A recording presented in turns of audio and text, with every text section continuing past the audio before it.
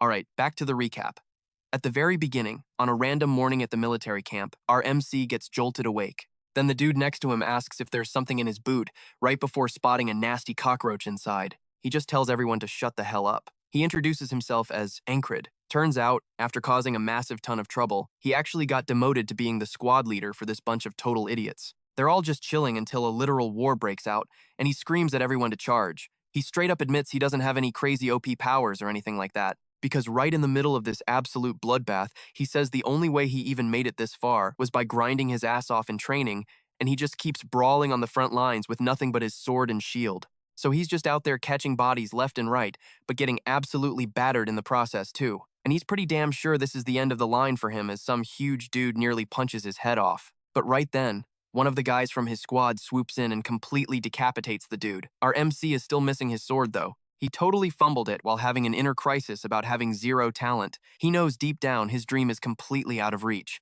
So, he scrambles to pick up his sword and starts sprinting, right up until an arrow snipes the guy who just saved his life. The panic is really setting in now as he thinks about how, even when everybody was laughing in his face and telling him his dreams were pure copium, he genuinely believed that as long as he gripped his sword, he'd somehow become a real knight. But while he's standing there like a deer in headlights amidst all the absolute chaos, he ends up taking a massive sword strike straight through the chest. And as he's literally dying right there on the battlefield, it finally hits him just how stupidly naive that dream actually was. So, as he's coughing up blood and collapsing to his knees, he can literally feel his life fading away, thinking to himself that he never imagined his death would be this pathetic. But suddenly, this crazy blue flame sparks up right in front of his eyes. Next thing he knows, he wakes up in a totally different dimension, just lying in a puddle of water that's somehow floating in the middle of an entire ocean of stars. And right after that, he hears the clanking of metal and wakes up all over again. He's completely tripping, wondering if it was all just a crazy dream.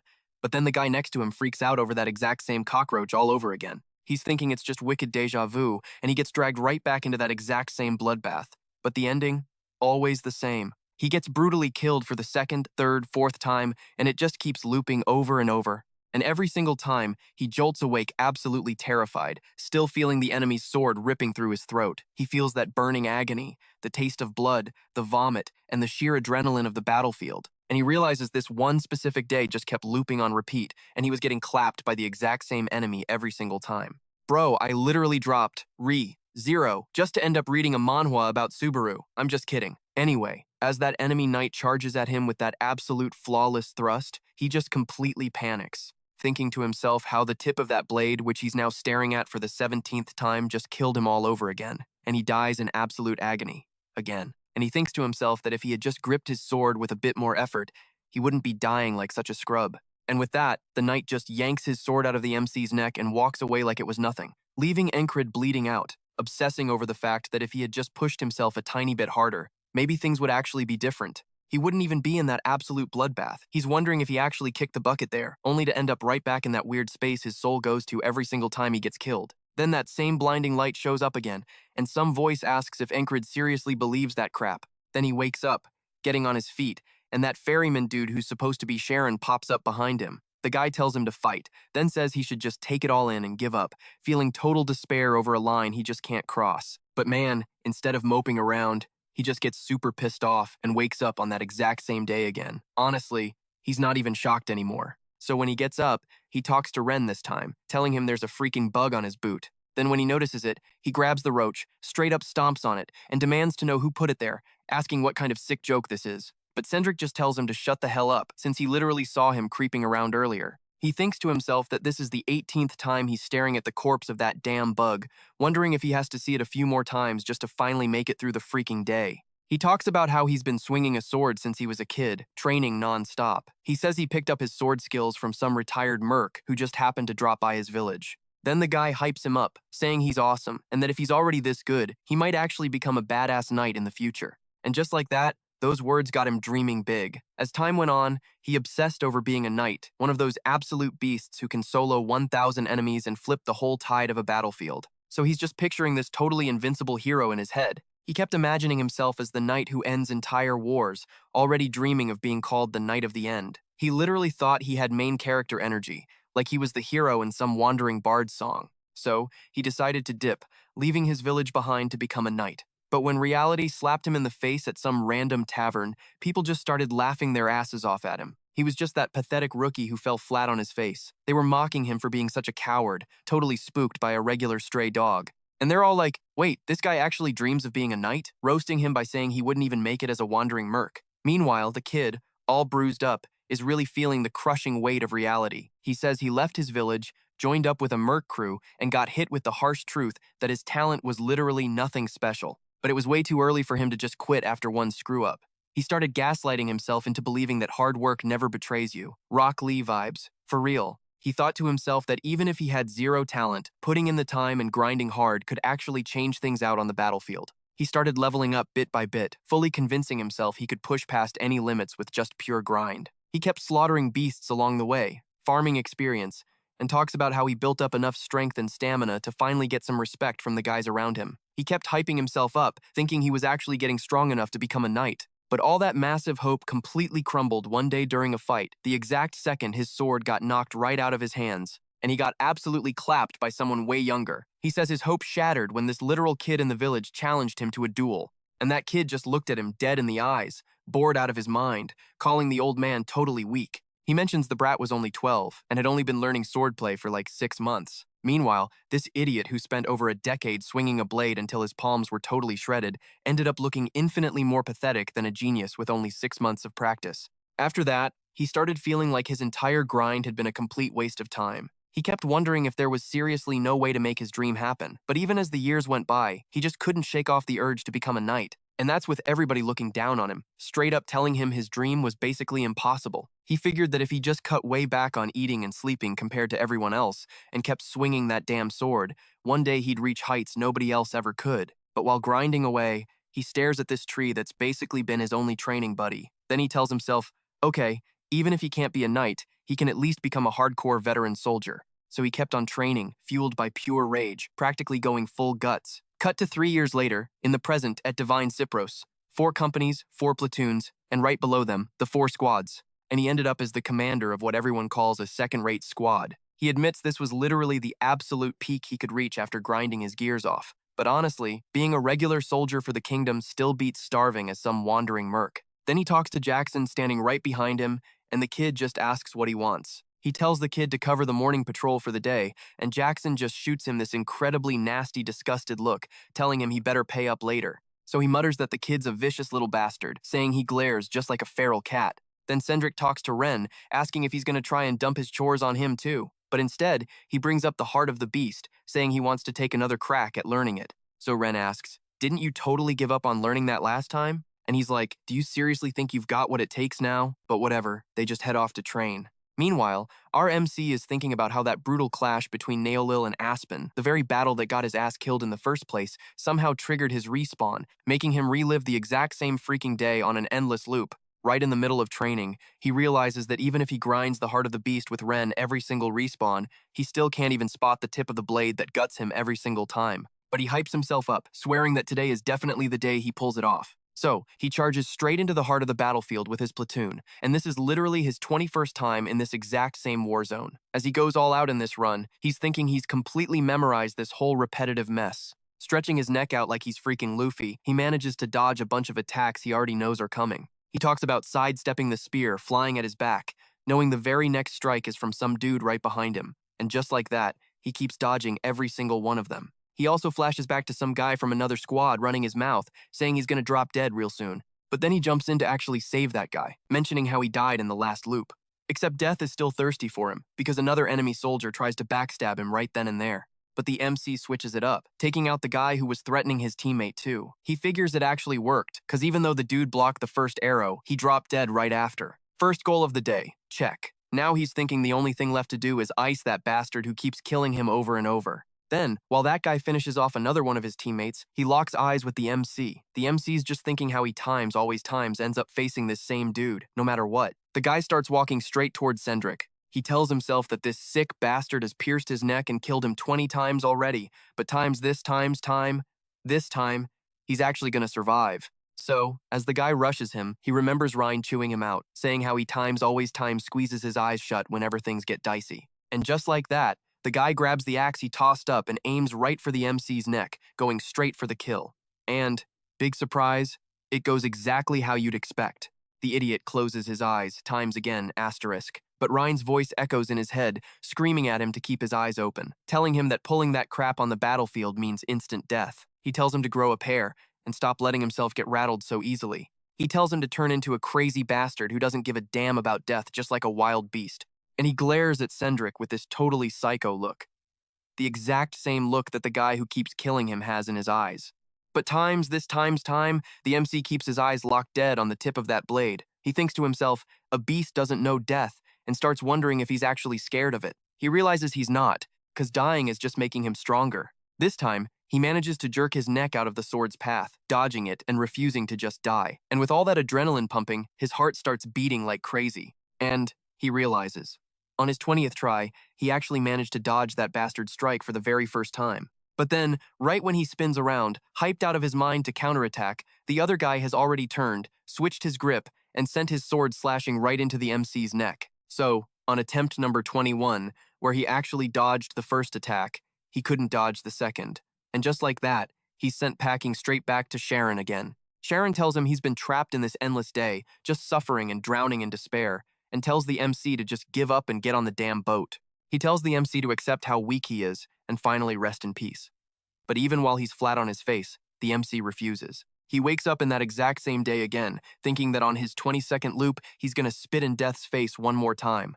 Man, but the guy he's fighting is totally OP too. The dude missed, changed his grip in a split second, whipped back around, slashed the MC's throat, and pulled his sword out before the MC even hit the floor. So, jumping straight back into the war for the 33rd time, he realizes he can actually see that guy's sword crystal clear now. He tells himself he's gonna dodge it before the blade even reaches him. But on the follow-up attack, he ends up getting killed times again, asterisk, failing to dodge by just a hair, and the sword grazes the side of his neck.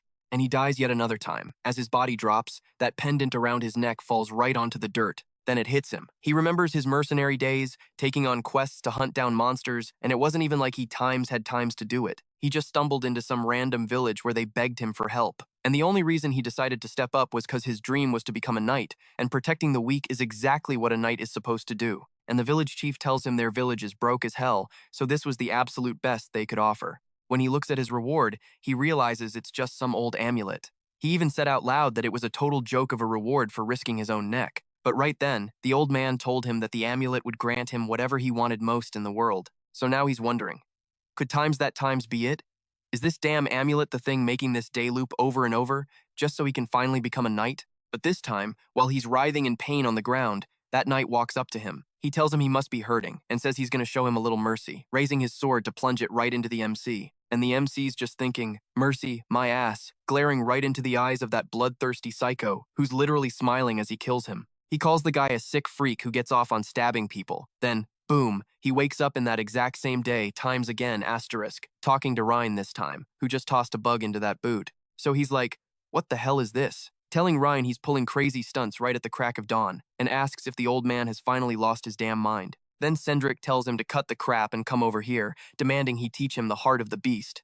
And just like that, they're back to training. Only this time, he actually manages to keep his eyes open, dodging Rian's attack perfectly. So Rian asks him what the hell he's been up to. He asks how the skin around his heart got so thick out of nowhere. Cendric just says he practiced, but Ryan calls bullshit, saying there's no way someone levels up that fast. But then Cendric thinks to himself, yeah, because I've done this more than 10 times. Ryan mentions that it's pretty wild to teach his family's secret technique to an outsider. But Cendric says it's exactly like he told him, it's a gut feeling he literally learned from dying. He quickly plays it off though, asking what the big deal is, and says maybe he just got tougher by sheer luck. Trying to change the subject, he challenges Ryan to a real sword fight this time. Ryan thinks it's kinda weird, but he's totally down for it. So, even though Cendric learned the heart of the beast, he knows he's dead meat if he can't land a clean thrust. And he tries fighting Ryan at a much faster pace this time, dodging his axe like crazy, giving it everything he's got.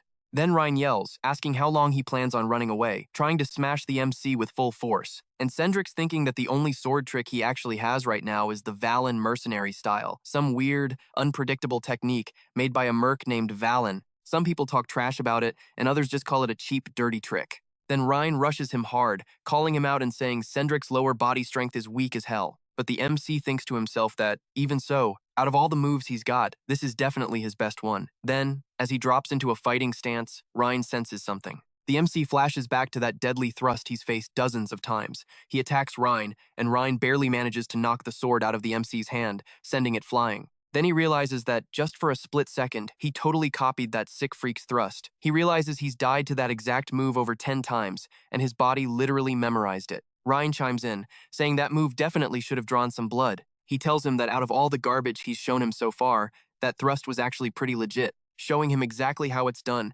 telling him it's gotta have some real impact, and saying his hand should have been bleeding by now. And he starts noticing that Cendric doubts himself way too much, telling him this attack absolutely cannot fail. But Cendric argues back like, if I get blocked, what the hell am I supposed to do next? And he tells him he's got to believe there's no dodging it. He needs to declare that his opponent is already dead, and that mindset will stop him from losing his grip on the damn sword. Then he just stares at his hand, thinking that even though the guy sucked at explaining, he still got the point. The real difference between his thrust and that bastard's thrust is just pure confidence. He doesn't trust his own blade! And once again, on that bloody battlefield, the dude who always kills him offers his totally twisted mercy, which is obviously the absolute last thing on his mind. He tells himself he has to thrust with pure killing intent.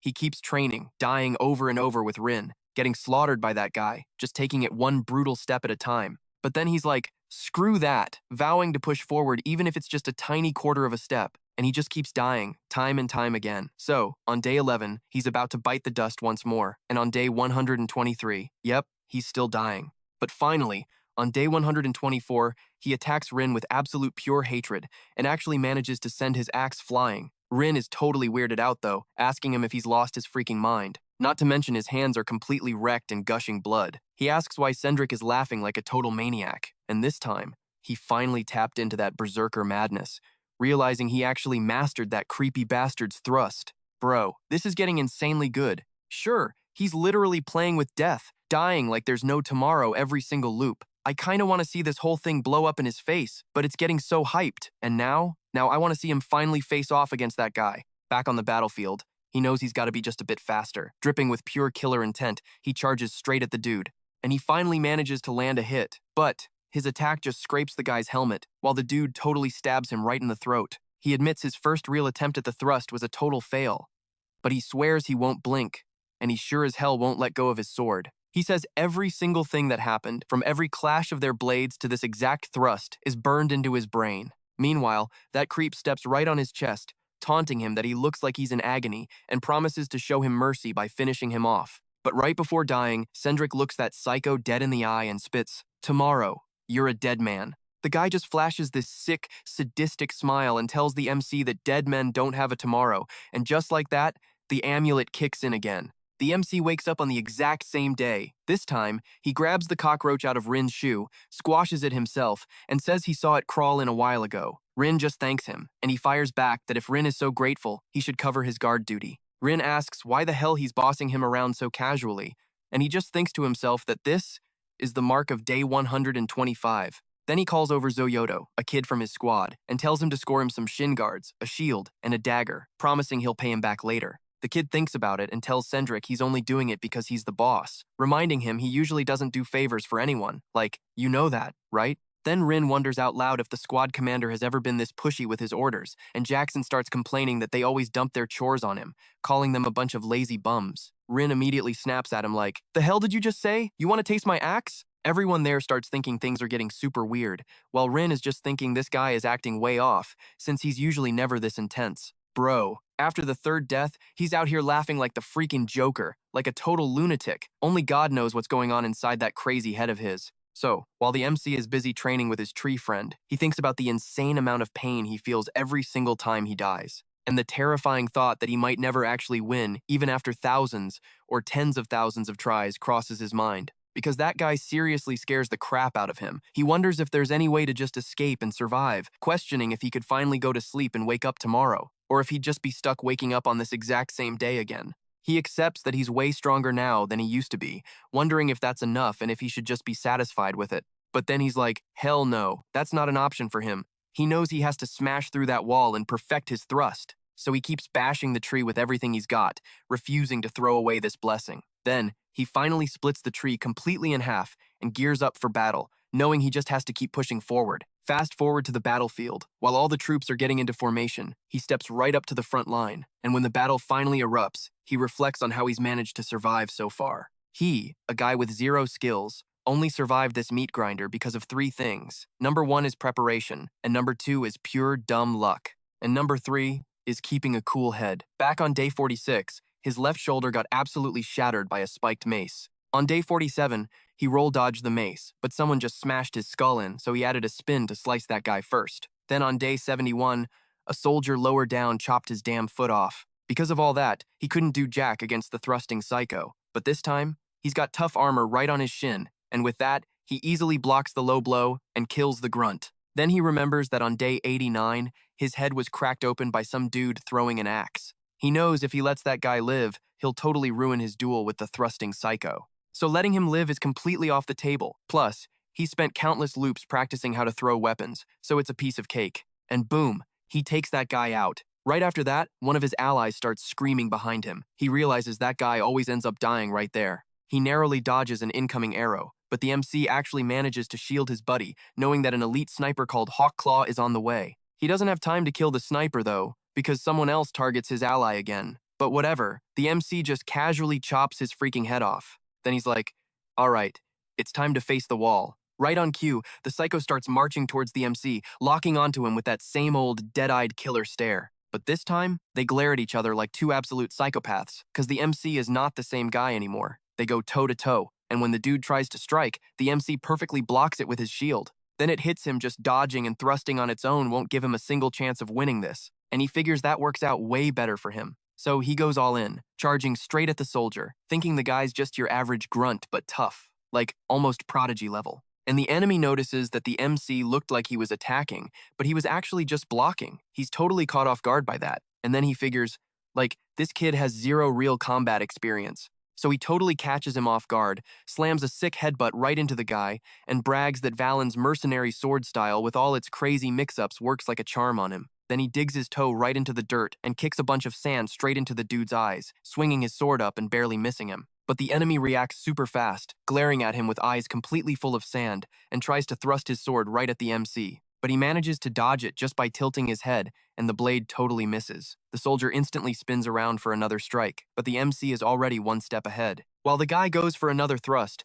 Enkrid thinks he already knows every single thing about that move, and he slams his own blade right into the tip of that creep's sword, completely shattering it. But right then, some archer from way out shoots an arrow straight at the two of them. While that guy fires off his arrow, the MC gets ready to finish the creep off, thinking he totally won. But then, right in the middle of its path, that arrow smashes into a hammer that snaps it completely in half. It totally misses the MC, and he finally finishes off that total freak. Meanwhile, Rem is yelling that he's gonna totally murder that Falcon Claw bastard, but Jackson tells him it's way too late, telling him not to waste his energy. So the MC finally just straight up drops his nemesis with one clean thrust. While the guy is bleeding out on the ground, the MC just stands there in the middle of the battlefield, totally soaking in the win. While the dude's on his knees, the MC shifts his sword, staring dead into the eyes of the man who literally murdered him hundreds of times. He tells him that this is mercy. He finally chops the guy's head clean off and actually smiles while doing it, thinking he's finally smashed right through that damn wall. But then he totally forgets he's in the middle of a literal war. He gets punted halfway across the field, hits the ground screaming in absolute agony, and suddenly everyone realizes something crazy is going down. They see it's Frog, and yeah, that thing is definitely not human. And right then, while the MC is on the ground groaning in pain, Frog mutters about how he put a ton of work into making that guy, saying he seriously can't believe some punk like him actually took him down. And when he looks at that gross stump just gushing blood where a head should be, the MC starts gasping for air. Frog gets ready to finish him, swinging his massive axe straight down at him. But then Rem steps right in front of the MC to block it.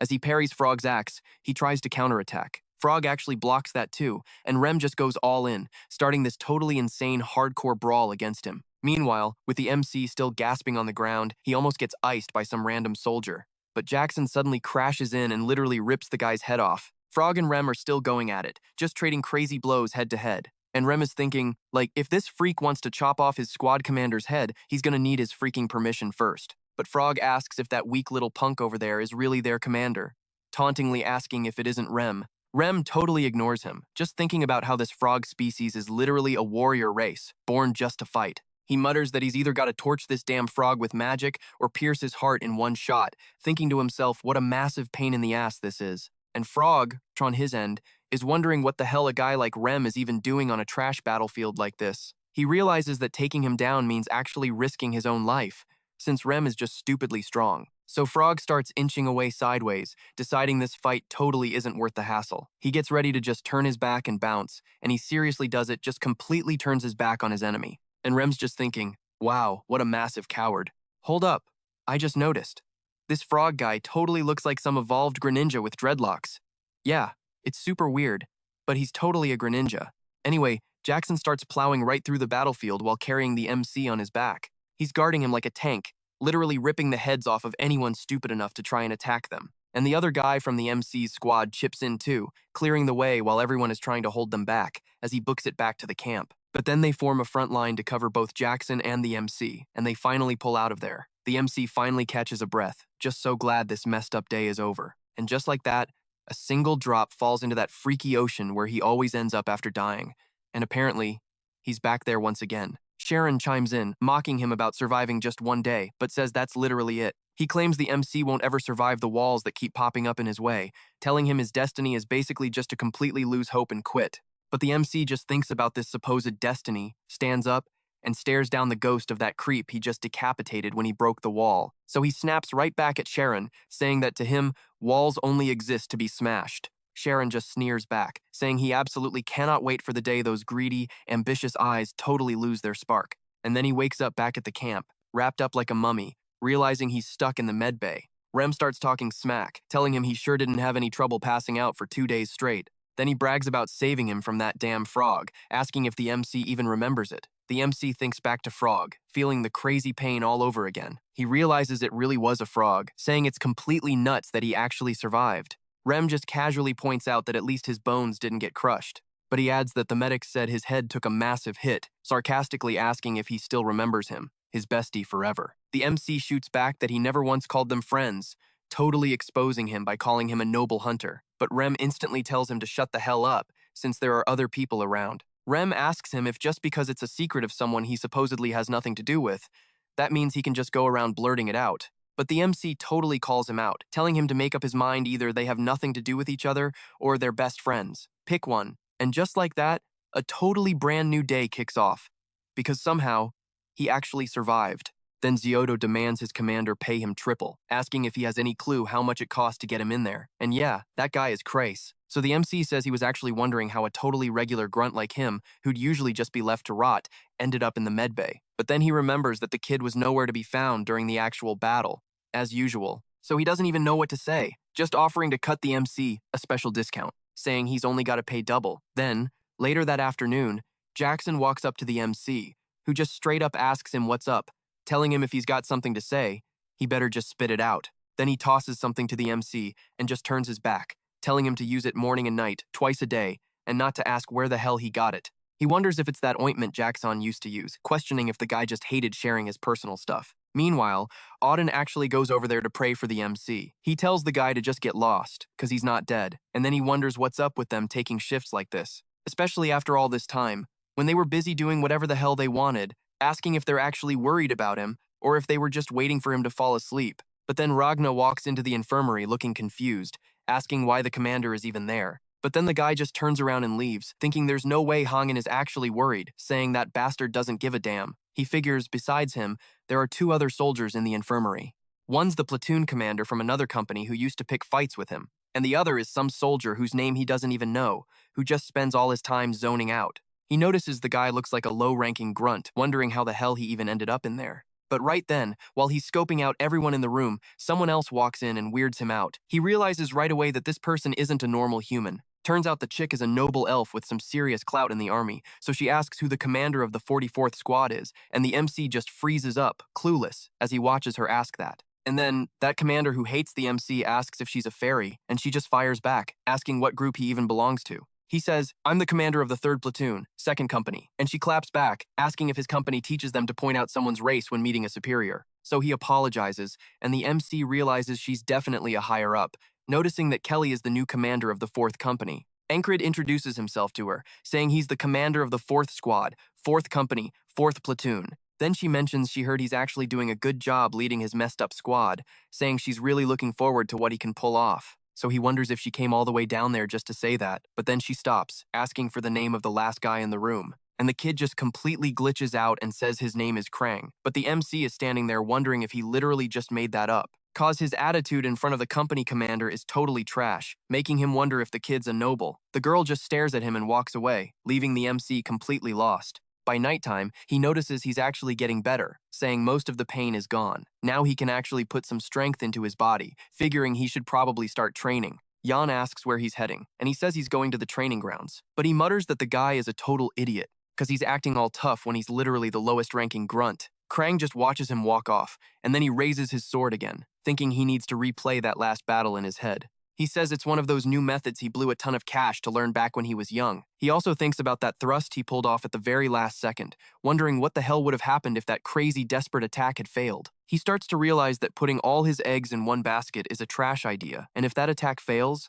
he's basically dead meat. He figures that since Ryan's axe attacks are completely lethal, after thrusting with everything he's got, he definitely need to follow up with another move. But then someone pops up, saying he's working his ass off, and it scares the crap out of him. Krang suddenly sitting right next to him, saying he has no clue what the guy is even doing. His hands were twitching back in the tents, and now he's just sitting here staring into space. The MC realizes he was doing that to train his grip strength, so he tells him he's mentally replaying the battle, but Krang just asks why the hell he's doing that, and he says it's so he doesn't get totally screwed. But Krang questions if that'll even stop him from getting screwed, asking if he's trying to survive just so he can become something. The MC just doesn't get this kid, thinking that what he wants to become is his ultimate dream, but whenever he actually says it out loud, people just laugh in his face. So he looks up and says it's a dream he kinda already achieved with his crappy talent, but also a dream he never stopped desperately wanting to reach. Then he raises his sword, thinking how bad he wants to become a knight, and Krang is actually totally shocked by that. The MC thinks it's the first time he's ever seen anything like this, someone who didn't just mock him. And Krang thinks to himself that he literally forgot to laugh, saying he suddenly remembered something and figured out exactly what he needed to do after watching him. Then he just gets up and bails, while the MC thinks this is definitely a first for him.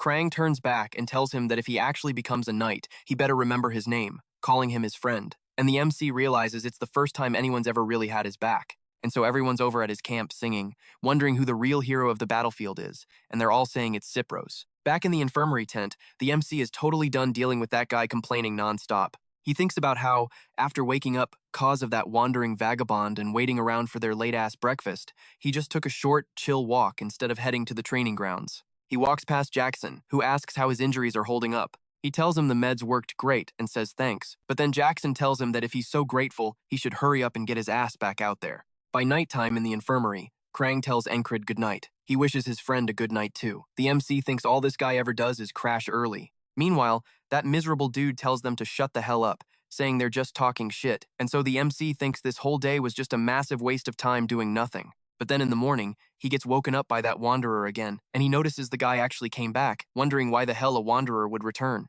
Right then, that annoying commander starts whining again about the food being late. The MC is thinking the guy is way too loud and literally saying the exact same crap as yesterday. But suddenly it hits him something super off, so he gets up and goes for a walk again. And Jackson talks to him, asking about his injuries all over again. So he says the meds worked, going through the exact same script as the day before. Now he knows there's something seriously messed up going on. He's absolutely sure of it, saying this is the exact same day as yesterday, and then Sharon tells him that another wall is going to stop him, and he better try his hardest to survive. And so he realizes that while he was sleeping, he died without even noticing, and it hits him that dying like that was way more messed up than getting stabbed. Even though he feels like absolute garbage, it just fires him up, thinking this is just another freaking challenge. So, when it's time to crash, he's racking his brain, wondering how the hell he got killed and by who, because the enemy would have to sneak past all the base's defenses to get here. Like, sure, knights could pull that off, but he figures that's totally unlikely. It's gotta be some hidden assassin, and there's a huge chance the killer is hiding right among them. He figures the enemy totally knows where the med tents are.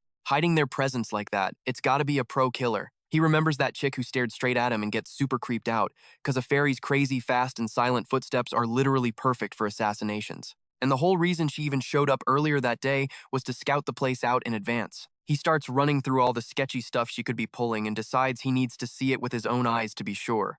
Plus, there's only one way into these med tents. He could just end the whole thing by screaming and waking up the other guys the second he spots her. He just has to wait for the killer to make a move. but then he just drops dead, without even knowing where the attack came from, all thanks to a needle jammed right into his neck. He realizes it's a poisoned needle. Dude didn't even see the assassin walk in. Then he hits the floor agonizing, freaking out because he can't move a single muscle or even make a sound. It's some hardcore paralyzing poison. That's when it clicks. That's exactly why he died before, without even knowing what hit him. And he notices the others, the platoon commander, Vengeance, and Krang, are all choking on it too. And he realizes that Bastard is the assassin. Right then, the guy takes out Krang, shoving a sword straight through the kid's chest. He dies without a fighting chance. And just like that, the main guy is completely consumed by pure rage. A sword slices the tent wide open, and he realizes there's another assassin. But get this, the person stepping through is that exact same chick from this morning. And boom, it's the next morning again, making this the third freaking time he's living through this exact same day.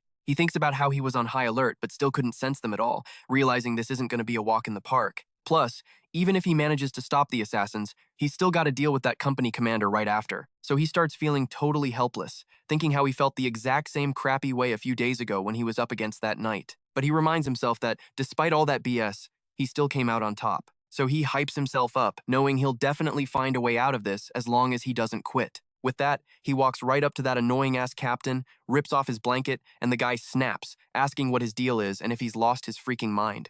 Enkrid just says he messed up thinking the assassins would have already snuck into the base by now. So he figures he better keep a close eye on the outside and grabs his sword. But Vengeance is still looking at him like he's totally nuts, asking if today's training is slicing cockroaches with a sword, totally mocking him, saying it's the perfect job for bottom-tier grunts. But he doesn't fall for the cheap bait, just firing back that he had no clue the guy cared so much about him. Vengeance totally flips, yelling that it was pure sarcasm and starts cussing him out. Enkrid just thinks like, yeah, dude, no crap, I was being sarcastic too, while the guy keeps telling him to screw off and that he's sick of looking at his ugly mug. Right then, Krang rolls up, sees them going at it again, and asks if he should dip and come back later. But the main guy tells him it's whatever, and tells him to just come inside. But he keeps intensely watching the kid, thinking how the assassins were so focused on him last time. He's dead certain this kid is their main target. He thinks Krang is acting super sus, but wonders who the hell he really is. He realizes he's never going to drag the truth out of a kid who wants to hide it unless he just straight up interrogates him like a psycho. So he steps right up to him, thinking that thanks to this kid, he got dragged into a freaking assassination plot. Figuring there's no other way around it, he just goes for it and straight up asks, "Who the hell are you?" Krang just looks totally confused by the question, while Enkrid starts wondering if he completely botched the approach. Like, maybe today his communication skills are literally down in the gutter with hangs. Krang actually thinks about it for a second before telling him that's not something he can just blab about. So he pushes back, asking, "Why the heck not?" And Krang just brushes it off, saying it's a super long story. Enkrid just sighs and accepts the BS excuse. But that jerk in the back starts running his mouth again, saying that if he's just gonna roll over and accept a lame answer like that, he shouldn't have even bothered asking in the first place. He starts ranting that Krang, or Crab, or whatever the hell his name is, definitely isn't from this country, especially with those crappy manners of his. He orders Krang to spill the truth, demanding to know which country sent him as a spy. Then he shoots him this terrifying, dead-eyed glare, and the annoying coward actually starts shaking in his boots. Krang steps right up to him, getting right up in Vengeance's personal space, and drops a heavy line, swearing he hasn't betrayed the kingdom and never freaking will. Watching this, the main guy totally sees it in his eyes, and how he moves, dead certain the kid is giving off serious night energy. Vengeance, meanwhile, tries to act tough, asking if that's really how a brat talks to his superior officer. At that, Krang instantly drops the attitude, while Enkrid backtracks, thinking, nah, Krang can't be a knight. After all, the kid got wrecked just as easily by the assassins last time. Still, he knows for a fact this kid is hiding some major secret. So anyway, night rolls around, and they do the whole good night routine all over again. Our guy catches himself, wondering if Vengeance is actually scared of Krang after that little standoff, noting how the dude is being weirdly quiet tonight. But his eyes are locked on the tent entrance, knowing that if the assassins bust in, they're all super dead. He gets up, and Vengeance immediately complains, asking what the hell he's doing instead of sleeping. He just tells him straight up that assassins are going to crash this tent any second, so he better play along if he doesn't want to end up a corpse. But Vengeance doesn't buy a word of it, calling him completely psycho. And honestly, Krang looks way too chill about the whole thing too. The main guy sighs, saying he totally saw that reaction coming. But right then, he hears a voice whispering, "How did you know?" and instantly gets slashed to death by a sword slicing right through the tent. He's just like, when the hell did that even happen? Because he didn't even have time to grip his sword. Next thing, Vengeance gets his throat totally slashed wide open. And last but not least, Krang bites the dust too. While he's hitting the floor, trying to process what the heck is going on, he jolts awake for the fourth damn time, realizing that since there's zero proof the assassins are coming, he's never going to get Vengeance or Krang to back him up. He realizes his only shot is to snitch to the higher-ups to pull in some heavy backup. But right then, when he goes up to his commanding officer, the guy's like, "Are you out of your freaking mind?" and tells him to get the hell out before he shuts him up for good. So he figures maybe he can just lay low, predict exactly when these assassins are going to show up, and ambush them first. He keeps wondering, is it now? Is it happening? He's sweating bullets waiting for them to strike. But when the attack actually comes, bam, it pierces right through his throat before he can even twitch. And he realizes these guys are just way too freaking fast. There's zero chance of getting backup, so he's got to jump them and take them out before they can even make a move. But he just keeps dying every single freaking time. He starts asking himself, how the hell am I supposed to fight an enemy I can't even see? They can see absolutely everything, while he's completely blind.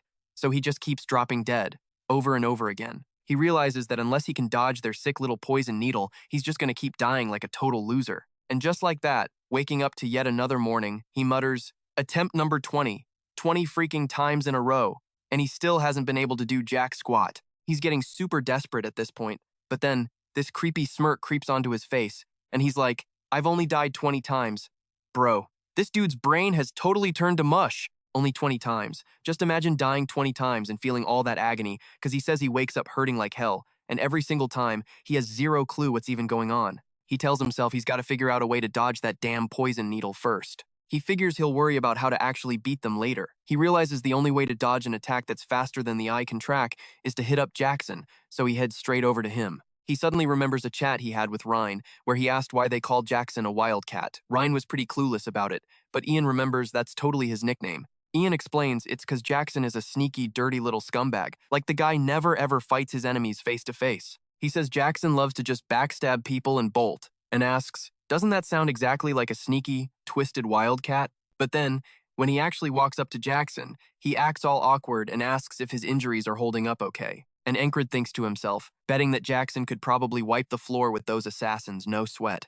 But he can't just drag Jackson along since he doesn't have the rank to give orders. Plus, he admits that even if he could, this is a wall he's got to smash through on his own. He figures, all he's got to do is become Jackson. So he throws a hypothetical at the guy, asking what he'd do if some psycho tried to backstab him. Like, how the hell do you actually block that? Jackson thinks about it for a sec, then goes, I don't know, man. No one's ever survived one of my ambushes. But the second he says that, Enkrid gets a super sketchy feeling and his eyes go wide. He keeps staring at Jackson, and Jackson just stares right back until he finally ducks his head and says, you'd basically need eyes in the back of your head. And the Enkrid is totally lost, asking him, what's that supposed to mean? Jackson says this is the perfect time for a lesson, asking, did you see that wagon? But honestly, Ian didn't even freaking know there was a wagon around. Jackson points out it's parked behind the tents. Ian looks over and his mind is blown. Like, how the hell did Jackson notice something way over there? He seriously wonders if the dude actually does have eyes in the back of his head. Just then, Jackson's like, yeah, that's gonna crash. And boom, the wagon straight up collapses. He was completely right, and Enkrid is completely shook, asking if Jackson is some kind of freaking psychic. Jackson scoffs, saying Ian's been hanging around that meathead barbarian way too much. Ian tells him to quit messing around and just spit it out. How did he know? Jackson explains it's all about the sound. He says he heard the wagon's axle creaking. He tells Enkrid that if you can actually listen to what's going on around you, you can literally predict what's going to happen next. Ian is just baffled. Did he seriously hear something that quiet? Because he swears he didn't even hear the damn wagon rolling up. Jackson tells him that basically, you don't even need eyes to know what's around you. You just gotta keep listening to your surroundings, practice tuning your senses, and learn to isolate specific sounds. Ian's like, wow, that was actually a solid explanation, especially since Jackson looked too damn lazy to even talk a second ago. But Jackson just shrugs, saying yeah, he's lazy, but teaching him is way better than having Ian stalking him 24/7. After all, the squad leader just doesn't know when to quit lately. Later that night, Ian realizes he's slamming right into his second massive wall. And this one is way worse, because it comes in the form of brutal, merciless death. He figures he might actually survive if he can just sense them coming. He focuses in, picking up on some irregular footsteps. He realizes it's the patrol squad, mixed with the crackling sound of the torches. But as the assassin creeps closer, he's straining to track him, thinking, where the hell is he? He keeps desperately trying to catch the sound of that bastard. But then, right as he hears the sound of someone jumping outside, boom, that freaking needle is already jammed in his neck again. He just groans. Of course I failed. The next day, He admits he hasn't made a single inch of progress. But still, his body clearly remembers every bit of what he learned from the beast's heart and that thrust attack. So he hits up Jackson with more questions. Jackson tells him you can pull so much intel just from sound alone. You can literally pinpoint where something is just by how loud it is and what direction it's coming from. And once you train yourself to hear those super faint, faraway sounds, at that point, your ears basically become a second pair of eyes. Then Jackson snaps or makes a noise that catches Enkrid's attention, explaining that sound is a wave, and that wave ripples out in every single direction, no matter how freaking quiet it is. And when you've got thousands of sound waves all mashed together, you gotta be able to isolate just one. So Ian starts tuning into the sounds of everyone around him. Our boy focuses, trying to single out every single noise. He realizes there's a crazy amount of stuff blending together, and thinks, I've gotta snatch one specific sound wave right out of this giant mess. He drops into a meditative state, telling himself, I need to hear them, categorize them, and then isolate them. He focuses on the flags flapping next to him. To him, they just sound like one massive, blurry whoosh of fabric, but then he catches himself, wait, how many are there? He racks his brain, trying to remember if there were 7 or 10. From right to left, he tracks the soldiers marching some close by, some way off in the distance. He feels like he's actually starting to grasp the waves. He can pick up familiar sounds, and even the ones he doesn't recognize. But right then, Krang stomps over and calls out, Ian! He's totally confused, asking what the hell kind of weird training this is. Ian immediately objects to the name. Krang's just like, dude, Ian is literally your name, so it should be fine. But Ian shoots back that it's not fine. Krang just rolls his eyes and agrees to drop it, if that's what he really wants. He's just like, I'm standing here looking like an idiot. Does this look like training to you? And Anrich claps back, saying he ain't the type of idiot to waste time. So he realizes the dude definitely knows something. And that night, he dies times again, times from that poison, and keeps watching the others drop dead too. After biting the dust times again asterisk, he's like 33 times down, another massive fail, and on try number 34, absolute silence, nothing new. He just keeps failing, taking L after L after L, but he still grinds his training in that little free time he gets in the morning. He says he doesn't need more XP to break through this wall. No divine intervention, no sudden light bulb moment. He just needs to grind out exactly what he's got to do, on repeat. And just like that, he starts hearing the hawk landing right on top of the flag. His senses get totally dialed in, picking up everything, even Krang sneaking up. He pops his eyes open before the dude can even spit out a word. Krang's like, damn, that actually caught me off guard, because he was totally sneaking up on him. Then he asks how the hell he knew he was there, saying Enkrid had his eyes shut for a hot minute, and asks if he's grinding his perception skills. Then Anrich tells him, like I said, I ain't an idiot who wastes time. So his senses keep getting sharper and sharper, and times this times time, he actually dodges that needle. And the second he does, he whips out his sword and goes straight for the assassin. The assassin totally stumbles back and starts low-key panicking, like he was times, not times, expecting this at all. And Anrich is thinking to himself, this guy isn't some faceless Grim Reaper anymore. Bro, I ain't even gonna lie, Enkrid is turning into an absolute beast. Y'all noticing this? He can literally stare death right in the face now. Plus, he's totally tapped into everything going on around him. And honestly, his squad is a bunch of absolute monsters too. Like, Ren is OP as hell, and now he learned how to unlock that second eye from Jackson. So the assassin is freaking out even more and rushes Enkrid again, calling him a damn rat, trying to land a hit. Anrich thinks, this dude definitely ain't as sick in close combat as that perverted stabber, so he figures he can totally take him. But then, he realizes vengeance is already dead. Krang is still alive, trying to get up, but Anrich can't take his eyes off the assassin who's dead set on killing him. He's thinking, can't drop my guard for a second, this guy's still a pro killer. He manages to dodge the first strike, but the second throwing knife slices his chest, and the assassin just keeps charging right at him. But right then, a sword slices through the tent. Our boy is shocked, because it's the ferry commander of the company bursting in, and he's thinking, if I don't stab her first, I'm dead meat for sure. But right when he dashes at her, the assassin yells out, you had a guard? And unleashes a barrage of those spikes straight at Enkrid. A bunch of them head right for Krang too, who desperately tries to block. Even while watching that go down, he tries to keep charging the fairy.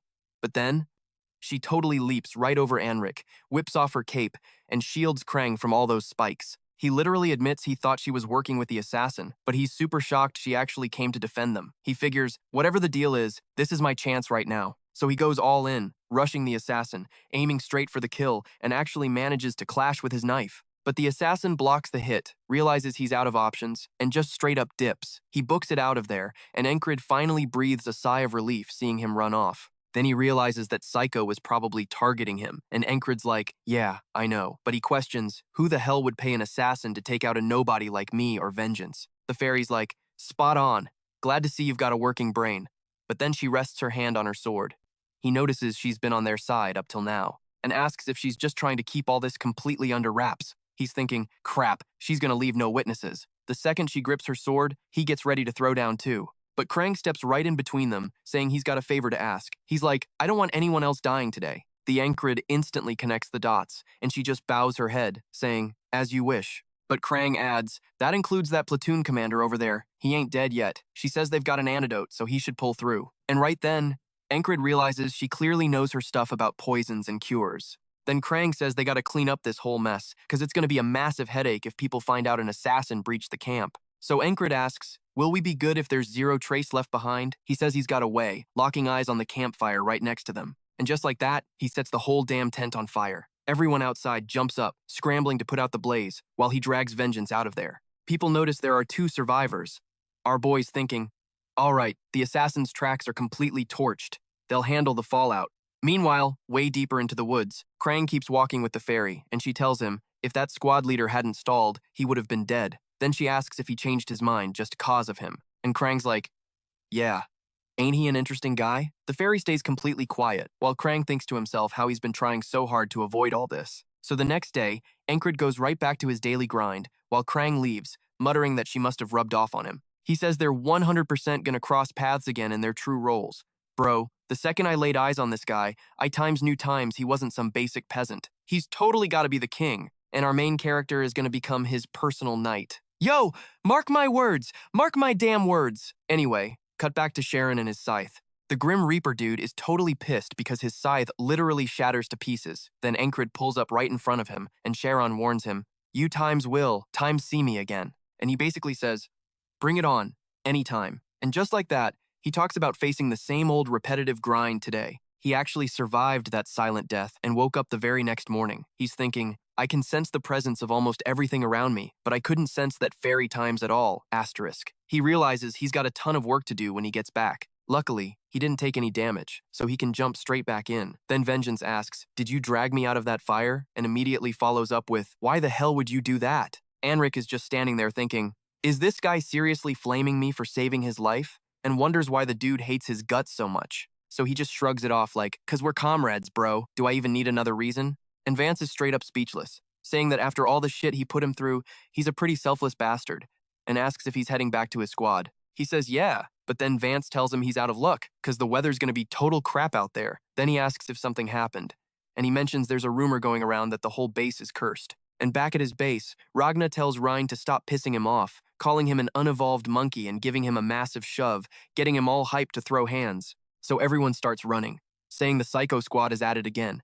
And Rhine straight up picks Ragna up, trying to body slam him into the dirt. Some guy wonders where the hell their squad leader is, saying they're acting up because he isn't around, right as Rhine chucks Ragna onto a tent, completely wrecking it. Then they yell at everyone to stay the hell away from those two, or they'll get wrecked too, and Ragna charges at Rhine with everything he's got, smashing a whole crate over his head. And just like that, they start trading blows. The absolute beatdown is on for real. Then Rhine, seeing that shit's getting serious, grabs his weapons, swearing he's gonna decorate his skull with his axe. And the moment everyone realizes he's armed, they yell for everyone to back the hell up. And Ragna screams that he's gonna split that barbarian in half. Then someone wonders where the other psychos are, yelling for someone to break them up. Then the MC shows up, sighing that he doesn't know about the base being cursed, but those 2 bastards might just be his personal curse. So he steps in, telling them to knock it off. They finally notice their squad leader is back, and Ragna asks if he's actually still alive, because he totally thought he was dead. But the MC snaps back that he didn't die, but he might just lose his damn mind because of those 2. And so, on a brand new morning, the MC mentions that 4 days have passed since he got back to his squad. As he wakes up, he notices Jackson right next to him, and Jackson says he was trying to sneak out quietly, asking if he woke him up. But the MC says nah, he was gonna get up and work out anyway. And Jackson says he only started recently, but it's pretty cool to hear. The MC says he's been putting in the work, and Jackson tells him to keep it up, because it'll save his ass someday. And then the MC mentions that battles are getting pretty rare, especially with winter closing in. So he's taking the chance to get totally jacked, doing one-armed pull-ups like an absolute beast. He says he's been using all this extra downtime to grind and train, and then some guys come over to say good morning. He's actually pretty blown away, noticing Auden doing push-ups with a massive boulder on his back. Bro, not gonna lie, it looks dope as hell to see this in the manhwa and all, but how the hell did he even get that rock on his back? Like, did he just ask someone, yo, drop this massive boulder on my back real quick, I gotta do some push-ups? And casually, right in the middle of those insane push-ups, Auden asks if he's getting back into his morning grind, noting he's keeping himself busy, then drops the rock and says that's a good thing. But then he drops the wisdom that a crazy trained body is a weapon itself,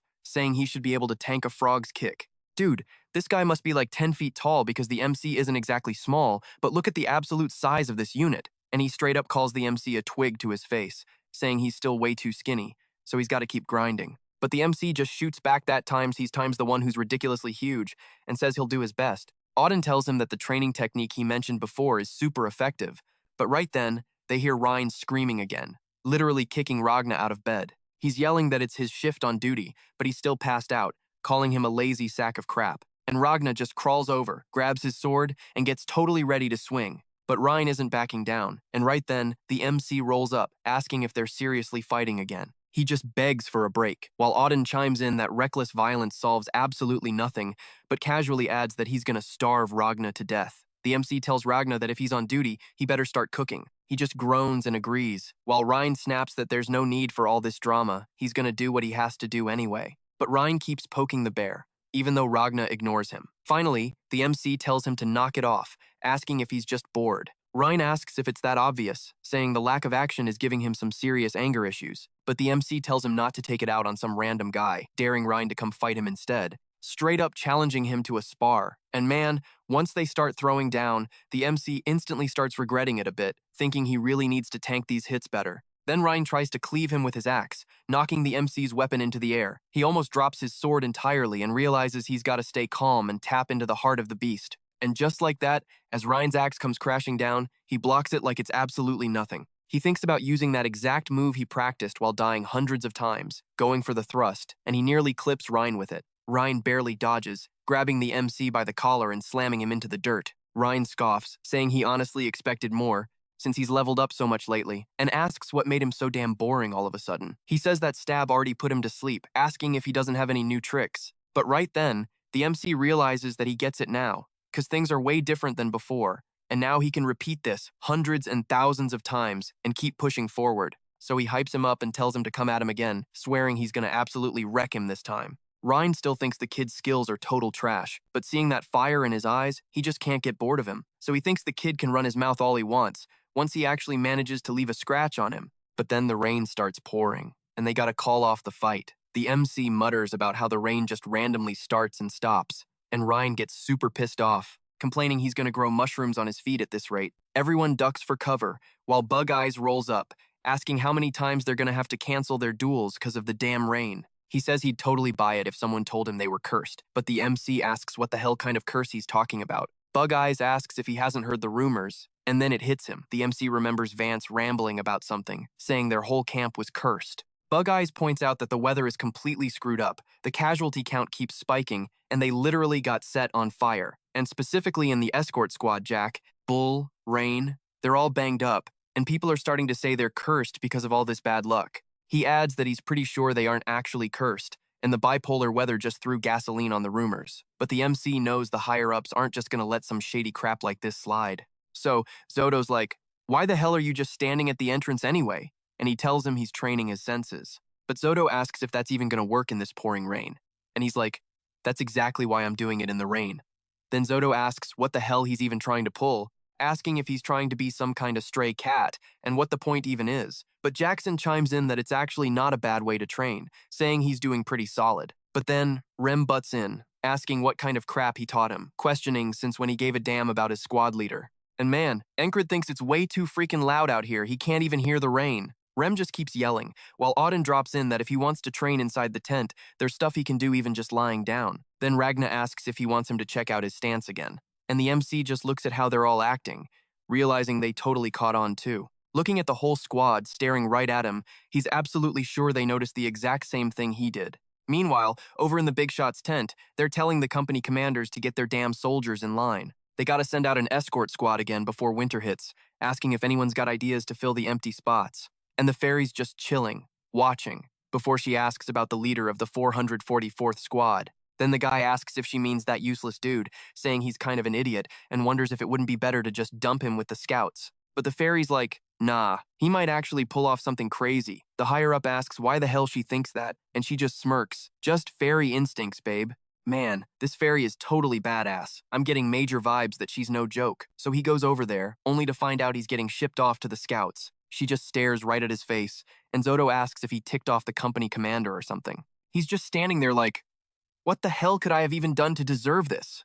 And Zoto's like, why else would she single you out, bro? Then, he flashes back to that time she nearly pulled her sword on him, totally sweating if she's gonna straight up murder him now that Krang is out of the picture. So Zoto asks if he's actually going through with it, gripping his axe and saying he can totally help him bail out of this mess.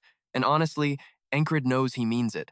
But the MC's like, dude, it's not like you can just swing your axe at a higher up. Zoto shoots back that he wouldn't tell him to do something that crazy anyway. Still, MC warns him not to even try it, cause Zoto definitely has a messed up history of pulling exact stunts like that. Then Auden starts dramatically praying for the captain, whining about why he's testing his poor servants and begging him not to take away their precious little squad leader. And he's just standing there thinking, what the hell is wrong with these guys? Then Ragna jumps up too, offering to take his spot. But MC is like, maybe the others, but definitely not you, bro. Everyone instantly agrees that Ragna is way too chaotic and would totally just get lost. Jackson chimes in, checking if they told him to scout the tall grass fields, warning him to keep his ears open for any shifts in the sound of the grass. Cause spotting those weird vibes is literally step one for dodging an ambush. And Rem gets completely pissed off, yelling, does this sneaky bastard think he can lecture him again?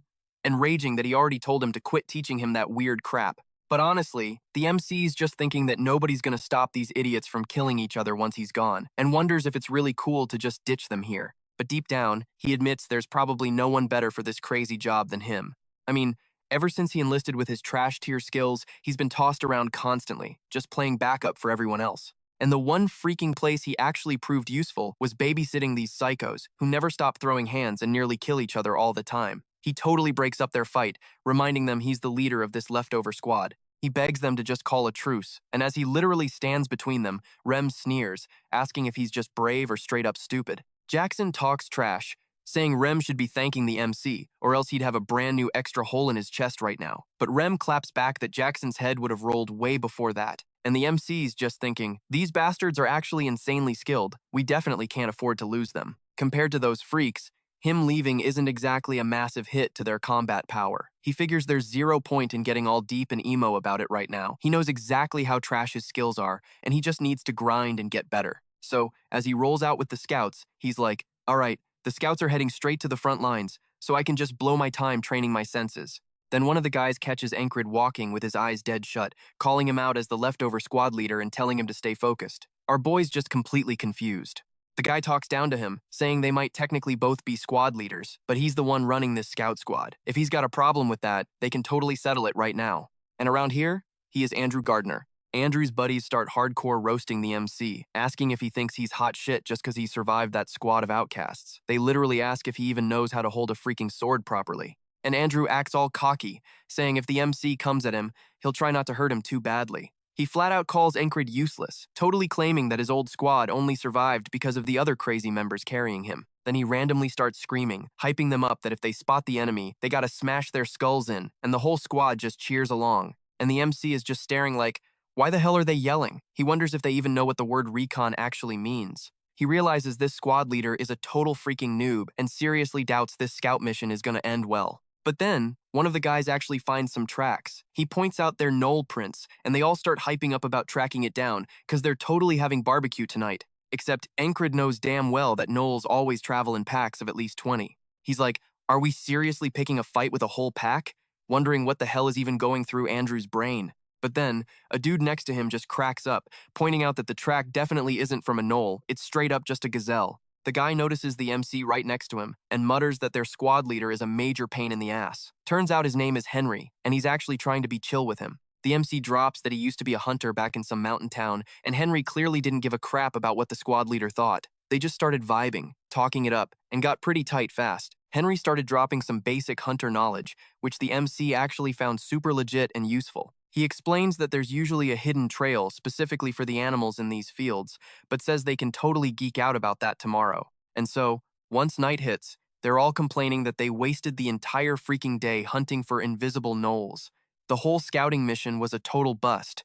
And the worst part? Andrew still wanted to keep hunting the damn thing, desperate for any kind of result to show off. And Enkrid just watches him crash out. Then the next day, while they're hitting the road, they finally pull up to the exact spot they're supposed to be, saying that the spot they gotta scout out, Green Pearl, is basically known as the useless field of grass. So there's this massive field right in front of them with grass way over their heads, and Andrew starts yapping about how they're gonna cross it, hunt down the enemy scouts, drag them back as prisoners, and score a fat reward. And of course, all the meatheads following him start hyping him up. But Henry's like, are we seriously going in there? Asking if they weren't supposed to just scout the edge? But then the MC shrugs it off, saying that's the squad leader's call, and just tags along with the rest of them. But he straight up admits that pushing through all these tall weeds is a massive pain in the ass. Honestly, he figured the guy would chicken out early, but Andrew kept pushing, which is pretty crazy. And he's like, I'm not complaining, I'm actually taking this seriously. Then Henry points out there's barely any animal crap around, wondering if that's a bad sign. He's like, it means there are 0 animals in a spot where they literally have an all-you-can-eat buffet.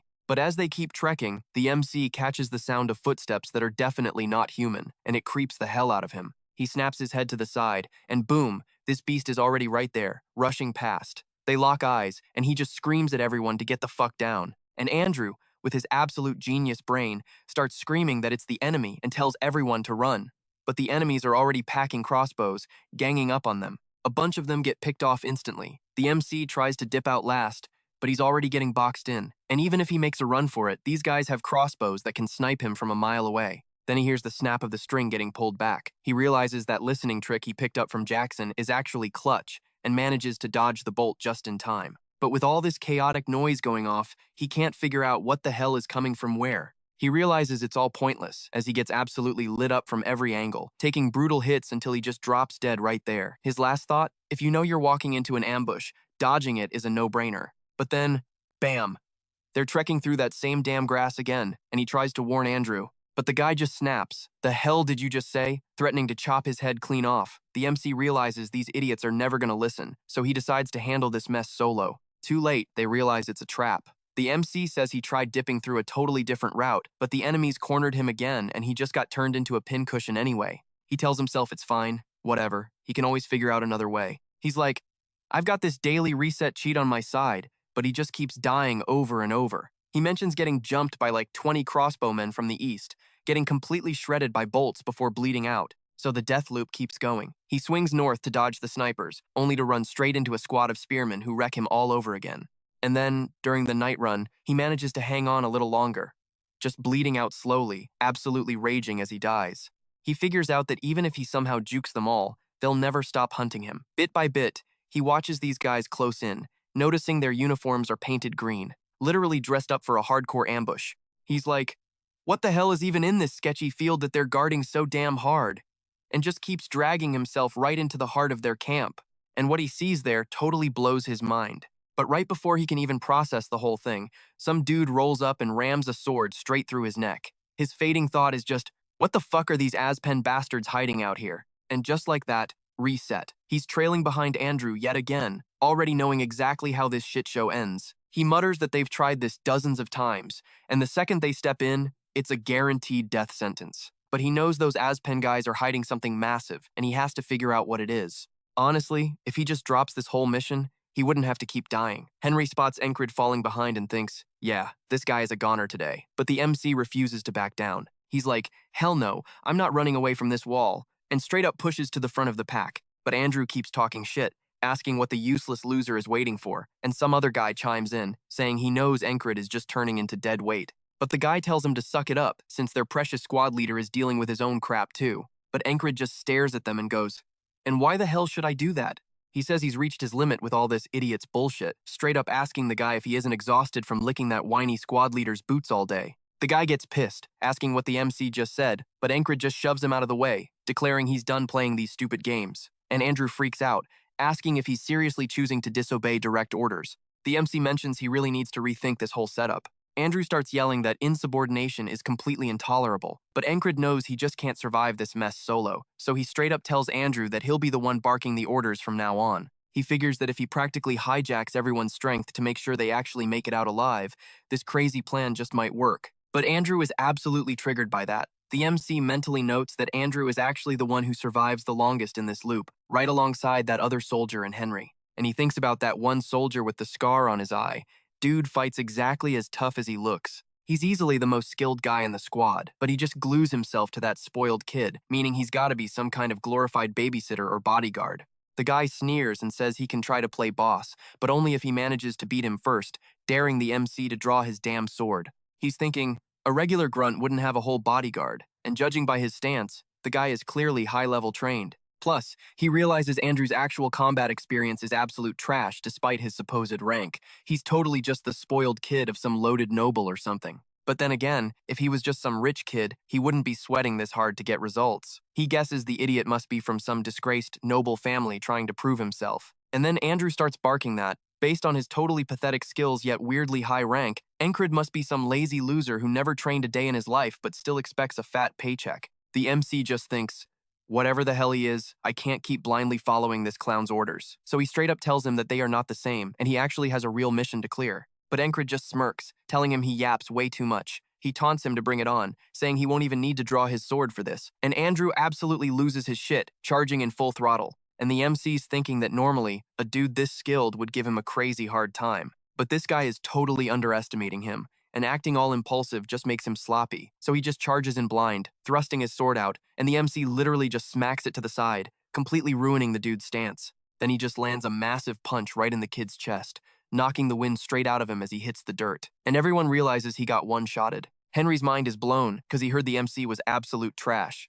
Everyone just stares at Enkrid as he announces that from now on, he's the one calling the shots for this squad, asking if anyone's got a problem with that. Henry still can't freaking believe it. That other merc stays dead silent, and even Andrew is speechless. So they all just agree, and the MC thinks to himself that this is step one. As they head in, they're all wondering what the hell this bastard is thinking. But then the MC randomly asks Henry what his dream is.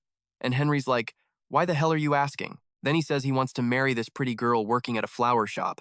So the MC just tells him that to do that, he's gonna have to survive today first. He hits up the next soldier too. The guy says his girl just had a baby, and the MC drops the cold truth. If he doesn't want his kid growing up fatherless, he better make it out alive today. Then he asks the last two guys. One of them says he wants to save up and start his own business, and the other just wants to go home. He asks Andrew too. Andrew says he's gonna fulfill his mom's dying wish, and that his dream, his real mission, is to bring the Garter family back to glory. The MC tells them it all boils down to the exact same thing. To make any of that happen, they all need to make it out of this hellhole alive. He turns his back to them, vowing that every single one of them is getting out alive. The MC knows that from here on out, he needs these guys to actually step up. And seriously, what's a better motivator than literally fighting for your life? He warns them the enemy is going to show up real soon. He was fully planning to push through this mess. He looks at Henry and orders him to shoot an arrow right at head level in a specific direction. Henry's like, dude, there's nothing out there. But the MC snaps back, saying he's not going to repeat himself,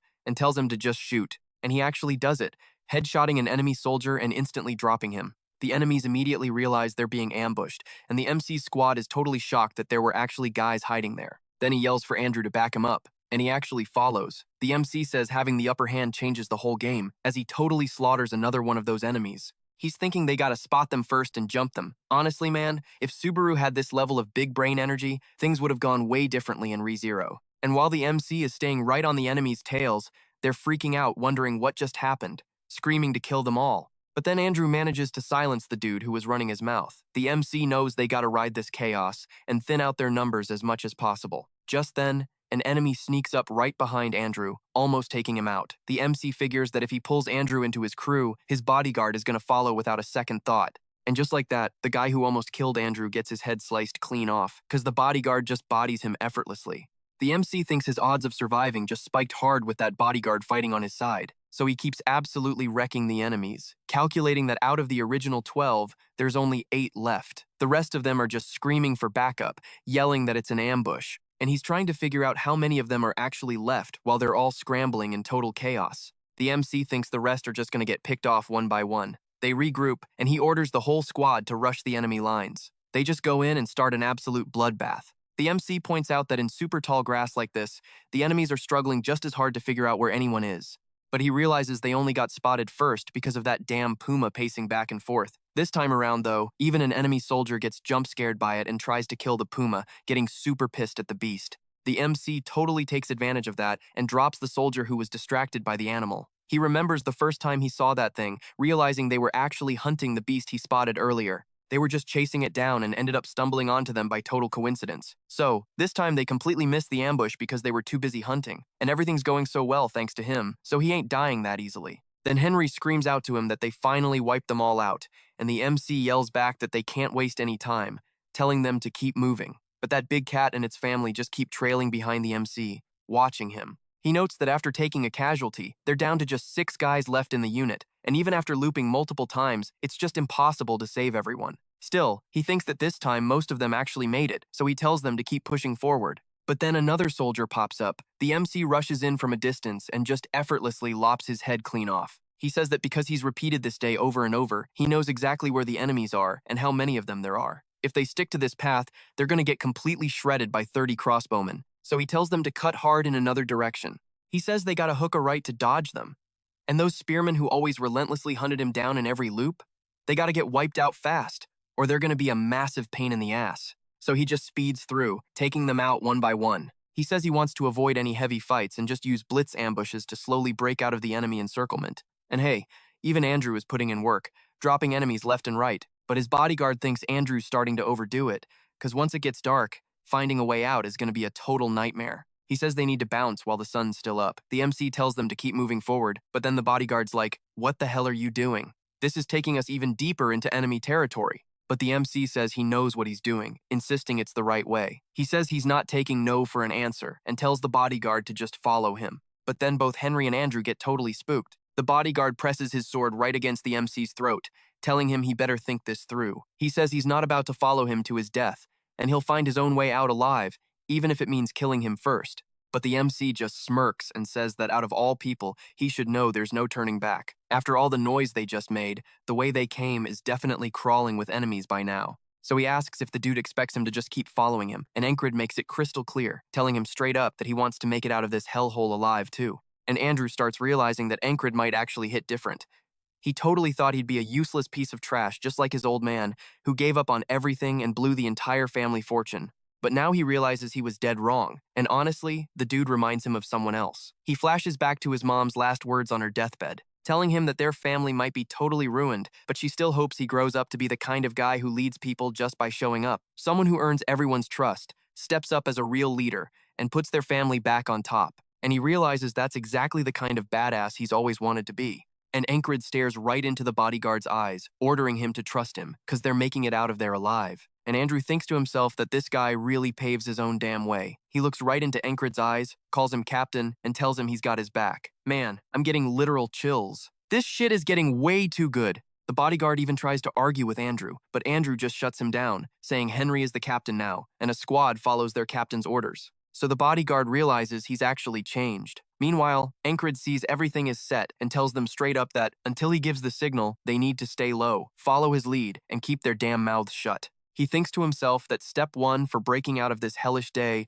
is taking the initiative, hunting down the enemy, and smashing right through their blockade. But step 2? That's a whole lot trickier. And as they're creeping along, staying completely out of sight, they glance over and see just an insane amount of spears lined up right there. He tells them this is the exact sweet spot he figured out after dying and repeating this shit dozens of times. Everyone's freaking out, but they keep their mouths shut. And Enkrid admits that this exact time and place was the only moment he actually felt absolute terror. But as he's sneaking his way through, he thinks to himself that they can just let the enemy walk right on by without throwing hands.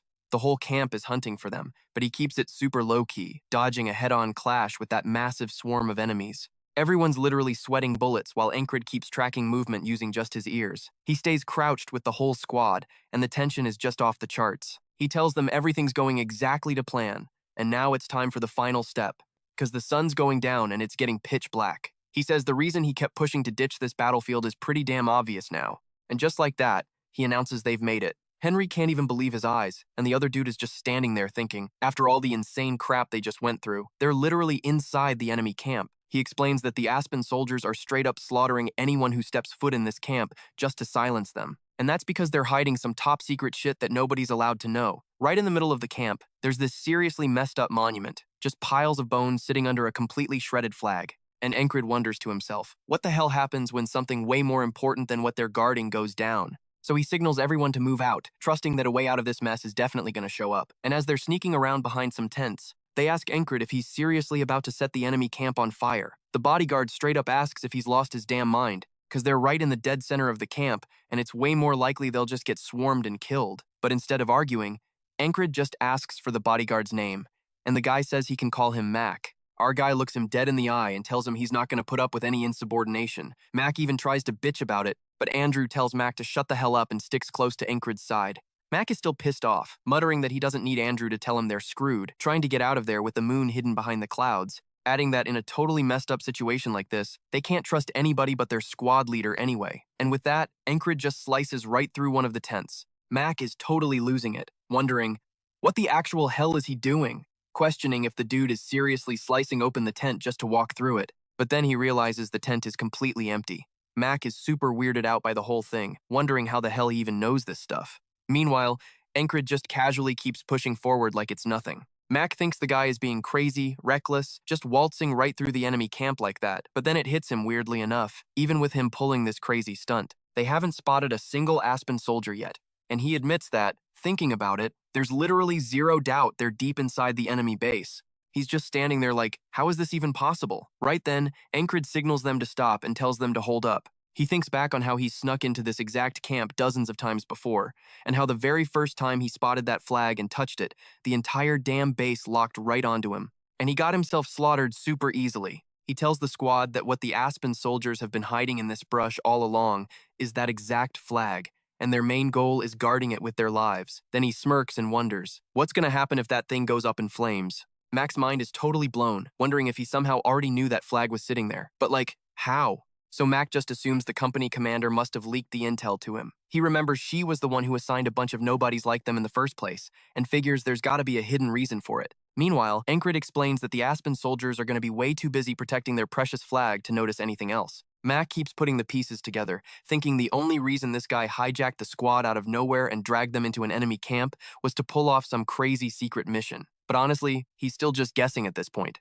And Enkrid lays it out, they're gonna make a run for it while all that chaos is going down. He tells them they're splitting up into two groups. One team plays bait to grab the enemy's attention, and the other team lights the fire. Without missing a beat, Mac steps up and volunteers for the bait team. Our guy's a little suspicious about it, thinking about how this dude was bitching non-stop just a minute ago, but now he's suddenly playing nice. But he figures it works out perfectly for him. He reflects on how he's dragged the squad into the Aspen camp over and over again. But this right here, this is the first time he's managed to bring so many people with him. It's straight up the best loop he's had so far. He's got a seriously good feeling about this, thinking he's actually going to pull it off this time. And then, the battle kicks off with a single arrow flying through the air. Mac totally charges in first, drawing all the heat from the enemies. While they're all aiming right at him, Enkrid slips over to a candelabra, grabs a flame, and declares he's carving his path straight into tomorrow. But right as he snatches that fire, some dude spawns out of nowhere next to him, swinging a sword straight down at his head. He barely misses, though, slicing right through the candelabra and knocking the flame right out of Enkrid's hand. Our boy is shocked he didn't even hear the guy coming. The mysterious dude steps up face to face with him, and Enkrid instantly gets ready to draw his own blade. And then it hits him. This is an enemy fighter he hasn't seen in a single one of his previous loops, and the guy looks seriously pissed standing right in front of the MC. He asks where the hell someone as strong as him even came from. Then the dude calls him a maggot, but the MC just says they showed up too late.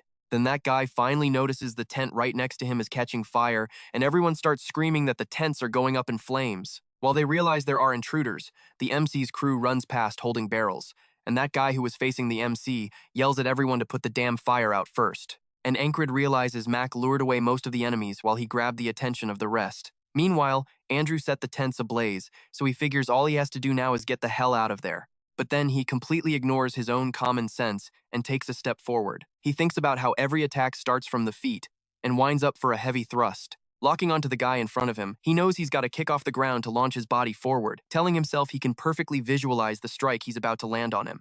But right as the blade gets close, the guy quickly shifts his gaze and dodges the attack out of nowhere. The MC totally whiffs, blowing right past him. Enkrid is totally shook, because the guy actually counterattacked in that split second. The sharp pain in his side makes him start limping, while the dude is just chilling like hitting him was absolutely nothing. Enkrid thinks to himself that was the absolute most flawless thrust he could ever pull off. He looks back at the guy, only to hear him call the MC weak. He realizes there is no way he can beat him. He just can't take this guy down with his current skill level. He thinks about how he barely even made it this far, pushing through countless deaths, field ambushes, and all the crazy crap he had to survive just to get here. He admits he actually thought he had finally crushed all the challenges today threw at him, but then it hits him. The real wall he has to break through is this freaking guy, and with that stinging pain in the side of his stomach, he knows he's just going to end up dying for nothing if he tries to challenge him right now. So he's going to have to take control of the squad all over again, escape through the fields, and literally put today on repeat for the millionth time, dying all those pointless deaths in the process. The guy standing in front of him just stares down at the completely beaten up MC,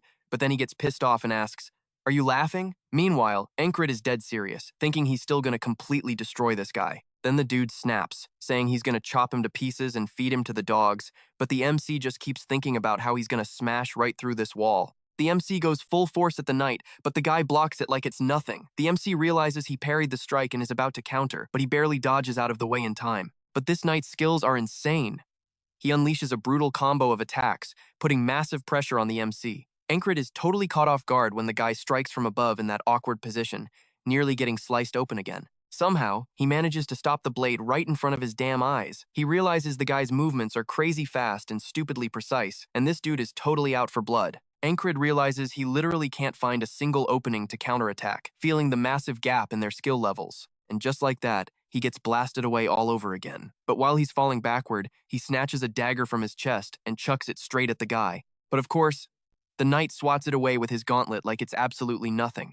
He notices the guy literally blocked it with the back of his hand. Fuming with rage, the knight gears up to attack the MC again, this time going for a lethal thrust. Meanwhile, people are screaming that the fire is spreading, and the MC manages to dodge the attack by a freaking hair. While all this goes down, enemy soldiers are scrambling to put out the fire, blocking the path, and they suddenly realize someone's been pouring oil all over the place. Then the flames spread straight up the flag and the mast they were trying to protect. Seeing this, the platoon commander who was just fighting the MC starts screaming. He yells, asking if the MC even understands what the hell is at stake here, but he glares at Enkrid, instantly realizing from the crazy look in his eyes that he is not backing down without a bloodbath. And the MC is totally ready to charge in again, but the commander just speaks up, saying he'll save it for next time. Seeing the guy back off so easily makes Enkrid question if this dude wasn't actually the real wall he had to overcome. But then he shakes it off, thinking, nah, even if this guy isn't the ultimate wall he has to break today, he still needs to get way stronger. Right then, Andrew comes sprinting up to the MC,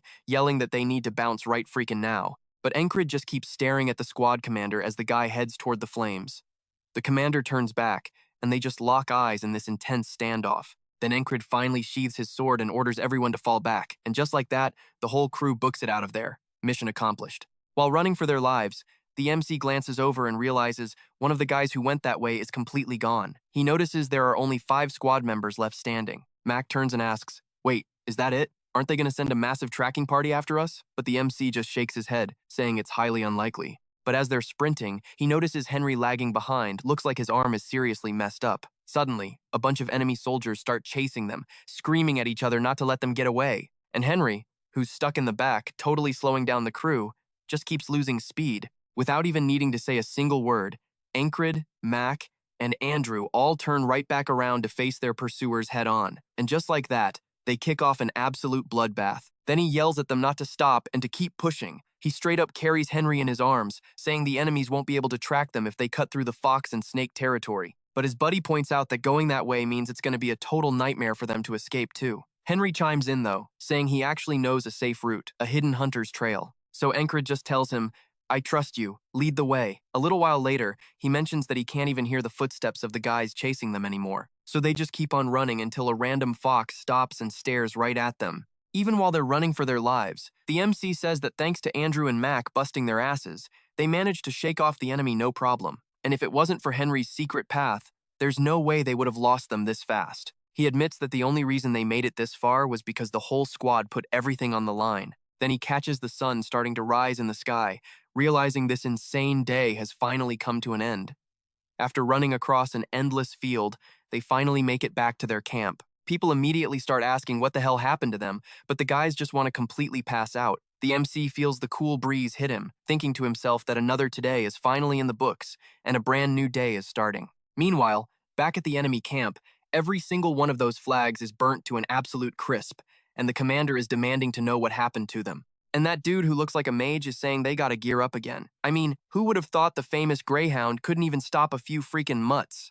He's just standing there thinking he seriously doesn't get it, because the guys camped out in the tall grass were supposed to be the absolute best of the best from the Greyhound. But just a handful of enemy grunts straight up charged them, set the whole place on fire, and dipped. Then he starts going off about the Greyhound, how they're this rogue company pulling their own strings out there. And their name actually comes from the actual Greyhound beast that roams around the Aspen Principality. Rumor has it that with their crazy, stubborn attitude, they get seriously obsessed with whatever target they lock onto, whether it's love or war. On top of that, this Grey Company is also known by another weird name, the Relentless Lovers. So he asks the dude who actually fought the MC if he was actually tough. He's talking to Platoon Commander Mitt, who swears that if it wasn't for that stupid fire, he would have wrecked the MC on the spot. The commander just thinks the guy got lucky, though honestly, having luck like that is practically a superpower. But Mitt snaps back, saying it's absolutely not happening again. Meanwhile, the MC is totally bugged out by the fact that he hit a massive wall with that guy and couldn't break through. All he's thinking is how bad he wants to throw down with him again. It's pretty obvious they're going to end up clashing again soon. Mitt is over there swearing he's going to kill him with his bare hands, while the MC is dead set on crushing him too. So yeah, the Relentless Lovers have officially locked onto their next target. Meanwhile, Ren is just chilling in the tent, literally tossing his axe up in the air. He's bored out of his mind, figuring the squad leader should be back from the scout run by now. He's complaining about why they haven't heard a peep from him. Catching his axe, he casually wonders if the guy just straight up died. He admits the leader has gotten way better lately, but he's still a total noob, so him dying wouldn't exactly be a shocker. He mutters that it's super rare for him, but he actually kind of liked the guy. He's trying to figure out what to do if he's actually dead,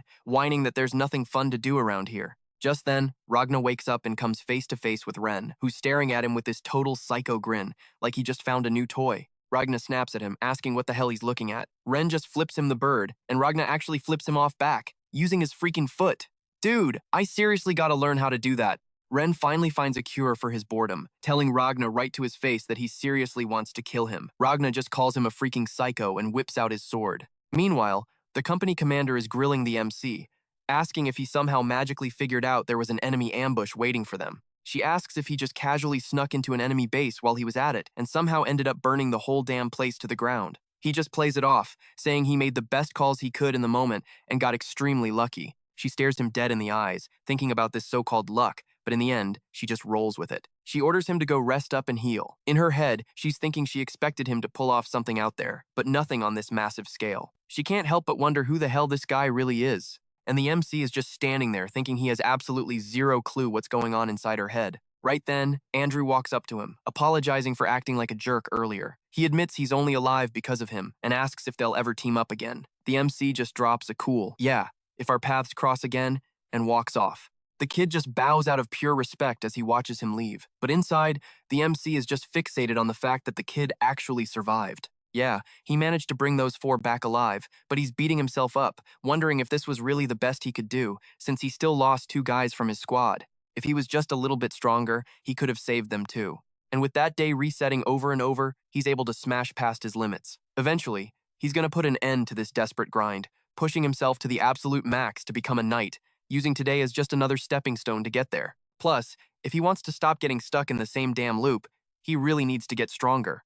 As he's walking back to his unit, he hears people yelling that those 2 psychos are at it again. Ren and Ragna are beating the absolute crap out of each other once more. Ren is having the time of his life, and honestly, Ragna is too. The MC is shocked, thinking he's never seen them look like that. He's sparred with them a million times, but they've never looked this hyped. One of the bystanders yells that those 2 aren't even human, calling them straight-up wild animals as they keep going full throttle at each other. The MC suddenly realizes they've never even had to go all out against him. He starts thinking he really needs to get his priorities straight. First things first, he's got to get strong enough to make them pull those exact same faces when fighting him. Mid-fight, Ragna glances over and spots the squad leader just standing there. Ren barks at him that he should have reported back in, asking why he's creeping around like a scared cat again. Then he snaps at the crowd, asking what the hell they're staring at, telling them to piss off if they're not going to fight. Ragna notices that the MC is all banged up too, but he just brushes it off, saying it's nothing but a scratch. He actually tries to ask Ren about the way he just blocked Ragna's attack, but before he can even get a word in, Ren groans that he's back on his annoying bullshit, telling him to just go wash the hell up and take a nap. He tries to ask Ragna about his strike too, but Ragna just plays dumb and walks away. The MC is left wondering what the deal is, but Ragna stays totally quiet and just dips. The MC notices the guy clearly had something on his mind, but figures whatever, he'll spit it out when he's ready. Fast forward a bit, and the MC mentions that the battalion commander finally caught wind of the enemy ambush. They packed up and moved the whole freaking battalion closer to the tall grass fields. The MC's injuries actually healed up pretty well on the way, but his head was constantly on his past fights, just training non-stop. Even when night hits, he's gearing up for another training session. One of the grunts is totally shocked, reminding him they literally have to march out again tomorrow. The guy begs him to just chill and get some rest, but the MC just brushes him off, saying he's stepping out for a sec. The soldier warns him that he's still super banged up, and if he keeps pushing himself like this, he's gonna drop dead real soon. Ragna definitely notices something's off with the MC too. When he wakes up early the next morning, he spots the squad leader already out there, grinding away again. As Ragna grabs his own weapon, he reflects on how damn good he is with a sword, thinking about how getting strong was never really that hard for him.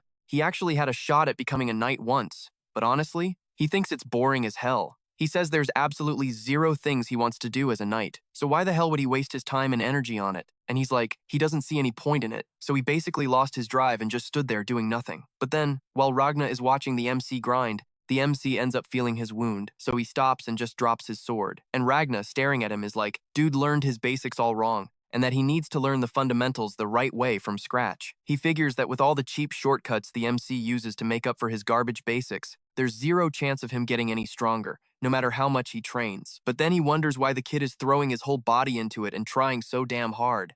And looking at the MC, he asks why he's going so hard. Then the MC says it's because he wants to get stronger, and Ragna's like, and what exactly are you going to do when you get stronger? The MC says he's going to become a knight, but Ragna points out that a knight is basically just a dude who's good at fighting, asking if that really means that much to him. But the MC fires back that the knight he wants to be is someone who decides for himself what's right, raising his sword for honor, for the sick, the poor, and the people he cares about. Ragna looks at him and thinks about all that honor and merit stuff, wondering if that's actually the real deal, saying that strength is literally just a tool. Asking himself what a knight or even a sword really is, he thinks about what he actually wants. Then he grabs his sword and starts walking right up to the MC, saying he'll never know until he walks the path himself. So he calls out to the MC, asking if he actually wants to learn how to use a sword. Man, I freaking love how everyone in the MC's camp acts like they don't give a crap about him, but deep down, they all worry about the dude, not to mention it's a camp full of insanely overpowered people. And with that invite, he says he totally wants to learn, but right away, Ragna is like, damn, I shouldn't have said that because he's already feeling lazy as hell. But even so, he figures that intense look in his eyes means this might actually be fun, and Ragna mentions that the barbarian taught him about the beast's instinct or whatever.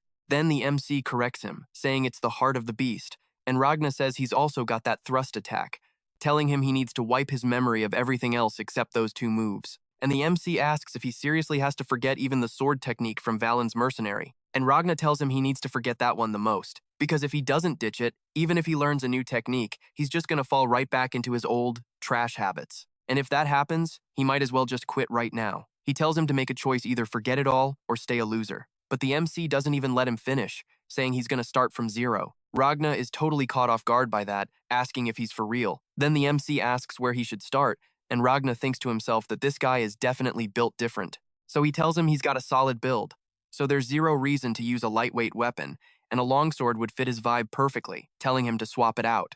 The MC asks if it's really okay for him to just hand over his own sword like that, and Ragna's like, whatever man, saying there's nothing special about it, just telling him to grip it with his right hand above his left. But when the MC grips the sword, Ragna asks why the heck he's squeezing it so hard. The MC says it's so he doesn't drop the sword. But then Ragna asks who the hell taught him that, and he says it was the king. Ragna calls that guy completely useless, telling the MC to just get in stance. He swings his sword right down at the MC, and he quickly throws his sword up to block. But instantly, the MC's hand starts shaking, and he's like, what the heck was that? 'Cause it freaking hurt, and Ragna says it definitely should, telling him that if he stays stiff like that, he's just gonna snap. He tells him he's basically acting like a twig or a pillar right now, or whatever. But then the MC wonders why every single person in his squad absolutely sucks at explaining things, wondering what the hell he even meant with that stupid comparison. He asks himself if Ragna means he's way too stiff because he's gripping the sword too tight, suddenly realizing he probably means he needs to loosen up to keep his sword from snapping, and that his moves gotta be way more fluid. So he starts holding the sword a bit more chill. Then Ragna rushes him, yelling at him not to lose his balance, and demands to know where his feet are pointing when he steps back, calling him out for being stiff again. He roasts him, asking if he's trying to break his own hip or if he's out there fighting or freaking dancing. So they keep at it, and the MC ends up eating dirt, with Ragna completely wrecking him. He just lies there thinking he had absolutely no clue he sucked this much, because he doesn't even know the bare basics, thinking that this isn't something someone can just teach you. But then the MC, even though he's dead tired, grabs his sword and gets back up, staring Ragna right in the eyes and telling him to go another round. He charges in, saying they're gonna take it a bit easier this time. Right then, Ren shows up, saying he was wondering where the hell they were all day, joking if they're out here having a cute little picnic with snacks and everything. And he asks Ragna if the newbie is giving him a hard time, asking if he wants him to beat some sense into him, and Ragna just snaps, saying he's gonna rip his hands off. But then he asks if something went down and why the heck he's all geared up like that. Ren drops the bomb, saying it's because they got called in and that the enemy forces are massing on the horizon. Just a few minutes later, the ferry is already posted up on the high ground, scoping out the massive army, and the MC's whole squad is grouped up. Then Ragna starts second-guessing himself, wondering if teaching the kid his sword style was a massive mistake. He figures, since he's a total noob with this technique, he probably won't be able to fight for crap, and because of that, he's totally gonna end up dying today. So he lifts his sword, thinking the MC is seriously gonna need a babysitter out there. Meanwhile, the MC, who was totally hyped to keep learning that technique, is looking around wondering why everyone is just standing there, thinking their whole formation looks super weird. And that beat-up, raggedy flag keeps getting raised on the enemy lines, with the guys agreeing that the formation is completely messed up. Then, that edgy mage on their side just casually raises his hand, telling them to witness the end. Suddenly, snow starts falling, and the fairy realizes it's crazy magic. The snow starts dumping all over the MC's army, and he realizes this thick fog just spawned out of nowhere, and he can't even see the guy standing right next to him. Trapped in all that insane fog, he's freaking out, wondering what's going down, so the MC strains his ears, trying to listen as hard as he can. Then they start picking up these sketchy noises, asking each other what the hell that sound is, noticing something is dropping from above. The MC screams that it's a rain of arrows, but it's way too late, because a bunch of them get absolutely slaughtered by them. Meanwhile, the fairy goes all out with her wind powers or whatever crazy magic she's packing right now, and she's like, "This ain't your regular fog," saying there was zero chance to see a dirty trick like that coming. So she yells at everyone to take cover, throwing up their shields, and she straight up realizes they're screwed. And the mage just starts cracking up, bragging about how insanely hard it was to pull off that magic properly. Dude had to sacrifice a bunch of animal blood, gather the absolute purest lake water, and spam rain magic non-stop. And the second this spell pops off, it totally blinds everyone, unless you're standing below where the spell got cast on the flags. And yeah, this fight is totally over. He calls this bad boy the Annihilation Mist. Then, someone sneaks up behind him and is like, "You look pretty damn pleased with yourself." He's like, "Hell yeah, I am," because he barely got the thing to work, especially with the flag basically roasted. If it weren't for that, pulling it off would have been a piece of cake, and he stays absolutely pissed, realizing that guy must be on the other side. And right then, with arrows raining down, someone screams at the squad leader to keep his freaking head down. He realizes the guy behind him is Ragna, and the people next to him figure out it's a hex. Yeah, I'm not calling it magic anymore, because from here on out, we're making a hard split between magic and hexes. So we're calling this a hex, and that fog? Definitely a hex. And then he just starts swearing. The MC realizes it's Ren's voice saying he's right in front of him, but he just can't spot him at all. He just stares, thinking there is no way in hell he can fight like this. He almost gets clapped by a weapon, and realizes his breathing is getting super heavy. He's starting to freeze up, his legs are acting like dead weight, and he's thinking that if he stays like this, he won't be able to use a single thing Ragna taught him. Then he figures, hey, he never expected to nail it on the first try anyway. And Ragna warned him that, for now, he'd probably slip back into his old habits, even with the training. So it'd be way better for the MC to sit out the fights until he actually masters what he's being taught. But the dude's like, "I'm literally gonna die unless I throw down on the battlefield." The MC stews on that, picturing his own death. Then he starts walking forward, but Ragna pulls up next to him, barking at him to get his ass behind him. But the MC tells him he found a loophole, saying that if he trashes his first try, he can just roll right into the next one. He charges straight into the enemy squad. They're all like, "Is this dude psycho?" He ends up getting killed right in front of everyone, taking an enemy soldier's blade straight to the throat. And the enemy is hyped that he killed him. But the MC is just thinking how this means he gets to go back and learn more from Ragna. Meanwhile, the soldier is totally mind-blown that this freak literally jumped onto his own spear, and he ends up ripping the MC off the weapon. And just like that, he respawns, right back in the middle of training, going hardcore at it again, all while thinking, honestly, Ragna is a trash teacher. The MC says that for a total genius like Ragna, everything is just too obvious, so he sucks at putting into words what the MC is actually doing wrong. And Ragna's left scratching his head, wondering if this is what people mean when a guy gets the theory but totally bombs the execution. He's like, "I'm literally just asking you to swing your damn sword down. Is it really that hard?" And Henry knows he isn't trolling him. The guy is genuinely lost. But then the MC asks him where his center of gravity is supposed to be, and Ragna struggles so hard to even show him where it is. The MC figures, exactly as he suspected. Guys like him have zero clue how they actually do the crazy stuff they do. He knows Ragna's explanations are sketchy as hell, but watching and listening, that's his superpower. And he's gonna burn that posture into his brain, no matter how many retries it takes. So he keeps looping back, realizing he's still way too stiff, and just lets himself die, telling himself it's totally chill because he can just die and keep grinding. And with every respawn, he keeps leveling up his skills. Cut to day 31, and the dude is finally moving with some serious flow. And Ragna spots his footwork and is like, "Whoa, that was clean. Where'd you pick that up?" Saying he's finally ready to hit the basics. Then Ragna breaks it down.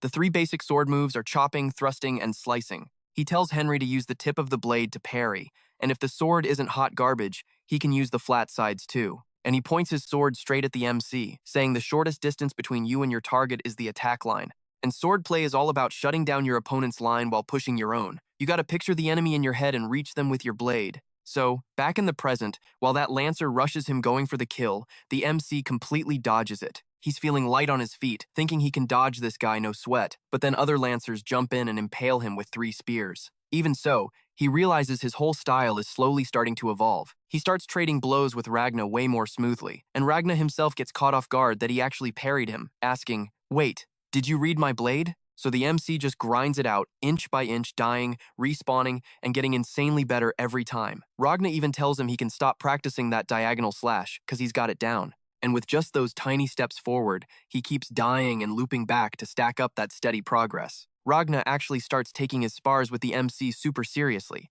to the point where he's sweating and going all out. He's getting more and more mind blown, wondering who the hell is even standing in front of him right now. Bro, if this right here is an absolute peak cinema, you can get out of your chair and leave right now, because I must have bought the wrong damn ticket. And back on the battlefield swallowed by the fog, Henry admits he didn't think he could level up much more with his basic-ass talent. But then Ragna yells out to him again, telling him to hold up, but the MC just keeps pushing forward, saying he's broken past his old limits, and he starts dodging spears like it's absolutely nothing. He reminds himself that his ultimate endgame is still the path of a knight. He wades straight through all those soldiers and ends up getting killed yet again.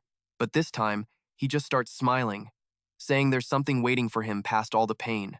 He's literally thinking, this is so fun, with this total psycho look on his face while dying, feeling like it's so thrilling he might actually lose his damn mind. Honestly, bro, going crazy is the least of his problems right now. And then Ragna walks up to him, asking if he wants to learn the sword from scratch one more time. The MC figures, if it means getting stronger, he'll gladly die as many freaking times as it takes. But as Ragna goes back to training him, he notices something super weird. He's like, there's no way a squad leader should be this freaking good, and asks if he's been out there fighting like an absolute maniac, like it's been on purpose so far, but he says it ain't quite like that. So, Ragna's saying his basics are actually pretty solid, and all he really needs is some real combat experience. And just like that, he heads right back out into that freaking war zone. He says he's redone this crap over 200 times today already. He charges straight into the arrows, just tearing right through the middle of all those enemies. Then he's like, let's see how far these new moves I learned will actually take me. He just leaves a total trail of dead bodies, straight up ripping heads off. He says he knows exactly where those bastards are gonna pop out from the fog,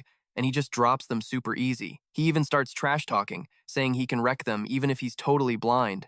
So they're all freaking out, like, who the hell is this guy? While Enkrid just cruises through the mist, knowing exactly where they are, but they can't see squat. Then one of them's like, is somebody out there?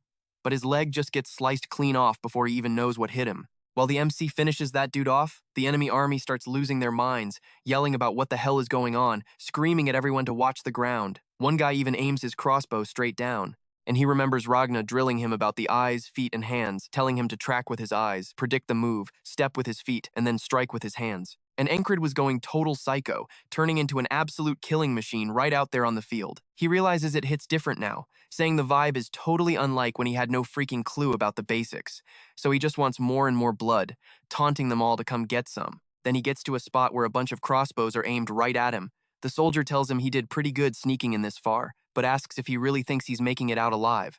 But the MC just glares at them, saying he wants a real sword fight, daring them to throw down like men instead of hiding behind bows. He just wants to keep pushing his limits, but obviously, they don't fall for that cheap trash talk and just blast him with their crossbows, completely turning him into a pincushion. And so, over in the astral plane, Sharon is like, you literally dug your own grave and just threw your life away. So the MC wakes up again, wondering what the hell just happened, because that guy literally popped out of nowhere just to talk trash to him. He's thinking the dude seriously just showed up to roast him and dipped, but then someone asks him why he's totally spacing out. Ryan looks over at him, and it hits him. He remembers when Ryan called that crap a spell, and he starts thinking about how totally wrecked the enemy's formation is from a tactical point of view. He says it looked like they were guarding that flag out on the battlefield, but he's wondering why. So he asks Ryan if he knows anything about spells. Ryan's like, "Where's this coming from?" And the MC just shrugs it off, saying he thought it sounded pretty cool and tells him to spill whatever he knows. But then Ryan asks if he even knows the difference between magic and spells. The MC's like, "Magic is just way more common," and Ryan says he ain't wrong about that, but spells actually need a medium. And it's not just a need, the medium is like the most important part. Spells literally can't even work without one. And the MC is like, bingo. He realizes the fog is an enemy spell, and that flag was the medium. So, if he wrecks the flag, the fog is gonna disappear. Then he asks if Ryan's tribe uses spells, since that stuff comes from the east. And Ryan, who's from the western border, is like, "Yeah, I've seen it," asking if he didn't know there are actually a ton of real spellcasters out there, though most of them are really just warlocks. And with that, the MC just casually walks right out of the tent, and Ryan's like, "Yo, where are you going?" The MC just says he's gonna train. He heads back over to Ragna again, who says it's pretty damn lucky the two of them share the same basic training. Then he brings up the Onyak sword technique, asking if he knows anything about it. So the MC starts explaining how, like, 500 years ago, there was this 1 in a million prodigy. This kid, born into a family of swordsmen, took down 12 bandits that jumped his farm using literally nothing but a fire poker. And since he lost his parents super early, he started learning the blade when he was just a little kid, until some noble who heard the hype totally adopted him. They called that prodigy Leones, but as crazy gifted as he was also super cursed. His body started giving out on him at 10, and by 12, he was straight up paralyzed. And just like that, the foggy rune prodigy faded away into history. But Ragna chimes in, saying that at 20, totally paralyzed, Leones made himself an absolute legend in sword history. He gathered every single sword style in the world and sorted them into 5 categories, which were the righteous and complex style, the heavy brute force style, the smooth and unpredictable style, the fast and erratic style, and the soft, parrying style. The MC thinks about the Onyak technique. He says Leones literally rewrote sword history, which turned the Onyak family into the biggest, baddest house in the empire, and you can still feel the impact of his moves and the basics of how everyone fights today. And Ragna talks about all those different sword styles, tossing in the Eastern style for good measure. He says that out of all those, the moves he came up with are super rooted in the heavy northern sword style. Then he asks about the beast's instinct, but the MC snaps back, correcting him again that it's the beast's heart. He says that should be way more useful, telling him to lock in on one single point, block out the rest of the world, and just focus entirely on his own sword and anyone standing in its way. Then he's like, "I'll show you how it's done." He just casually raises his blade and strikes before the MC even blinks, moving so freaking fast, nicking the MC right on the neck. Our guy doesn't even realize it until a second later, clocking that the strike was way faster than Ryan's axe, muttering that he literally almost just died. So Ragna asks if he felt anything, but then Ryan storms over, just cussing Ragna out, yelling, "Are you trying to murder the freaking squad leader?" But Ragna just shrugs it off, saying people focus way better when they're staring death in the face, claiming he's just doing him a solid. But Ryan fires back that he ain't gonna learn jack squat if his head's chopped off, asking if he has any idea how damn long it took him to learn the beast's heart. Ragna just scoffs, saying that's totally expected when he's got some meathead barbarian teaching him. And so they start going at it again, while the MC just thinks these two are absolute garbage at teaching. Ryan points out that he's from the far north and asks if Ragna's people aren't the biggest barbarians of them all, but Ragna snaps back that he's from the barbarian tribes of the Sunday. Ryan's already itching to pick a fight, but the MC is like, "Enough, bro," asking if he ain't just here because of the fallback order. And Ragna tells him to remember how hyper-focused he gets right before he's about to die. Because if he actually pulls off focusing on a single point, everything else just fades out, and he'll feel his sword doing all the work. So, out on the battlefield, he figures it's kinda like the beast's heart, but still a totally different vibe. He thinks about how the beast's heart makes you lose your damn mind when facing death, but focusing on one spot actually makes you sharp as hell. He says he needs more XP to recalibrate, keeping his mind on the flag that's triggering the freaking spell. So he locks in, saying he's gotta wreck that flag to make it out of this bloodbath. And just like that, the fog rolls in and blinds everyone all over again. The MC decides to drop the whole farming XP thing for a new goal, destroying that flag. He keeps pushing forward, acting like reaching it with King Ragna is gonna be a walk in the park while he just slaughters his way through.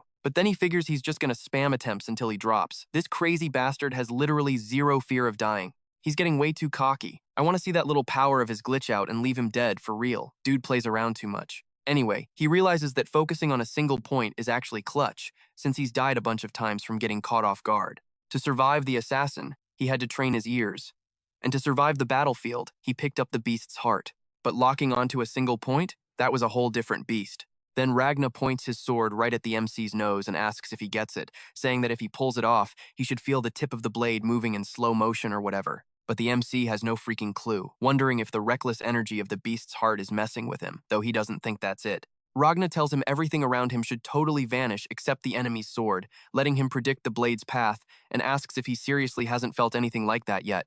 The MC starts thinking that overanalyzing his fear of death ain't the move here. He asks Ragna how he learned this trick, and Ragna's just like, learn what? Turns out, the guy could always just do it. The MC is like, are you for real? And Ragna basically says the name says it all. You just gotta focus on one single point. But the MC realizes he ain't getting any useful answers out of Ragna, deciding he's gotta figure this crap out himself and telling himself not to lose his cool. So he says he's gonna keep grinding that single point focus. But his main priority right now is dropping that flag, keeping his squad alive, and breaking straight through enemy lines. The second the fog hits them, the MC screams at everyone to hit the dirt and put their shields up. That actually works, and they block a huge chunk of the incoming arrows. He thinks about how he's replayed this damn day 300 times, so he knows exactly where the attacks are coming from with his eyes closed. As he pushes through, he just starts bodying enemies one by one, leaving a straight-up trail of corpses. Everyone rushes him, trying to take him out, but the MC is going absolutely feral, shredding through them all and actually locking onto that single point. The enemies start yelling to hold the line, screaming at each other to stop this crazy son of a bitch. But the MC just keeps grinning and charging ahead, racking up kills and looking more and more like Ryan and Ragna when they go full berserk mode. As he keeps tearing forward, the soldiers keep dropping, and he mutters to himself that it took 10 days of respawning just to finally reach the flag. But when he knocks it down, something's off. He's dead certain he broke it, but wonders why the hell the fog is still there, and then he just gets killed. The soldiers are probably thinking, what does it look like? He knows a bit about spells, but realizes he totally messed up. The MC figures out the trick. There's only one real flag, and the rest are straight-up decoys, meaning he's got to find the real deal among them. With that in mind, he just keeps trying to solo his way through the massive crowd. He thinks he's got 5 shots to get it right on the next run, yelling at everyone to hit the deck and use their shields. He manages to block, but a ton of guys still get wiped out. He's pissed, wondering why they didn't listen to him like the last time. He thinks maybe it's a timing issue, like maybe he needs to give them a sec to recover. He manages to wreck the second flag after 3 loops, but damn, it was another fake, leaving 4 left. So he burns another 5 days just to smash the 3rd flag. And it was just another freaking copy. It took him 7 days to reach the 4th flag, but it was the exact same BS, another fake. He realizes there are only 2 left, but when he looks at them, he gets a gut feeling that the one with a burnt edge is the real deal. Plus, it's the furthest one away, sitting right next to that shaman. So right when the fog rolls in, the MC screams at his squad to drop and raise their shields, and this time they actually listen, blocking the arrows. Ragna asks if he's completely lost his mind, while the MC focuses on how far the flag is. He knows he can't gas out before he gets there. He drags Ryan along, planning to use him as bait to draw aggro from the enemies so he can slip right past them. Ryan, meanwhile, grabs one of the enemies by the throat, demanding to know who cast the spell, but figures the guy ain't gonna snitch. He basically says he hopes the next guy talks. The MC keeps pushing, realizing he spent the equivalent of a whole damn year looping this exact day. He finally reaches the flag, thinking this is it, the run is over. But right as he swings his sword, his blade gets blocked by Mitt, who just swats his hand away like it's nothing. The guy starts saying it feels like a dream because God answered his prayers. Mitt talks a big game about how badly he wanted to kill him with his own bare hands, but the MC pulls a straight-up Thanos and goes, I don't even know who you are. The poor dude is absolutely stunned that the MC forgot about him in just a few days, but the MC seriously draws a blank. No clue at all. So the guy spits that he'll remember once he cuts him open and rushes him, but the MC easily dodges and claps back with a quick counterattack. Mitt gets caught off guard, wondering if this is even the same guy he fought before, because his skills got an insane buff. He asks if the MC is trying to catch up to him in a single step, and the MC just lunges at him again. Mitt thinks the dude is pretty loyal to the basics, seeing him use the just sword technique. Then he notices the MC is mixing it up with the fluid sword style to parry strikes, forcing Mitt to back the hell up once again. But the MC charges right back at him. Mitt figures he's got to lock all his senses onto the guy in front of him, because if he drops his guard for even a split second, his whole stance is going to crumble. He knows he's got to throw absolutely everything he's got right at him. Meanwhile, the MC is thinking he just needs to forget about the flag, the final score, and all those fancy sword techniques. Everything around him needs to fade out, until nothing's left but the blade. He actually manages to parry Mitt's attack head-on, but Right as he's processing what he just pulled off, Mitt runs him straight through, killing him dead. Then the MC mentions he remembers him saying he was guarding his master out on the field. The guy introduces himself as Mitria, the platoon commander of the Greyhound squad from the Aspen Principality. So the MC spits back that he's the squad commander for the king of Naulilia, Enkrid. Then one of Mitt's grunts asks if the MC is an enemy, and Mitt's like, yeah, adding that he's that stealth expert. But the guys are just like, dude looks totally harmless. But then Mitt just stares at him, asking what the hell is wrong with him, wondering why he's grinning like a creep. Then the MC thinks about Ragna, that crazy bastard. It wasn't the hyper-focus you get right before you're scared of dying that he actually needed. What he really needed was a sick rival, an opponent who'd put it all on the line, go all out in a fight, and push him to his limits. And Mitt's just standing there wondering if the guy was just a freaking psycho, yanking his sword right out of the MC's chest. Just like that, the MC resets back to Ragna, who's still rambling about zeroing in on a single point, saying it feels a lot like that jittery rush you get when you're about to die. And the MC finally starts to get it. Then Ragna gets annoyed, asking why he feels like the kid's zoning out on him, and asks if he's already throwing in the towel. Right then, Ryan shows up saying they got called in, and the MC just calls out to Ragna. Ragna thinks to himself that the kid actually looks way more hyped now, muttering that he's a total weirdo. Ragna wonders to himself if maybe he should go a little harder on the warm-ups today. So, after their brawl, they end up back in that fog. The MC barks orders for everyone to hit the dirt and get their shields up, and they actually manage to defend themselves. Ryan tries to say something to him, but the MC just tells him to follow his lead. Ryan's like, what the hell are you doing? But Ragna chimes in, saying if Rain's gonna chicken out, he'll back the kid up himself. So, Ryan asks what his damage is, wondering if he took an arrow to the head. But the MC snaps back that if he doesn't want to take an arrow himself, he better keep his eyes peeled forward. And just like that, the MC starts absolutely slaughtering everyone in his path while those two tail right behind him. He says he's going to carve out a path just like he did before and face Maturier all over again. He pulls it off, stepping right up to the guy, telling him it's damn good to see him, and straight up challenges him to a fight. So Mitt asks if he actually came all this way just looking for him. The MC smirks and asks if that's an issue, teasing him like, what?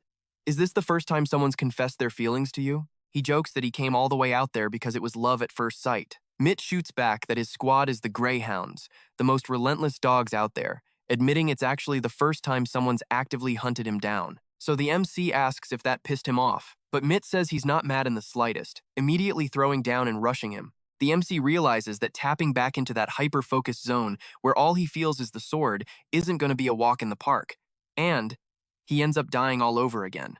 Mitt scoffs that he went down way too easy, saying he has no clue what the kid was high on to charge at him like that. The MC tells himself his whole mindset was trash. He realizes you can't force it. You gotta be completely immersed in the fight. And he just keeps looping it, grinding to lock down that exact feeling again. Once again, when he charges Mitt, he gets that vision back. He notes that by try number 28, he finally learned how to trigger that hyper-focus on command. And on try number 48, he resets back to Ragna, who starts showing him the ropes.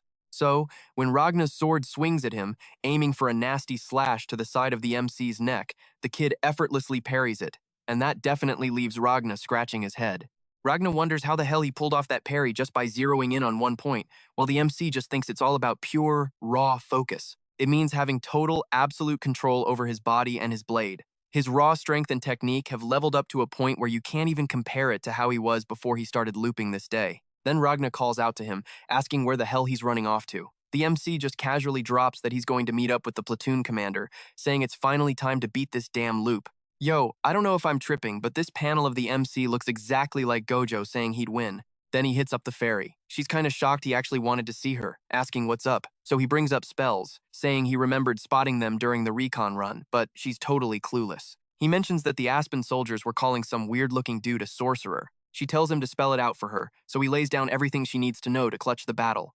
And just like that, when the fog rolls in, everyone hits the deck and pops their shields. He says he's just praying these commanders aren't totally useless, and adds that all he needs to do right now is get to Mitt. He's dead set on crushing that guy. When he finally spots Mitt, the MC calls him out by name. Mitt's tripped out that this kid knows who he is. The MC just smirks, saying he wanted to fight him right from the jump, vows to kick his ass, and goes full throttle at him. But Mitt doesn't make it easy, giving the MC a serious run for his money. Still, the MC parries his attacks way better this time around. Mitt is genuinely shook by how much he's leveled up. The kid is actually pushing him back and making him break a cold sweat. As they trade blows, Mitt asks if he was sandbagging and hiding his true skills. The MC just brushes it off, saying, looks like it. Mitt asks for his name, and they go right back to clashing swords. Mitt vows to remember it, but the MC shoots back that he shouldn't bother, because if he ever forgets, the MC will beat the reminder right back into him. And just like that, the MC shifts into that pinpoint focus mode, draining all the color from his surroundings. He notices Mitt's weight shifting to his right foot, clocking that he's gearing up for a diagonal slash, but the MC dodges it with zero sweat. He boasts that the technique he snagged from this loop is just pure experience from grinding it over and over, and it all built up so he can read his moves like a freaking open book. As Mitt lunges for another strike, the MC manages to slice his neck, but Mitt catches the MC with a solid hit right back. Mitt is absolutely stunned that he actually took a hit. He starts low-key panicking, asking what the hell is going on, since he was dead certain he'd wipe the floor with this kid in just a few swings. But he's seriously struggling against this little shit, fuming to himself that there's no way he's accepting this bullshit. Cause his sword style, smooth and precise, is built for parrying, and he needs a dead-on strike. He says his ultimate move, the one he learned just for this kind of mess, is a strike that starts from the bottom, slicing through everything in a massive arc, the spinning slash. But he thinks to himself that he can actually read the move that's killed him so many freaking times, all because he could never tell where or when it started. But this time, he tracks it perfectly and busts out this totally sadistic grin, just staring down that blade. Then, he smacks it away. Miff is losing his mind, cause the dude didn't just see it coming, he actually parried it. And then there's the lore about the Ruyas, one of the top 3 major houses running the Aspen Kingdom. The Ruya house is all about the kingdom's brute strength, basically recruiting anyone who shows sick talent with a sword. And Miff brags that he got scouted by a regional house for exactly that reason. After taking the Ruya name, he totally backed it up with his skills. He took on 2 grown-ass knights when he was only 15 and wrecked a city's champion swordsman at 18. He goes on saying he was badass enough to be a whole city's champ by 22, becoming one of the top 3 strongest fighters in the Greyhounds on pure skill alone. Almost nobody could match his talent. He's literally wondering why people grind until their legs give out, swinging a sword till their hands bleed, especially when it only takes a few hits to win. He admits he was totally content with where he was at and overly cocky about his skills, realizing now that it was a huge screw-up on his part. And right at that exact moment, the MC not only deflects the attack, but he launches a sick counter, slashing right through Miff's chest. Once the blade sinks deep in there, the MC violently rips his sword out, and Miff instantly feels the agony of that strike, coughing up blood. He crawls away, totally wrecked. Miff admits he totally underestimated him, swearing that his attack was a guaranteed hit. He confesses that he's just not on his level when it comes to strength or technique. The MC just straight up tells him he's right, but he's still the one who won. Miff starts getting super pissed at himself, realizing that if he had actually grinded instead of slacking off, things would have ended way differently. And the MC casually drops, "That was fun." But then, this other dude crashes the party to cover Miff, launching the MC away with a heavy sword swing.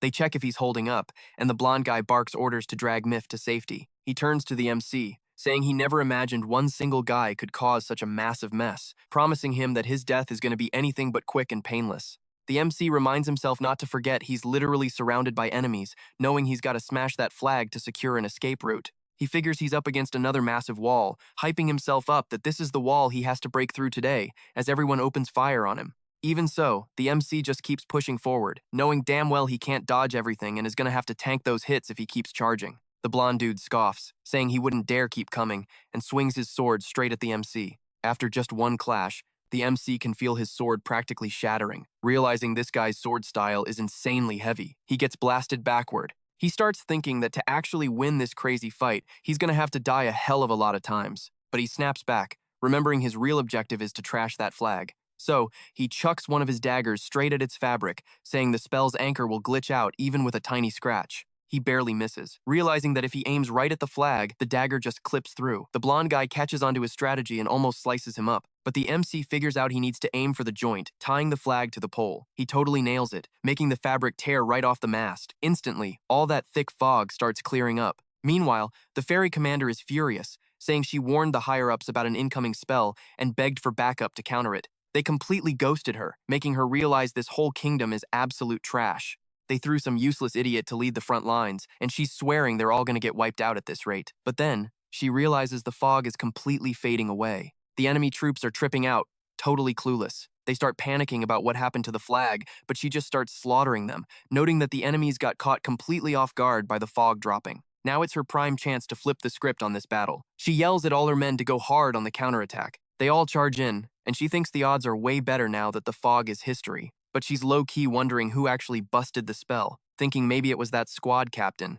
At that exact second, the MC is in the absolute worst spot ever, looking like a pincushion with spikes all over him, thinking to himself, I really screwed up. After breaking the flag, he figured he'd link back up with Ragna if he just fell back to the Allied lines. But he's looking around like, where the hell are they? Right then, Ryan is getting swarmed by a bunch of dudes, screaming for someone to bring him a sorcerer, or they're all totally dead meat. Ragna is boxed in too. Meanwhile, some of the allies are just standing there watching. He tells everyone to hold up, completely losing his mind like, what the actual hell is going on? He asks if they're begging to get executed. Over on the MC's side, things are looking super grim, with the enemies asking if he really thinks he's going to make it out alive, telling him to just give up. But suddenly, that puma from before crashes the scene.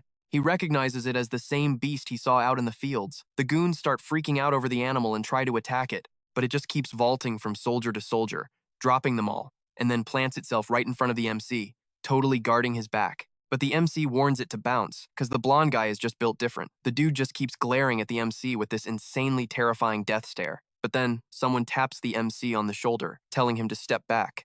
Veng steps up, saying he's gonna save his ass, charging straight at the blonde dude. But nope, he gets absolutely launched by a single strike. Realizing the guy is crazy strong, the MC roasts him like, didn't you just say you were gonna save me? Veng forces himself up and yells at his squad to shoot them all down. But the blonde freak blocks every single shot coming his way, leaving Veng losing his mind over what the hell this guy even is, calling him a straight-up monster. The puma tries to rush him, but gets blasted with a massive hit and thrown across the field. Right then, the MC enters hyper-focus mode, locking in on a single point, thinking, I can see it. But he realizes he straight up doesn't have the muscle to deflect that sword. So he tells himself he just needs to let the force flow right through, exactly like Miff did. He totally pulls it off, barely catching a scratch on his shoulder. The blonde dude instantly clocks what's going down, realizing he just copied Miff's signature move. The MC flashes this insanely bloodthirsty glare, hyping himself up because it actually worked.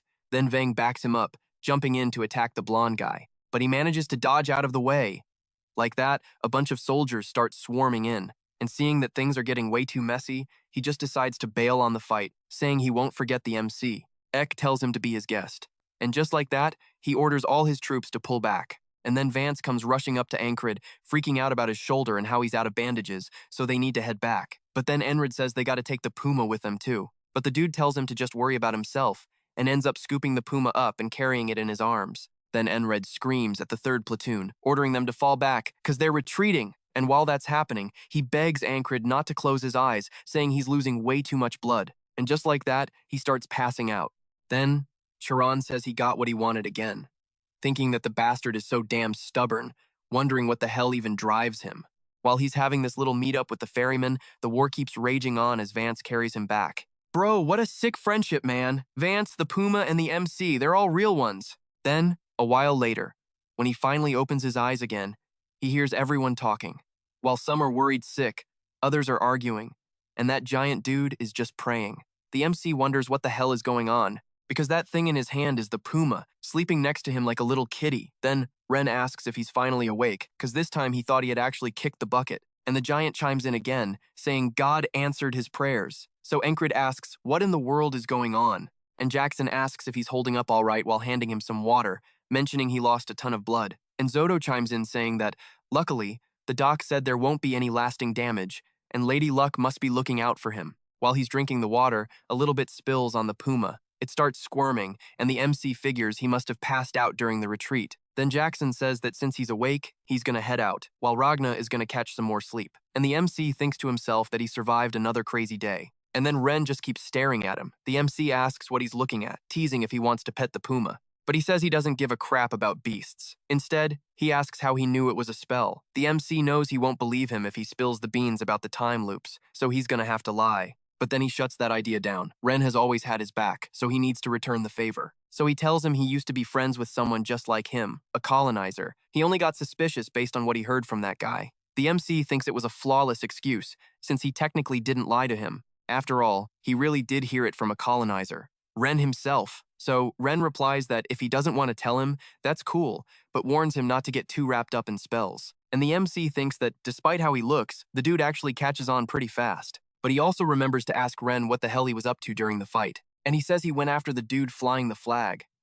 But he didn't really vibe with the guy, so he just blew his head clean off. The MC realizes he didn't see the sorcerer, and that's probably because Ren took care of him. Meanwhile, Zodo tries to touch the puma, but it almost bites him, and the MC tells him to watch it. Zodo, though, says he ain't backing down, or else he'll be missing out on 10,000 kronas. He mentions he heard from Henry that, because of that little guy's blue eyes, they call him a lake panther. Apparently, they store the Earth's energy inside him, and every single one of its claws is worth 10,000 kronas. Plus, those claws always grow right back. The MC calculates that a single bronze coin is 1 krona, so 10,000 must equal 1 gold coin. He realizes it's worth way more than his own paycheck. He then explains that after he passed out, they easily took over the battlefield since the fog had cleared up. But the battle itself ended in a tie, and they haven't marched or gone out on patrol since. As for that block he pulled off earlier, he wonders if he could do it again if he tried, but he honestly isn't sure. Even after a while, Jackson tells him to quit moving around so much, but he argues he isn't pushing it, saying he can move just fine. Ragna, however, snaps that the most he should be doing right now is stretching, and he'd better go back to sleep. He asks if he's trying to pass his laziness onto the MC, telling him to move out of the way, so he starts trying to grab his sword. And the MC remembers he has a question about it, mentioning he somehow pulled off a technique he'd never even practiced before. He hadn't ever done anything like it, so he asks if that's normal. Ren just casually replies that, yeah, it's normal, nothing crazy about it. When you use the beast's heart, you can read the enemy's moves, so he'd be able to see exactly how they swing their sword and how they put their weight into it. And Ragna chimes in, saying it must have been easier since he's got the basics down, adding that he even managed to use the single-point concentration technique, so he definitely would have seen even more. He admits he must have gotten lucky, though, saying that at his current level, pulling that off should only be possible after hundreds of real battles. The MC thinks to himself that's exactly how it is, because that single day wasn't just one day for him, it was hundreds of days filled with absolute hell. He proved it through his own blood, sweat, and tears. Not just by memorizing patterns during the time loops, and he declares that no matter how pathetic he might be, he can still get stronger. So he straight up challenges the two of them like an absolute madman, begging for a duel. Someone says they call him a madman, but this dude is even crazier. Ragna says it's rare for him to agree with the kid, but asks what the hell he's trying to pull in his condition, telling him that with his body wrecked like that, duels are completely off the table. And just like that, the fairy walks over, asking if he was the one who broke the spell. He says he figured the commander would start asking questions soon, but wonders why the commander herself is coming to do it. So he answers that, yeah, it was him. He explains he spotted it while on patrol and already knew a bit about it beforehand. Then she mentions there were 5 replicas and asks how he figured out which one was the real deal. He just tells her he guessed, and she casually buys it, saying that's totally fine. But then he asks if that's all she came to ask about. She replies she also came to check out his face, flirting that she thinks destiny brought them together. He's like, destiny? What the hell are you talking about? And Ren starts acting all goofy, asking what his secret is. Ragna wonders if he's actually got that kind of riz, but he denies it, telling them to just shut up. And Zayed pops up like, yo, we should totally open up a little bar together, promising he'd hook things up and make it easy. But our MC just shoots him down and tells him to shut the hell up. He's low-key wondering why the guy acts like this around him, especially since he's literally his boss's boss, which just makes things mad awkward. But then, Zayed drops some news, saying the squire from the Knight's Order is actually out here. The MC's eyes go wide at that. He immediately thinks of the Crimson Cloak Knight Order. His own squad is the Cipros division, named straight up after one of their knights. And this cross guy, he's part of the Crimson Cloak Order. Those knights are insanely OP, and literally everyone across the whole continent knows it. That's exactly why the Order is packed with way more than just knights. They've got squires, servants, and trainees running around everywhere. Once a squire gets the green light from their knight, they rank up to a proto-knight. And sitting at the top are the actual knights dudes who've basically transcended being human. The MC points out that squires almost never jump into a fight without their knight, so this guy must be right on the edge of hitting proto-knight status, hyping everybody up for the clash.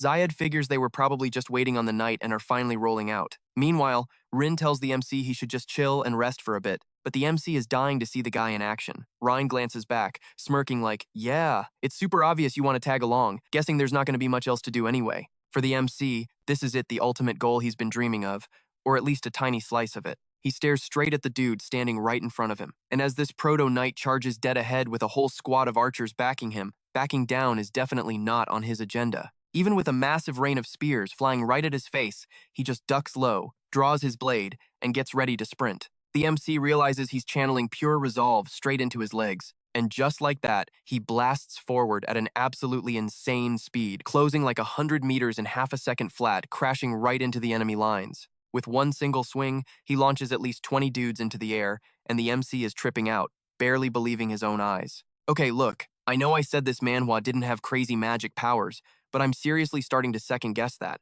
Cause this right here? Not normal, bro. Not normal at all. Even the knight's own allies are like, what the actual hell is that? As he just keeps wiping out crowds with casual sword swings, making everyone else want to just pack up and bail. The enemy commander screams at his men to stop him, but bam, his head gets chopped off before he even realizes what hit him. Then the knight literally stomps off a horse's head, leaving the MC completely shook, Reigns just chilling like, damn, guy's not half bad. Makes sense they call him a war specialist. Meanwhile, Ragna's low-key thinking that, at that level, he could probably take him.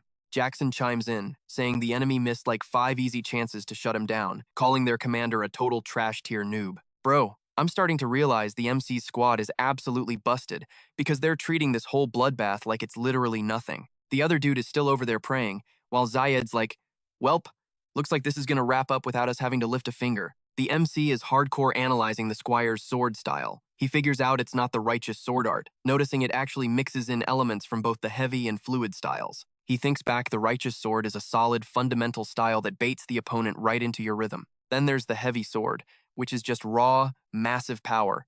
You literally just brute force your way through anything and absolutely dominate the enemy. The chaotic sword is all about messing with their heads, faking out and trapping the opponent.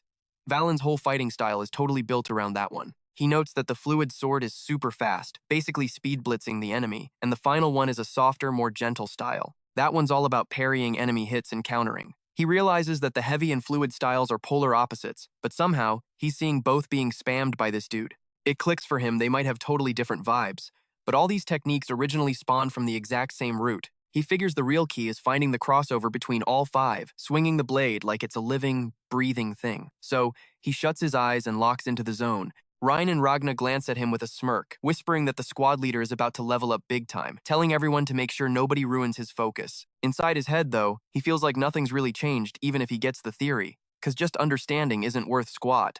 He mentally zones back to that inner space where he faces an even more massive wall, realizing it's literally just there to taunt him with how much higher he still needs to climb. But then he hypes himself up, vowing to grind all the way to the top. While this whole crazy battle is going down, he literally just stands there meditating until his side catches the dub. Then he mentions that the war is finally wrapping up, and the coming winters and springs are going to be packed. Word is that the Aspen Principality is run by 3 big-shot families, and the guy chilling on the throne is Aspen's top dog. He starts ranting about how those bastards completely trashed the gentleman's agreement to not drag any knights into this mess. The heavy hitter Ruriel is standing right beside him, while Atkin, the admin guy, just keeps reading off all the boring reports he has to deliver. They talk about how they used the Frog General as a lame excuse, and the Frogs demanded a knight-level response, so there's not a whole lot they can do about it now. Then he complains that the damn Frog General just went rogue and charged in without any orders. One of them pipes up that the frog species pretty much just does whatever the hell they want anyway, so they probably would have pulled some excuse out of their ass regardless.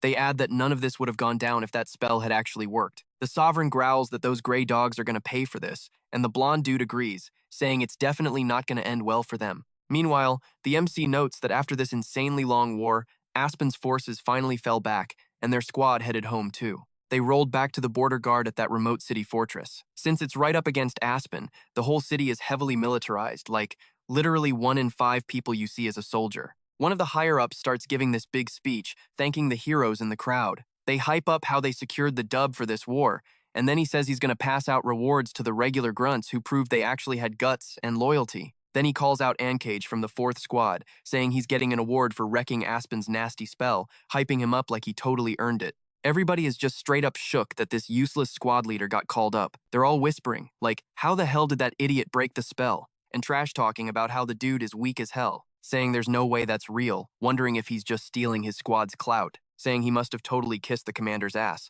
But someone else chimes in, saying maybe he's actually secretly cracked at something else. But then Mac rolls up and tells them to shut the hell up, and Andrew warns that he ain't someone you can just talk smack about. So Henry starts realizing Enkrid is way more than meets the eye. Then he gets a fat stack of cash, and Zordo immediately asks what he's going to blow it on, booze or girls, offering to hook him up with some recommendations. He says he wants a top-tier shop, asking for the best blacksmith in the city. They're totally shook that he's going to drop all that cash on a freaking sword. And Zordo's like, bro, the standard issue sword isn't even that trash. He also points out there's a ton of swords lying around the battlefield, and just the ones he looted could supply a squad for life. But Enkrid says that to become a knight, he's got to prove he's actually strong. And Zordo, being the cheapskate he is, keeps whining about why he needs something so damn expensive. The main guy just replies he's taking the soldier promotion exam. He figures his time as a low-tier grunt is finally over. Hearing him talk about the promotion exam totally throws Zordo off, since he thought the guy didn't give a crap about ranking up. But Enkrid just says he can't stay stuck at the bottom forever.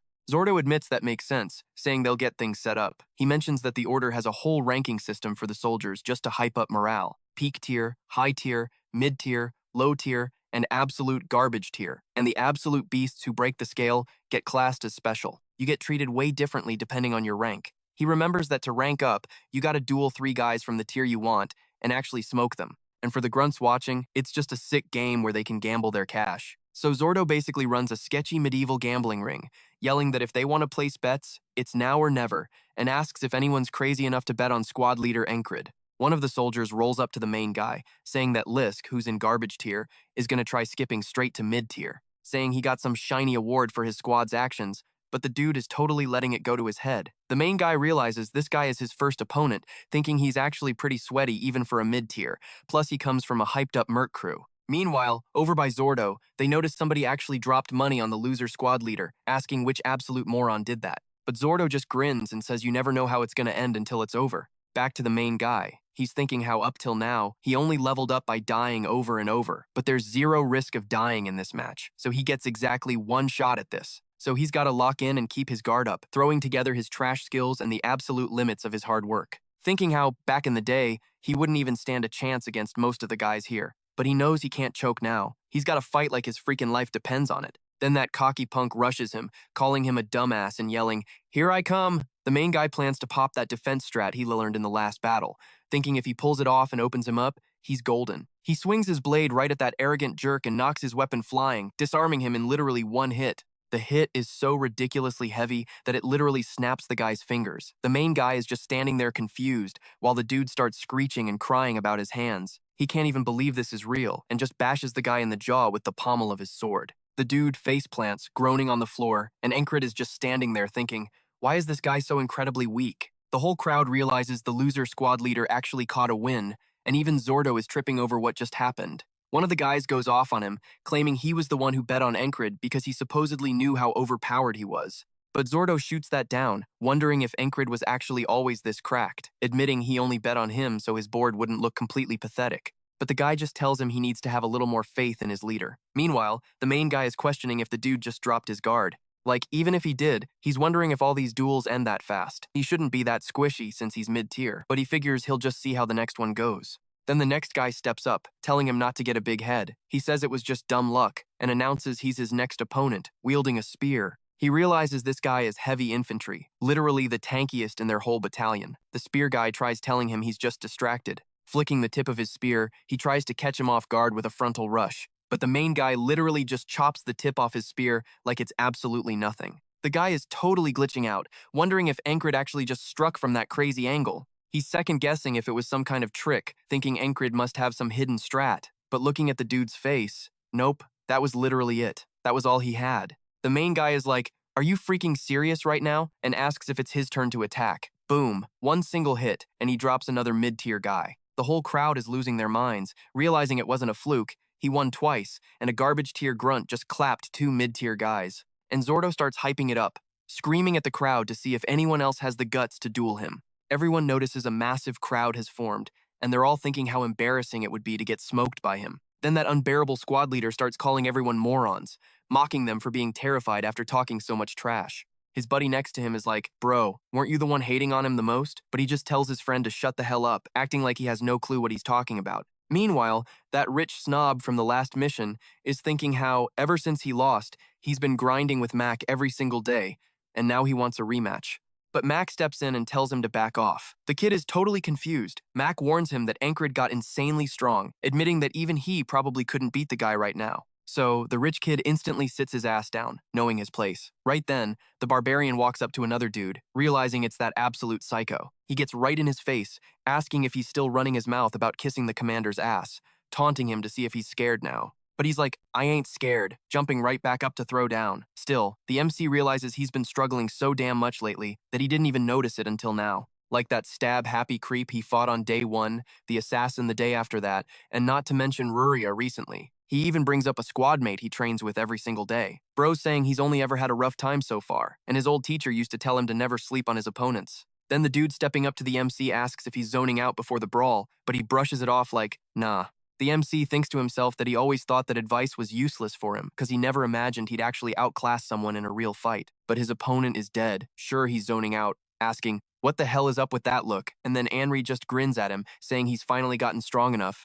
Then he just says it's pretty wild. He realizes he got strong to absolutely wreck his opponents and charges straight at the guy, pinning his ass to the ground using nothing but his sword. He mentions that Aurelia respects pure power, being the so-called Kingdom of Knights and all. While he's completely dominating the fight, just beating the absolute crap out of the guy with his sword, the dude's blade starts cracking and you can see the panic in his eyes. He decides right then and there to just end the fight with raw, insane power, stopping his blade inches from the guy's face and making him literally pass out from terror. As the guy hits the dirt, the MC thinks he really just proved himself, and the crowd, they're totally losing their minds over what they just saw. They finally realize he's the one who shattered the spell, the badass who destroyed the flag. They see he wasn't just riding his squad's coattails, admitting that it was all him. Then one guy stands up and calls the MC Spellbreaker. The MC is like, what the hell is this idiot doing? But the guy hypes up the whole crowd to chant it too, shouting that if it wasn't for him, at least half of them would be dead meat right now. And just like that, the whole crowd starts calling the MC Spellbreaker,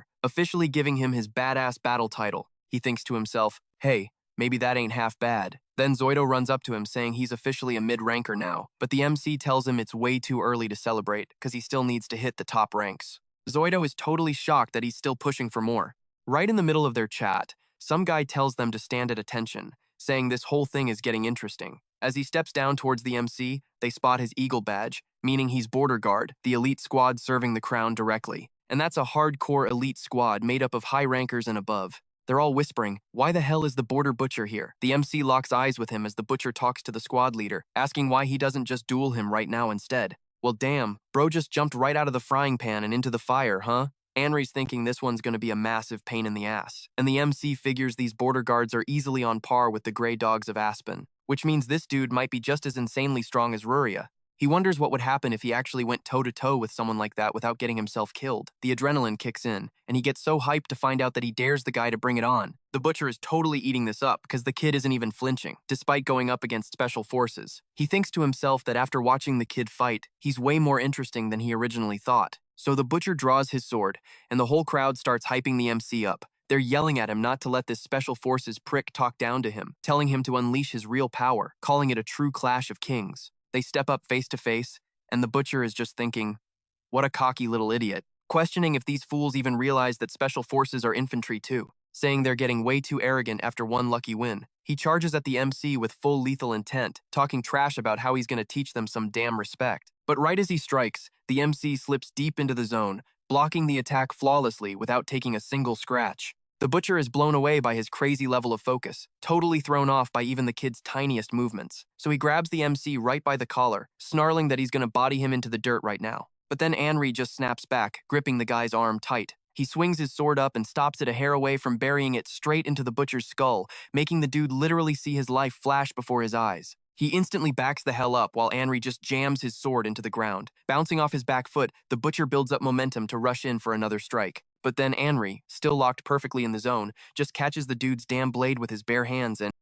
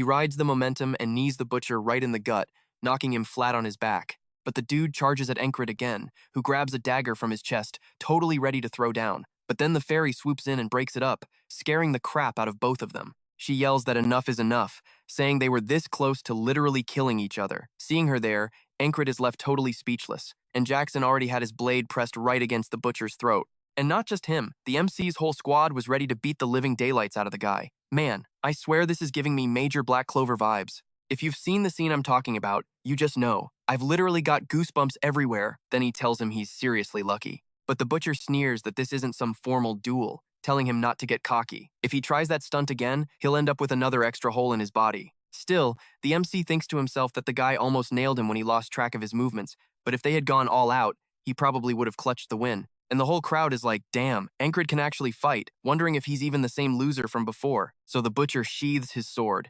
admitting he totally didn't see that coming. But he's got to give credit where credit is due. He says his name is Torres, platoon commander of the border guards. Reaching out his hand to the MC, he says he's the 4th squad leader of the 4th Company's 4th platoon, Enkrid, and the whole crowd is mind-blown that this dude is a platoon commander. Because that means he literally just went toe-to-toe with a special rank soldier, meaning he's basically a high-rank soldier now, and that means everyone there has to put some respect on his name, because he's an absolute beast, and the whole crowd starts going wild for him. Torres smirks and says he loves how he's handling the crowd, telling him he hopes they cross paths again soon. High-rank soldier, Enkrid. Then the MC thinks to himself that, with this, they're one step closer to the goal. Fast forward to the afternoon, some guy walks up to the MC trying to recruit him for his company. And get this, it's the commander of the 1st Heavy Armored Infantry Company, the Turtles. He mentions that this is their 3rd time trying to recruit him, right after the 2nd and 3rd companies shot their shot. Our boy is out here wondering if it's all because of his new rank or his crazy spell-breaking skills. Then the dude starts flexing that his heavy infantry company is the literal backbone of this battalion,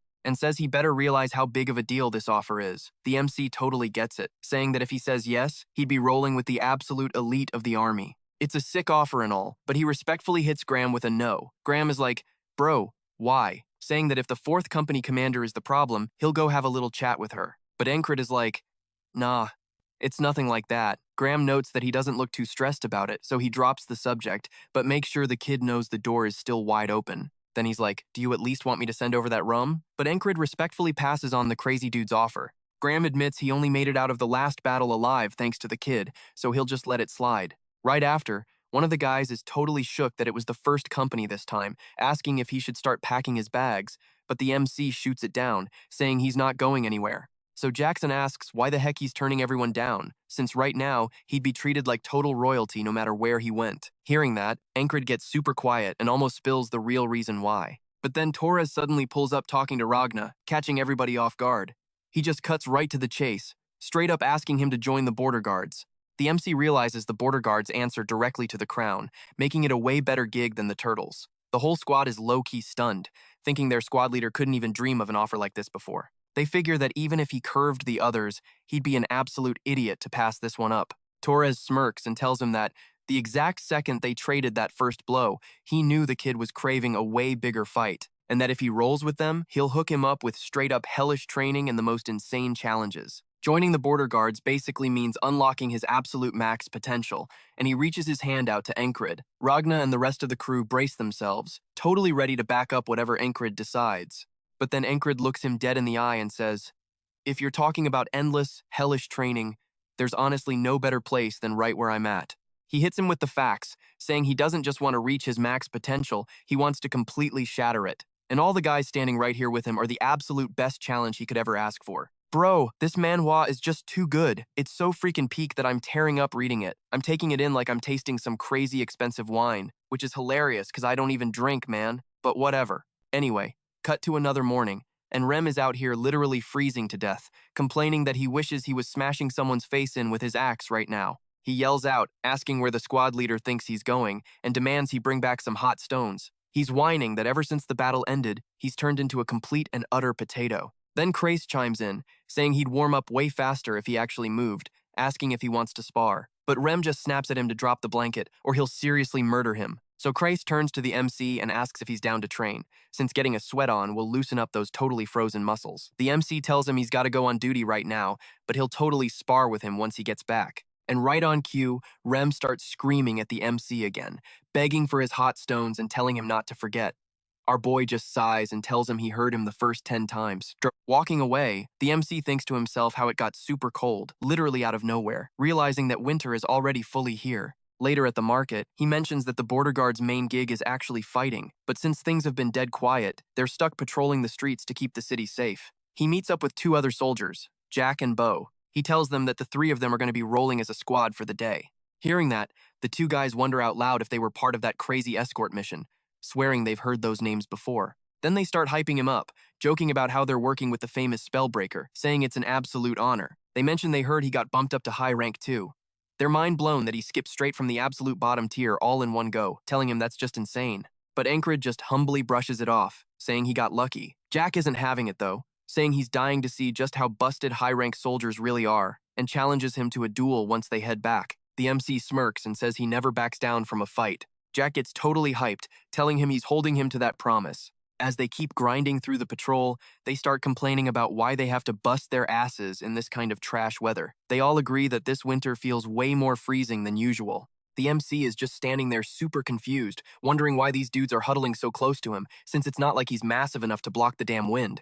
Just then, some vendors start calling out, yelling at them to come check out their dried fruits. As they're walking down the path, this staggering old dude stumbles toward Enkrid and totally fakes a fall. So Enkrid tries to catch him, asking, "Hey man, you good?" But then bam, a freaking dagger gets pulled out and shoved right into his chest. He's just standing there wondering, what the hell is happening, as he drops dead on the spot. Then Jack shoves something in his mouth while Bo pins him down, laughing about what a crazy situation this is. Jack acts all innocent for the crowd, yelling, "Dude's hammered this early in the morning. You all right, buddy?" That's when it hits him. These bastards are working together, hiding his dying body from the crowd. The old man glares at him with this absolutely hideous smirk, mocking him. "Surprised, kid?" The creep whispers. "A clingy lover never lets her target go." And then it clicks, this freak is a half-fairy, a freaking assassin sent from Aspen because he broke the curse. Then, slash. The assassin cuts him diagonally right across the chest, and Enkrid collapses, groaning in total agony. Jack smirks, saying the job's a success, and they should head back to Holton. But right then, one of them glances up and spots someone up in the watchtower. Our guy's mind is racing. Jack, Bo, and Holton. Oh, right. Now he remembers. According to Crash, those guys were the wounded soldiers from the recon squad. Zudo had mentioned that everyone in that recon squad was seriously messed up. So Enkrid realizes those scumbags just used their injuries as an excuse to make contact with Aspen. As he's literally dying, he thinks, damn it, it was 4-on-1. He hits the ground, bleeding out, and some lady finally notices and starts screaming her head off. Well, this is gonna be fun, he mutters, waking up right back at the start of the day. He throws a casual morning at Ren, and she looks at him weird, asking what the heck got into him. Oh, nothing. He brushes it off. Just want to kick off today with some real hype. He heads out and finds Auden, who's insane enough to be taking a freezing cold shower in the middle of winter. Auden's like, "You talking to me?" And Enkrid asks, "Didn't you say you knew some sick training method to warm up?" Auden grins, boasting that it's a full-body workout. "It's absolutely essential to keep your strength up in this freezing winter, kid. Keeps you ready for literally anything." Hearing that, Enkrid begs him to teach it right now. He thinks back to the loop. He actually saw that freak pull the dagger, but his body just wouldn't move. He couldn't react because his physical stats were complete garbage. So Auden barks at him to grab it, ordering him to hold this crazy pose. Our guy squats down, practically sitting on his own leg, throws both hands forward, and stretches one out. While suffering, he realizes, man, I should have known something was sus the second Jack and Bo got that close to me. "I'm gonna wreck those two losers first," he mutters, but then he stops. Wait, no. If I jump the gun, I'll totally lose track of the half-fairy. Auden mocks him. "Your muscles are gonna cry like little babies if you can't even hold a basic stance like this." Our guy grunts. "My muscles are already screaming, dude." He figures if those jerks are in his range, he can totally hunt them down. It's time to pay Jack and Bo a little visit once again. "I'm gonna wipe them all out at once." He hypes himself up. He walks up to the two traitors, not even wearing a cloak. Jack acts all shocked, asking if he's freezing, and Enkrid casually says, "Nah, just got done training." Bo chuckles. "Guess you didn't get your badass reputation for nothing."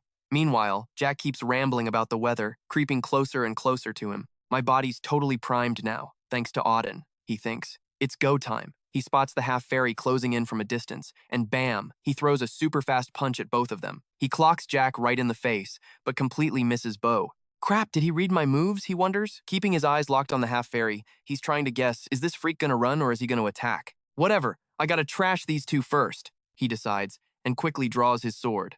But right then, the half-fairy makes a move. Suddenly, Enkrid hears this weird buzzing sound. What the hell is that, he thinks. Then SHNK, a dagger, is buried deep in his chest. A throwing knife? He realizes, absolutely stunned. From that far away, straight through a dense crowd, it was a perfect hit. Damn. This guy's actually insane. The assassin repeats that same creepy line. A clingy lover never lets her target go. As Enkrid collapses, he thinks, by the time I even noticed, it had already ripped through my heart. That freaking dagger is faster than sound. And as he hits the floor, that same random lady starts shrieking all over again. Waking up, he groans. Great, now I gotta fight long-range and short-range attackers at the exact same time. How the hell am I supposed to prepare for this nightmare? He breaks it down. When he's close, the half-fairy stabs me. When he's far, he chucks the dagger. It's not rocket science. His stupid gimmick is actually pretty basic. Back in his training loop with Auden, he casually drops, I seriously want to murder someone right now. Auden raises an eyebrow. Is that a threat, kid?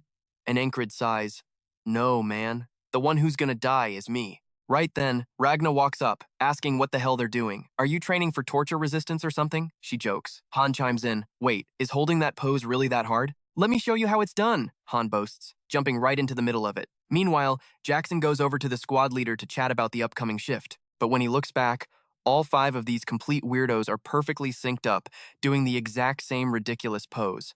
It's almost supernatural. Ren yells at him to just stretch harder. Ragna mocks him. If you can't even do this, you're gonna have to seriously work on your freaking flexibility, dude. Auden rolls his eyes at his lazy partners, declaring that this is his turf and telling them to get lost. Jackson stares at the whole circus, refusing to believe this crap, and asks, what the hell is wrong with your faces? They're all just sweating buckets training. Our guy tunes it out, thinking, I really gotta find a way to block that thrown dagger. He realizes its accuracy and speed are on a whole other level compared to normal weapons. He sketches the dagger in the dirt, and Jackson walks up, squinting at it. Wait, is that a whistling dagger? Our guy looks up. Is that what they call this thing? Yeah, because of the sound it makes when you throw it, Jackson explains. If someone uses it right, the target won't even know what hit him. Seriously, stay the hell away from those. Good to know, Enkrid smirks. It doesn't matter how sick his throwing skills are. What's he gonna do if I block it at the exact right millisecond? So back in the loop, he throws his punches at the 2 traitors again, and just like last time, Bo dodges it. He totally saw it coming, Enkrid realizes, but he immediately grabs Bo by the collar and yanks him in front. I'll teach these morons a lesson. I'll use this bastard as a meat shield to block the dagger. But then, he hears that same damn sound. Thwack! He gets pierced before he can even pull Bo all the way in front of him. But the crazy part, Bo gets nailed in the back too. And as if that wasn't enough, Jack, who was just trying to stand up, gets totally wiped out. Collapsing again, Enkrid can only think, you gotta be kidding me. That freak threw 3 of them at the same time. And just like that, the half-fairy smirks while dropping his catchphrase. Our guy realizes this dude would totally slaughter his own crew if they got in his way. Or, hell, maybe he never even saw them as allies to begin with. Then the half-fairy walks up to him, saying that was admirable. But this relentless freak of an assassin never forgets his target, staring dead at Enkrid. So the Enkrid just goes, good. The half-fairy asks if he's seriously cracking jokes on his deathbed, calling him a total weirdo while twisting that dagger in even deeper. And the Enkrid just admits it, saying he totally underestimated this whole messed up situation. And with that, he slashes him, straight up killing him. And he mutters that a wall like that is still a massive wall. Then Sharon, all the way down in the deepest pits of hell, notices the Enkrid is actually enjoying this. He tells him to laugh while he still can, because the despair waiting at the end of all that hype is exactly what makes this a curse. But damn, now I'm thinking the biggest wall he's ever gonna face is dying of old age. Just imagine him dying in his sleep, then waking up just to die at the end of the day, every single day. There wouldn't be a damn thing he could do, and he'd just be stuck in that loop forever. And just like that, Enkrid wakes up in his bed yet again, thinking about what Sharon said. He's like, hell no, this isn't a curse, it's a blessing. He heads straight to Jackson, asking him to spill everything he knows about the whistling dagger. Jackson asks where the hell the captain even heard about that, but Enkrid just shoots back, asking if knowing that would actually help him explain it. So Jackson just gives in, explaining that it's basically a bunch of crazy thin blades mashed together into one. And that's what makes that creepy whistling sound when it's thrown. Back in the day, people used to call it the dagger you can only hear, and tracking it with the naked eye, pretty much impossible. So Enkrid asks what he should do if he wanted to actually spot it and dodge. But Jackson straight up tells him he can't. Enkrid pushes back, asking what he should do if he absolutely had to. Jackson looks at him and asks if he really needs to. And Enkrid just says, yeah, I really do. Jackson thinks to himself that the kid is doing this weird crap again, wondering how the hell he even heard about it. He tells him there's zero point in trying to track a dagger after it's already in the air. You gotta watch the thrower's hand, because the exact path it's gonna take is already locked in the second it leaves their grip. There are definitely ways to fake out your throw, but once you know what to look for, it's really not that hard to catch on. He asks Jackson if he thinks he could pick up a sick move like that, but Jackson's like, no way, not with how trash your throwing form is. And Enkrid realizes the whole crew is still roasting him, whispering behind his back. Then Jackson asks if he wants him to actually teach him how to throw daggers properly. Enkrid realizes he hit the jackpot, totally surprised that Jackson actually offered to teach him first, and asks him why. Jackson just shrugs, saying he can back out if he's not feeling confident enough. But Enkrid's like, hell yeah, I'm learning. Flash forward a bit, and he's right back in that same exact scene, walking alongside Jack and Bo. He thinks back to what Jackson told him. He said the second the guy throws, you gotta relax your whole body and then lock in. The moment that blade leaves his hand, spotting it and dodging it are basically the same damn thing.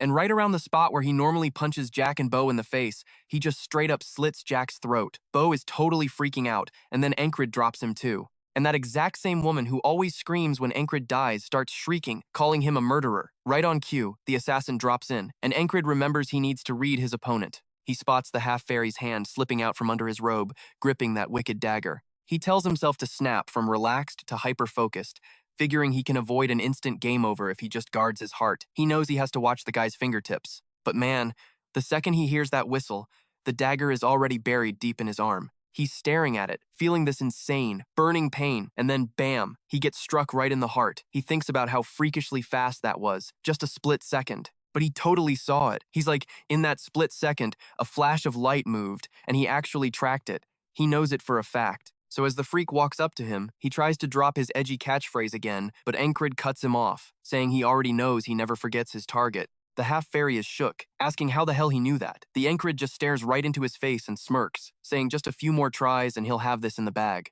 He tells him, see you soon, loser. He promises he's gonna figure out every single one of his cheap tricks. Boom, another regression. He knows he's gotta be fast as lightning this time, instantly shanking Jack and dropping Bo right after. And as he massacres those two, the crowd starts screaming about an assassin. Our guy is totally in the zone now, saying he's way past being the type of guy who just dreams about being the best. Then he spots the dagger in the half-elf's hand, watching him flick it using just one finger. He thinks to himself that he can grab whatever the hell he wants if he just grinds hard enough. And just like that, as the assassin launches it, Enkrid manages to catch the dagger with his arm, charging straight at him. The assassin spins another one on his finger, firing it off again. Our guy assumes it's coming straight for his face, planning to dodge to the side, but the assassin instantly launches another one. Enkrid realizes he just got played. Getting hit and collapsing, he thinks to himself that he can totally adapt to this guy's crazy movements. He realizes that weapon is just too damn sick, to the point he actually wants one for himself. Boom, next regression, and he's already messing around with one of those, trying to snipe an apple.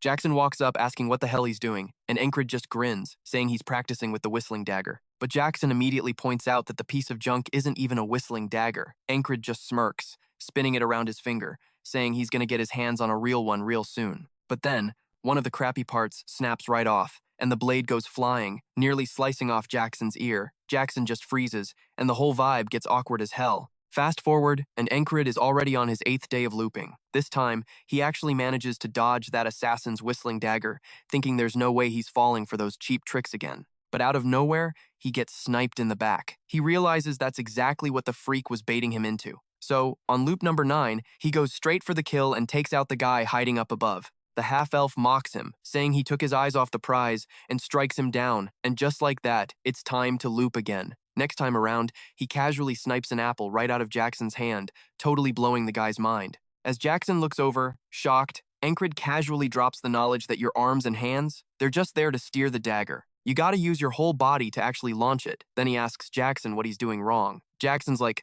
that's definitely more than enough, asking where the hell he learned to throw daggers like a pro. Enkrid thinks, from you, obviously. But since he can't exactly drop the time loop bomb, he just plays it cool, saying he saw some guy doing it during a crazy street fight. He says he just tried copying the moves. Jackson realizes this kid hit that crazy level literally just from watching, wondering if he's some kind of freakish genius or something. But then he asks if he's ever heard of the blade throwing technique. Then he drops that it was created by a guy named Georg, and he was a literal assassin. It got that name cause of his weapon, the whistling dagger. And he says the guy was absolutely dying to make a silent dagger out of a thin blade. But man, it was way too hard to handle, which led to the whistle dagger they all know today. So Enkrid says he had no clue there was a whole backstory to it, and Jackson's like, wait, really? Because he totally thought he wanted one because of that. But he's like, what do you mean? And Jackson tells him it's because his stance is absolutely perfect for it. So on the 10th day, when he meets up with Jack and Bowen, he tells him he's going to go patrol somewhere else. And Jack's like, what the hell do you mean? Because they were ordered to hit the market that day, warning him they'd get chewed out for skipping. But he just flexes that he outranks everyone there, and he'll take the heat for pulling them away. Jack's standing there like, what are we supposed to do? While Bowen just sighs and says they should probably just follow him for now. Meanwhile, Enkrid is thinking the market is the perfect spot for those assassins to set up an ambush.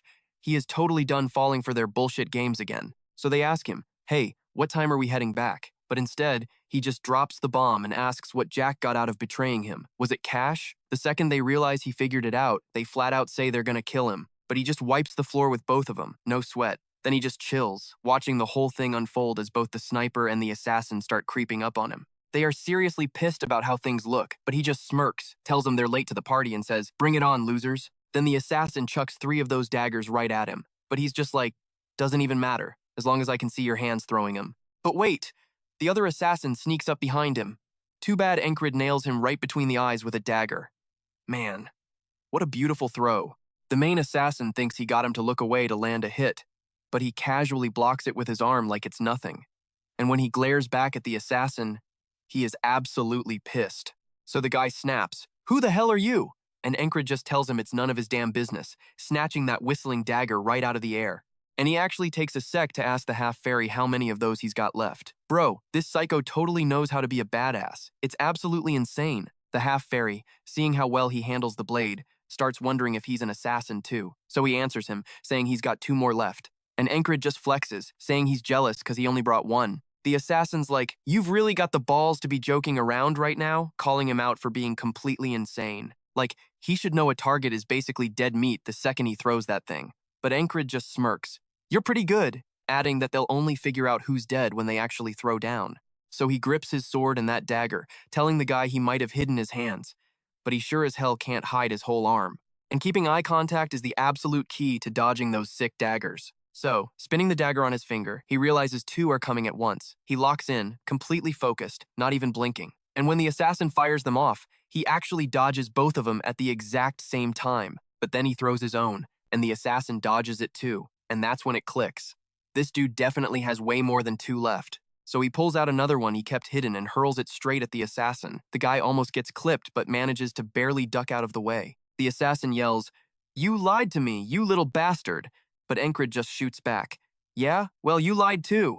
And when the assassin draws his sword, he's like, "Whoa, is this a new move?" Because everyone knows the unspoken rule. Assassins are only supposed to spam long-range attacks. He thinks the stance looks super sketchy, and then he sees the guy rushing him fast. Yep, definitely a new attack. The assassin charges at him full throttle, but he's just like, whatever. Casually grabbing the assassin's hand mid-swing, the guy instantly realizes he's royally screwed, looking totally dumb as hell. And Enkrid decides it's game over, slashing right through that ugly-ass goblin and taking him out flawlessly. Man, he's thinking about how it literally took him 10 tries, 10 entire redo duels just to beat this guy, stuck in a crazy loop of fighting, dying, leveling up, and finally catching the win. "That's wild," he mutters, staring down at the dead assassin. Then he spots even more of those sick blades on the guy and just loots all of them for himself. After that, he goes to file his report, and they're like, "Dude, did you almost die?" And on top of that, he somehow managed to scare the rest of them into running away. But he plays it totally cool, like, nah, it was just a coincidence. The fairy's not buying it though. Like, a coincidence? You fought off 4 dudes and barely got a scratch. Right. He just smirks and says the goddess of luck must be totally on his side. She gives him this super suspicious look, staring right into his eyes, but eventually just sighs, "All right, fine," and tells him to get back to his post. He agrees and dips, saying he went back to Ren. But out of nowhere, Ren's axe almost takes his freaking head off. He dodges the sneak attack, yelling, "Are you totally psycho, Ren? You almost killed me!"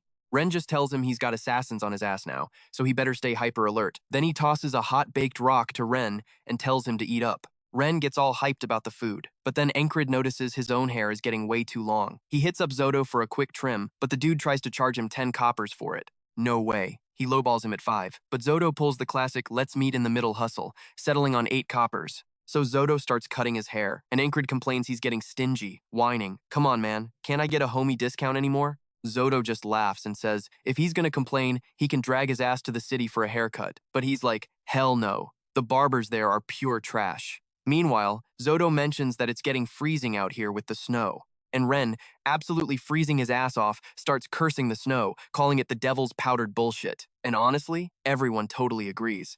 But Ein gets all preachy, calling it a test from God. Our boy is just sitting there wondering why they're all crowding around him. Then it hits him. How did an assassin even sneak past the border guards? He realizes that when Jack, Bowen, and Roten came back, someone else must be pulling the strings from the inside.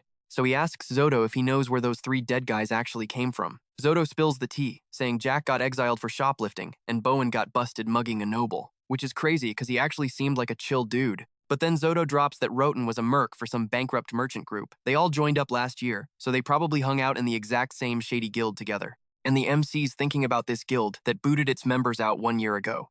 He says one definitely comes to mind.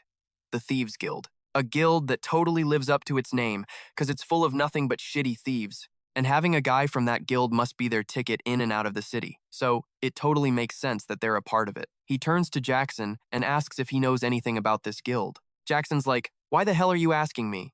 And the MC just shrugs and says he figured he'd know. Jackson starts noticing the MC's getting pretty damn cheeky. He tells him that after they rebuilt themselves, his inside contact just completely vanished, so he's totally out of the loop now. With that, Zodo wraps up his sparring session with Ryan, telling him he's doing way better than before. Then, the MC snaps back to reality, looking through his own eyes, and mutters that it's starting to snow even harder now. And Jackson chimes in, saying he'll take guard duty in the city tonight, but Ryan immediately starts cussing him out. "Bullshit! You just want to ditch the shovel and get out of clearing all this snow. Don't you even dare!" So, the MC jumps in and asks, "Why don't we just take on a mission?"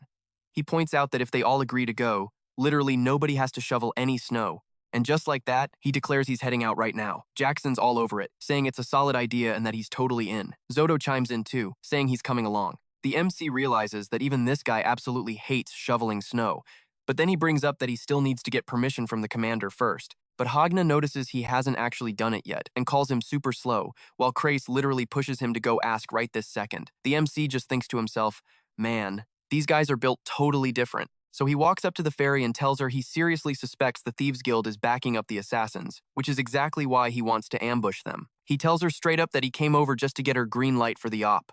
She just keeps staring him down, looking deep into his eyes. And she totally reads him like a book. She knows for a fact he's only doing all this just to get out of shoveling snow.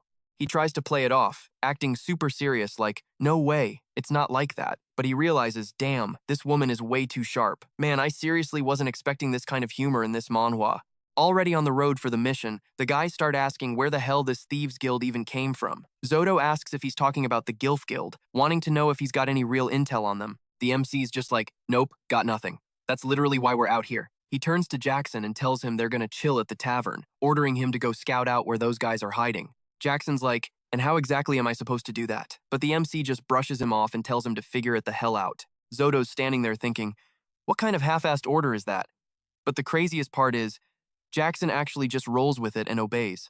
Zodo is weirded out, seriously wondering if he's the crazy one here. Cut to Vanessa's pumpkin soup tavern. They all sit down to grab some grub, and Zodo brings up a point, hey, what if this Gilf Guild is actually innocent? The MC shoots that down, saying that even if they aren't working with the assassins, they're still freaking criminals. It's about time someone taught them a lesson. But Zodo's still chewing on that thought. He calls out to Lias to wait up, and she asks him what he needs. Then the kid just leans in and whispers something right into her ear, which definitely leaves the MC super curious. But then his attention shifts back, noticing Jackson is taking forever. He points out that, even for a guy like him, it's pretty damn weird that there's zero sign of him yet. It actually makes him second-guess himself, wondering if his orders were way too vague. He's honestly starting to feel kind of bad for the guy. Meanwhile, Jackson is literally just chilling on top of some roof, standing perfectly still and staking the place out. He's stuck up there for so long that he practically turns into a popsicle. But eventually, it pays off, he catches some movement and spots a bunch of sketchy-looking dudes. So he hits up Crash, asking if he knows who that girl is. Crash is like, oh, that's Lace. Her old man's a shoemaker, and she's dreaming of opening her own tavern up in the capital. He realizes that Zodo seriously knows way too much gossip, but Zodo just smirks and says, hey, every gorgeous girl out there is going to be one of my future clients.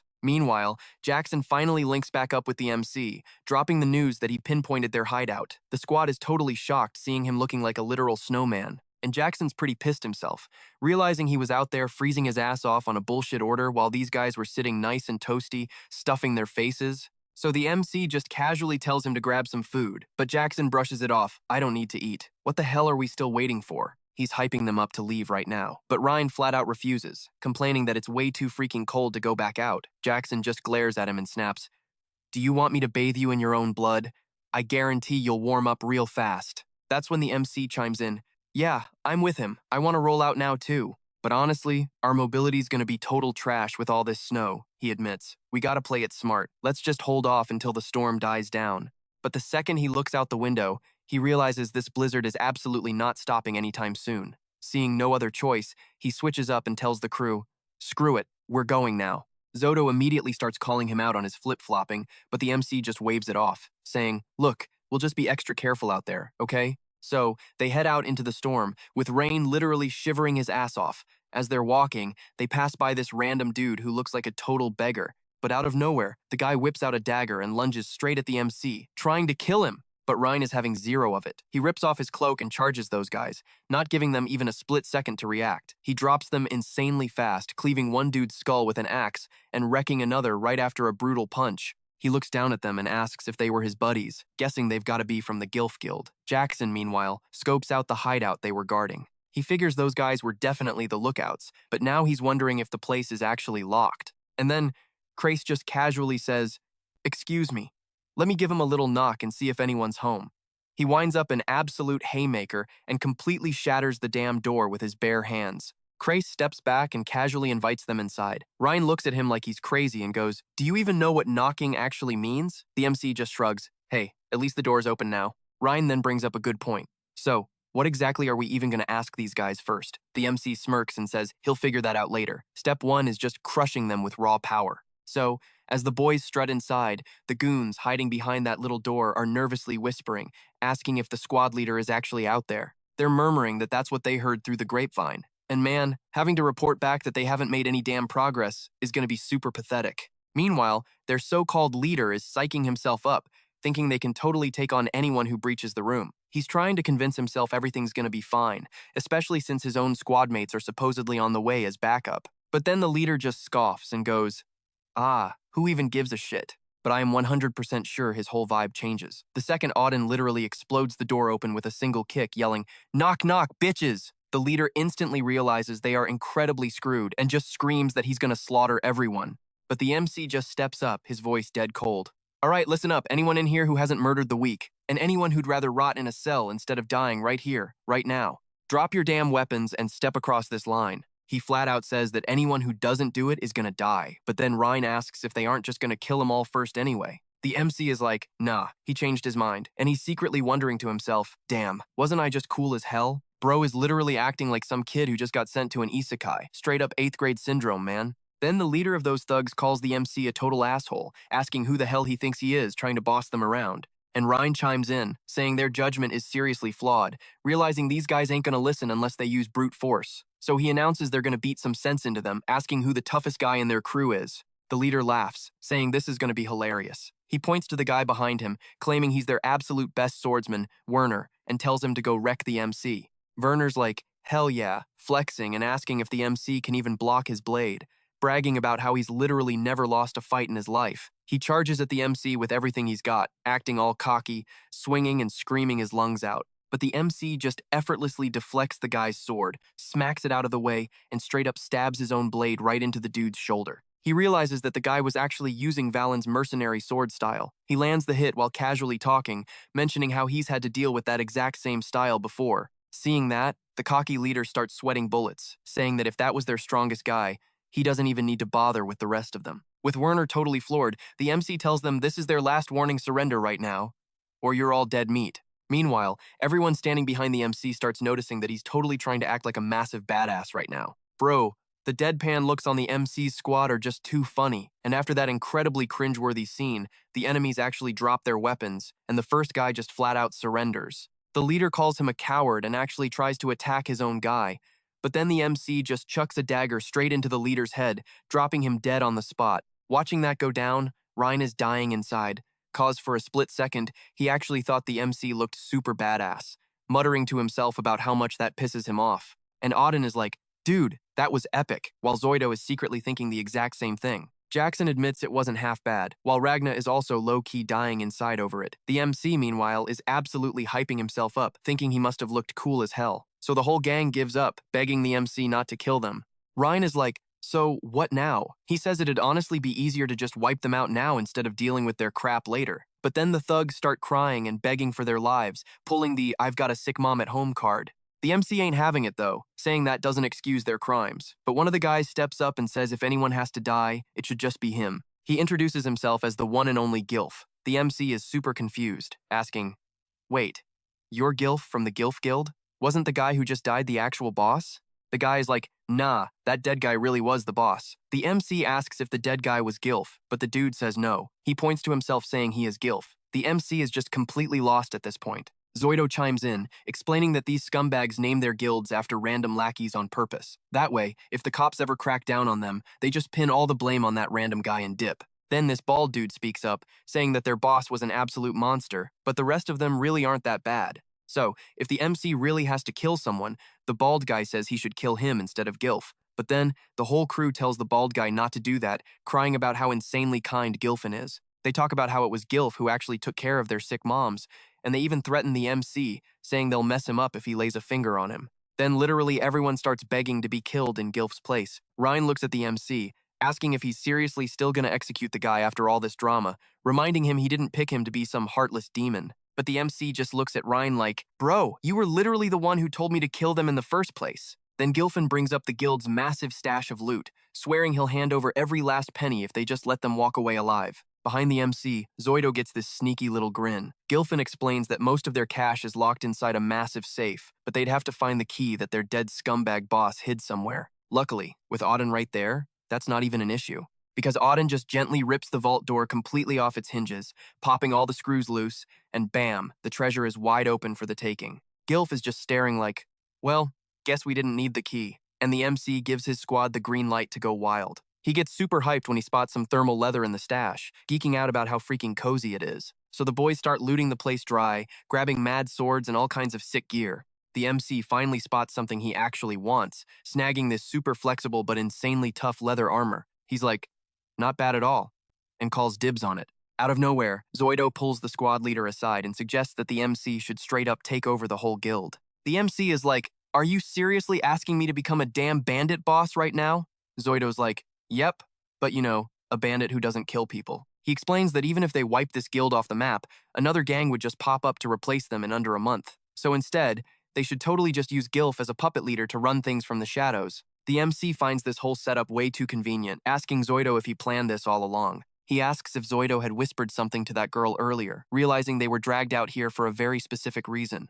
Zoido smirks, asking if he finally caught on, but he adds that, either way, they just busted an entire gang in one clean sweep. He promises that if the MC greenlights the plan, he'll hook him up with a fat stack of krona every single month and use the guild to run an info-gathering network. The MC thinks to himself that he doesn't really care that much about krona, but hey, extra cash definitely doesn't hurt. He tells Zoido he's in. Zoido instantly puts on this bossy attitude, walking up to Gilf and laying down the law. He tells them that from now on, they're the non-lethal thieves guild. They're gonna weed out all the bad apples, throw them in jail, and slowly, completely reform the whole operation. But Gilfin panics, warning them that if they don't brace themselves, they're all probably gonna end up dead. The MC's like, whoa, chill, why? Gilfin explains that, like he mentioned before, their dead boss actually worked for Aspen and took direct orders from him. He drops the bomb that this crazy frog monster shows up every spring and autumn just to check up on the guild. And if Aspen's crew finds out what went down, that giant frog is gonna slaughter every last one of them. Zoido just shrugs it off though, totally unfazed. He's like, bro, that's really not a big deal. We've got our own monsters, and they're way freaking worse. Ryan glares at him, asking if he wants to say that to his face again. The MC just ignores the beef and says that since they already looted everything they came for, it's time to head back. But then Ryan gives him this dead serious look and asks, bro, do you really think we're done shoveling all that snow? The MC instantly realizes that, yeah, they should definitely chill out here a bit longer. Ragna suddenly chimes in, acting like they've still got some unfinished business to take care of. And whatever the hell that means, they just want to stay, reflect, and preach the word of God a little more. Meanwhile, Jackson makes up some excuse about having to take care of something right now, so he casually dips, saying he'll just return tomorrow morning. The MC sarcastically says he had absolutely no idea they were all so incredibly busy, especially since the entire squad is currently sleeping like babies right around the campfire. Heading back to camp, he reports to the ferry that the whole squad made it back, flexing that they tracked down and completely wrecked the bandits' hideout. And the ferry just asks if he had fun ditching snow shoveling duty. He plays dumb, saying he has no clue what she's talking about, but realizes she knows way too much. Then she just changes the subject, saying she heard he never backs down from a duel. He's like, yeah, usually. So she challenges him to spar, and he says sure. But he's low-key wondering if this is actually a duel or just a punishment, because she definitely seemed pissed. And just like that, she almost yeets him across the room, slashing her sword across his leg, and he eats dirt hard. Then she barks at him to get up, and he grabs his sword, but ends up eating it again. He's just there thinking, what the hell is this? Because her sword has always been super thin, moving almost like a freaking whip, and she keeps yelling at him to get up while he's basically useless without his sword. So he falls flat on his back while she's thinking about how she's seen him react in a split second before, almost like he could literally see the future. But right now, he looks totally blind to it. She admits she really doesn't know what kind of guy he is, but it's still a fact that he broke the spell and took out 4 assassins. Then she points out that it's snowing again, telling him she'll be watching. And he realizes he got wrecked all because of the snow, thinking to himself that this is just pathetic. Because even though he grinds his sword training nonstop, he's never actually done anything with his bare hands. And now it hits him what he's missing. He needs to learn how to actually throw hands and use his whole body. He realizes it's martial arts, remembering Auden the Brave. And bro, look at the dude's build. Damn, guy could totally step on a bodybuilding stage, right? So he heads over to Auden, who's working out by literally deadlifting a whole tree trunk. Auden tells him that one of the most basic things in martial arts is a conditioned body. And he says this while slamming that giant-ass log onto the ground. And our MC just stares at it in total disbelief, while Ryan is over there asking what lunatic just tossed a freaking tree out of nowhere. So Auden says he's got a training method for him. The MC asks about the tree thing, and Auden explains that it pushes your body to the absolute limit. He calls it the isolation method, straight up warning him it's gonna hurt like hell. He might as well consider himself a dead man, so the MC just thinks to himself that this is exactly his kind of vibe. Then Auden makes him carry a massive boulder on his back while doing lunges, and the MC feels like he's actually gonna die. Auden tells him that the core rule of the isolation technique is progressive overload, and he drops the knowledge that your muscles only get stronger when they're ripped to shreds. So the MC is out here getting almost crushed to death by that thing. Auden barks at him to hold it for 10 seconds, hyping him up and saying he knows the MC's limits way better than he does himself. But then the MC snaps back, asking how the hell he'd know that if Auden is just standing right next to him. And Auden just asks if he doesn't regret not starting this grind way sooner, pointing out that he needs to level up his physique way more before even touching real martial arts training, and that if he had just started earlier, he'd be so much further ahead by now.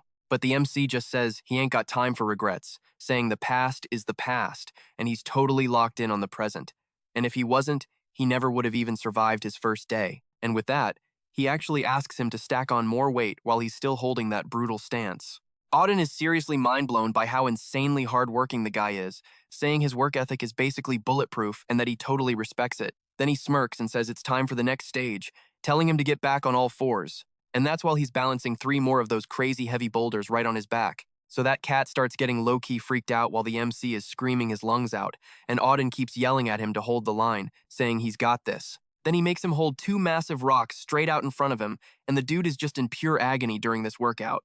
And the Panther just sits there watching the whole thing. Fast forward to nighttime, and he crawls back into the dorms absolutely dead, just collapsing right at the door. So Ryan asks if somebody is messing with him, wondering why he always comes back looking like he got hit by a truck, and the MC, shaking like a leaf, just mumbles that he was doing his regular training. Right then, the Panther walks over to cuddle up next to the MC, and Ryan asks if he's planning to keep her, asking why he doesn't just give her a name already. He thinks it over and says since she's so warm, he'll name her Toasty, but the Panther is absolutely not having any of that crap. So he comes up with another one, saying that since she's got blue eyes, she'll be Blue Blob. But the Panther clearly hates that one too, and Ryan straight up asks if he secretly hates the poor thing, saying those names are practically animal abuse. And the MC looks absolutely crushed, because he thought Blue Blob was pretty damn cute. He says he's gonna have to brainstorm a bit more on the name, especially if she's gonna stick around. And with that, he crashes and falls asleep. In his dream, he spawns into this gorgeous glowing blue field, totally tripping out and wondering what the heck is going on.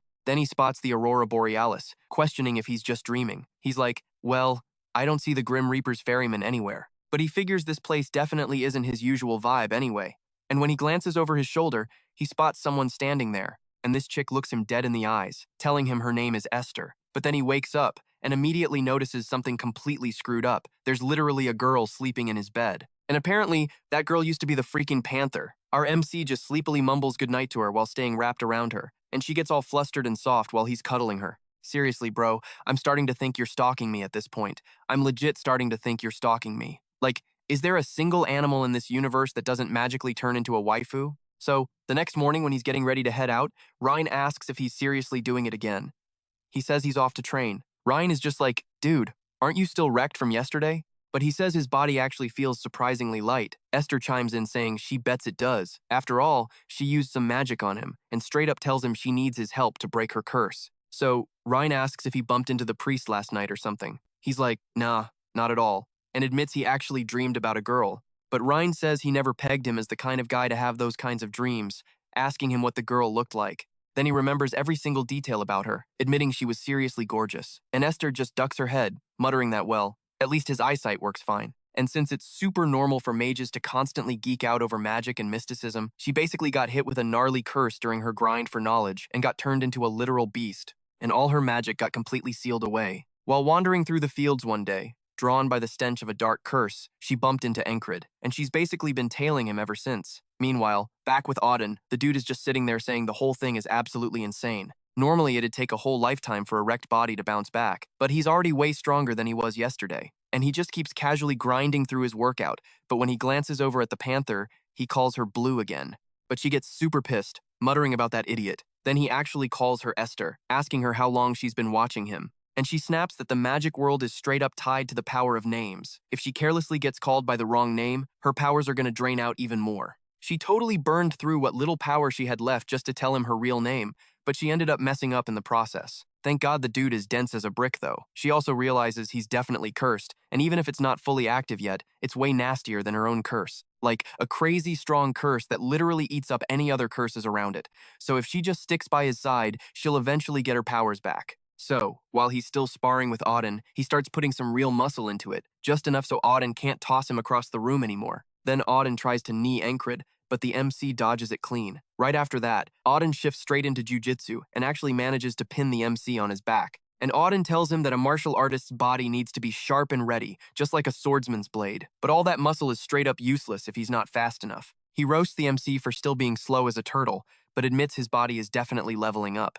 He even drops that the MC seriously doesn't know the meaning of giving up. Fast forward, and he mentions how the month went by in a flash. The snow is melting away to show fresh green fields, and he's just been grinding non-stop with his training. So, he spars with both Auden and Ren, barely missing a sick hit on him. Ren totally hypes him up, saying the MC has leveled up and they can finally brawl like real men, getting super pumped. Later that afternoon, right after chow, he hits up Ragna, telling him they gotta train to burn off the meal. Ragna's just like, bro, I'm literally still eating. But after they throw down, the MC is flat on his back while Ragna casually tells him his adaptability is still totally trash. But his basics are solid now. Like, he could pull it off with muscle memory in his sleep. Ragna warns him he's gonna have to grind this out countless times, and it's gonna be a massive pain. Luckily, Enkrid is already a pro at grinding. Later that night, he thinks about how sparring with the squad is dope and all, but getting some real-world combat experience would be totally next level. Suddenly, he catches a sound right before Jackson jumps him out of nowhere, but the MC catches his dagger bare-handed and smirks, saying he ain't dying in a scrub ambush anymore. He's genuinely leveled up.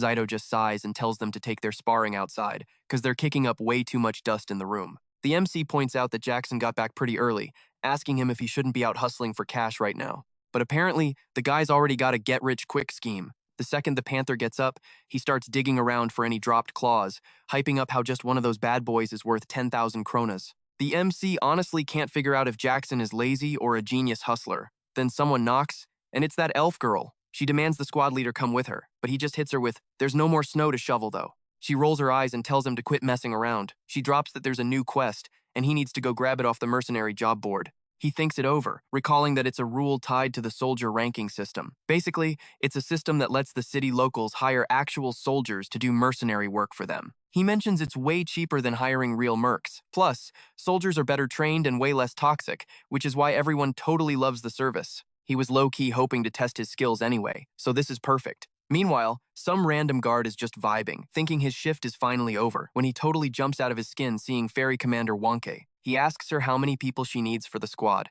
She says it's going to be 3 total. She tells the MC to bring one of his boys, and drops the bomb that she's going to be the 3rd member. The guard is totally shook, asking if she's seriously going on a mission and why. Then he connects the dots and realizes she and the MC have been hanging out a ton lately. It's crazy sus. He starts spilling the tea that those two even dueled each other, wondering out loud if there's some spicy drama between them. He straight up bets they're dating. But meanwhile, she looks at the MC and is like, "What's with that sour look?" She asks if he's actually super uncomfy about going on a mission with her. And right then, the gossipy guard eavesdropping nearby realizes he just struck absolute gold. He literally turns to the guys and goes, "Yo, did you hear that? The company commander and the spellbreaker are totally a thing."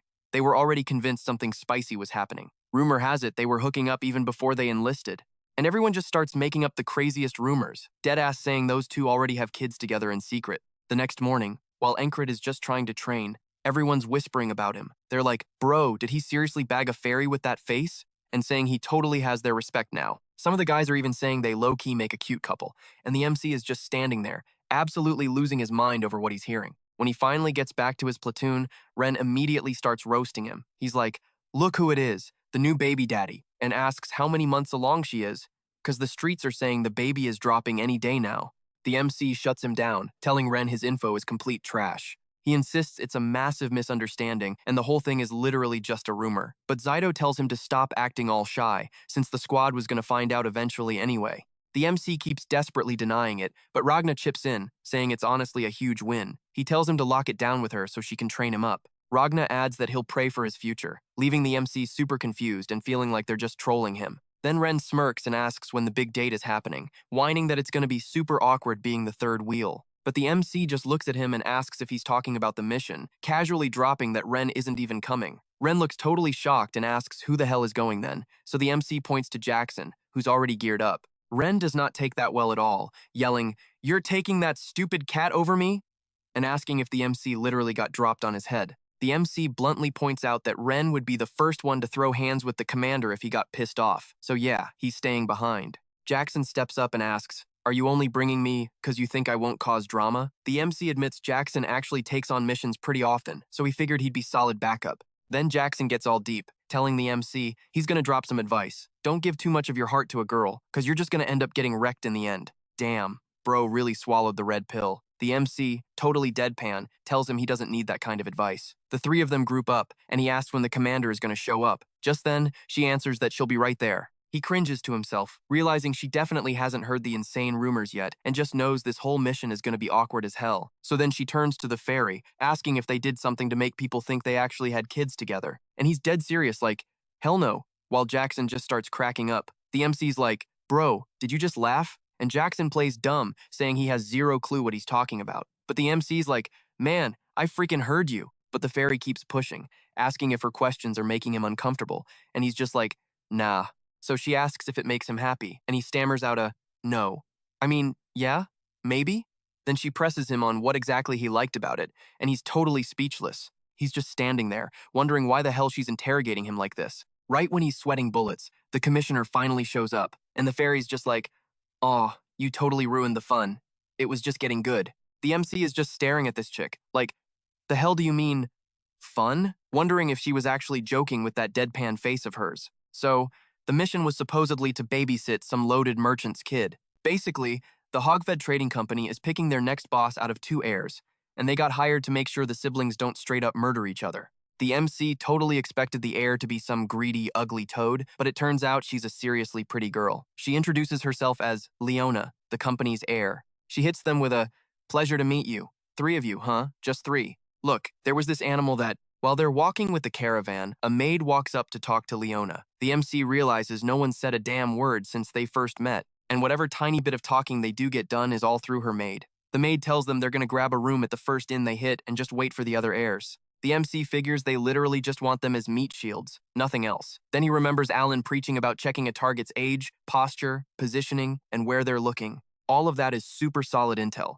He reminds himself that figuring out the enemy's game plan is basically a super skill on its own. So he tells himself to just watch and analyze. He notices the guard right in front of him is a southpaw, and her footsteps are heavy as hell. Plus, she's totally decked out in heavy gear. He figures just by looking at her sword that she packs a punch, but honestly, none of them look like they're on that special rank level. Yeah, his breakdown might be a bit flawed, but he figures it's good enough for now. Out of nowhere, Jackson hits him up like, "Hey, if we're all bored out of our minds, want to play a game?" He says they're gonna play Guess That Sound. Jackson starts off calling out a paper bag getting crushed, and the MC matches it, pointing out a chick in front of a food stall. Jackson keeps it going, picking up on a hammer hitting an anvil, while the MC spots the blacksmith. Then Jackson clicks his tongue, teasing him like, "Bro, you're slow," and points out a guy clicking his heels over by the shoe shop. The MC realizes the whole point of this game is to pinpoint exactly where the sounds are coming from, and damn, it's way harder than it looks. Then the Southpaw Knight tells them they're grabbing a room upstairs and says they can just chill down here. The fairy butts in, saying their little game looks pretty fun and she wants in. The MC remembers hearing that fairies have way sharper senses than humans, and yeah, they just keep calling out every single noise around them. But man, Jackson and the fairy are on a whole other level compared to him. He's just like, yeah, I can't even keep up with you guys. But as they keep going, the MC gets a weird vibe. The messed up part, it really doesn't feel like a game anymore. Suddenly they call out someone sneaking up behind Jackson, but Jackson completely wrecks the guy without breaking a sweat, and the fairy easily swats away her own attacker. Jackson's like, yeah, figured it was an ambush, and she agrees. Yep, totally saw that coming. They clock pretty fast that these guys are assassins, but the MC just bodies a few of them with zero issues. He shouts out, "The commissioner is the main target," but as he's rushing up the stairs to get to her, some dude chucks a bunch of daggers right at his head. Jackson swats them away like they're bugs, while the fairy is just going totally feral, slaughtering the rest. The assassins are freaking out, like, why the hell are these guys so strong? But one of their buddies yells at them to chill, hyping them up like, "Don't sweat it, we've got the numbers." Yeah, right. Jackson just starts dropping bodies like it's nothing, totally trashing their numbers advantage. The fairy watches the massacre and thinks to herself, damn, the MC's squad members are way stronger than he is. But the crazy thing is, they all actually listen to him and trust him completely. She wonders who the hell built this dynamic, thinking, now this is interesting. She just keeps effortlessly wiping the floor with them while the MC sprints upstairs after the commissioner. He smirks, thinking that after dealing with the psycho who went after Kang and that half-fairy assassin recently, a bunch of random scrubs like these are literally no sweat. He spots a guy trying to backstab him and is just like, where the hell do you think you're going, buddy? The MC flashes back to Crace, roasting him for being too slow, but he reacts in a split second, blasting the dude with a massive hit and sending him flying across the room. He grins, realizing, hell yeah, my moves are on a totally different level now. Right as he drops that guy, the night chick gets blasted straight out of Leona's room. Inside, another assassin is lunging to kill both Leona and the maid, screaming, "Glory to Aspen!" But the maid throws herself right in the line of fire, totally ready to take the hit for her lady. The MC curses. He's too close to use the Soviante daggers. He knows he can't guarantee a clean stop, racking his brain like, damn it, can I even reach him in time? Then it hits him there's one insane move he's seen before that closes the gap instantly. He thinks back to that proto-knight who blitzed forward with crazy speed. He knows a perfect copy is totally impossible at his current level. But if he can just rip off a fraction of that speed, he might actually pull this off. He explodes forward, pushing himself so fast that he beats the assassin to the two girls. With that clutch move, he totally intercepts the attack, shielding them both. The blade shreds right through his cape, showing off the sick mantle he's wearing underneath. He winces the impact of the strike, definitely stung like a bitch, but the Gilfin leather armor completely tanked the damage. He smirks at the assassin and drops a, hey, why don't we take this little chat downstairs? He grabs the dude by the collar and just yeets him straight out the window. They smash down into the dirt, and the assassin is basically half dead. The MC brushes himself off, thinking, well, good thing I used this idiot as a crash pad, since the second floor is totally cleared out now. He looks at the assassin, figuring the guy must have really busted himself up from that drop, but gotta hand it to him, the dude's got some guts. The guy suddenly dual wields two swords, calling the MC a total psycho. He yells, "Are you some freak from the border guard?" But the MC just goes, nope. The assassin scoffs, spitting out that there's no way in hell he's gonna lose to him. The MC narrows his eyes, noticing the guy is rocking two different sized blades, but he hasn't lost his balance at all. This guy's not a complete joke. Figuring the guy uses the flowing sword art, he wonders how the hell he's supposed to deal with that. Then the dude just straight up says he's gonna kill him first and absolutely wreck that chick. But Enkrid's just like, has anyone ever told you that you talk way too much? Taunting him to bring it on. And as the assassin charges in, Enkrid thinks this is his first actual fight in ages. The guy looks pretty tough, so he's wondering what sick move he should test out first. Watching the assassin rush him, he clocks that he's rocking the Thundrin dual blade style, basically a Valen duet. So when the dude swings at him, Enkrid just dodges it flawlessly. But then the guy keeps coming at him with the other blade, and Enkrid just keeps swiping out of the way. The dude swipes at his feet, but Enkrid just hops back. And right as the assassin lunges forward to skewer him, Enkrid dashes right behind him like a ghost. The assassin is absolutely shook by how fast Enkrid just teleported behind his back. He's tripping out. Like, did this random kid really just dodge all my attacks? And Enkrid's just like, damn, I'm impressed. I could never pull that off because I just don't have the talent for it. He's thinking this guy's speed and precision make him almost as sick as that dagger pervert. The goatee dude is like, the hell are you talking about? And charges at him again. But then Enkrid pops into the zone and sees the whole thing in ultra slow motion. Something clicks, and he instantly reads the attack path, seeing exactly what the dude's gonna do and where he's aiming. So Enkrid just casually swings his blade right into the exact spot to slice his neck. He's muttering that he was actually aiming for the heart, realizing he still sucks at this and needs way more practice with Ragna or maybe Jackson. The moment the guy drops, the rest of the crew starts bailing, and Enkrid's thinking he's got to catch every single one of them. But Jackson points out that his flashy fight drew way too much attention. Enkrid's like, dude, those guys are making a run for it, and Jackson just stands there like, yep, they sure are. Enkrid's like, are you seriously not going to chase them? Jackson just brushes it off, saying they aren't getting paid to play cop.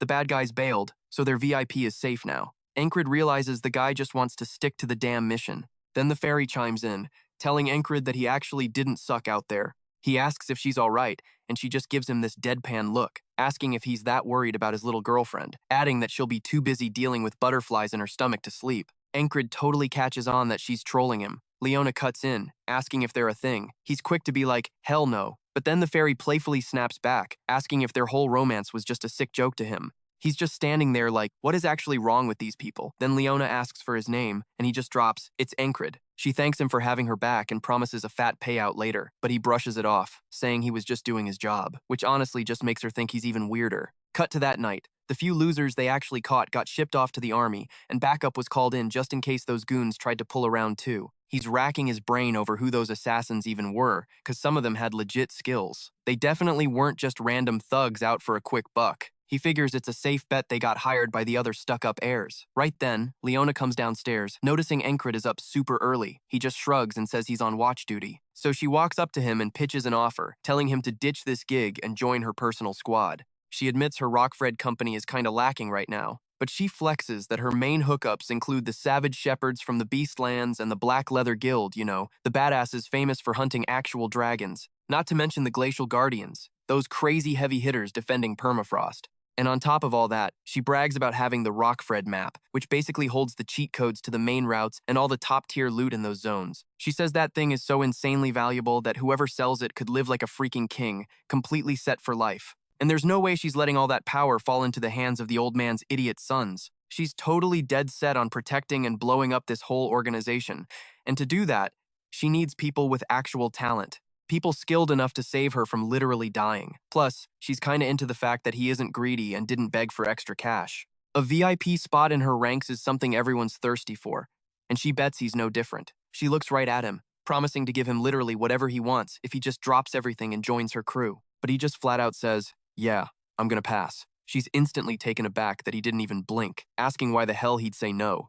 Out of nowhere, Jackson pops up like, oof, kinda pathetic to keep pushing after getting dumped, and the fairy materializes right beside him, completely agreeing like, yeah, totally awkward and cringe. Leona just sighs, admitting they've got a point. She mentions the other association heirs are crashing the party around noon, so she's gotta go prep for that mess. As they walk down, Jackson is totally teasing him, saying he managed to pull a filthy rich heiress, joking that psycho, high-maintenance girls must be his type. Enkrid's just like, bro, shut up, they're not. Jackson tells him he really needs to quit going around accidentally making all these girls obsessed with him, but Enkrid's just defending himself like, I literally didn't even do anything. And the elf, still rocking that totally blank face, acts all heartbroken, crying about how he's already got a side chick and pretending she's gonna sob. Enkrid is so over it, sarcastically apologizing and saying she's just not his type anymore. Jackson is dying because Enkrid actually replied to her teasing, and even the elf looks shocked. Meanwhile, all the dudes outside are whispering like, bro, did you hear that?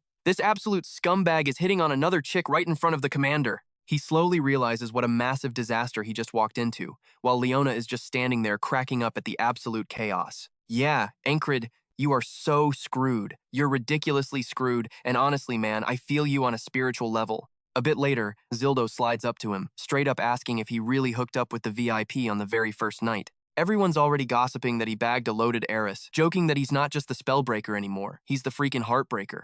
He's literally speechless, just asking Zildo if he came all the way over here just to roast him too. But Zildo gets serious, saying it's actually about the Gilpin Guild and that he needs to get clued in on some shady stuff. Our boy smirks, thinking that's exactly what he wants to hear, because he actually needs Zildo to do him a solid anyway. He tells him they gotta hunt down the runners who bailed earlier and force him to spill whatever they're plotting. Then the talk shifts to heinous Rockfred, the old boss of the Merchant Association. Word is, the guy was an absolute legend with a crazy sharp mind for business. He actually thought about making his adopted daughter, Leona, the heir because she's super sharp and smart, but he couldn't just brush his own flesh and blood aside. So, he kicked the bucket without leaving a clear heir to run the Merchant Guild. And now, the assassin is telling Leona's brother that, tough luck, the hit totally failed. He should have just left it to them, man. What a wasted chance. And Pollard from Rockfed starts freaking out while the guys say they'll handle it, asking if their deal is still on. Pollard's like, hell yeah, promising a massive payout if they just take care of the mess. But honestly, that second guy in the carriage isn't buying that crap at all.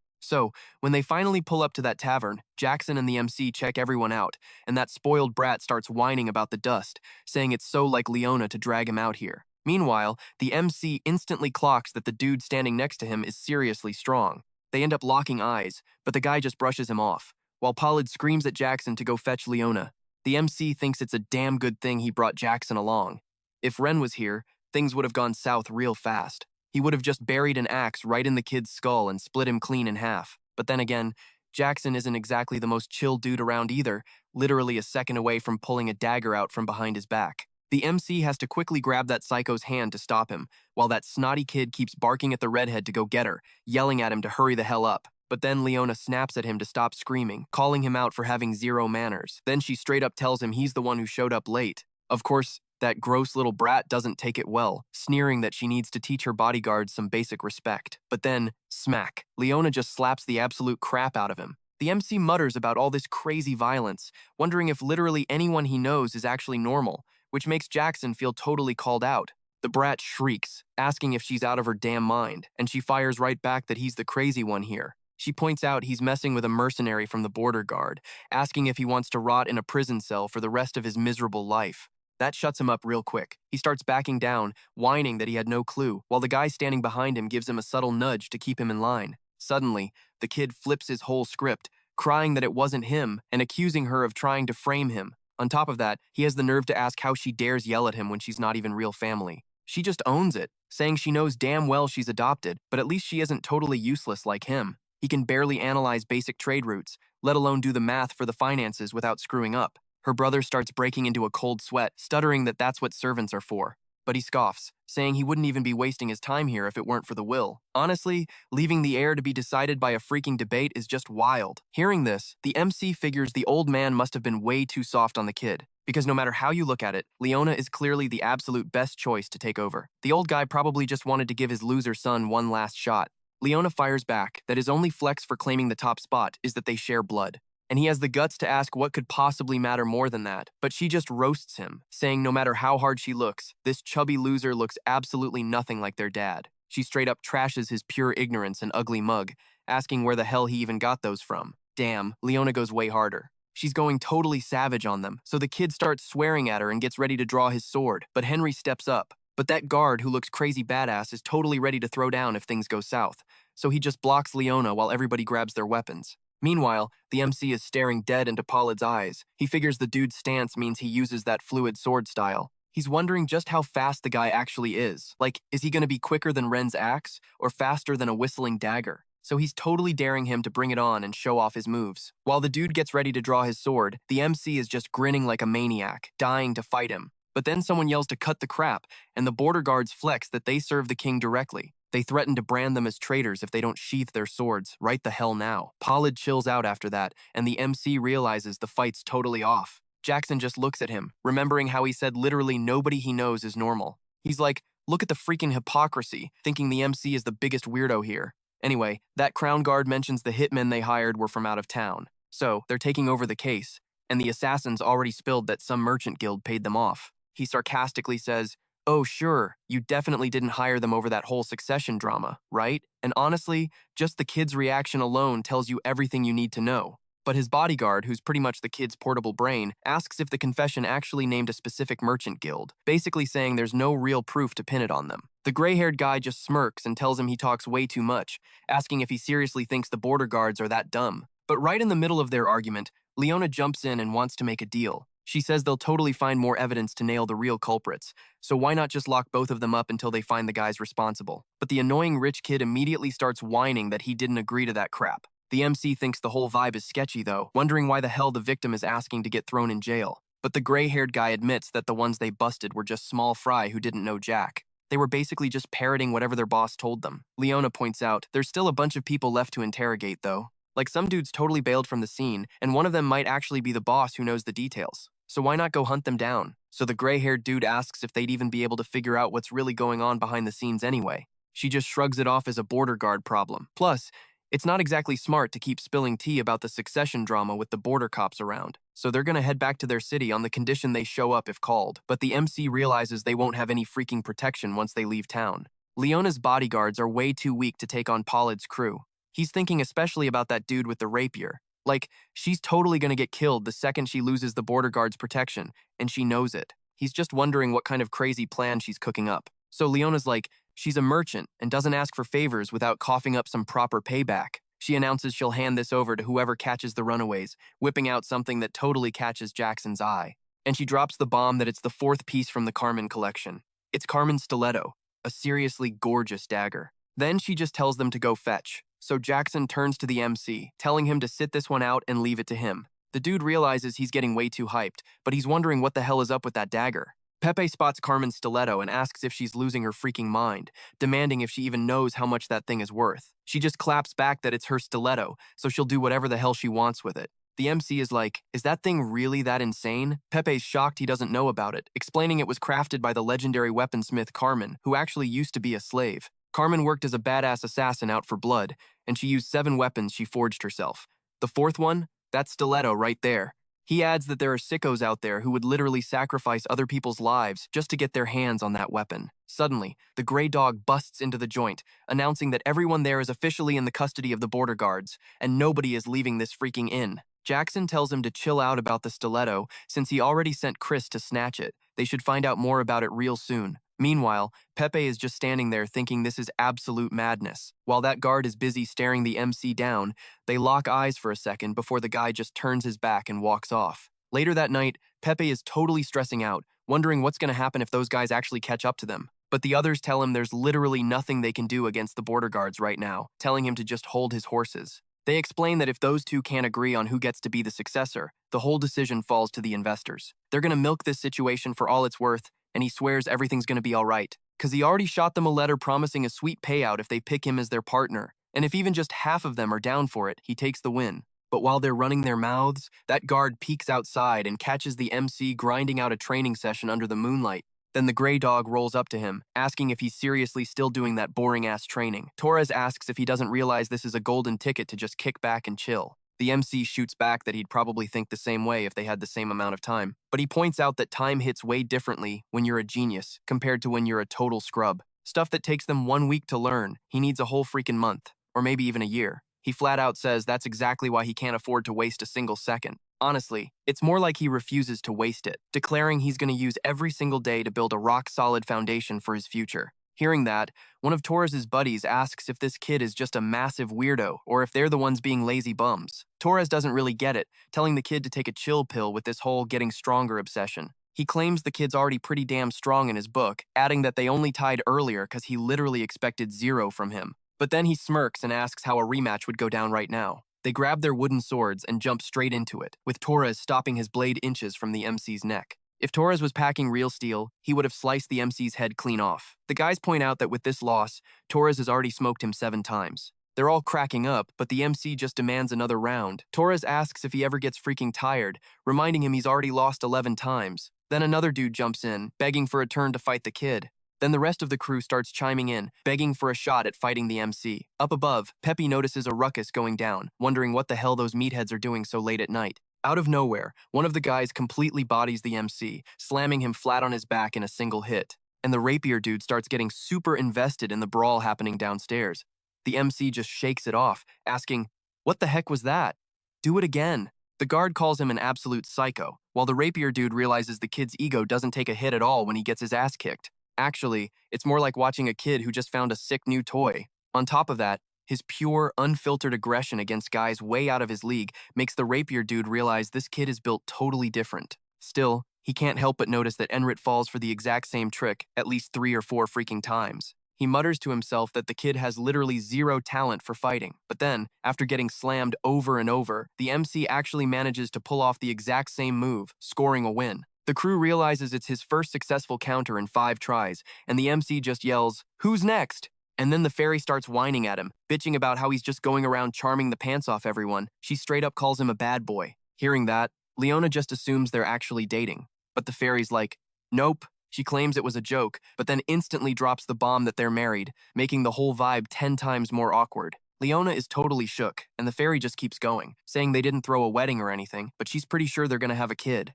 The cringe just keeps leveling up as the MC hears her spouting all this nonsense, yelling that she's totally messing with his focus. He just wants her to shut up and get back inside already. While they're having this ridiculous banter, the rapier dude slides in, dropping an apology and asking if anyone minds if he gets in on the action. Enkrid spots the crazy bastard, and Torres glares at him, asking what the hell his problem is. The dude is getting super hooked on Enkrid, straight up telling him his talent is pure garbage. But even so, he's got this massive itch to teach him a lesson, claiming he just can't hold back anymore. One of Torres's guards barks at him, saying he ain't part of their crew and telling him to sit his ass down and shut up. But the MC cuts in like, nah, bring it on, saying he's been waiting for a real fight, which makes the rapier dude smirk. Meanwhile, Jackson is watching the whole shit show from the balcony. He realizes that this new guy is a massive threat, even if he's only packing a busted wooden stick. He figures he better stay on his toes, gripping his dagger just in case things go south. Squaring off face to face with this guy, Enkrid feels the adrenaline absolutely surging through his veins. He realizes standing in front of this dude feels exactly like being back in the freaking war zone. The moment the guy lunges with a thrust, Enkrid totally thinks he can read the path perfectly using his zone. He tracks the attack's trajectory, spotting a sneaky little feint mixed into it. But the bastard is aiming straight for his throat. Enkrid knows he's got to block his line of attack and push his own forward.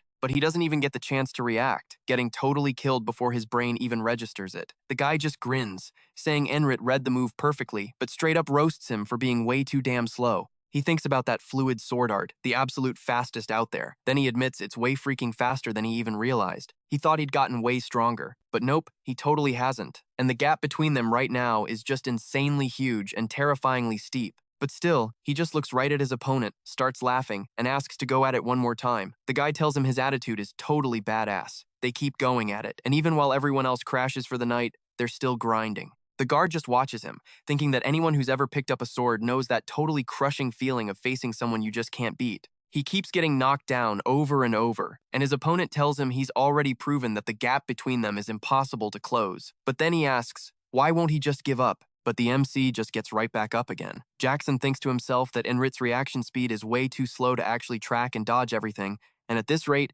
he's never gonna climb that wall. So he says he's gotta teach him a thing or two about boosting his speed. Then the opponent calls it, saying that's enough for now and they should get some sleep. But the MC is still hyping him up, saying he's absolutely insane, and swearing that one day he's gonna master that fluid sword art too. The guy just chuckles, thinking to himself that he's actually even more impressed by the kid now. He thinks it's a total bummer though.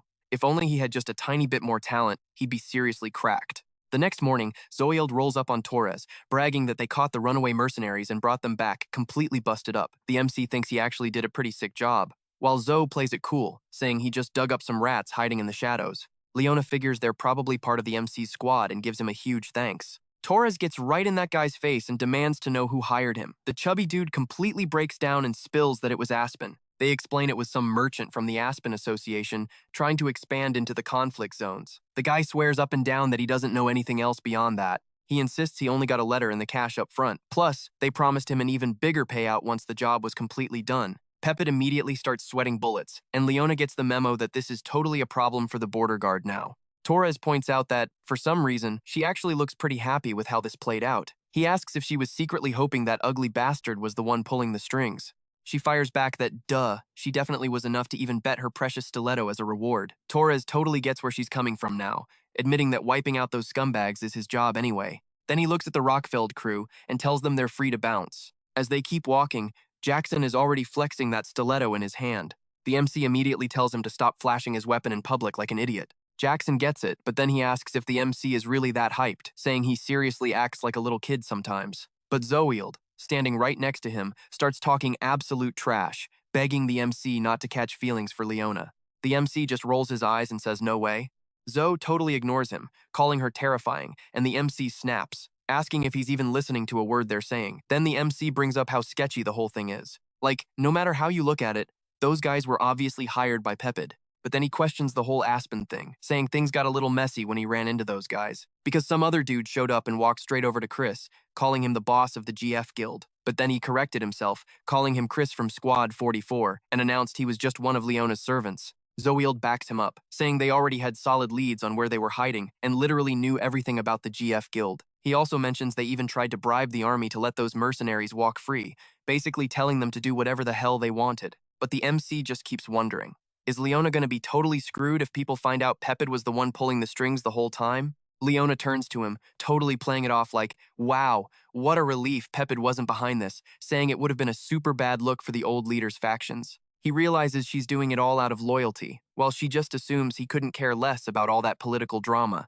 But he still asks if she's actually going to be okay, since he won't be able to cover her back once she's outside the border. Like, if Pepid decides to pull another stunt, things are going to go straight to hell. But she just gives this wicked smirk and says she's already taking care of the trash. And right on cue, there's a massive freaking battalion waiting for them just up ahead. The guy standing front and center introduces himself as Mats, the commander of the Rockfeld Mercantile Association's corporate guards. Damn, bro, that's insane. Just look at that. Mats announces he's fully ready to escort the new boss, Leona Rockfeld, who was unanimously voted in as the next leader by all the shareholders. The entire squad instantly drops to their knees for her. The MC realizes she literally stalled there on purpose for 2 days just so she could lock down all the shareholders' votes in the background. Crazy loyalty, totally cutthroat moves, and insane intel gathering.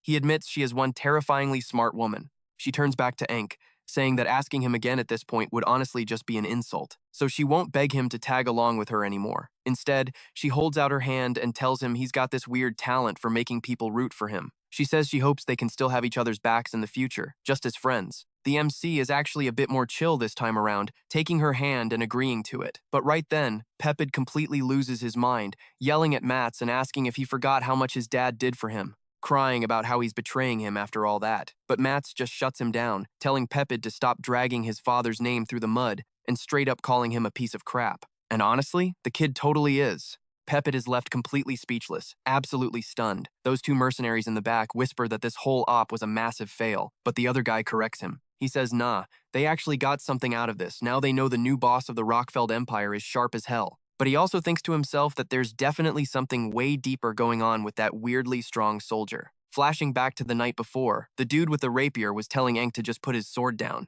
He told him he totally respects his hustle and raw strength, but the kid just doesn't have the talent to go toe-to-toe with him. He said it was getting painful and honestly kind of cringe to watch. The MC thinks about how it's been a minute since anyone told him that, but he fires back that he never listened to the haters in the past, and he still made it this far anyway. The guy realizes the kid is actually laughing, so he just turns around and walks away. A while later, the MC and his squad catch up with Ryan. Ryan snaps at him to stop saying his name, grumbling that he's totally going to choose that sly fox over him anyway. But then the MC admits he wants to train and seriously needs his help. Hearing that, Ryan instantly turns into a total softie, getting super excited and asking if he actually really needs him. So he figures the first thing he needs to nail down the fluid sword style is quick decision-making, finding the absolute best path to strike. So while Ryan is coming at him, he actually starts predicting his moves. He realizes he needs this crazy explosive energy flowing smoothly through his whole body. And bam, he actually manages to nick Ryan's neck. He gets so freaked out by it, he can barely believe he pulled it off.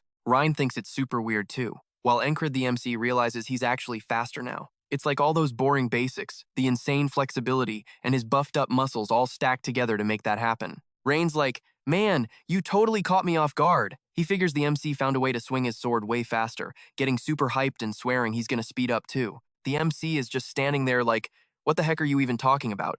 But he definitely feels it when Ryan hits him with a massive strike. The dude can barely take the punch, but he just keeps going wild, attacking even more fiercely. He realizes Ryan's axe was always fast, but now it's insanely quick and way more vicious. They get into this super intense, high-voltage duel, and the MC admits he's still got a long way to go. Later that afternoon, while he's grinding his sword swings, he actually hears Jackson sneaking up on him and perfectly blocks his sneak attack. Jackson's like, damn, your eyes and ears are sharp as hell, telling him he doesn't even need to train those anymore. So the MC is like, what are you getting at? Did you seriously come all the way out here just to say that? Jackson smirks and says, for now, yeah. The MC doesn't get it at all, just thinking, this is exactly why I call you a sly bastard. But the second he drops his guard, Jackson totally gets him, though. It's just a mental strike. Jackson tells him that was pure bloodlust, like the crazy vibe you get when someone is dead set on killing you. He says if the MC can't rely on his eyes and ears to read an attack, he's got to feel out that killer instinct instead. It's a dope skill that lets you pick up on stuff way beyond the basic 5 senses. The 6th sense, Jackson says he's going to teach him how to use it as payback for that dagger. The MC realizes there's always some crazy new stuff to learn. And man, I'm really starting to see how insanely broken Jackson is. He announces they're getting started, grinning like there's an endless amount of sick fun waiting for him. So Jackson explains that his real senses run on pure instinct, and he can't just rely on his basic perception, since that just uses the normal 5 senses. He's like, your sense of direction, the way you move, how apex predators track down their prey, all of that is straight up instinct. And if he keeps throwing down with his instincts cranked up to the max, he'll start picking up on those killer vibes too. Then the MC suddenly senses something right next to him. Jackson tells him he's not going to master it that easily on the first try, but if he keeps grinding, that 6th sense is totally going to unlock. Later that night, Ryan tells him he's giving off a different vibe. The MC is like, for real? Maybe I just got a little more buff, but Ryan says that ain't it. Ryan points out he's smiling way more than usual, but Ragnar shuts that down, saying he doesn't think that's it either. And then Zoyodo, who literally only opens his mouth to talk trash, says he's just looking way more psycho than usual, and everybody else totally agrees. Like, yep, that's exactly it. The MC fires back that he's the only sane guy in this squad full of lunatics, so of course they'd think that. But Jackson just asks when he's finally going to realize he's way crazier than the rest of them combined. When they finally crash for the night, the Panther sneaks onto the MC's bed. Ryan asks if she's really going to sleep there again, joking like, does this dude smell like cat food or what? She just thinks to herself about how he pushed his body to the absolute breaking point again, curling up right next to him. She knows he grinds until he's practically dead every single day, and honestly, he'd be totally wrecked by now if it weren't for his magic. She's stressing that if this guy actually drops dead, she's never going to break her own curse. But then, she spots something right there, his clothes. And when she touches them, it totally feels like there's some wild magic infused into the fabric. And the MC is just mumbling, like he's playing the whole day on loop, saying he's going to keep training over and over without ever getting sick of it. Even in the dead of night, Ryan and Auden stick around while he's doing that crazy rock training. He tells himself that just knowing this grind will make him totally overpowered is enough of a reward. He keeps at his training and meditating way past midnight and actually spots Jackson trying to sneak by. And this keeps happening more and more, with him busting Jackson every single time. The 3 guys watching from the sidelines are starting to pick up on it too. Ryan tells him to forget that crap about him giving off a different vibe, saying he hasn't changed one bit. But Krace is like, this is super weird, man. He seriously leveled up overnight. Ragnar chimes in that he felt it too, admitting he thought the guy was a straight-up genius, but now he's second-guessing it. Jackson just smirks and says that if he wasn't improving with all this hardcore grinding, they'd be seriously screwed. Ryan points out there's nothing better than real combat experience, noticing the others have been dead silent for a minute, and suggests that if he gets drafted to hunt down some beasts or whatever, he'd get way better. So Enkrid heads over to check the quest board, thinking to himself that those 4 are totally teaming up to pressure him into getting some real-world action. It's like they're daring him to put himself to the test, but he brushes it off, admitting even he knows he's hit a total plateau. While he's scoping out the board, some random guy comes up and tells the MC that if he hasn't found anything cool, he should totally take on this job for him. He checks out the quest, and it's basically just investigating a shoemaker's basement. The MC is like, shouldn't a recon squad easily handle this kind of crap? But the dude next to him is like, a squad won't be nearly enough. Turns out, the shoemaker is totally convinced there's a freaking undead lurking down there. That actually catches the MC's attention, but he's like, no way a zombie is chilling in this city. The guy probably just heard a massive rat or something. He figures he needs some actual hardcore experience right now, so a garbage quest like this would be a waste. But the guy keeps pleading with our spellbreaker, saying he probably already guessed, but literally no one else wants to touch this quest. He adds that the shoemaker's got a seriously short fuse, but deep down, he's a solid dude. And on top of that, his wife went missing recently, so the poor guy is probably a total wreck. The dude begs him to just do a quick sweep. The MC tries to shoot him down like, sorry man, not my kind of gig, but somehow he ends up caving and takes the job anyway. When he finally pulls up to the place, some girl runs up and tells him to hurry down to the basement, freaking out that the guy is literally digging up the floorboards. So the MC mentions he heard there was something sick to check out in the basement. When he gets down there, the dude points to a massive hole, saying he just dug up the floor and stumbled right onto it. He notices it's a straight-up tunnel right in the middle of the city and is like, no way a rat dug this out. As they creep into the tunnel, he points out that someone definitely built this thing, and it's freaking huge. He's even low-key thinking there might be monsters lurking down there. Going deeper, he spots the tunnel splitting off into like 6 totally different paths. This place was absolutely built to be a freaking maze. Then the old guy tells him to listen to this super creepy sound, swearing there's gotta be actual zombies down there. The MC tells him to hold the hell up, warning him not to just wander off, saying he'll take the lead and telling the old man to stay behind him. But the second he steps on the ground, this blinding light flashes, and he realizes it's getting crazy hot. Next thing you know, a massive wave of fire just blasts right at them, torching both him and the shoemaker. And bam, he wakes up in his bed again, right next to that panther sleeping there like she's his actual wife or something. Man, what the hell am I even saying? Anyway, he says the moment he felt the heat, he was instantly fried to a crisp before he could even take a single step.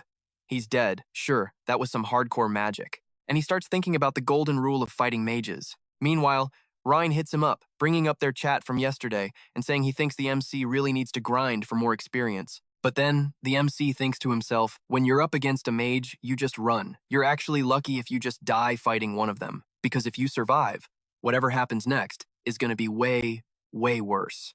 That same advice totally applies to the traps these mages set up. He thinks about that magic trap, wondering what the hell he's supposed to do against it, and what kind of skill he even needs to train to beat that crap. While he's racking his brain and checking the quests, that exact same mission gets slapped onto him. He figures he either needs to be a total magic nerd or get carried by some high-tier player. He admits this isn't like the other walls he could just smash his head against, hoping the fairy commander would actually listen to his request. And before that hot-headed old man goes down there by himself, he knows he's got to do something. So he straight up bolts toward the guy's house. When he gets there, he kicks the door open, scaring the crap out of the girl, and demands to know where her dad is. She tells him he's in the basement, and he hauls ass down the stairs. But the old dude had already thrown himself in there, so by the time he arrives, it's pretty much game over. Just as he screams at the old man to stop, those same flames completely engulf him and the MC. He wakes up hanging with Sharon again, realizing he needs a much faster shortcut. He's got to get to the guy first and tell him to stay the hell away. And Death is just sitting there thinking, sure, it might have only lasted a second, but he totally must have felt the absolute agony of his flesh melting off and his whole body turning into freaking ashes. Even so, Death asks him if he seriously plans on walking right back into those flames. The MC admits Sharon was dead on the pain, felt like a million needles ripping through his entire body all at once. But he shoots back that it would hurt way worse to just sit on his ass and watch an innocent guy die, because that's exactly how a real knight rolls. When he wakes up the next morning, he just dashes out, shouting that he's off to save an annoying old shoemaker. Rin is just standing there confused, asking if there's some monster wearing leather boots or something. He heads straight to the shoemaker's place, telling himself he could just stop the guy from digging and make him forget about it, but there's no way he can just ignore something that's sketchy and do nothing. He tells the old man he's going in solo and orders him to stay put. But the shoemaker is like, hell no, this is my house. I ain't letting you go down there alone. The MC pushes back hard though, and the old guy finally caves. The MC thinks about tracking down that magic expert, but wonders how damn long that would even take, let alone if the guy would even accept his quest. So, as he's walking in, he realizes this is some totally unknown trap, and he has zero clue what he's dealing with. Someone is literally bound to bite the dust exploring this thing, and he knows that goes for him and his squad too. He needs to dig up as much intel as possible. He figures at least one of these paths has got to be clear, and the only way to find out is to just walk straight into them. He thinks just using his respawn is the easiest cheat code, but there's got to be a smarter way to pull this off, like some clue he could actually use. Then it hits him. If he can just find something that tips him off to where the traps are, it would make way more sense. He asks himself how many times he's already died and what it felt like every single run. When he thinks about the times he thought he'd already lost, he questions himself when exactly was that? Was it when he felt a blade slicing right through his throat, or when the enemy knocked his sword right out of his hand? Or was it when he felt the pure killing intent coming from his enemy? That makes him remember Jackson saying that this intent is just something that wants you dead, period. He remembers that murderous vibe right before the magic activated in his face, and with that, he catches onto it before a freaking axe swings his way. But he dies anyway, and when he respawns, he totally obsesses over what he just felt. As he keeps spamming the loop over and over, he just keeps suffering through all these messed up traps along the way, dying to every single one of them. Then he realizes he totally felt the killing intent from the traps themselves. And mind you, he's saying this while literally getting chopped in half. I swear to God, this dude is completely out of his mind by now. His brain is just totally fried. Just look at how busted this clown's head is. Just a heads up, it's raining like crazy here in Rio de Janeiro right now, So if you hear some weird background noise or if this video doesn't drop on Friday, just blame the rain. And I'll probably still be alive. Anyway, going right back into that hole again, the MC decides his quest for the day is to sense the killing intent in these traps. As he keeps going, he figures he shouldn't just run in blind. Instead, he feels like he's got to step in and out until he can actually catch the vibe perfectly. So he moves up, saying he hasn't tried that specific path yet, and he isn't feeling anything off about it. He's totally questioning if this is the right way to go. But a few steps in, he starts losing his mind again. He thinks that's where the blades came from and just walks straight into the blade trap for the millionth time. He starts to realize he didn't actually sense crap and only remembered what was going to happen. And the shoemaker is just looking at him, asking why the hell he keeps pacing back and forth. He asks if the kid needs to go take a piss, but the MC reminds him he literally told him to stay upstairs. He swears he hasn't taken this path before and says he's going to keep trying until he spots the trap. But while he keeps at it, night creeps in, and the shoemaker asks what the hell he's doing up so late without grabbing a bite. The dude says he'll bounce tomorrow morning, warning him not to go down there because the place is rigged with traps everywhere. The old man ends up begging for his help to clear it out, saying he can barely sleep because he's terrified of losing his daughter. Our guy then asks if he's got zero clues about what happened to his missing wife. The old man sighs and says a bunch of people have gone missing lately, so the cops aren't even paying attention to it anymore. He tells him that if he spots a brunette woman with freckles wearing a wedding ring just like his, to hit him up right away. Our guy promises he's on it. Later that night, chilling with the panther, he starts meditating until he thinks he senses Jackson, but he ends up looking the completely wrong way. Rin asks if he's acting all weird just because he's hanging out with that leather boot guy, telling him to just drop it and go to sleep. He realizes that, come to think of it, this is actually the first time he survived a time loop day without biting the dust. He wonders what happens if the day just ticks by like this. Will he actually make it to tomorrow? But then he realizes there's only one way to find out. But during the night, Sharon apparently makes a move, and the next morning, Rin is back to saying the exact same crap from the other day. He realizes he's looped back again, wondering what the hell would happen if he just pulled an all-nighter. But the next morning, he ends up passing out anyway, and wakes up right back in bed. He figures he must have blinked and just teleported there. He watches the whole damn script play out again, and figures he probably can't clear this day without smashing through that wall. He doesn't sweat it though, because he's got zero plans of facing tomorrow without beating this crap anyway. Fast forward 20 days, and he admits this ain't just regular fear anymore, it's just pure, straight-up impending doom. While he keeps grinding the exact same route, 40 days bleed into 50, then 60, dragging on and on until he hits 70 straight days.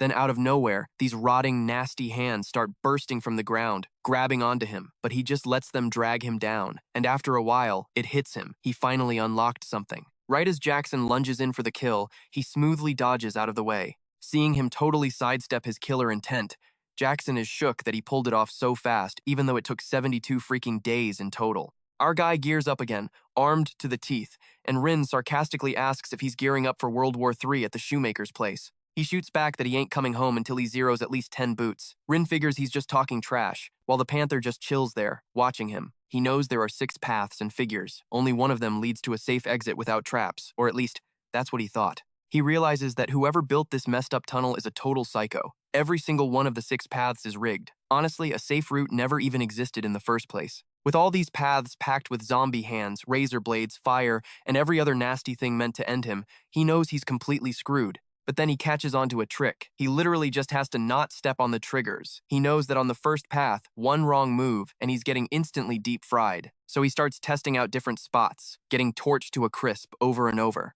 Slowly, he manages to take these crazy, perfectly calculated steps one at a time, testing, dying, respawning, and inching forward step by excruciating step. And so he just locks in, burning the exact route into his brain through an endless loop of dying and restarting. Just dying and respawning, pushing himself to fully awaken that 6th sense of his. Relying on muscle memory for every single step, he finally clears the trap maze. At the very end, he stumbles into another room, smirking because he just busted through yet another insane wall. But right then, an undead freak lunges straight at him. He barely flinches though, instantly slicing its head off just by sensing its killer intent. He actually thanks the dead guy, but as a whole mob of them starts swarming him, he sarcastically thinks to himself, wow, what a hell of a welcoming gift. The undead horde just keeps charging at him. He remembers that ghoul claws are packed with some hardcore venom that can mess you up real bad if you get scratched. Normally, it'd take a whole squad of soldiers just to take down one of these ghouls.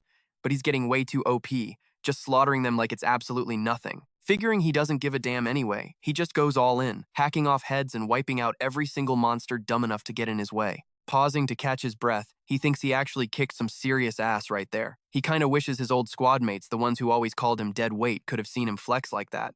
Out of nowhere, this totally grotesque, Cerberus-looking hellhound lunges at him. He realizes it ain't just a demon wolf. It looks like a messed up hybrid of a bunch of beasts. What the hell is this thing? He mutters, wondering if there are more of them lurking around. Meanwhile, the panther is out tracking him down, thinking to herself that he was acting super weird today. She seriously wonders why he geared up so damn heavy just to visit a boring shoemaker's shop. Knowing how reckless he gets, she figures him getting killed would be a huge pain in her ass. Suddenly, she senses this dark energy pulsing from inside and recognizes the unmistakable stench of a magic spell. So she braces herself to bust in and drag him out. Back inside, Enkrid is busy shredding his way through a massive horde of monsters. While executing one of those freaks, he admits that with his crappy stamina, he feels like he's gonna collapse any second. But then he catches a noise, wondering if it's another warped monster or the psycho who actually dug out this hellhole. Then he stumbles upon something totally sick, literal human body parts strung up everywhere like freshly washed laundry. Staring at the absolute gore fest surrounding him, he reminds himself he's been on the battlefield for a long time.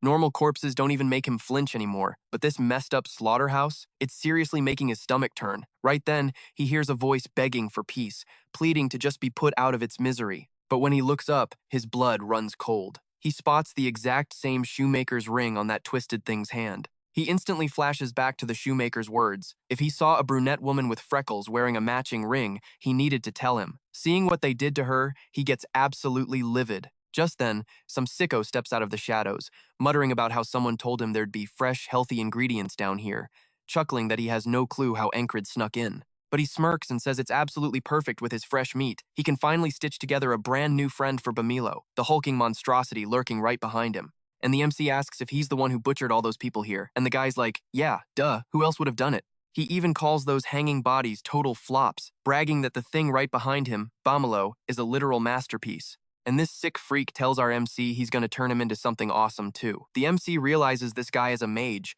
and suddenly remembers someone telling him to just run for his life if he ever faced one. Like, if you fight a mage and actually die, consider yourself lucky, because if you survive, some seriously messed up shit is gonna happen to you. But honestly, the MC doesn't give a damn. Gripping his sword with pure, boiling hatred, he swears that even if it costs tens of thousands of lives, he's gonna slaughter this bastard. So he whips out his massive dagger and launches himself straight at the mage. But, surprise, surprise, the coward uses magic to pop up a protective barrier. Our guy still goes in for the kill, getting right up in his face to strike, but he slams straight into the barrier and gets blasted completely away by the mage. But even then, he doesn't go down. Right then, the panther behind him catches up, thinking, figures, it's a mage. She realizes the power she stored up is still way too weak, but if she unleashed absolutely everything, a guy like him would be guaranteed to end up in a body bag. Just then, the mage fires off a spell that clips the MC. He barely dodges, taking it right to the face. He realizes he can't see or hear a damn thing, but he can totally feel the killer intent. The mage is actually shook that he dodged it. Then the MC goes all in, popping his zone. The mage starts blasting in every single direction, desperately trying to nail him. He suddenly remembers asking his squad mates how the hell you actually hit a mage. They told him to just go guns blazing right from the start and wipe him out. Trying that wild tactic almost gets him smoked.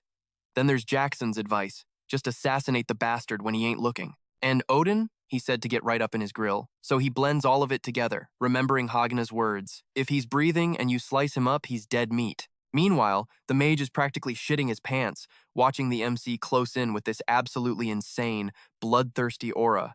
The MC locks onto that invisible shield wrapping the mage, thinking, if the giant dagger can't bust it, I'll just smash through it with brute force and slice the hell out of him. But right as the MC is midair, the mage fires off a spell, screaming at it to pierce right through him. The magic bursts out of the ground, aiming straight for the MC's chest. There's practically nothing he or the panther can do, but she actually chills out, totally believing he's got this in the bag. Turns out, the buff she slapped on his armor totally reflects the mage's attack right back at him, shattering his shield.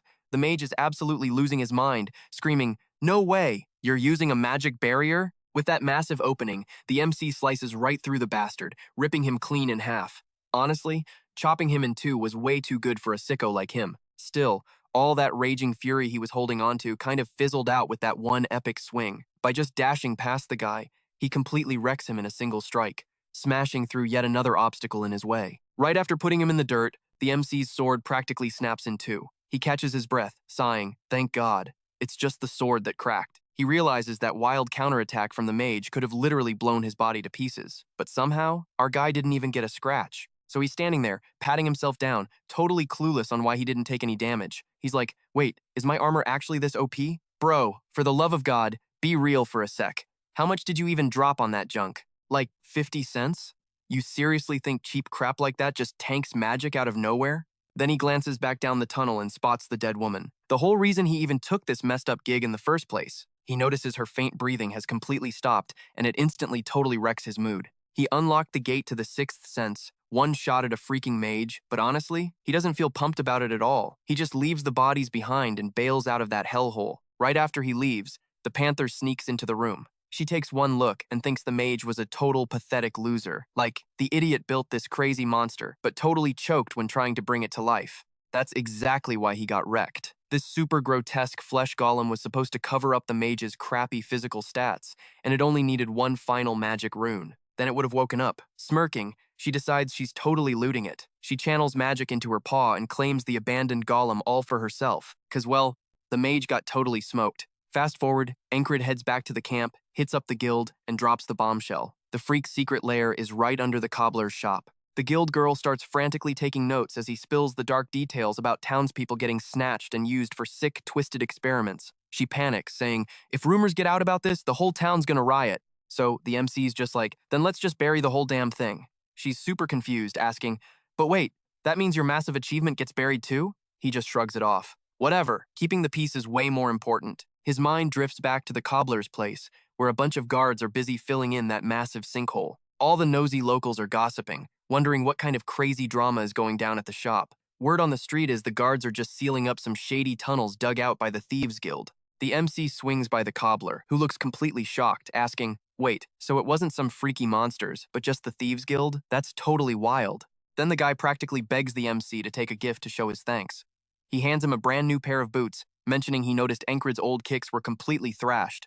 The poor dude sighs, saying that's one less thing stressing him out. Man, if my wife just makes it back safe, everything's gonna be all right. He admits he's being super selfish, but begs the MC to track her down. Hearing that leaves this nasty, bitter taste in the MC's mouth, but he just can't bring himself to crush the guy's hopes, so he forces out a, I'll do whatever I can. Later on, he hikes up a hill to zone out at the sunset. He crashes in the grass, jams his sword into the dirt, and beats himself up over it. Was feeding him straight-up lies really the right call? Should I have just hit him with the brutal truth? It gets him thinking. If he actually makes it as a legit knight, will he finally be badass enough to stop these screwed-up tragedies before they even happen? Honestly, he doesn't have a damn clue yet, but all he can do is give it everything he's got. Fast forward a bit, and Enkrid is out with his squad, completely slaughtering these freaky-ass mutant dogs. We're talking 4 eyes and ugly teeth, literally bursting out from everywhere in their mouths. And while a bunch of the regular grunts are sweating bullets and getting totally wrecked by these things, the MC and his crew, they're basically chilling. He yells out, everybody stay cool. Hold your damn positions. He remembers how he grabbed this monster hunting gig literally right after wiping out that mage. But honestly, even with these ugly bastards coming at them, this whole mission feels like a total cakewalk. They just mop the floor with the monsters without breaking a sweat. Hell, even the lowest ranked rookies are out here racking up kills like it's absolutely nothing. The MC feels like he ain't getting any stronger with Ren hanging around, literally yawning right now. He figures this is just the basic setup, wondering if he should have just gone solo instead. Ren looks over at the MC, sees he's chilling, and says he'll handle this crap for him, whipping out his axes and charging straight at those wolves. The MC is just standing there wondering why this absolute lunatic is acting like that, while Ren casually slaughters those monsters like it's nothing. Then the squad yells at the Spellbreaker, begging him to stop that crazy bastard. But tough luck for all the regular soldiers backing him up, because the MC is completely unhinged too. The Spellbreaker asks the MC if that psycho squad corrupted him too, while Enkrid just draws his sword and rushes the beasts all on his own, chopping off heads left and right.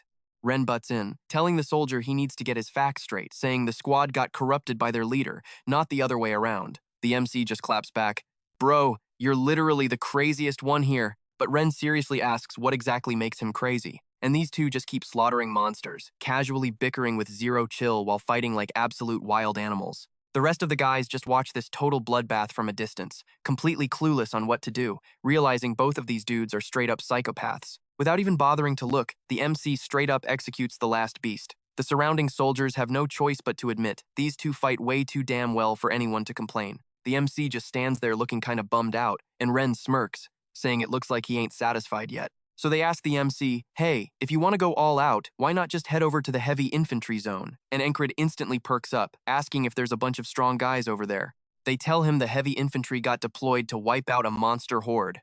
But the freaks they're dealing with are seriously bad news. These things look like a messed up mix of a gorilla and a damn dinosaur, or whatever the hell that is. The squad over there is getting wrecked, screaming for the archers, begging for backup, and yelling at everyone to just hold the line until help shows up. But then, things go from bad to worse. A massive freaking harpy swoops in with her whole flock, snatching up soldiers and dragging them straight into the sky. Once they get high enough, they just drop the guys, letting gravity do the dirty work and instantly killing them on impact. The guys left on the ground are totally freaking out, knowing they could literally be next. The MC watches from a distance as he sprints over with Ren, casually muttering, "Damn, that gotta hurt." He glares at those harpies, remembering how the mercenary crew he hung out with a while back got completely wiped out by these exact things. Since he was the only survivor, it seriously messed him up, because those guys were actually solid dudes. He grips his sword, thinking to himself, all right, enough people have died today. He charges the harpies head on, right as one of them lets out an ear-piercing screech. The noise is so insanely loud that the soldiers have to cover their ears and scream just to block it out. The MC notes that a harpy's scream literally messes with the human brain. He pushes through the pain and jumps into the air, right as one of the ugly birds tries to snatch him up. But Enkrid literally doesn't care. To him, a little noise ain't worse than dying. So he just tanks the screech, cleanly slices off one of the harpy's wings, and sends it crashing straight into the dirt. Seeing that sick first strike, Ren turns to the squad leader, totally hyped, yelling that the kid is practically flying out there. Ren grabs a harpy by the leg, ready to yank the damn thing right out of the sky. He looks over at the MC and yells, "Hey, wanna bet on who can drop the most birds?" He literally drags the beast down to the ground using pure brute strength. He just starts absolutely Hulk smashing the thing, stomping the absolute life out of the monster. Meanwhile, the MC is busy finishing his off, when another one tries to sneak attack him from behind. But bro doesn't even need to look with his eyes completely shut. He senses the harpy creeping up. Before the freak can even do anything, he yells back at Ren, "I'm not here to play games." He easily dodges the attack, teleports behind it, and cuts it down with one clean swipe. The soldiers watching from the sidelines are just awestruck, saying Ren has always been an absolute beast of a fighter. Even the spellbreaker has to admit the guy is freaking impressive. I mean, they literally can't believe what they're watching. And Ren is just getting more and more hyped, charging those monsters head-on with his axes, completely ripping those ugly freaks to shreds. And the MC is keeping up the exact same insane energy, armed with just his sword and fully locked in. Torres watches and mutters, "Damn, his skills actually leveled up." Some of the guys start feeling awkward, asking if it's really okay for them to just stand around watching, especially since they're supposed to be the backup. Torres just sighs and says, "It doesn't look like those two need any help. Honestly, just those two total psychopaths are enough to take on the whole flock." Suddenly, two harpies dive-bomb the MC, knocking the sword right out of his hand and blasting him backwards. So he spots his sword on the ground. The birds dive straight for the kill, but he just whips out his flying dagger, nailing one of them right in the skull for an easy execution. Our boy is totally dialed in. As the dead one drops, the second harpy rushes him from the front, but the MC doesn't back down. He sprints straight at the damn thing. Why? Because his sword is right in between them. Right before the ugly freak can land a hit, he snatches his blade off the ground. He does a crazy spin and slices right through it, dropping the bird in a single hit. The last three harpies start circling high above the soldiers. One of the guys points up, asking if the harpies are actually running away. Another soldier just shakes his head, whispering, "Bro, they're literally scaring the monsters. Those two aren't even human." Back on the ground, the MC looks at the absolute massacre around him, thinking back to the harpies that slaughtered his mercenary buddies. Sure, these might not be the exact same birds, but wiping them out means a hell of a lot to him. He flashes back to when he was younger. One of the guys from that crew told him it was just because he was weak, right before they all died to save his life, sporting the most ridiculous smiles on their faces. Remembering all that, he swears to himself that this time, he's gonna be the one saving people. Torres walks up and sighs, saying that since the harpies are dead, it's probably time to pack it up and head back. But the other guy argues that it feels kinda crappy just dipping out without doing anything at all. He asks if they shouldn't at least go hunt down a couple of humanoid monsters before leaving. One of the soldiers shoots that down, saying they were strictly sent as harpy backup, so they're cleared to head out. Ren just smirks at the MC, asking what he plans on doing. Our boy raises his bloody sword and says, "Nah, way too early to head back." Everyone watching literally thinks he's lost his mind, staring at this psycho who just wants to keep the murder spree going. Later that night, rumors are already spreading through the camp like wildfire. The soldiers can't stop talking about the MC after hearing how he absolutely destroyed those monsters. But honestly, the guy has absolute zero chill.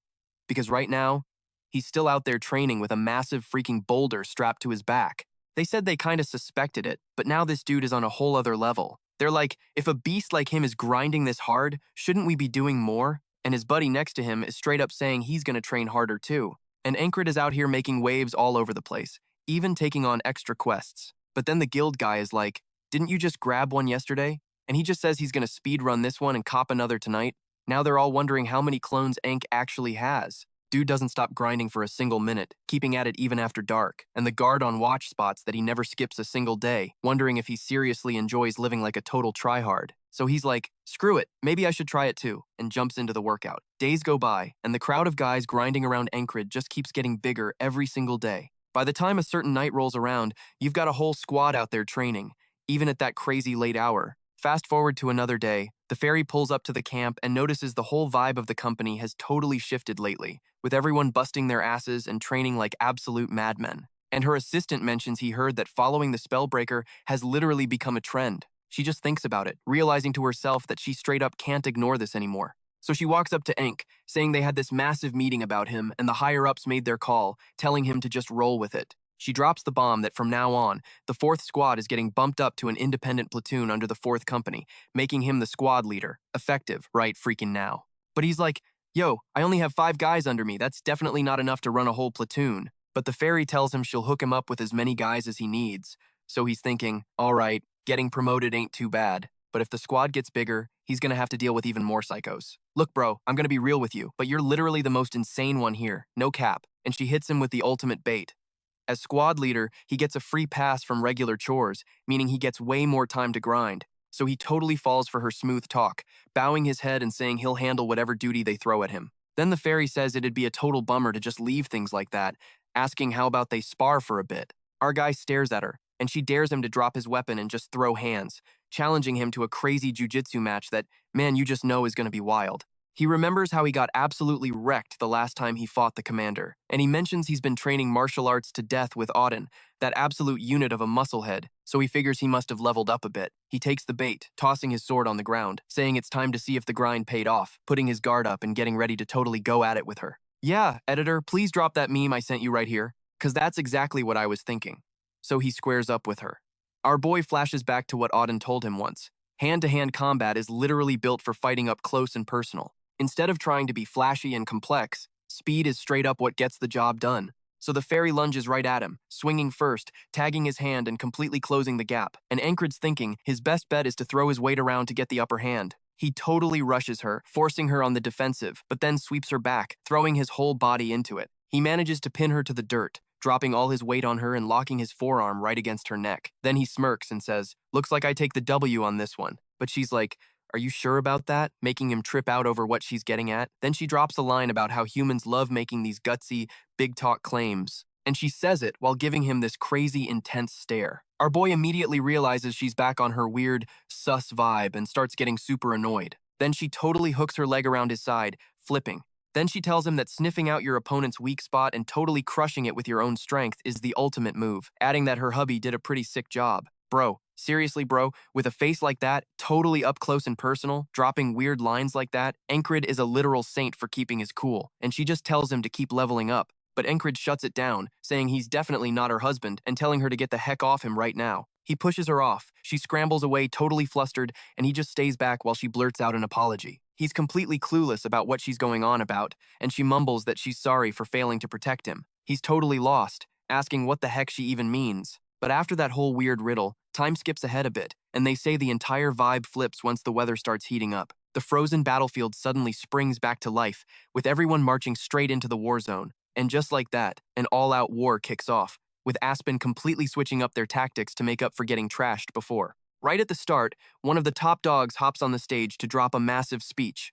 And rumor has it that because of that, the whole army kicked off their war prep, causing a bunch of major strategy shifts. And that dude announces himself as the brand new battalion commander, Marcos. Zoyoto's like, if that guy is running the show, they're definitely planning to go sicko mode this time.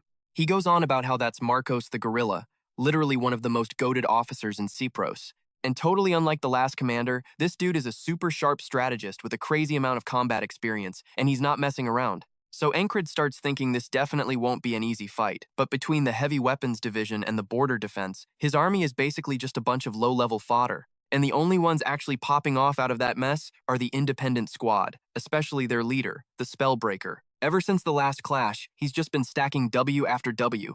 Now Marcos is out here wondering if it's straight up luck or if the kid actually has crazy skills. Man, I'm telling you, he's basically using cheat codes, alright? He literally has the Grim Reaper in his back pocket, just chatting her up and respawning every single time. So yeah, you already know something super sus. And Marcos starts demanding that Enkrid prove he's actually goated. Later that afternoon, Enkrid pulls up on Hein and the crew, dropping the news about a scouting mission near the Penhandle River. Hein's immediately like, wait, is this a direct order from the top dog? Then it totally clicks for Enkrid. That's exactly what that crazy ferry commander was hinting at. He keeps overthinking it while getting absolutely flattened by Auden. And Zoyodo chimes in, saying that if they're heading to that spot, it's gotta be the fortress city of Aspen. So the other guy mentions it's close to Crossguard, saying it was built for military stuff just like their border outpost. And then he introduces the newest member of the independent platoon, Henry. He says heading out there right now means it's a recon mission, so Rem tells the MC not to go, but Enkrid says he can't just blow off a direct order from the battalion commander. Then Rem insists on tagging along, but Andrew steps in, saying all platoon members except the leader got strict orders to stay put under the command of the newly appointed squad leader. And that's also a direct order from the big boss, the battalion commander. So Andrew bosses them around, telling them to follow his lead. Bro, no joke. Right after he tries to flex an authority he totally doesn't have, the absolute psycho Rem gets right in the dude's face. He's literally licking his axe, looking like he's gonna straight up murder the guy if he breathes wrong. And that crazy lick probably made the kid's hair stand up in places the sun don't shine. Then Rem asks why the hell they have a bug in their unit, and Andrew starts shaking like a leaf, stuttering that he's the new squad leader and begging them to follow his orders. Rem makes sure to walk right past him, mocking him like, "You're shaking so bad I can feel it from over here." Then Ragna chimes in, asking if this little punk is really the squad leader. Andrew tells him if he's got a problem, he should face him head on. Dude, you really shouldn't be saying that to Ragna. Stop, please. You're shaking so much your heart's gonna glitch out and skip a beat. Holy crap. So Andrew claims he volunteered to walk into this hellhole just to serve platoon leader Enkrid, swearing he won't back down. Meanwhile, Rem is getting more and more pumped to just jump the kid and slice him to ribbons. Rem says the little bug is getting pretty fired up, and Jay casually asks if he can just lightly press the kid's joints a bit. Which doesn't sound light at all, right? Flexing your muscles like that, yeah, this ain't gonna end well. And Jackson's already pulling out his dagger, thinking just one finger should be enough to wreck him. But the MC steps in and tells them to chill. Then, Ragna tells Andrew to focus on the duel if they're gonna fight. Mike starts freaking out, begging the MC to stop them. He's like, seriously man, you gotta control your squad. But Enkrid just asks why he should even bother. After all, they seem to be getting along just fine. If they're offering a duel, it means they actually like the kid. But Mac asks if he's totally sure this is a duel and not a straight-up execution. And the MC just goes completely quiet. Because honestly, just like me, he probably knows a bunch of meatheads fighting this cocky kid is gonna be a total disaster. So Mac demands to know why he's giving him the silent treatment. Then Andrew tries to act tough, yelling at them to bring it on, bragging that Andrew of the Gardner family never runs from a fight. Mac frantically tells him to stop provoking those psychos because it's insanely dangerous. Then Henry asks if the MC knows the layout around the Penhandle River, warning him that the place is packed with danger. And before tomorrow's mission, Henry asks if he wants the inside scoop. The MC tells him to spill everything he knows. So later that night, Enkrid sneaks out of the camp all by himself to start the mission. Torres catches him on the way out, asking if he's the one joining this op. He jokes about how they keep bumping into each other like it's destiny or something, and mentions he heard about the MC getting promoted to platoon leader. He congratulates him, saying they're officially the same rank now. The MC brushes it off, saying it's nothing compared to the Royal Guard, but asks why Torres is sweating the details. He tells him to just chill out, and then Torres asks how old the MC even is. He replies he's 30. Torres is absolutely shook, like, no freaking way. You're 30 with a baby face like that? And realizes the MC is actually older than him. The MC is totally lost, and Torres starts whining about whether he's the only one aging around here. So the MC says, "You told me to chill, right? So I'm dropping the formalities. What's the plan for the mission?" Torres explains that their first move is crossing the Penhandle River. After that, they're supposed to regroup and go over the details, but he notices there's no ferryman to take them across. He sighs, saying there's nothing they can do, and tells the MC to just kick back and wait. The MC agrees, but then immediately draws his sword and starts training. Torres is like, dude, I literally just told you to rest, but the MC deadpan replies that this is how he rests. Torres just looks at him, realizing this guy is an absolute machine. He thinks about how hardworking the MC is and how his skills got him recognized, just watching him swing the sword. Then he catches himself thinking the guy's actually pretty handsome. Yo, Torres, bro, the fairy is right there. He's got the fairy with him. Stop it, you're making it weird. He suddenly remembers the MC is single and starts getting seriously triggered, realizing this guy has way too many things going for him. He's seething with pure jealousy. The MC turns around, feeling this massive bloodlust coming from him, but then realizes it's just Torres being weird, asking him, bro, what's with that look? Torres tries to hype himself back up, flexing that back at the inn. He won 14 out of 20 matches, telling the MC he wouldn't stand a chance in a real fight against him. But the MC just smirks and says that's ancient history. Torres shoots back that he isn't the only one leveling up, drawing his sword, totally ready to duel. The MC is stoked to hear that, since he's been itching for a good sparring session. And just like that, the clash kicks off, with Torres swinging his blade straight at the MC. The battle heats up with them going head-to-head. Neither of them misses a single strike, locking eyes the whole time. But Torres actually starts feeling some insane pressure. He admits he kinda noticed it when he watched him fight that harpy, but the MC has gotten stupidly strong. The MC shows him exactly how much he's leveled up, keeping a dead serious face. Then Torres knocks him back with pure brute force and charges the MC with a wild punch, totally switching up his strategy. But Enkrid stares that punch down and instantly realizes it's a fake-out, because in reality, Torres had a hidden dagger palmed in his hand. Still, Enkrid easily dodges it like it's nothing. He avoids taking a direct hit, getting away with just a tiny scratch on his cheek. Then he asks Torres what the deal is with the hidden wrist blade. Torres brags that it's his secret technique, the hidden blade. The MC calls it unbelievable, making Torres sweat, thinking he's about to be called a total coward. But the MC is actually grinning. He's super hyped and enthusiastic, begging Torres to teach him the move because it's just too freaking cool. Torres realizes the guy really is a dedicated freak of nature. He tells him to start practicing with a smooth rock first, showing him how to flick his wrist. But then he tells the MC to watch closely after he messes up, saying he absolutely sucks with his hands, and tells him to do it in a totally different way. Then he rolls up asking if they shouldn't be crossing the river, so they catch a ride with that ferryman, and by the time they hit the other side, they're dead tired because they spent the whole night in the water. And asks if they aren't supposed to meet up with the recon squad there, wondering where the hell the meetup spot even is. And Torres says that first things first, they're gonna wash up a bit, saying they don't need to roll up dripping in sweat right from the jump. So the MC realizes he seriously needs a bath, and the two strip down to hop in the water, and Torres starts bitching that the water is freezing, telling him to hurry the hell up and get in too. But the second the MC takes it all off, he ends up seeing his Excalibur, and his face is just completely shook. Bro, whatever the MC is packing down there is basically a bazooka, so he calls him a greedy bastard, saying his fighting spirit just completely vanished. Then he tells him not to hold back, saying he can bring it on. But Torres calls him an idiot, saying he's not trying to duel him. And right then, one of his female allies shows up, saying she came over to check on them since they were taking forever, and here they are just chilling in the bath. And the MC turns around super fast, asking how long she's been standing there, because he didn't sense her presence at all. The character designs in this manhwa are absolutely insane, and this thumbnail is straight up gorgeous. So she starts saying they need to crossguard during the night, telling them to hurry up and get out of the water. But then Torres asks if she seriously expects them to get out while she's staring. So she claps back, saying, there's nothing worth looking at anyway, and tells him to stop whining. Damn, that's just cold, right?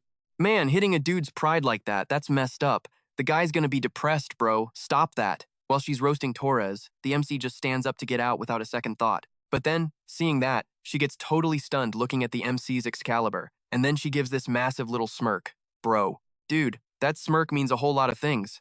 So she teases, asking if maybe there actually was something worth looking at on his side. And Torres calls her out, saying her staring is super obvious. But she tries to bullshit her way out of it, claiming she was just talking about his six-pack, just the abs, and Torres gets defensive, saying his abs are nice too. And so she introduces herself to the MC, saying she's Finn, captain of the recon squad, and says she's totally looking forward to working with him. So he just raises his hand without saying a word to greet her, while Torres is left wondering why his own six-pack isn't getting any attention. And like that, they get dressed and hit the road. And she says that before explaining the mission, she needs to give them a quick rundown of the situation first, saying that her informant inside Crossguard Cat dug up some critical intel that they were supposed to get 4 days ago. But Cat never showed up at the meetup spot and has been completely ghosting them since. And the MC asks if something bad went down with him, and she says that's exactly what they need to find out, telling them they're gonna infiltrate Crossguard and track down Cat, and then she explains that Crossguard's front yard is basically a wasteland of monsters and beasts. And luckily,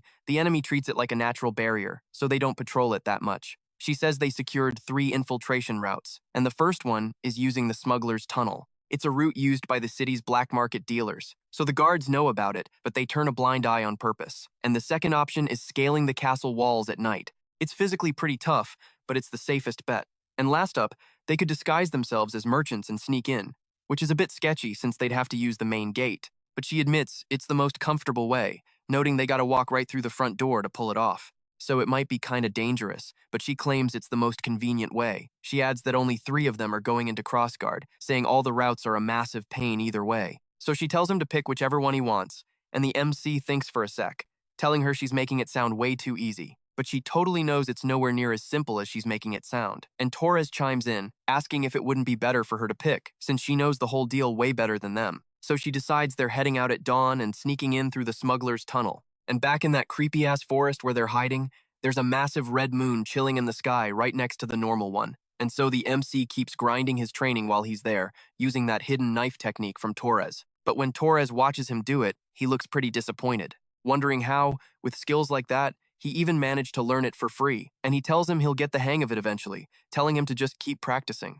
Then Finn walks up to the 2 of them, noticing they skipped dinner just to mess around with their hands, getting curious about what he's up to, and the MC tells her he's training. But she tells him to eat this stuff while he trains, mentioning that one of her squad members dreams of becoming a chef, and he's gonna love it. So the MC takes a bite, saying it's freaking delicious. And Torres asks what kind of beef jerky this is. He says the seasoning is insane, and she tells them they can ask for more, saying that Chef's parents own a shop by the border guard, so they can drop by whenever. She also remembers to warn them that if they're gonna keep training, they shouldn't go near where she's pointing, saying there's a venomous snake hiding under that smooth reddish rock. And the MC finishes her sentence for her, and he asks how she even knew about that. And he says one of his buddies is an ex-hunter, and he learned it from him. That's when she realizes the MC is ridiculously well prepared and flashes another massive smirk, saying she's into him even more now. Look at that, the reason you started liking him is pretty shameless, but we ain't gonna talk about that right now. And she asks if he wants to try some more mature training with her. I'm telling you, she knows exactly how to ask. She seriously knows what's up, and Torres is basically dying of jealousy. So the MC gives her a deadpan look, asking what the hell she's talking about. And she tells him that was supposed to be flirting, wondering to herself if this dude is a complete idiot. So she asks him how about it, saying she might look tough, but she's actually super gentle. And Torres, standing there third-wheeling super hard, asks if she could maybe not do this while he's right there. But she turns him down and asks why not, asking if he's currently hooked up with someone, and then remembers, saying he's engaged to the company commander, and says that's such a bummer. And the MC starts getting pissed, asking when the hell that was even confirmed, but she just tells him to drop the formalities and talk casually with her anyway. But the MC's like, if you're cool with it, sure. Then she announces they're heading to Crossguard tomorrow and tells everyone to hit the sack early. Torres totally notices she just flat out ignored him till the end. Later that night, under this creepy red moon, the MC finally goes to sleep, only to come face to face with death all over again. He snaps awake, thinking it's been a hot minute since her last appearance, figuring she must have something to say. Then he remembers that fairy who apologized for failing to protect him. Realizing this mission is probably going to be a massive roadblock, he busts out that totally psycho smile of his. The next day, he's still thinking about that massive invisible wall as he rolls into the smuggler's hideout with the other 3. While they're sneaking in, Torres asks why the hell they're moving in broad daylight, wondering if infiltrations aren't usually a nighttime gig. She calls him an idiot, saying that even if the guards slack off on this route, they wouldn't completely ignore it. The MC backs her up, saying the enemy won't expect a morning raid, so they'll catch him slipping. Finn chimes in saying that makes total sense, adding that, as expected from pretty boys, they really hit different. Torres complains, asking why he feels like a total joke while she's playing favorites hardcore with the MC. Then she says the Rangers are taking point. The MC thinks about her being a Ranger, noting that they usually lead the way to scout the path, so they gotta rock light armor and move like ghosts. Watching her step, he notices she doesn't make a single sound, and wonders if he could copy that kind of stealth. But the second he takes a step, a bunch of soldiers pop up right in their faces, yelling that they caught the rats. The 3 of them are shook. She realizes it's a total ambush and screams to fall back. But the soldiers brag that they've got nowhere to run, since they're boxed in from all sides. Then that soldier yells to wipe them out, and Finn shouts for them to smash right through the mob while they scramble to fight back. But the crossbows unleash a hail of bolts at them. The MC actually tries to block with his sword, managing to deflect a bunch of them. Finn has to throw an arm up to block a bolt that was about to straight up hit her, but still manages to charge that soldier and hack him down with an axe. Torres is also putting in work, taking out a bunch of them and holding his own against the ambush. But the MC realizes that Torres and Finn just aren't trained to handle massive crowds all at once. In messed up situations like this, they can't flex their skills properly, and Finn ends up slipping up, leaving her back totally exposed. A soldier aims his crossbow dead at the girl's head. Torres, meanwhile, is pinned down by one enemy while getting swarmed from the other side, and he ends up getting killed right alongside Finn, who takes a bolt straight to the dome. With the MC being the last one standing, he realizes this mission is a seriously massive wall to climb. But he's like, I'm not going down that easy, taking out a bunch of those guards solo by throwing his daggers like crazy. One sinks right into a guy's neck, taking him out effortlessly. He keeps using all his crowd control tactics, completely wiping out a huge chunk of their squad. Then one of the guys screams at them to surround him. They finally land a hit, knocking the MC to the dirt, and once he's down, he just gets absolutely skewered from all sides. Even then, he's still fighting to stay alive, watching those spears plunge right at him until the very last second, until he wakes up all over again that same morning. He realizes there's zero chance they could have gathered that many troops so fast it had to be a pre-planned trap. He wonders if the enemy totally saw their infiltration coming, thinking deep about how they got played. Finn asks what the hell he's doing, since they got ahead to the entrance. But the MC says he's got a seriously bad gut feeling about that route, suggesting they go over the walls instead. Torres jumps in, pointing out that this dude already sniffed out and wrecked a sorcery hub, so he trusts his instincts, saying it wouldn't hurt to listen to him. The MC thinks to himself that it's actually thanks to today's messed up experience, not just a feeling. I mean, every time he literally dies and regresses, he knows exactly what's going to go down. Finn agrees, but adds that going over the wall is way safer at night, meaning they've got a ton of time to kill until then. So the MC asks if she wants to spar with him, and she instantly turns bright red, because the sparring she's thinking of definitely isn't what he meant. She asks if he seriously likes doing times in broad daylight, calling him bold. And he quickly clarifies he means a normal duel, not some adult-rated stuff. Bro, MC, you better learn to defend yourself, because you literally die all the time. They won't remember it, but you're going to carry that trauma inside forever. Then she sighs, calling him a buzzkill, and agrees to fight, but warns him that swords really aren't her thing. He suggests throwing hands instead, and she smirks, saying she's totally confident in that, getting ready to throw down with the MC. He figures that if the enemy already knows they're breaking in, they'll probably end up fighting no matter which route they take, so scoping out her combat skills beforehand is a smart move. Plus, he figures it makes for some solid training. He tells her to go ahead and make the first move, but she insists he goes first, taunting him to bring it on, so the MC charges straight at her, throwing a heavy punch. She cleanly dodges it, though, and counters with a knee strike that he barely blocks with his hand. They both step back, but then she instantly follows up with a wicked high kick right at his face. He scrambles to block it, his brain racing to figure out his next move with her foot just inches from his nose. He decides to pull the same trick he used against the ferry commander, using his body weight to overpower her. He tackles the girl, driving her straight into the dirt.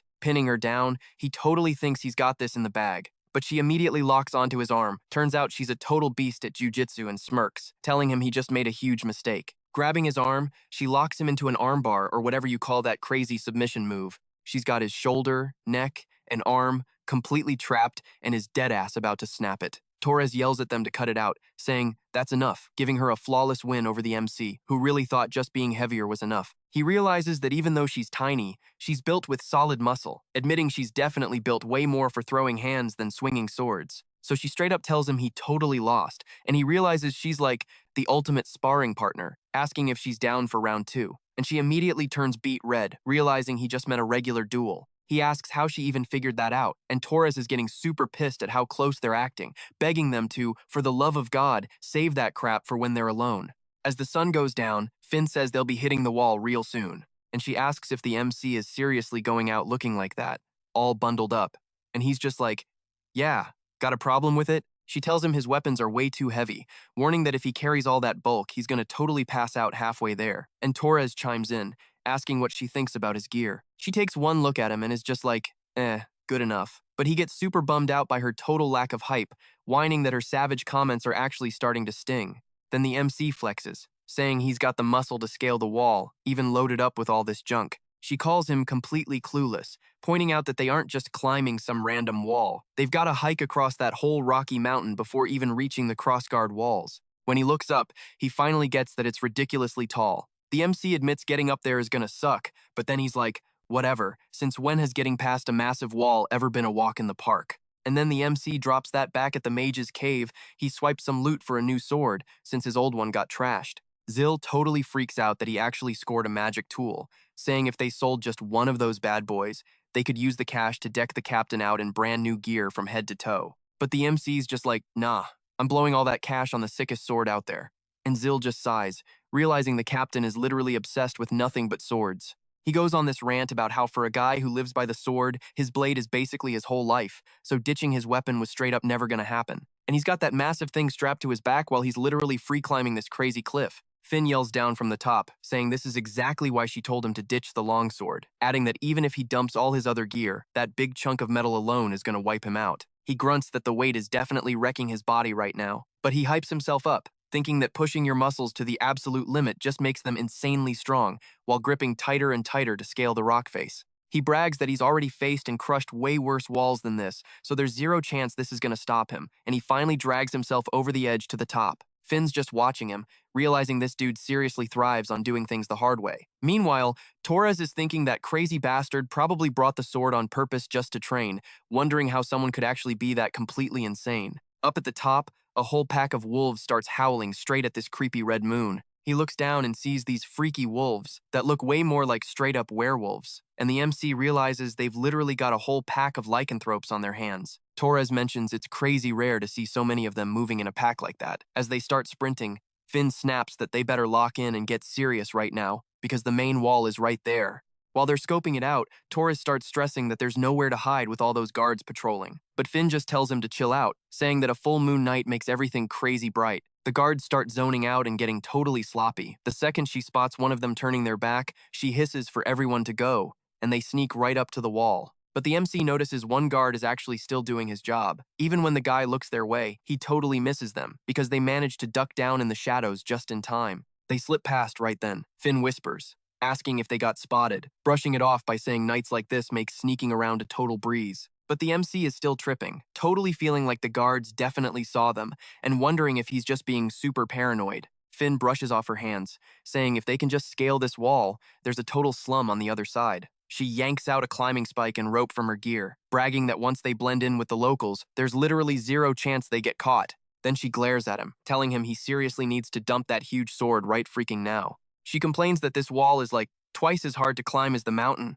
but the MC just smirks, saying he needs the weight for his gains. And Torres shakes his head, realizing the guy is an absolute psycho. So they keep climbing, even with the MC hauling that stupid amount of weight. He's breathless, but admits he totally gets why they call this the safe route. If they clear this wall, they're basically one step away from sneaking right into Crossguard. Well, that's assuming this thing is just a normal wall, anyway. Because just like that squad they jumped back in the smuggler tunnel, there's a massive chance this place is rigged with traps too. So Finn starts creeping up, trying to stay as ridiculously stealthy as possible. The MC whispers, asking how they even plan on stopping them from getting past.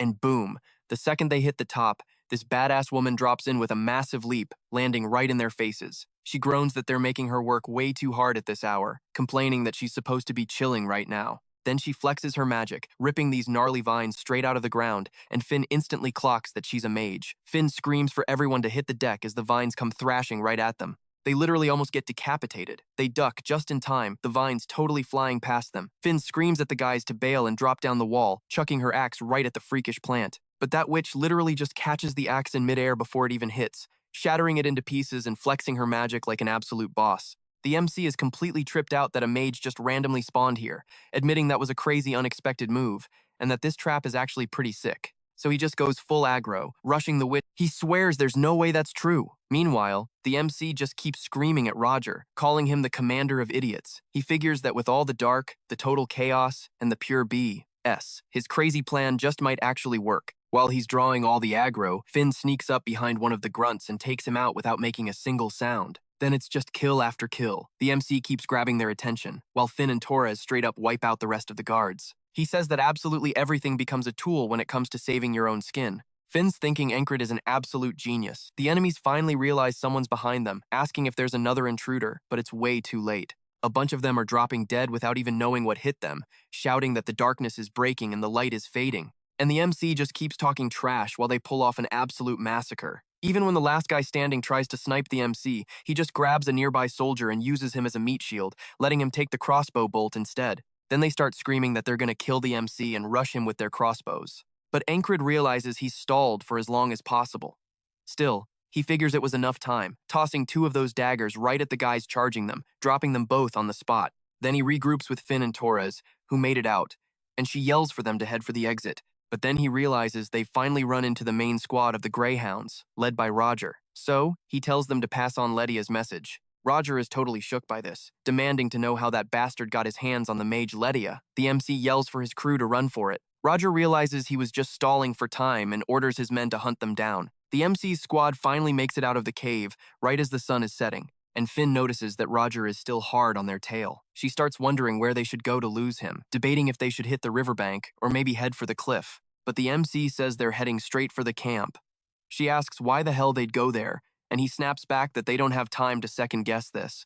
He tells her to move as fast as humanly possible, so she just nods and leads the whole group that way. The MC thinks to himself that the sun's going down soon, which means it's almost time to summon those things. He starts smashing everything in his path and remembers what Henry said about how near the Penhanil River there are these flat, clay-colored rocks. Underneath them is a nest of super venomous vipers, and it's sketchy as hell. The MC jams his sword under one of those rocks and straight up launches it at the soldiers. The guys laugh it off as a cheap trick, but it turns out there's a snake hiding inside that rock, and it leaps right at their faces. He literally unleashes a rain of venomous snakes that jump all over them, biting them and dropping them dead on the spot. The enemies start screaming about vipers under the rocks. Finn asks why the hell this madman is doing this, warning him that if they cause a massive ruckus right there, things are gonna go to shit real fast. And the MC says that's exactly the point.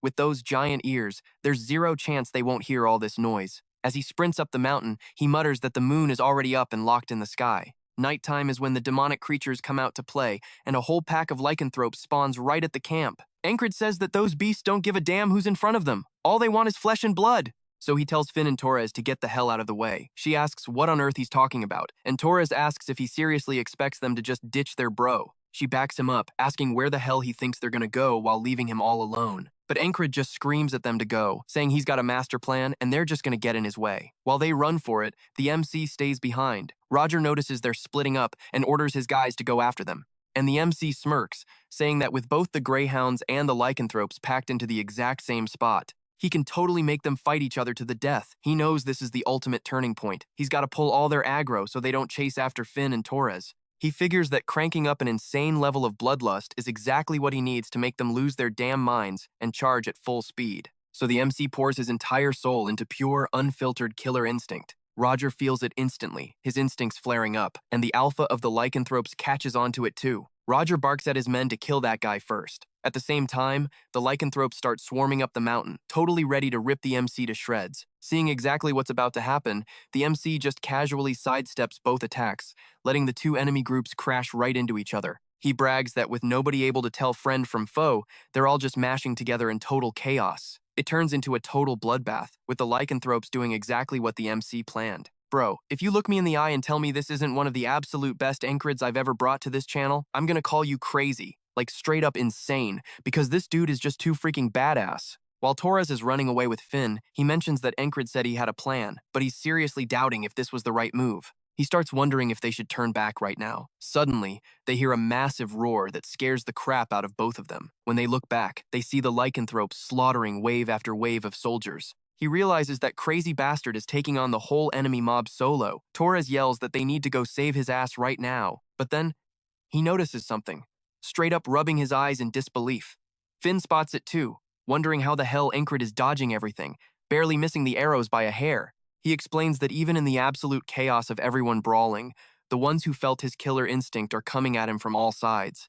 Yet, he's somehow dodging every single strike perfectly. He realizes the MC is using all his senses to spread out his focus, catching attacks even from his blind spots. He says that split-second decision-making is everything here, and one single slip-up means instant death. But the MC is pulling it off flawlessly, literally grinning while he fights. He confidently says that there's no way he's dying today. Then Roger barks at the Greyhounds, ordering them to get into formation. The MC notes that the Greyhounds are elite troops, and if they set up their formation, the lycanthropes won't stand a chance. And to pull off his ultimate goal, this chaos needs to keep going. Luckily, he randomly discovered a massive weak point the last time around that he can totally exploit right now. He flashes back to when he was brawling with one of those grunts, and the guy called the MC an absolute idiot for attacking Roger. bragging that Roger never takes off his helmet and asking if he really thinks a total nobody could ever match him.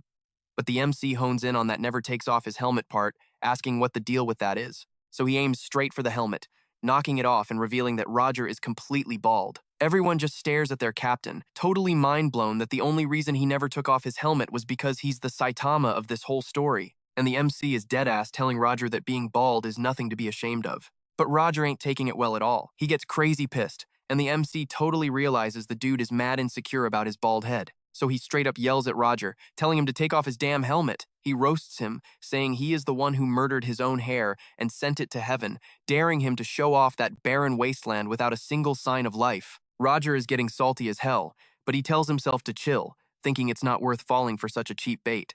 Then the MC just casually runs his hand through his own hair, letting it flow and flexing hard to make Roger crazy jealous.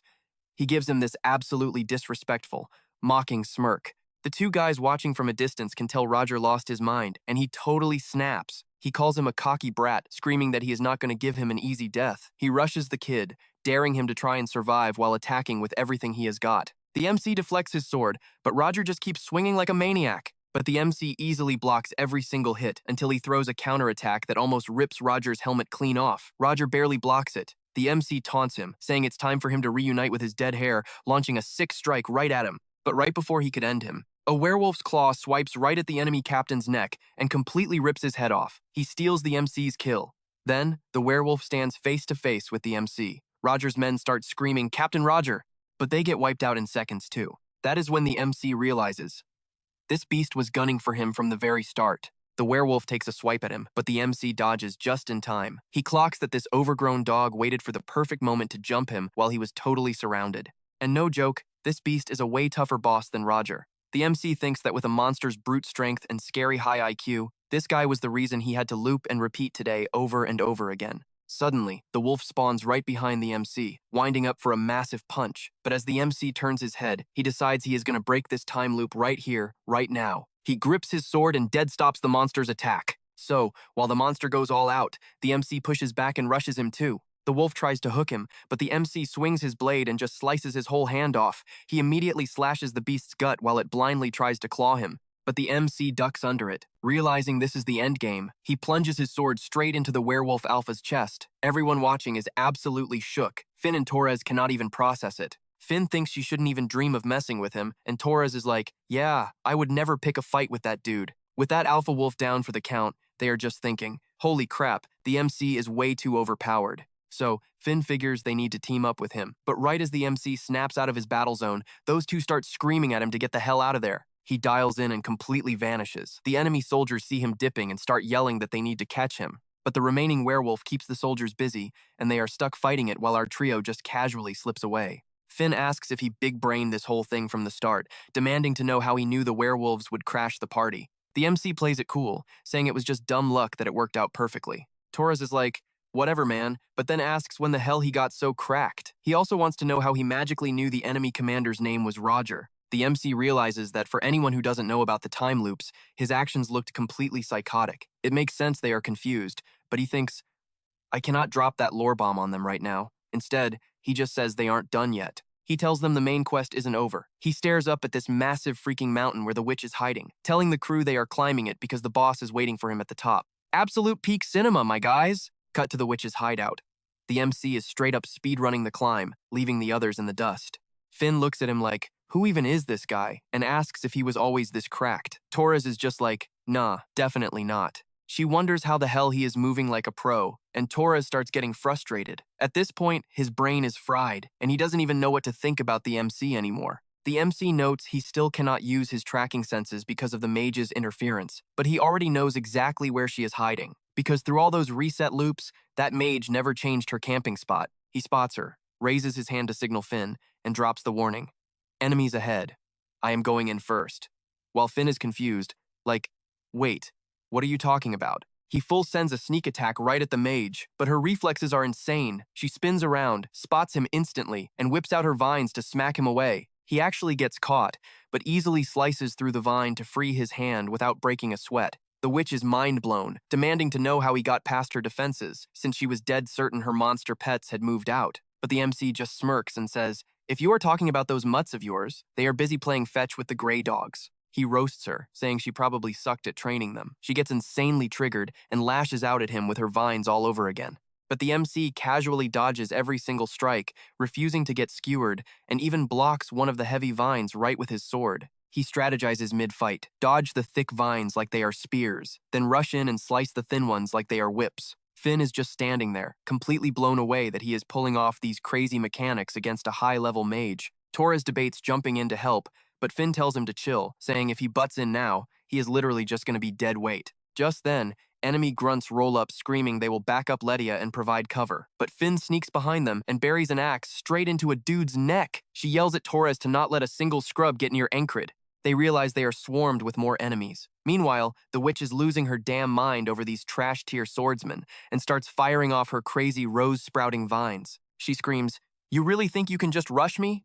while spamming those thorny things straight at the MC. But the MC just enters the zone. To him, everything shifts into slow motion. He flexes, saying he already figured out how to counter her magic in the last loop. At the end of the day, mages are just humans too. Slash them or stab them, and they drop dead all the same. He just needs to figure out how to force an opening. He smirks, thinking it's insanely lucky he picked up the perfect counter. And it's actually that sick trick he learned from Torres. So he charges straight through the barrage of magic darts, batting them away one by one like it's nothing. He completely closes the gap. Once he is up in her face, she starts panic backing away, just spamming spells at him. But then, Enkrid raises his hand, locking in his secret trump card. The hidden dagger! He gets a flashback to Zodo, asking about the leftover magic artifact they found when they grabbed the sword, wondering if they should just pawn it off for cash. But Enkrid's like, nah, saying they're gonna stash it because it might come in handy down the road. And right then, he's holding that magic stone in his hand, and the witch just sees this crazy glow spreading right in front of her eyes. And Enkrid realizes it's that magic artifact he snagged from the mage's cave. Then, boom, a massive explosion goes off between them, blinding Finn and Torres. He starts bitching about his eyes, and the beggars down below the wall see that massive flash up top, while the witch goes completely blind from it. She claps her hands over her eyes, giving Enkrid a wide-open shot to just slice her clean in half. Then he's like, once he relaxed his shoulders, he could see perfectly, and there's no need to pick just one. All three are killer punishments. So she drops dead on the ground, with Enkrid totally bathed in the light of that blood-red moon. Then he flexes that he used all of them to pull this off today, looking pretty damn pleased with the result, while Finn keeps wiping out those soldiers. She realizes he's the one who triggered that artifact, but Torres cuts in, saying this ain't the time for Q&A, because the enemies are going to swarm that light and surround them any second. So she tells Enkrid they're moving out first, dipping out of there fast. While the guards scramble to figure out what the hell is happening, they blend in and hide among the beggars. He realizes their infiltration into the crossguard was a total success. Now, if they just bail out the cat like they planned and make a break for it, they're golden. Finn points out that's exactly where they need to go, the spot where the cat was hanging out the last time they made contact. But Torres notices the place looks like a damn torture room. They spot signs of a struggle, starting to freak out that the enemy figured out the cat was their spy. Taking one look at the mess, she says it's a wrap, the cat is dead. And Enkrid finally connects the dots. There were enemies camping all the escape routes, meaning the cat they were supposed to meet has been dead for a hot minute. He calls it out this whole op was a massive trap set up by Aspen. He says even that text about the cat having top secret intel was just bait to lure them in and wipe them out. They got played hard, and Torres finally realizes it was an ambush from the jump. Suddenly, a soldier pops up asking if they found anything. While the guards start chatting, the three of them duck down, going back to playing the homeless act. She whispers that, at this point, they just need to make it out of this hellhole alive.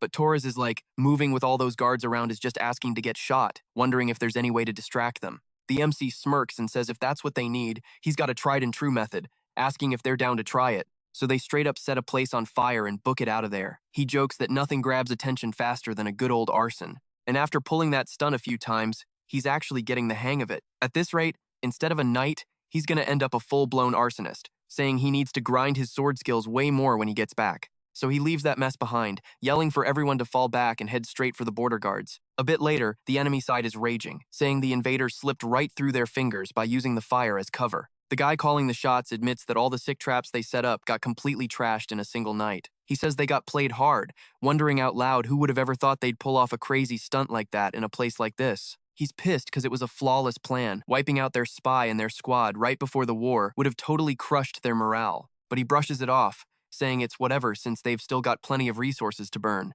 He tells his right-hand man they need to start setting up their next move. And that guy right there is Abnar. Aspen's big brain strategist. And honestly, the dude is an absolute genius. If Enkrid didn't have literal hacks in his pocket, they would have been so screwed. Cut to the daytime, they're heading back on a little boat, with the whole squad dead on their feet while the MC is just chilling like it's nothing. He casually asks Torres if he's down for another sparring session once they hop off the boat, and Torres straight up calls him a psycho, yelling that they already trained over 10 times just on the ride back. Then the guy steering the boat chimes in asking, why the hell are these dudes always sweating buckets? Once they finally dock, the crew tells them the mission is over, asking why they don't just take a damn break. So the MC tells Torres to go crash, and immediately hits up Finn to train instead. She rolls her eyes and tells him not to even try sweet-talking her, saying his intentions are way too obvious, and flat out calls him a training demon. As they get closer to the camp, they spot the bald dude desperately trying to track down the lunatic squad. Torres is like, what the hell is Baldy up to? The MC just tells them to go ahead and file the report, since he actually knows the guy. The guy runs up, calling him captain, panicking that he's in deep trouble. He calls him the guild boss, and says that Mr. Christ is in serious danger. So Enkrid asks what the hell went down with the Gilfin Guild and the Toad. He flashes back to when he took over the guild, remembering the bald dude saying their dead boss was just a gun for hire on Aspen's payroll. Turns out, every spring someone rolls up to inspect the guild, and right on cue, the frog shows up. The MC realizes it's exactly who he thought that same frog from the very beginning. Cut to 3 days ago, they were just chilling, counting fat stacks of cash with Zolo. He mentions he's got a ton of stuff to set up before heading out, saying it's already been a week since he even crashed at the dorms. And since the higher-ups are getting laced with supplies, all thanks to him, going ghost for a little while shouldn't even be an issue. Then Gilfin bursts in with a report, saying the innkeeper is freaking out because he spotted someone who looks shady as hell, like an enemy spy. He tells the boys to go scope it out, saying if it really is a spy, they need to bag him and end him on the spot. He brags that nowadays, the Gilfin Guild runs the streets under the name Night Guild, keeping the back alleys in check where the border guards are too scared to go. He's hype, because their street cred went way up, making it crazy easy to collect their cut. Now, pretty much every local is acting as their eyes and ears, and the amount of intel they're raking in is just next level. He says if they actually pull the trigger and expand their turf, their clout is going to blow up even more. He bets that if everything goes smooth, give it a year, maybe a year and a half, and he'll totally own the alleys. But right then, some guy walks up, and he stares down this hooded dude, barking at him to freeze. But nope, it's actually the frog making a grand entrance, literally chucking that guy straight through the damn door. The second the frog steps in, Zoe starts low-key panicking, asking how the hell he got there so fast. He steps up, ready for the smoke, getting in his fighting stance, but Zoe notices he hasn't actually killed anyone yet, meaning they can still talk their way out of this. So, he tries telling Frog to take a seat, and the freak just starts cracking up, saying that reaction was pretty damn interesting, asking if he even knows who the hell he's talking to.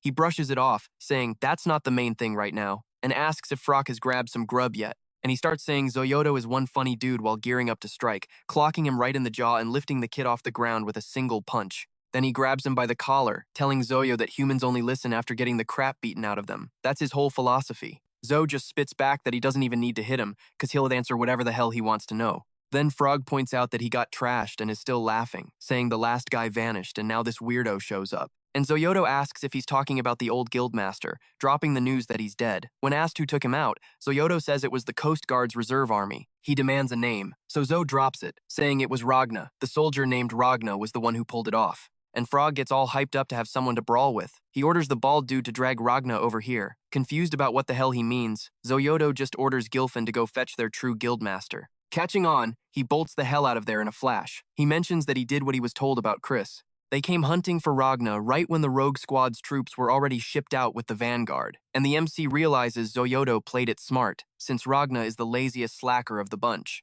Man, just dragging his ass out of bed is a massive pain. Basically, the order was to drag in someone who could actually slaughter Frog. He figures the guy didn't expect every single soldier to be out on a mission. He wonders how the hell he managed to sweet-talk that squad of psychos, since they only ever listened to him. Then he points out that the big guy hasn't kicked the bucket in these past 3 days, confirming that he's still breathing. He asks if his arms and legs are still attached, basically checking if the poor bastard got tortured. He says he's still in one piece, and the MC notices that he sliced up the commander of the Greyhounds, even took out a lycanthrope and a mage, and got way more badass than before. He starts second-guessing things about the frog, since last time he got completely wrecked without a fighting chance, but now he's thinking he can actually take him. Honestly, he's itching for a fight just to test out his own strength, and one day is more than enough to shake off the fatigue from the vanguard. So he tells him to go and tell the damn frog that Ragna is coming for him tomorrow. He says Chris isn't gonna drop dead from waiting one more day, and you can totally tell by his attitude. And the frog might look like a dumb, meat-headed brute, but just like people,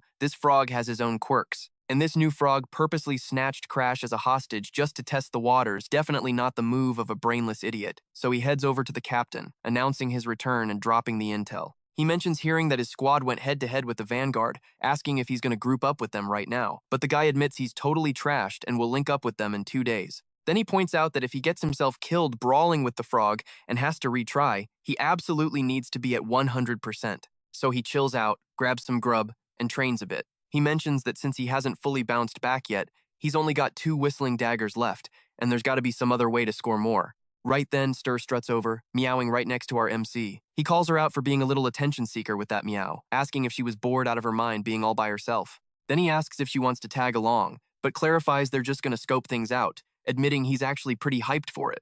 Watching him, she catches that total psycho grinning, because he's practically dying for a rematch with the frog. Meanwhile, over at the guild, the frog starts thinking he's waited long enough, declaring that today he better keep his damn word and show up. Then Zoyodo kisses up, saying of course, promising that Ragna is definitely going to show. But he insists he tries some snacks first, swearing those super fresh worms will hit the spot. The frog smirks, admitting the guy actually has some taste, even joking that it'd almost be a total waste to just slaughter him. So Zo plays it cool, saying he's flattered, but secretly praying someone from the squad hurries the hell up, or he's dead meat. Man, Zoyodo seriously only ever lands himself in deep shit. And just like that, the very next morning, that dreadlocked frog is munching on some apples right next to Zoyodo, looking pretty pissed off. Zoyodo starts sweating bullets since it's getting way too late, wondering what the hell those lunatics are doing to be dragging their feet this much. He mutters that he'd even go drag them back himself, but obviously he's trapped. The frog shoots Yodo a glare and barks at him to bring more of that grub. All busted up, he pastes on a totally fake smile and nods at the frog. He notes that the crazy bastard barely even sleeps, just staying on guard 24/7. He just needs to tough it out a little longer, and then he can finally wipe Frock out. But right on cue, our badass little squad starts rolling up on the scene, while Zoyodo is over there thinking that if even one of those psychos showed up, he could absolutely end Frock. Meanwhile, the MC creeps up to the door, already gripping his daggers. Inside, Frog just keeps casually stuffing his face until he senses someone pulling up. The moment the door gets smashed in, he's still just chilling in his seat, while the MC readies his daggers for a throw. Seeing him, though, makes Zoyodo even more pissed off. The guy had no business showing up here after all. He's the absolute weakest of the bunch. Even so, Anne decides to just send it and charges right at Frog, chucking his daggers, but the overgrown toad just casually dodges and leaps onto the table. Not backing down, Anri gears up for another strike, swinging his blade sideways and barely missing him. But the damn frog still manages to dodge, flying right over the kid and nearly catching him on the way down. And ducks just in time, dodging the hit and saving himself from getting inches shorter by having his head ripped off. They slide to opposite sides of the room, and locking eyes with him, dead set and determined, while Frock looks super pissed, just itching to rip the kid apart. They instantly dive into a frantic, full-blown brawl right in front of Zoyodo, who is completely mind-blown, questioning if that's really his boss, since he's actually going toe-to-toe with Frog. It's totally freaking absurd. They keep up that brutal face-to-face clash, and the MC quickly realizes that just blocking Frog's raw power is rookie shit if he messes up even once. His bones are going to get completely pulverized. Tired of the games, Frog decides to rush him one more time, looking to just end it all right there. But our MC manages to block the strike, using his shoulder braced against his blade. Frog instantly notices the kid is parrying the heavy impact, using a smooth sword technique. And as the blade deflects, the MC figures he's got to aim straight for Frog's only real weak spot, the heart. He needs to pierce it in one clean shot to completely shut down his regeneration. But before he could even pull a move, the MC gets blasted right in the gut, sent flying by that frog dude's insane kick. As he goes flying, he smashes hard into everything behind him. Zo totally sees he took a clean hit, because if he passes out again like last time, they are so screwed. He starts calling out to Anri, while Croc asks how he aimed for his heart, and the frog is getting seriously pissed off, since he's literally known for recognizing people's talent. He even remembers people call him the talent appraiser. But this guy is just straight up impossible to figure out, because he should have hit his talent ceiling ages ago, making him wonder how the hell he's pushing past it. Frock has no clue what's going on, but the MC stands up once again, realizing he's actually managed to tank Frock's kicks so far. And as the MC gets back on his feet, he doesn't even look tired. He's totally ready to keep throwing down. Smirking, he tells them to start the real game, saying it was totally worth the wait. So the frog calls him an annoying little punk and says he's going to end him right there. He charges full throttle at Enkrid, who rushes right back at him. He drops into a low stance while Frock strikes from above. Frock thinks he's going for his heart again, trying to shut Enkrid's attack down, but right before the hit lands, Enkrid ducks even lower and completely dodges it. Then, shooting straight for Frock's heart one more time, he thinks, yeah, piercing the heart is the only way to stop his regen, but I still got other tricks. So, he just rips off one of that massive frog's arms. He says that in the middle of a fight, the guy shouldn't have the energy to grow an arm back, and if he can just exploit that opening, he's got this. While he aims his sword for a clean strike at the heart, the frog gets super ticked off, saying he only needs one arm to crush a bug like him. And just like that, he nails the kid again, completely shutting down his attack. The MC's sword goes flying out of his hand from that insanely overpowered kick. He feels the massive sting of that hit, and Frock definitely isn't giving him any room to breathe. He pops up right in front of the MC, gearing up to finish him off in one single shot. Seeing that, he even starts questioning himself, wondering if this is his absolute limit, saying he'll just have to try again in his next life. So, right as he gets attacked with the frog's massive killing intent, the blade stops literal centimeters from Enkrid's head.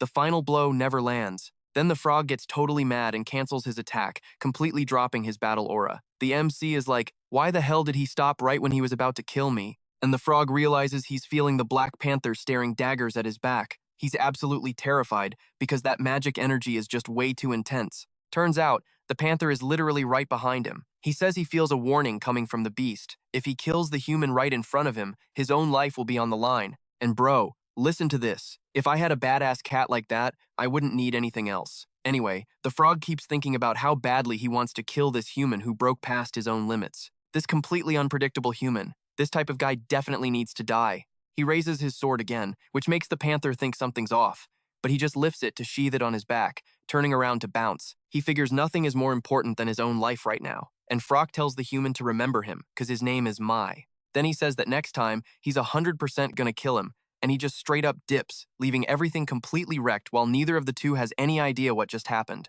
Zoedo asks if he's actually gone, refusing to believe the dude really just left. He says he honestly thought the MC was a goner for sure, asking since when the boss could go toe-to-toe with Frock. He replies that just fighting equally isn't nearly enough. Zoid totally doesn't get it. Meanwhile, the MC realizes that during Frock's last attack, his right wrist got smashed, making him drop his sword. There's already an insanely ugly bruise forming on his wrist. Looking right at it, he still clenches his fist anyway, thinking to himself that it took 3 tries, thinking that with 3 loops, he actually could have won, which gives him a little bit of hope. And Zoe, talking to him from the outside, mentions that somehow, no matter how long they waited, they didn't seem to show up. He had no clue, because he never imagined those absolute psychos would head into battle so obediently. He admits that even he was caught off guard by that. Zodor says that either way, it was a straight-up miracle. Frock just bailed like that.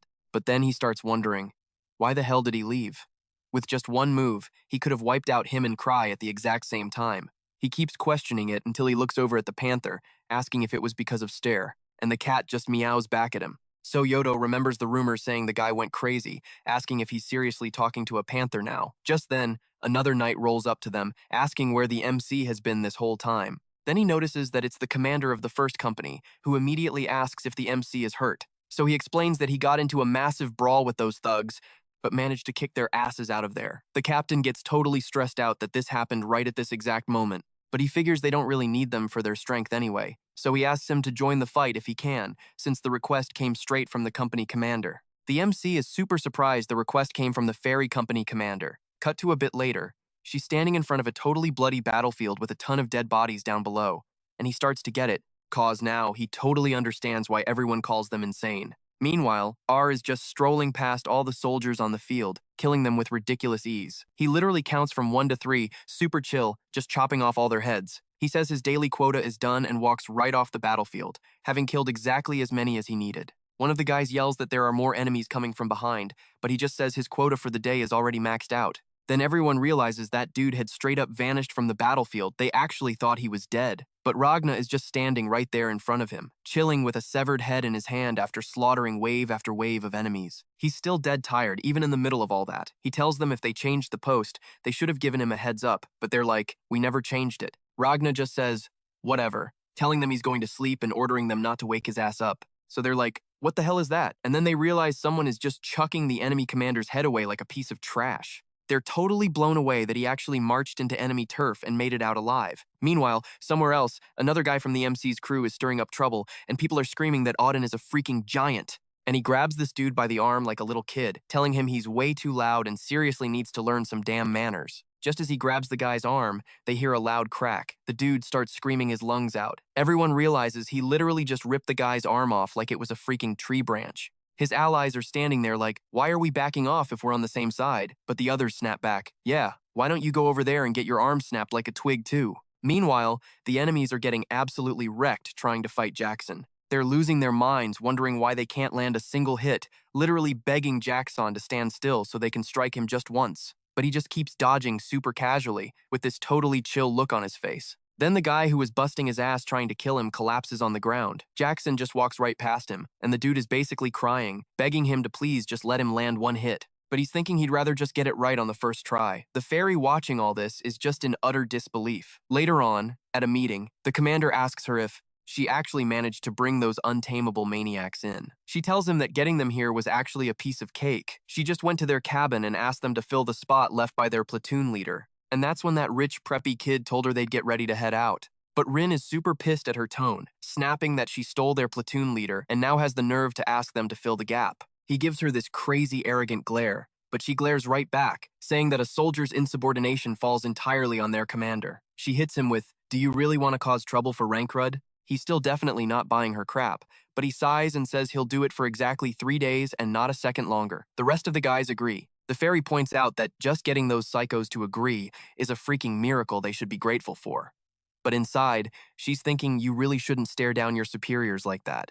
Then this other commander chimes in, saying his battalion is right on the front lines, and whatever happens out there is going to have a massive impact on the main battle. He asks if the enemy is still baiting his soldiers into duels, mocking them for resorting to cheap tricks after losing so badly on the front lines last time. The fairy admits that even so, the enemy always sends out some seriously tough guys. Our side never wins a single duel, and after getting their asses handed to them over and over, some of our soldiers are starting to say that with a power gap like that, they're bound to lose a full-scale clash too. The commander snaps back that if they just let this slide, the troops' morale is going to completely hit rock bottom. He says they just need to send out some heavy hitters of their own, and it'd be absolutely perfect if those lunatics could sort this mess out. But the fairy warns him that just dragging them to the battlefield was a nightmare, and if they push them too hard, they might just flat out refuse to fight. She asks the commander if he's absolutely sure about this, and he starts getting super pissed off. He argues that they're way too stubborn, but also way too talented to just throw away, asking if there isn't some better way to keep them on a leash.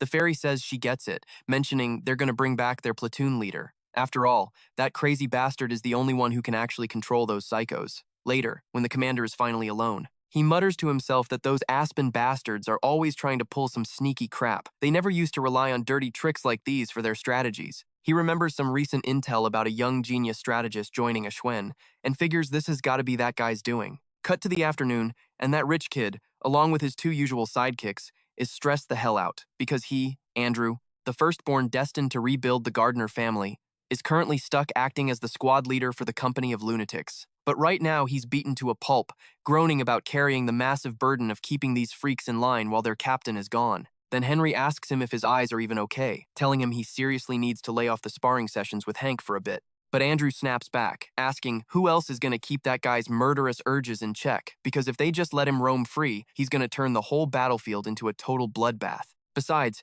every time he spars with Ren, he feels like he's leveling up like crazy, even if he almost dies in the process. He says it's like he's getting stronger every single day just by dancing on the edge of death. Mac nods along, admitting it sucks big time, but you can't deny it actually works. So he's just thinking to himself, thank God the 3 psychos. I mean, the squad members are busy with their own crap right now and keeping the chaos to a minimum. But the real problem is this other dude trying to boss him around, calling them the independent company or the company of crazies, asking if they can actually behave themselves for once. Andrew watches this go down and instantly knows shit's about to hit the fan. The guy starts screaming at Ren, yelling, "Can't you see we're all fighting for our damn lives here? Do you think this battlefield is a freaking joke?" Andrew is standing there like, is this idiot our new captain? Does he have a freaking death wish? Because talking to those guys like that is just pure suicide. So Andrew jumps in front of Ren, firmly stating that the authority to command their independent company comes straight from their direct superior. The captain sneers, asking if that's their excuse for slacking off and doing whatever the hell they want.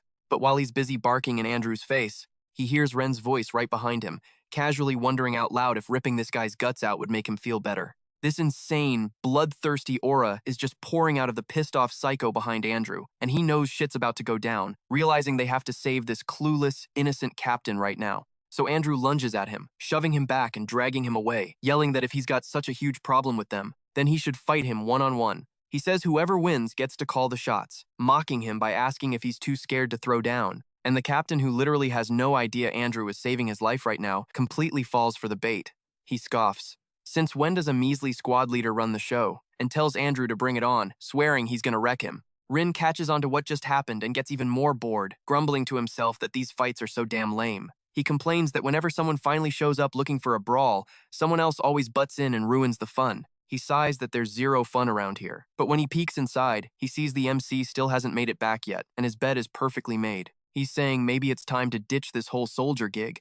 But deep down, they're all missing the captain, stressing over the fact that they haven't heard a single word from him. And since he's taking so damn long, Ragna starts wondering if the captain actually kicked the bucket. Auden figures it might be time to pack it up and head back, because hanging around here for nothing is just a waste of time. Jackson is on the exact same page. He says the whole reason he even joined this war is pretty much wrapped up, so there's zero point in wasting any more time out here. So they all mentally agree on one thing: if the boss doesn't show up today, they're bouncing from this dump. And then, the crazy bastard finally shows up. The fairy tells him to hurry up and get back to the squad, calling Enkrid her fiancé. The second he steps inside, everyone is completely shook. Those Fenkrids, who were literally just about to bail because he wasn't around. Their eyes totally light up the moment he announces he's back.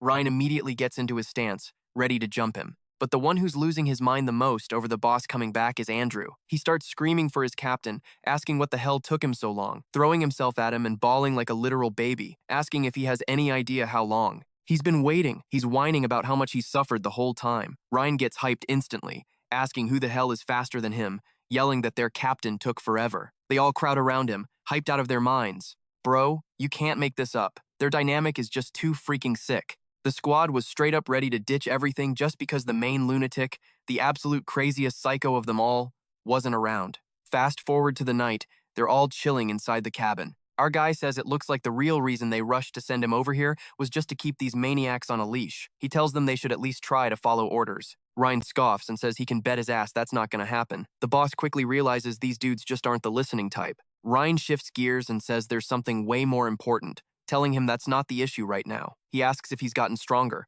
and Enkrid instantly catches his drift, getting ready to throw down. Ragna slams his swords on the ground, challenging him to a fight too, but the big guy tells them to hold up, asking if they're blind and can't see the boss's wrist is busted. But Ryan steps right up to Ragna, asking if he's blind, snapping that he always gets to fight him first. Ragna snaps back, asking since when do they give a crap about taking turns, challenging him to fight for the first spot. But Auden steps between them, breaking them up like two toddlers throwing a tantrum, telling them to chill the hell out, saying it's been a hot minute, asking if they don't want to warm up with some isolation techniques first.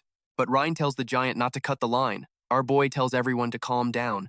While Zoyodo is just praying, the captain finally shuts them up. He announces he'll fight every single one of them, one at a time. Zoyodo tells him not to do it since he's injured, but the boss just brushes it off, saying his wrist isn't completely broken, so he can still use it. Jackson warns him not to brush off an injury like that, telling him to take off the bandage so they can see how bad it is. The boss admits he probably shouldn't put pressure on it, but figures he can at least still swing a sword. Then he flashes back to what went down, because after clashing with those pros at the crossguard, he leveled up big time, and after brawling with Frock, things started clicking for him. Sure, the path of a knight is a hell of a long road, and people say it's pretty much an impossible goal. But he's already climbed pretty damn high. He wants to show these guys the raw power he's unlocked. Jackson tells him not to push it, since he's the one who's going to be hurting later. But Enkrid just smirks, heading outside with those absolute psychos, stepping right up to face Ryan. Ryan smirks, saying he's looking awfully cocky. He wants to see exactly how much he's leveled up, telling him to bring it on as he charges full speed at Enkrid. But right as the axe comes inches from his eyes, the kid deflects Ryan's attack like it's absolutely nothing,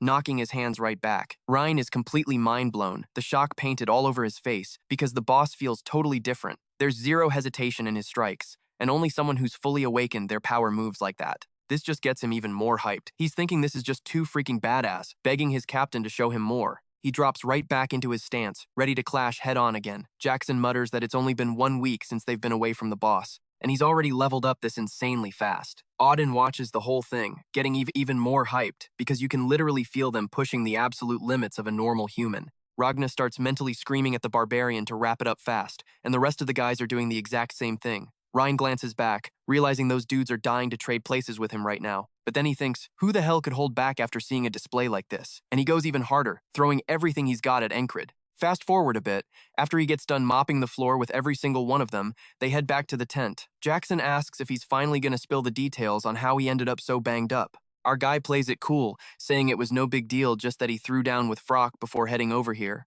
Andrew's jaw drops, freaking out over how he can call fighting Frock no big deal. Ryan brings up how he said he was going to the crossguard, asking if Frock ambushed him there. But Zoyodo jumps in, saying Frock must have shown up because of the guild. He got hurt after making it back to the frontier guard. Ryan starts giving him crap, asking how the hell he let a total weakling beat him up and actually leave a scar. But Auden cuts in, asking if things went south during the mission. The boss casually drops that the enemy set up an ambush, and that the Greyhound unit, a damn lycanthrope, and a mage were all waiting for him. Andrew looks like his brain is short-circuiting at how insanely casual he's being about this. He starts thinking this makes no sense. He's been working his ass off too, fighting like a total maniac. So why the hell hasn't the gap in their strength shrunk at all? He's completely blown away that Enkrid even survived that mess. The boss just shrugs it off, saying he just got really lucky. Yeah, it really is pure luck that you can bounce back from the dead over and over again, right? Because realistically, you'd be a corpse by now. With that, they finally blow out the candles. He lays down to sleep next to Esther. He mutters that he actually learned a ton today, but he definitely noticed those idiots were holding back on him because of his busted wrist.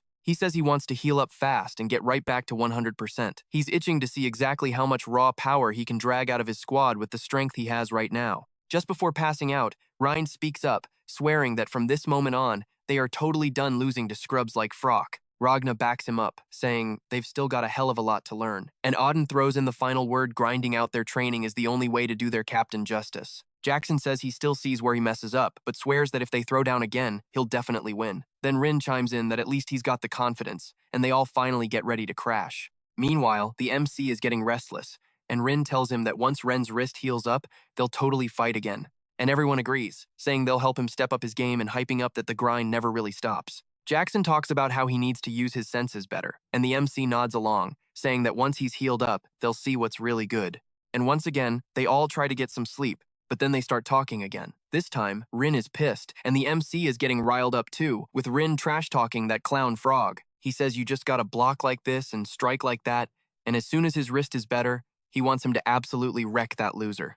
Then Ragna steps in and says it's about time to learn some skills way past the basics. Auden is also totally hyped, saying that even if he's weak right now, the isolation technique is no joke and shouldn't be ignored. Jackson jumps on the hype train too, telling him to never drop his guard, but then the MC asks if they're ever gonna sleep, and finally, those three crazy dudes crash on their beds again, and only then do they actually go to sleep.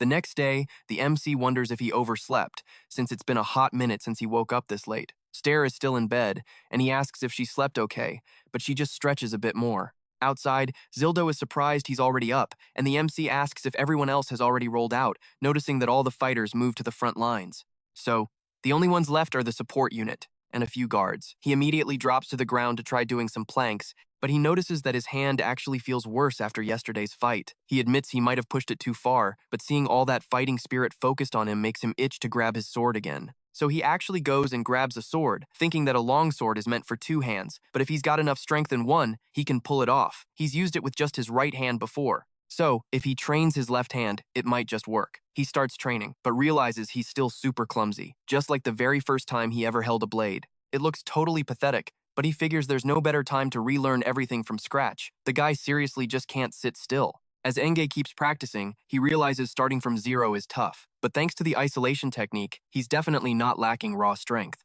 Just then, Veng walks up to him again, having heard he was hurt, only to see the MC out here doing some crazy stuff again. He's shocked to see him and asks if he wasn't supposed to be on the battlefield. Veng explains that his unit is on base defense duty, but right then, as the MC keeps swinging, he notices the cloth he wrapped around the sword has come loose. Veng Jie tells him that both his hand and the sword are completely wrecked. He tells him to hand it over, asking how the hell he plans to tie that up with just one hand. So he starts tying it up for Ankh, who thinks about how Veng spent all that time growling just at the sight of him, but now he's acting all chill. Ankh asks why he was being such a hostile jerk before, and wants to know why Veng Jie hated his guts. Veng brings up Jenny, but the MC doesn't even know who she is. Veng explains that Jenny is the girl from the herb stall, but the MC is still completely clueless about her. That pisses Vang off even more, saying he's done talking to him and storming off, kicking the dirt. The MC says he wasn't even interested, and that Jenny was the one crushing on him all on her own. Now that he mentions it, the MC finally remembers, yeah, Jenny, the one who always ran the herb shop back at the border guard.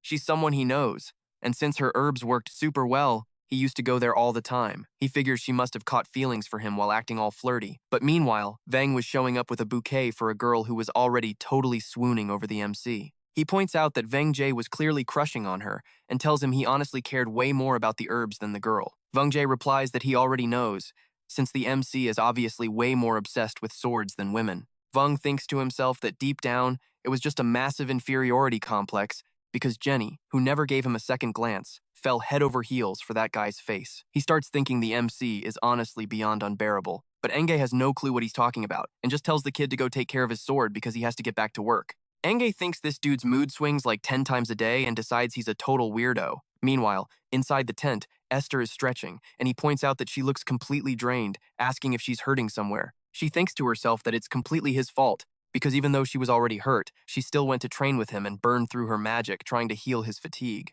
She figures she won't be able to use any magic for a while. The MC figures that since they're in the rear guard for now, she can finally take a breather. Meanwhile, outside, some guards hanging near the river spot ripples in the water. One of them looks back, and another asks what's up. He brushes it off, saying it's nothing and that he just thought he saw something in the water. But right as he's second-guessing it, he takes a spear straight to the head. The MC and Esther hear the crash, and everyone starts screaming about an enemy ambush, yelling to protect everything and not let them jack the supplies. So he rushes out yelling, "Where the hell are the enemies?" Zildo immediately asks what a wounded guy is trying to pull, begging the captain to stay out of sight. And as those guys emerge from the water, the MC stares right at him, realizing he never expected to run into this bastard here. And it really is the guys from the Grey Dogs, the exact one who swore he'd track him down again. He remembers it's him, stepping face to face with the guy. Midas actually heard his prayers, because he seriously wanted to see him again. Mitt notices he actually remembers his name. Mitt tells him that thanks to him, he dropped his arrogance and leveled up completely. He knew he had to finish things with his own two hands,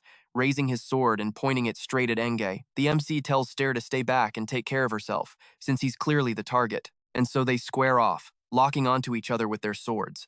But since the MC only has one good hand to fight Mitt with, he takes the worst of it. His sword gets knocked back in a flash, and he realizes he can't do much, while Mitt asks if he got himself hurt, thinking it's some seriously shit luck as he raises his sword to finish the MC off. But right then, Jess jumps in, throwing his sword up to block the strike and saving Ankary. Then he yells at Anri to run the hell away while he goes head-to-head with Mid. But Enkrid tells Vang to back off, cause that guy is way out of his league. And no kidding, that turns out to be dead true when Vengus gets his freaking head chopped off. It goes flying right past Ensika, leaving him completely shell-shocked. Then Midima calls him a pathetic little bug with this absolute dead-eyed stare, and Esther charges at the guy too. But Cry screams at her to stop, begging her to fall back, and the MC yells at them to stay the hell away, cause if they push it, they're gonna get wiped. And with those two squaring up against Mitt, he straight up slaughters Stera first, slicing her right in half, and then goes for Cheese too, running him through the chest right near his neck. Anne is left standing face to face with Mid, who's turning the place into a bloody mess, and the bastard just says it's a damn shame, cause if his wrist wasn't screwed up, he could have shown off the raw power he'd reached. Mid just massacres them all, one after another, and everyone the MC actually gives a crap about is butchered right in front of his eyes. And here we go again. The MC wakes up on the morning of the day before. He goes over to Stir, gently petting her, beating himself up over not doing shit just cause of his busted wrist. He felt totally goddamn useless. And right then, Cry notices he's already up. While the MC says what's up to Cry, he's thinking how there's literally 0 platoon backup coming, and that the Greys are gonna ambush the base before the afternoon even hits. So he just keeps grinding his swordplay with only one hand. He pushes himself to the absolute limit to stay sharp before the attack, and it just triggers the memory of when part of his old squad got wiped out, too. His commanding officer told him straight to his face that it was 'cause he was weak. Just a pathetic little bug. They literally died trying to cover his ass. The MC is zoning out on that thought when Jess walks up, asking if he wrecked his right hand and sarcastically wondering if he's trying to ruin his left one now too. He tells him that if this is his idea of training, he's actually psycho, and asks if he seriously thinks this crap is gonna get him anywhere. And the MC just fires back that if it's not working, he has to damn well make it work, because he's gonna protect every single one of them. VJ doesn't really get it, and the MC drops an apology about what happened with Jenny. Then Jens looks at him like, you knew, but tells him to drop it, since it wasn't like he meant to mess things up on purpose. But the MC tells him to cheer up, joking that there are plenty of girls out there who don't care about looks, which totally hits a nerve, since Vance is insecure about looking rough around the edges. So he gets instantly pissed at the bastard, yelling at him to just admit he's a pretty boy, since he's always strutting around acting smug about his good looks. The MC just cracks up, and by the afternoon, when the invasion hits, he's totally strapped and ready. He steps right up to face Mitt. He remembers just how insanely strong this guy is, because Smith was already a special class threat, and now that they've clashed again, he's not taking any chances. The MC squares up, blocking a few strikes and testing his power, but soon realizes that even with 2 hands, he wouldn't stand a chance. He's just too damn weak right now. So he goes all out, trying to block with everything he's got, but Mitt's suffocating swordplay completely boxes him in until a blade finally grazes his neck. He hits the dirt, and Mitchistina presses down on his right hand. The MC grits out that it's seriously busted. Mitt just smirks, calling it shit luck, because he wanted to crush him at full power, then plunges his sword right into the MC's chest, killing him all over again. As he loops back, Anne realizes that no matter how much he levels up, there's literally only one option left: train the hell out of his left hand. And with every single reset, he grinds harder. He practices his grip, his swings, and his footwork over and over. Diagonal slashes, downward strikes, and straight lunges. He reflects on everything he learned from his village instructor as a kid, the mid-level sword styles he picked up from Ragna, and all the basics from other disciplines. There's zero excuse to fail just because he doesn't know the moves, so he just keeps grinding.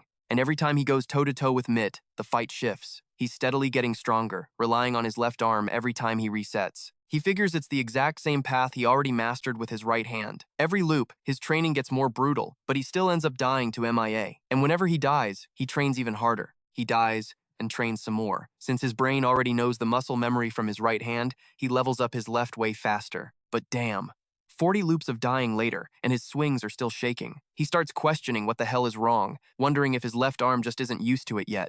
While Jess is watching him train, he notices something off and asks N if he wants to spar. The MC is legit stunned that Jay wants to spar, because that literally never happened in any of the previous loops. He wonders what the hell got into the guy, but when he looks back, Jess is dead serious. Enkrid catches that vibe and says there's zero reason to turn down a spar. When they square up, Jans charges him at full speed, but the MC casually blocks the strike using just his left hand. He realizes he's backed into a corner again, since this guy is a platoon captain after all. Jess just keeps coming at him with everything he's got, but this time, the MC sweeps him, slamming Vance face first into the dirt. He smirks, saying it looks like he won. Vance realizes the MC is still only using his left hand. That's a massive blow to his ego. But Anne plays it cool, claiming he used to practice with his left from time to time, and asks why V-Gens randomly wanted to spar. He says he doesn't really know, just that watching him made his blood boil. The MC mutters that he was only practicing the basics, but Jess snaps back that that's exactly why. Because watching him brought back the memory of the very first time he held a sword. It was that raw, pure drive to get stronger just by swinging the blade. But he adds that the MC's swordplay feels weird. The MC asks, "The hell do you mean weird?" And Jess struggles to explain, finally saying it feels like his sword is dead. Ian asks what the hell he means by that, and Jess admits his explanation kinda sucks. What he meant is just a gut feeling, and the MC gets stuck agonizing over the dead sword comment. He wonders if Jess meant his strikes are too weak, or if it's something totally different. Jess asks if he's even listening, but the MC is totally lost in thought. Because he'd already mastered all of this with his right hand, he was just blindly trying to copy those exact same movements. And it hits him he was literally just tracing his right-handed muscle memory without actually thinking.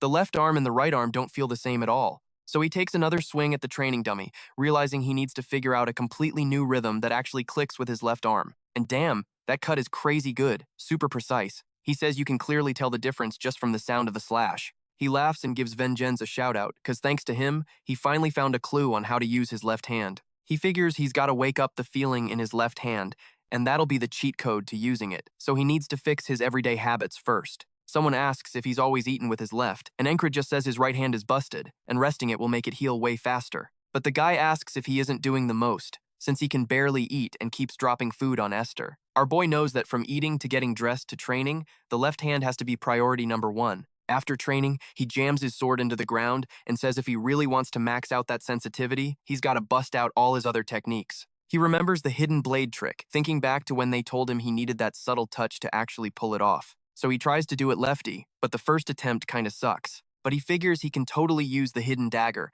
and the method he learned from Torres should do the trick. Fast forward to the 50th today, Vengeance walks up asking for a spar and gets absolutely destroyed. But he admits that even using his left, he's still not right, saying his swordplay feels super weird. He realizes his sword is still completely dead, so he runs it back again and again, all the way to the 60th today. He keeps scrapping with vengeance, dying to know if his sword is still dead. On the 60th run, he stays in the fight, busting out the hidden dagger, and even disarming Vengeance with just his left hand. And Vengeance is mind-blown that he can fight that well as a lefty. Our guy asks what the hell he's spacing out for, saying that once he hits the battlefield again, he's gonna have to grind twice as hard from now on. Then it finally hits him. Nobody's calling his left-handed swings a dead sword anymore. That's a massive level up. So he tells Vengeance to keep busting his ass, because maybe then Jenny will actually look his way. Vengeance gets super pissed hearing that, yelling that she only cares about his pretty face, not his skills. He tells Enkrid he knows damn well what's up, still taunting him and calling him out for another round, promising to teach him a lesson. But Enkrid just walks off grinning, saying Vengeance always gives the best reactions.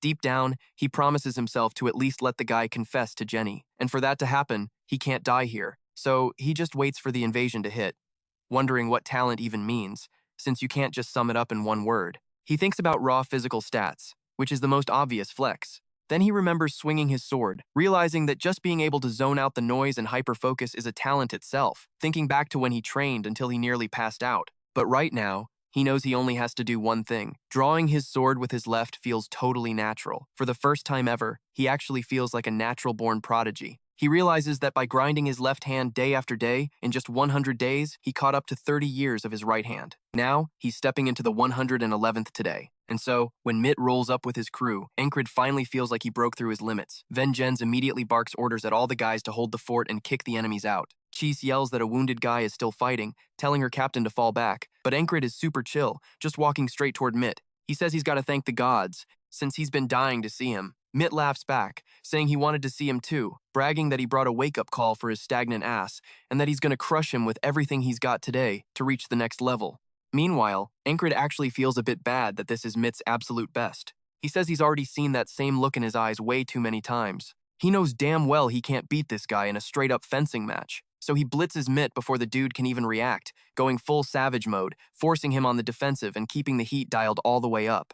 Mitt thinks it's super weird, but Enkrid isn't just swinging his sword. He grabs Mitt's hand, throwing the knight totally off balance. Going pure savage, Enkrid eats a brutal knee to the gut and gets blasted backward. But Mitt is forced to drop his sword. He gets pissed at Enkrid, who straight up snapped his thumb, yelling that he's fighting dirty. But Enkrid just says that in all those past loops, Mitt always clapped him in fencing, so he wanted to grant his wish. A sword fight with Mitt is fun and all, but wasting more time on this day won't help his left hand level up anymore. He's got to push past today. Mitt scoffs, saying he probably thinks he's pushing himself to the absolute limit, but Enkrid knows it's useless now that Mitt is using his left hand too, and Mitt brags about being ambidextrous. But Enkrid doesn't back down, saying that as of today, he is too. He says this fight is all about beating him to reach tomorrow, but fencing ain't the way to do it. It's such a desperate move, it's gotta be his absolute last resort. The secret technique of the Velen-style mercenary swordsmanship. So he just goes all in, literally chucking his sword right at Mitt, who freaks out at the sheer insanity. Our boy closes the gap, grabbing him by the collar and letting him know that from here on out, it's a street fight. Bro, some things can only be settled with a raw, no-holds-barred beatdown. If we aren't throwing hands and going full savage, nothing's getting solved. With that, Enkrid jumps into a wild brawl, throwing left hooks, trying to absolutely deck Mitt, who barely manages to dodge. Mitt realizes this bastard is fighting dirty as hell, trying to slash him with his sword, but Enkrid shoots for a crazy takedown, slamming him flat on his back. He knows he just has to stick to him like glue and take the fight to the ground, where he can't even use his sword anymore. Our boy pins his hand down with a knee, saying that if it comes to it, he'd even bite his enemy to win. Getting ready to rain down blows, he starts absolutely pummeling Mitt's face. Mitt starts looking super dazed. Our boy knows he's got to use whatever it takes to secure the win, calling this a true street brawl. And with that storm of punches raining down on him,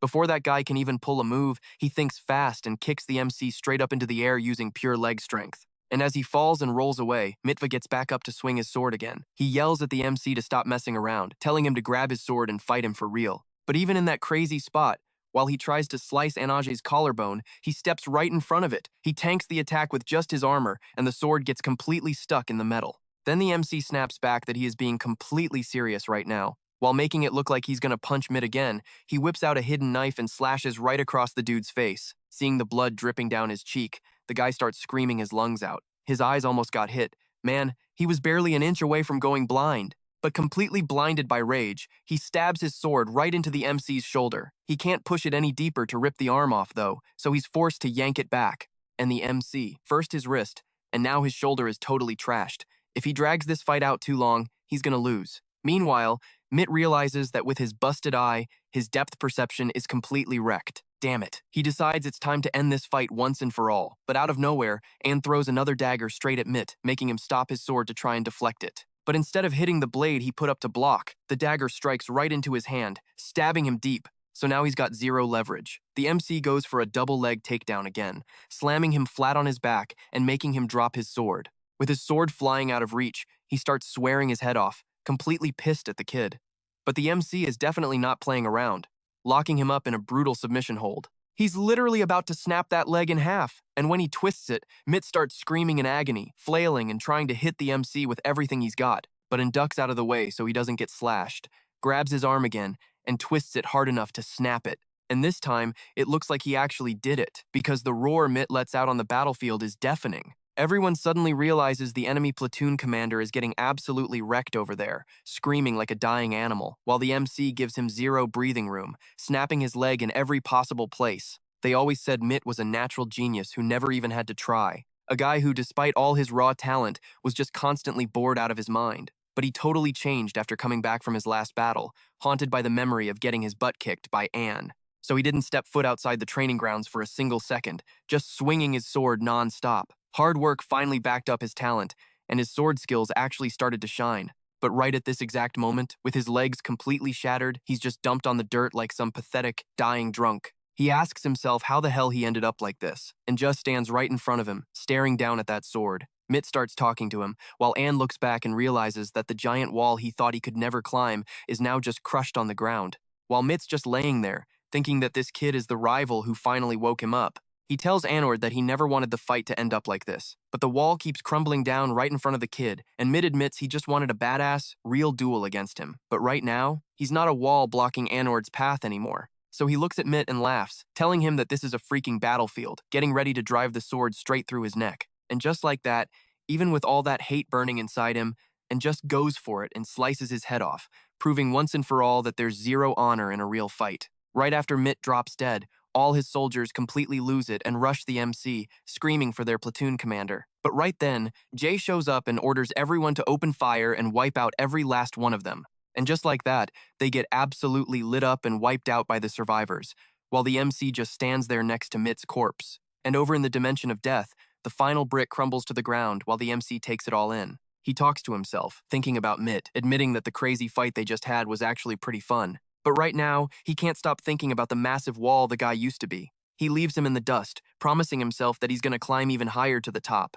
Bro, if that wasn't absolute peak fiction, I seriously don't know what is. Anyway, a while later inside the tents, Shisei brings up that if that spot had been totally taken over, things would have gotten seriously messed up. The main army caught wind of how bad the danger was and sent the archers in for backup. And thank God for that, because that's the only reason they made it out alive. Then Genso walks right up to him, telling him that the only reason they survived is because he bought them enough time. He then asks if that isn't the sword, handing it over to the MC, saying something about it being their sword. He snaps at him, asking how the hell he could just leave it dumped on the ground, and tells the MC to actually take care of it. Then Cry chimes in, asking if the sword hadn't already been picked up. And when he looks back, he realizes that sword actually belongs to Mitt, the enemy he just threw down with. Then Jay steps up and asks, "Doesn't that look like a sick sword to you?" Cry says he's going to take a closer look, and when he checks it out under the moonlight, he spots this crazy bluish glow. He says it's definitely got to be forged from damp iron. They're all like, "What's that?" So Christ explains it's from this super famous ore mine in Aspen.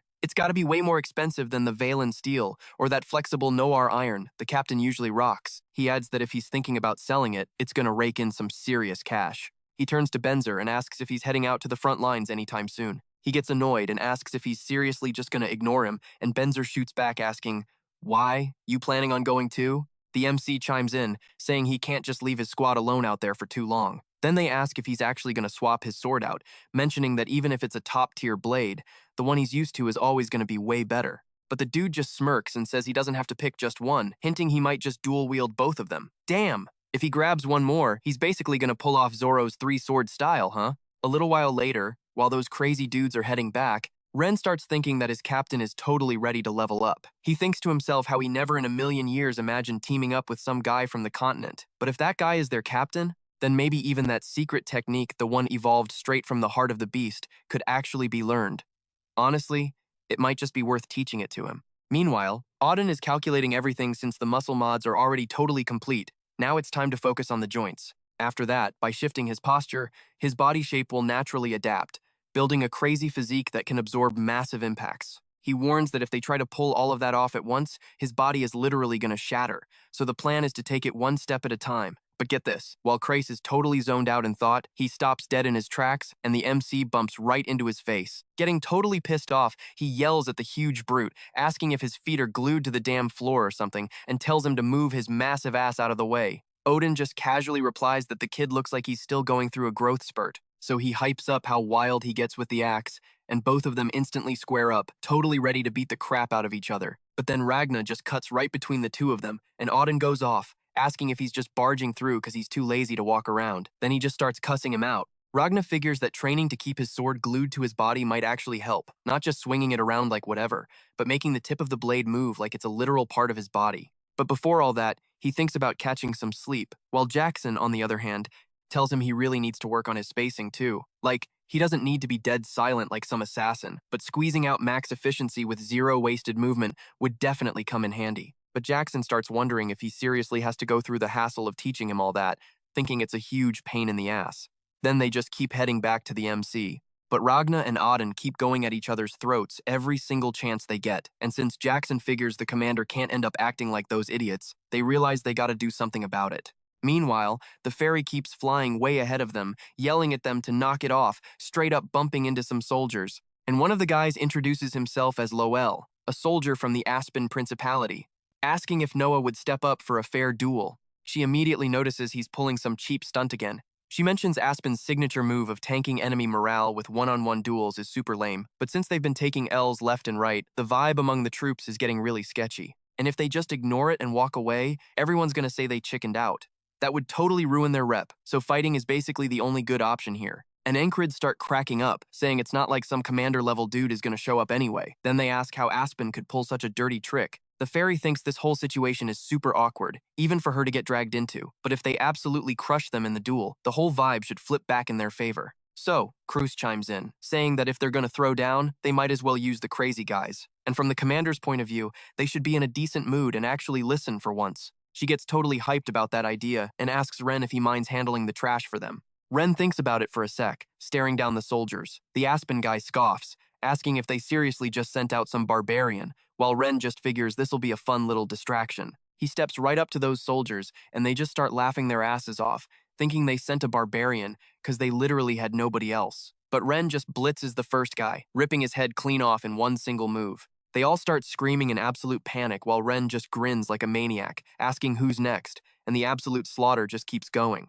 Meanwhile, the other soldiers are thinking they totally knew this dude was a psycho, but they also realize he fights insanely well, so they start begging him to back off and just spare their lives. The fairy admits that having a badass soldier on the front line does hype up the morale a bit, but then the Aspen guys actually start surrendering. But Ren straight up refuses to accept their surrender. That's when she realizes how badly she screwed up by sending that absolute psycho after them. Everyone starts wondering when the hell he's gonna stop, noticing it's getting so brutal they can't even watch anymore, so the fairy screams at him to cut it out. Then the other soldier right in front of him begs Ren to stop too, calling him a freaking monster, crying that he already surrendered and begging for God's sake to show a little mercy. But Ren doesn't look like he gives a single damn about mercy. He just smirks, says he didn't hear anything, and keeps the massacre going, turning the dude into straight-up ground beef. Our guys are like, hell no. We do not want to be on the same battlefield as that freak. They're totally freaked out and just want to dip out of there. And the fairy finally realizes that troop morale just totally tanked all over again, and she definitely shouldn't have unleashed him like that.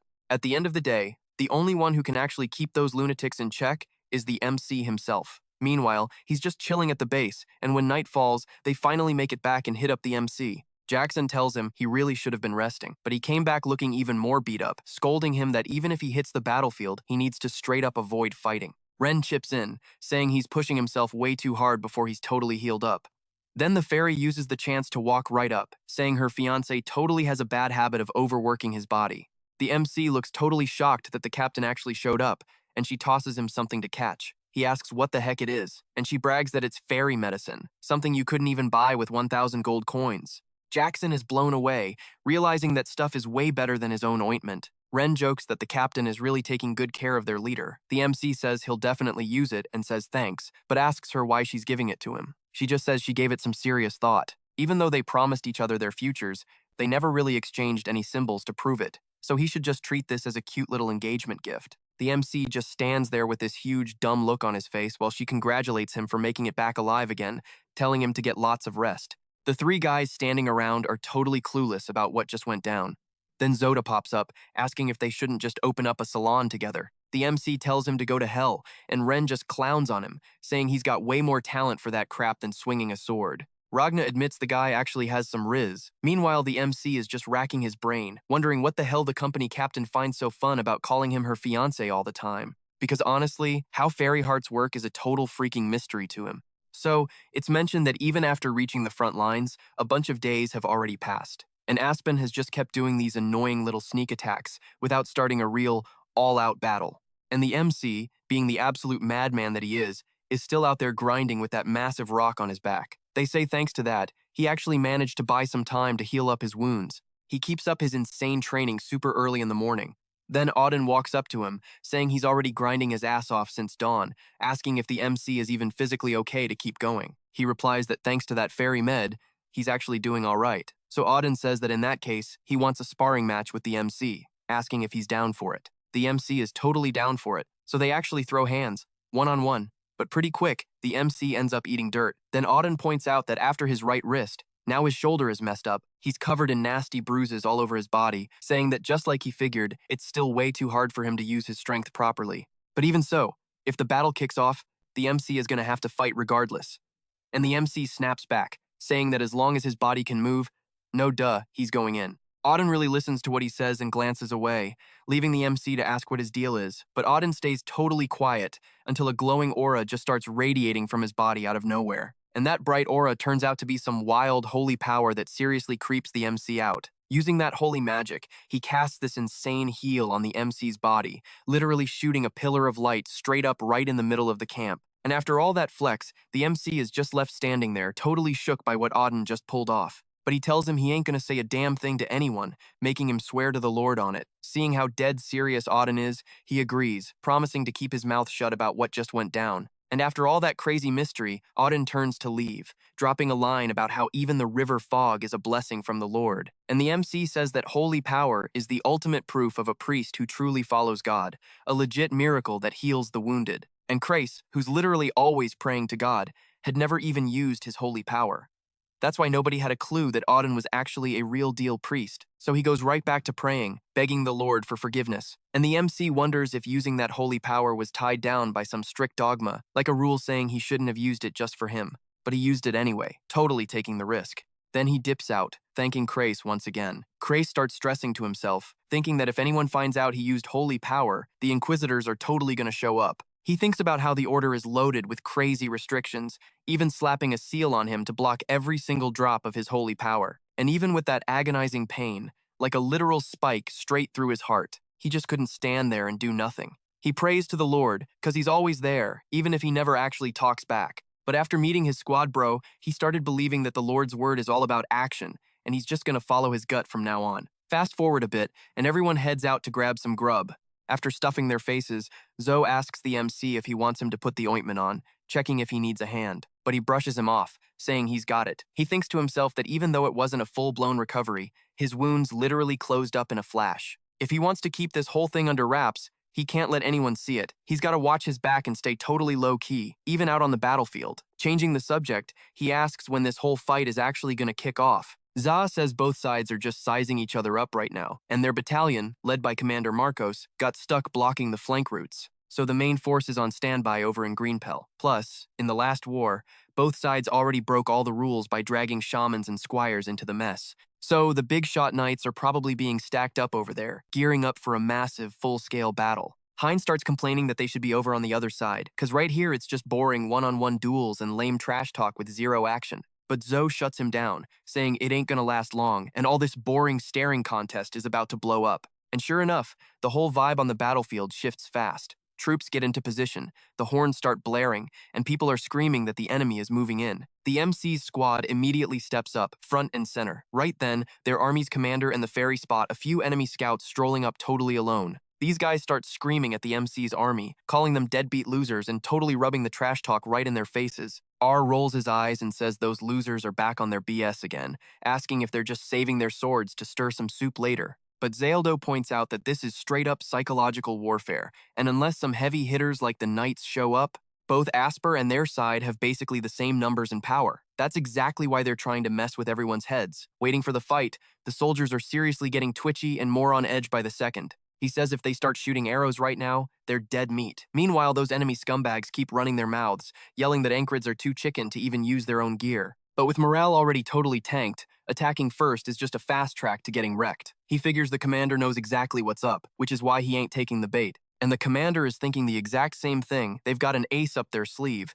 but dropping it now would be a massive waste. Their plan to use the Psycho Squad to flip the script completely backfired. But all they need is one little spark to shift the vibe. Everything's gonna work out just fine. Those three enemy guys just keep running their mouths, saying they feel bad for the virgins and calling them pathetic. Sadly, the low-rank grunts are totally falling for the bait while the enemies just laugh their asses off. But right then, the MC turns to Andrew, who was just chilling, and tells him he'll get his chance to explode and unleash his rage. Andrew looks at him completely clueless. I mean, the dude was totally chilled out, but the MC just pats him and says it's cool, because there's absolutely zero shame in being a virgin. He tells the kid to bottle up all that supposed rage and unleash it in the upcoming fight. But the whole squad just stares at Andrew, realizing the MC just brutally outed him. Andrew was actually super relaxed the whole time. He tries to defend himself, saying he ain't even mad, but the MC is totally oblivious and keeps running his mouth. Andrew keeps desperately repeating that he's not pissed, but now everybody is busting out laughing the psychos from their own squad and even Andrew's rookies. They're all absolutely roasting the hell out of him. Krace chimes in, joking that maybe this is the perfect time for him to give his life to the Lord. Even Ragna tells him his lucky day will come eventually, and R just ruthlessly clowns on the poor kid. Andrew whines, asking why the hell they're doing him dirty like this. Rand just keeps patting his back, saying it's all good, while the rest of the army stares, wondering what the actual hell is going on with those psychos. Since it totally looks like the Virgin actually fell for the enemy's bait, the other soldiers start whispering, asking who the Virgin is, shocked that a pretty boy like him hasn't scored. They're saying how much it sucks to be that good-looking and still a virgin. Andrew tells everyone to shut the hell up, desperately claiming he isn't mad. Then one of the grunts yells out, asking if he wants him to drag his ass to a good brothel when they hit the city. Andrew screams that he doesn't need it, and Jackson laughs, saying all this roasting is actually pretty damn funny. But the MC is genuinely confused, saying that Andrew's just a kid and it's super normal to get a little salty. He swears he was just trying to comfort him, while Ren is quite literally dying of laughter in the background. Zodo just watches him, trying to figure out if the MC was trolling or dead serious, wondering if he just went off pure instinct to break the heavy vibe. Either way, the MC is one seriously curious dude. He turns to the boss and asks if he wants to march out there and say something back. The boss shrugs, saying he's got nothing, but Ziodo jumps in, whispering a sick plan right into the MC's ear. The MC thinks it sounds easy enough and confidently steps up to the front. Zoyodo smirks, betting that if this is the same demon-tongued commander he knows, he's absolutely sure the guy can flip the script on this battlefield, and the crazy chaos he sparks will spread like absolute wildfire. The enemy suddenly realizes it's the Psycho Squad making a move. The MC struts right up to the front lines, dragging Auden and Hank along with him. And just like that, it's said the path to victory will open up soon. Without missing a beat, Zod shows some serious guts, totally mocking the enemy while strolling straight into the kill zone of their arrows. Picture this, that crazy dude who is always competing with him asks what the hell Ench is doing. He brags about already being out front the second he hit the front lines, calling him a total loser. But he tells Enko to shut the hell up, saying if he goes out there, he is going to get shot full of arrows, and asks what the hell he thinks he is doing. But then he steps right up to those three trash talkers, saying a bunch of empty-headed morons just showed up. The main character just watches,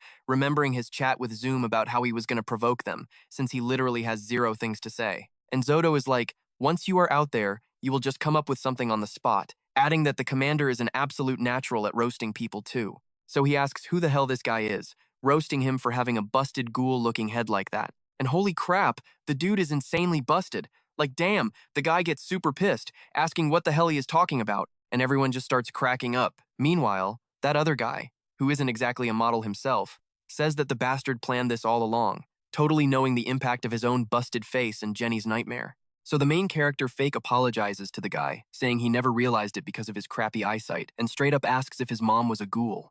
and the guy loses his absolute mind at the main character, ready to just throw hands right then and there. Everyone is dying of laughter, with Auden saying even God would smite him for roasting him that hard. Ragna chimes in that, honestly, for a human he is pretty freaking ugly, and even Andrew starts cracking up, agreeing with them. Because even if he has the equipment, with a face like that, he is never going to get to use it, wondering where the hell this god-tier trash talk came from. But his bodyguard notices he took that insult straight to heart. Being called a virgin totally triggered him. The soldier tells the main character to bring it on, screaming that he is going to slice off his cocky tongue. The main character realizes the idiot took the bait and challenged him to a duel. Now all he has got to do is flex on him and crush him with a massive skill gap. And it is in the bag. But someone stops the main character before he can even make a move, asking where the hell he thinks he is going. They bring up his injury, saying he is probably not fully healed yet.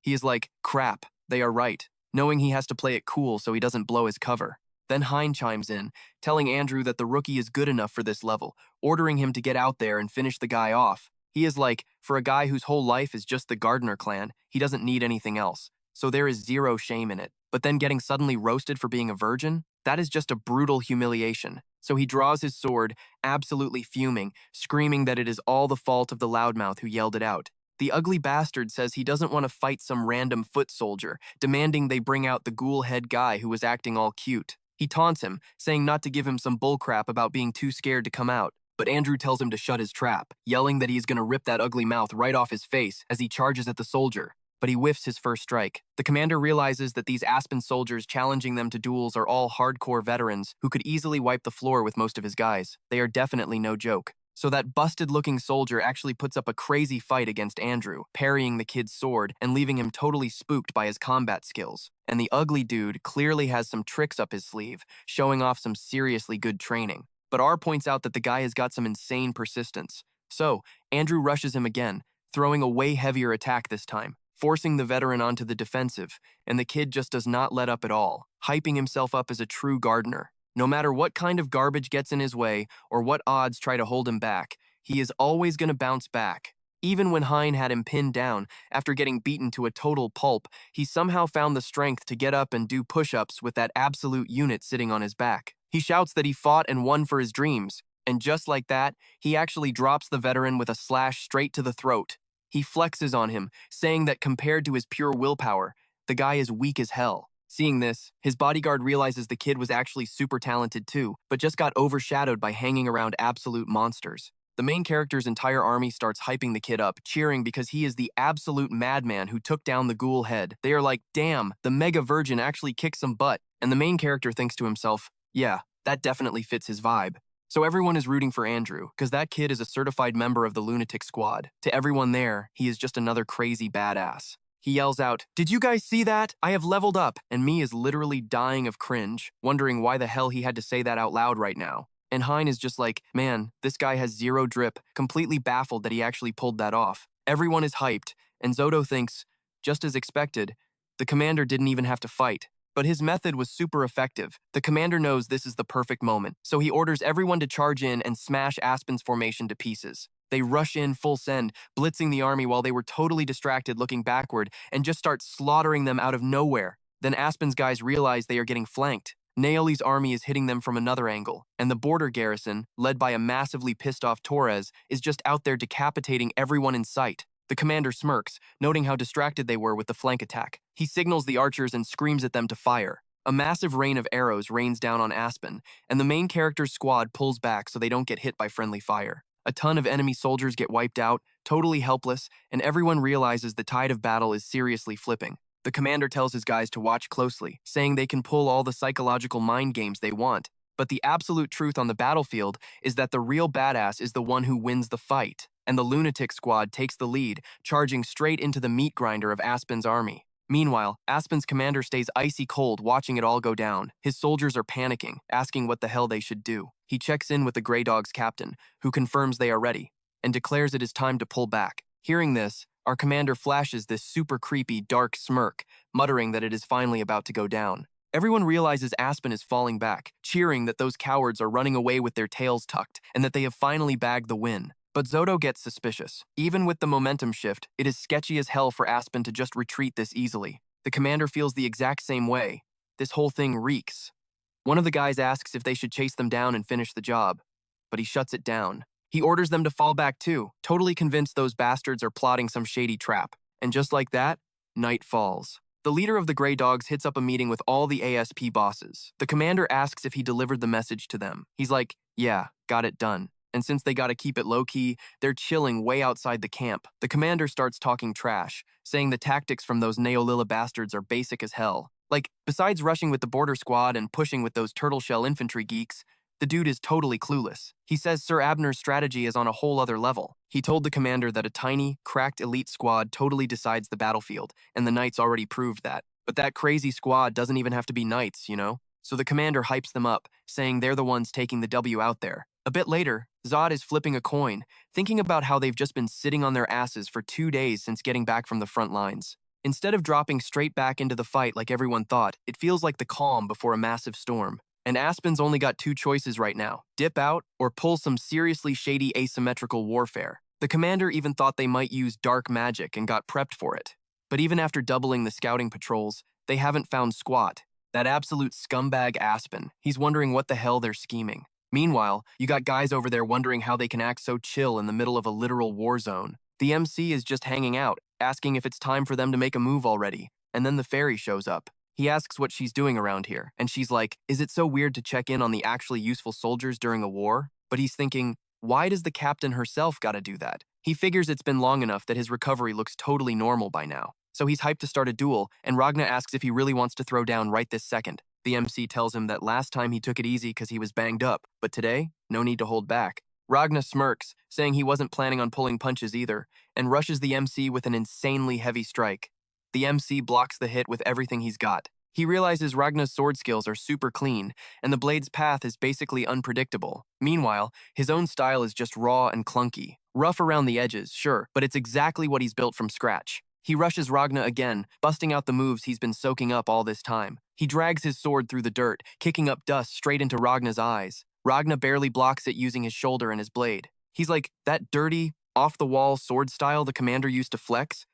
He still pulls it out every now and then. He wonders if it was that completely busted mercenary sword style. He follows through the swing, brings the sword behind his back, and totally launches it at Ragna. Ragna easily dodges the move while the MC slams his sword into the ground. Ragna's like, okay, that's a wild new angle. The broadsword style I showed you. And then the MC actually whips out another sword from his sheath, going straight into dual-wielding mode. The tip of his blade is literally inches from Ragna's forehead. Ragna stares it down and dodges. At the very last second, the MC was legit about to split his head wide open. Seeing that, Ragna is seriously shocked, realizing he's actually dual-wielding. Edge locks right into that sick twin-blade stance, absolutely hyped to charge back in. Ragna smirks and says if he's rocking 2 swords, then it's time to stop messing around and get dead serious. He's like, bring it on.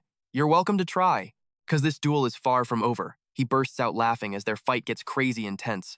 Ragna goes full try-hard mode, and the hype is just going off the charts. Watching from the sidelines, someone is absolutely mind-blown, yelling that the crazy bastard is actually going all out. They're like, man, if I hadn't lost that stupid bet, I'd be out there right now. He wants them to wrap it up fast so he can jump in and throw down too. Meanwhile, Jackson's thinking to himself that he really hates going head-to-head, but he kinda wants a piece of the lieutenant. But then he's like, nah, that's so not my vibe, turns around, and just dips. Ain, though, is laser-focused on the MC, noticing the dude is fighting way more reckless now. Like, one more hit and he's totally gonna snap some tendons, but then he realizes that leg isn't fully healed yet, and he was seriously this close to sending the MC straight to the afterlife. Zod watches the whole mess and is like, are these dudes actually psycho? They're literally trying to murder the guy. But then he realizes, nah, the MC is completely out of his mind too. He's totally unhinged, and now every single one of them has their eyes locked on him, just dying for a turn to fight him. The fairy watches all this going down and thinks they look like a bunch of desperate kids. Even the laziest slackers in the squad are absolutely fired up just standing in front of Edge. She wonders if it's just some crazy main character energy he gives off. Honestly, she admits she's feeling the hype too, saying she totally wants to cross swords with him if she gets the chance. Zod realizes even the captain caught the brain rot from these psycho battle junkies, and he starts screaming, saying he can't take this crap anymore. He's desperate for his turn, and yells that if anyone cuts the line, even the captain, he's gonna straight up murder them. The fairy just looks at him and goes, pretty sure that's insubordination, dude. Edge, meanwhile, realizes these lunatics are actually cracked at fighting. They're probably not even going 100% in these duels yet. You can totally see their raw ambition to stomp the competition. and all of them are staring at the MC like he's a prime cut of meat they just want to devour. Every single eye is locked onto him. It hits him that it's the exact same vibe from when they got back from patrol in that sick, overgrown grassy field. It's that exact savage look he swore he'd pull out of them. He yells out that if they've got enough breath to argue, they better bring it on and fight, because he ain't stopping until he's wrecked every single one of them. Fast forward to nightfall, the MC just face plants into bed, completely dead tired. Someone tells him he needs to shower before crashing, but Rin tells the kid to just let him be. Dude's absolutely burnt out right now. Give him a break. Zod shakes his head, calling them a bunch of complete meatheads. He's asking how many damn duels they're planning to run, since the guy barely healed up and is already asking to get knocked out again. Rin starts roasting Zod, teasing him that he just looks like he's starving again. Meanwhile, the MC passes out cold and instantly drops into a dream. He's in the middle of a forest and is totally tripped out by it. No freaky ships, no fields of flowers like his old dreams. He immediately knows the vibe is totally different this time. Suddenly, a flock of harpies screeches right over his head, and some dude is screaming at everyone to fight for their lives. It hits him this is a flashback to his old mercenary squad days, back when they were doing hardcore raids against harpies. He watches his younger self scrambling through the chaos, running for his absolute life so those freaks wouldn't tear him apart. And there's this one soldier just staring the MC down in the chaos, flashing this super messed up evil grin. The MC actually recognizes the guy. Out of nowhere, one of the mercs totally smacks Henry, calling him a little piece of crap. He screams, "Didn't I tell you to stop playing the hero?" and violently shoves the kid out of his way. And then that merc straight up blocks a harpy's attack using nothing but a freaking wooden shield. The MC realizes that, sure, they had trash mouths, but they actually really cared about each other. And this whole mercenary crew took him in without any BS or judgment, even though he was just some random drifter with garbage skills. Well, except for that one bastard. That dude snuck up behind the guy defending the MC and just straight up murdered him for zero reason, leaving Ink completely shook, just staring at what was going down right in front of him. Then this bald dude yelled, asking why the hell he was doing this to them, but he didn't even get an answer in time. A harpy swooped in, finished him off, and dragged his body away. Then another guy screams out for the captain as he gets dragged off too. But the second he loses his focus on the fight, bam, he gets snatched and carried away just like the captain. One of the guys yells at N, saying they need to fall back as soon as possible, but nope. That dude also gets violently stabbed by the strongest guy in the crew. He literally used his insane strength to slaughter his own freaking teammates. Then the traitor smirks and says they can't run because they're all gonna die right there. But Young N actually steps up and asks why the hell he's doing this. He sneers and says he got a way better offer than staying with this disgusting loser-ass crew, wiping out the dead weight cleanly, saves him from any regrets. Plus, he says those pathetic, weak little worms pissed him off with all their annoying power of friendship bullshit. And then, he literally spits on the head of one of his dead comrades. But Ann just loses it. He charges straight at the guy, but he gets completely outplayed, disarmed like a total noob, and slammed into the dirt. He's inches away from being choked to death by that psycho. Then the bastard looks at the MC and tells him to just scram, saying he's totally useless even if he stays alive. He calls the kid a pathetic loser, casually slapping his face, acting all sorry for how incredibly weak Ann is. The MC realizes, yeah, that traitor really was insanely strong. But nah, he realized that he times was the weak one, and he just had to swallow that total disrespect without saying a damn word. He admits that watching his buddies get massacred while he couldn't do jack shit. That was brutally hard. But the thing that tortured him the most was the fact that he only survived cause of that dirty pity pass. And it really was exactly that. Throwing his life away on some crazy revenge quest would be exactly what that bastard wanted. Instead, he shoved down the raw pain of losing his crew and kept pushing forward for his absolute dream. But honestly, even if he had some power back then, he really doubts he could have done a single thing. Then, in his mind, he sees that same guy calling out to him, asking if he wants to get killed for real this time. He sees the dude looking way bigger and more terrifying than he actually is, and he's just totally terrified. But then, out of nowhere, a voice tells him it's just a useless nightmare, snapping at him to stop getting lost in his own head. The whole scene shifts again. Turns out, Esther is the one messing with the MC's mind, totally altering his vibe in the dream. She practically lounges right on top of him, sighing that he's such a massive pain in the ass to deal with. Then she remembers how, back at the rear guard, she burned through all her power just to drain the exhaustion right out of this guy. But he was so insanely drained that he couldn't do absolutely anything when his own life was on the line, and she swears. She's definitely not making that stupid mistake again. Fast forward to the morning.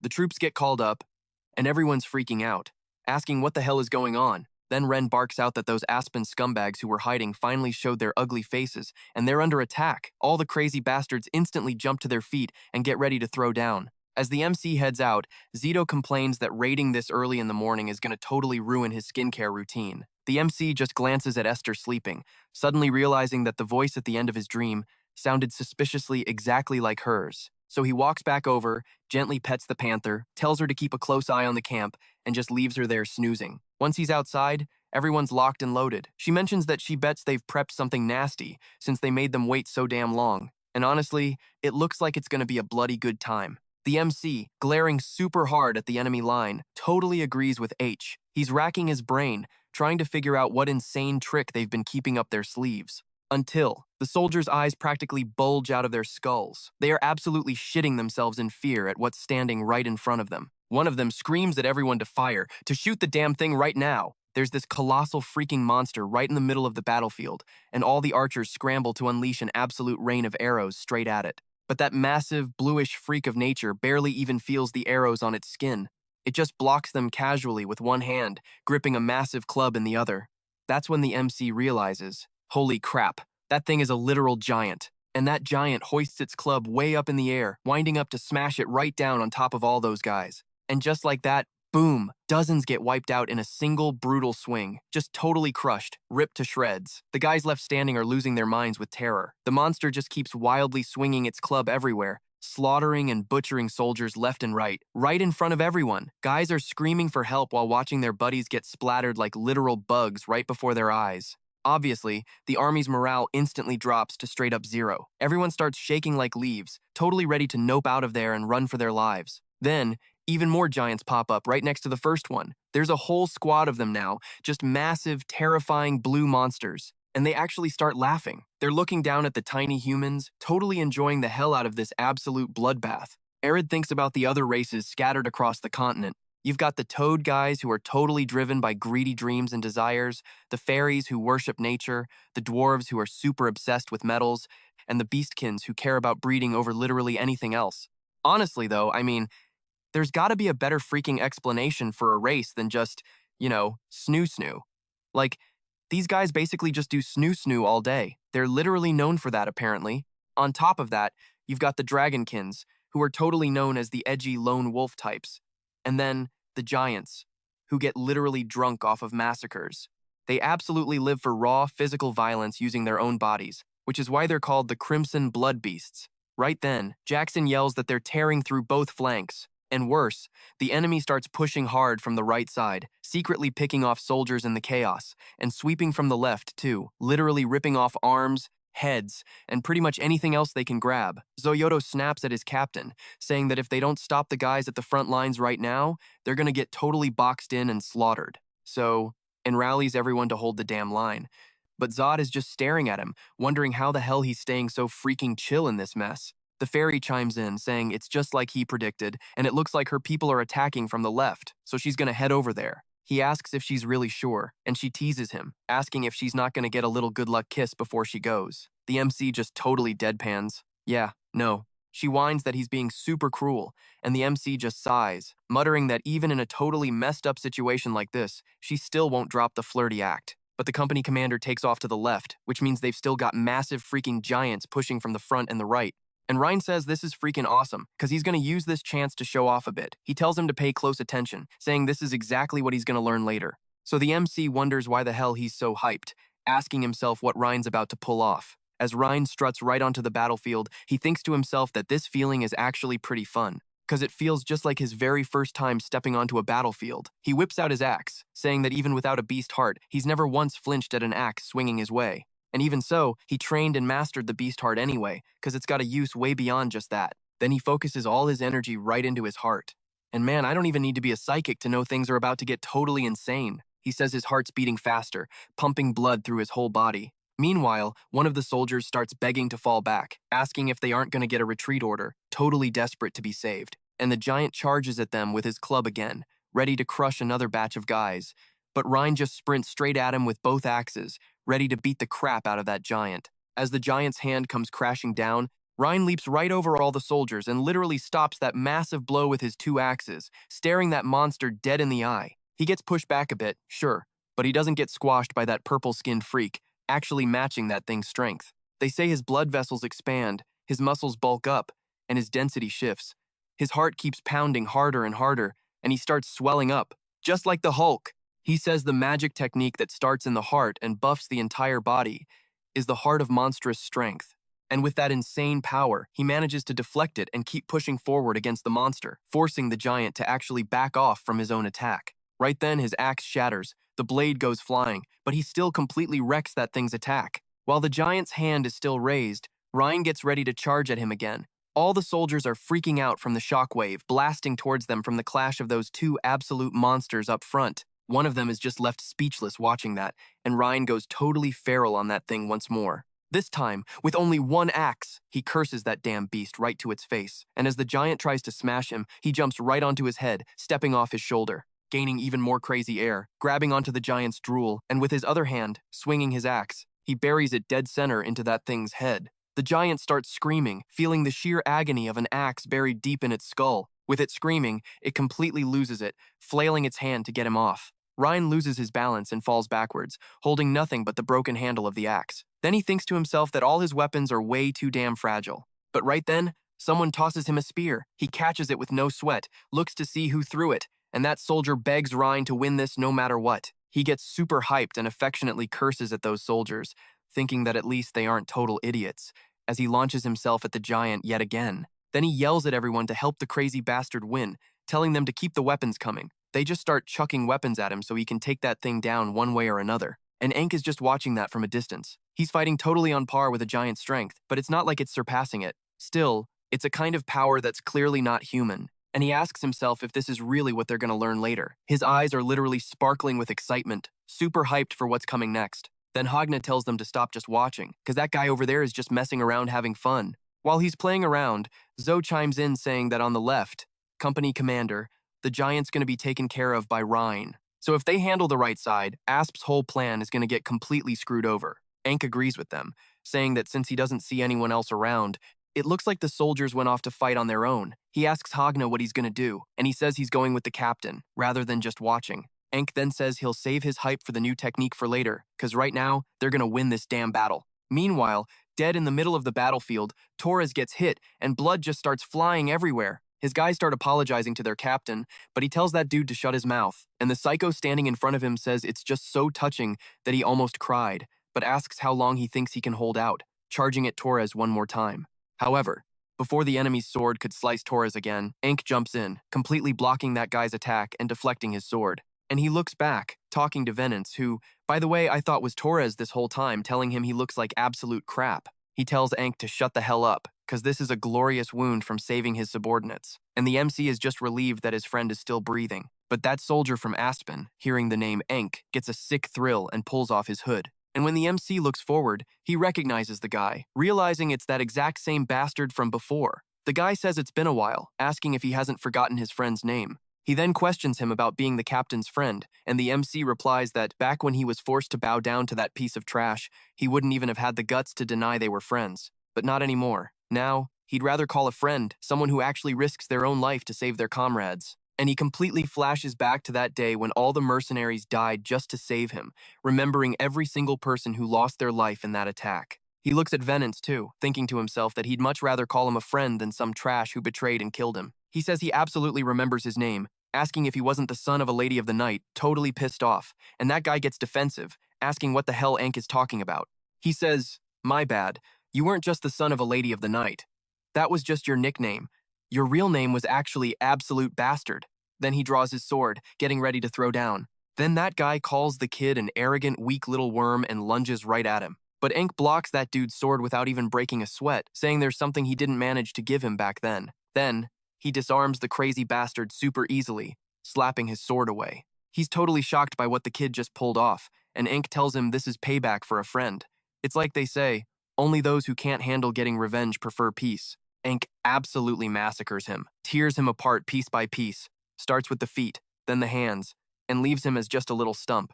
After that, man, you already know the vibe.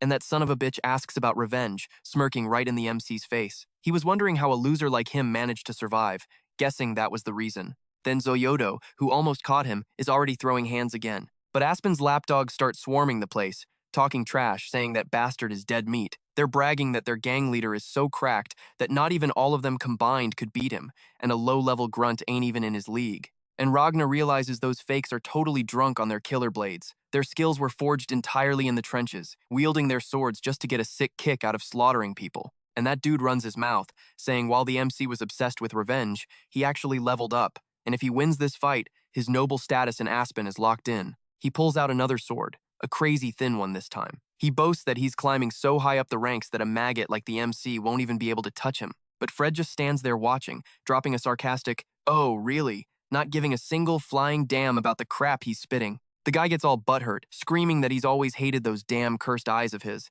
and charges straight at the MC. But when he tries to thrust that skinny weapon, Enkrid dodges it like it's nothing. He notices the sword is super weird, and the dude's hunched-over, thorny posture definitely catches his eye. He wonders if it's some Eastern sword technique. The tip of the blade vibrates so fast he can barely even track where it's heading, but Enkrid drops into a fighting stance, flashing back to that bastard, telling him he'd be totally useless even if he stayed alive. As that punk rushes him, the MC just stands there, remembering how this guy called his friends weak, disgusting bugs. The dude screams that he's gonna kill him this time, yelling Enkrid's name. Zyoto starts stressing, thinking there's no way to predict that sword's path, and calls out for his captain. But En stays dead focused, just locking eyes with the opponent in front of him.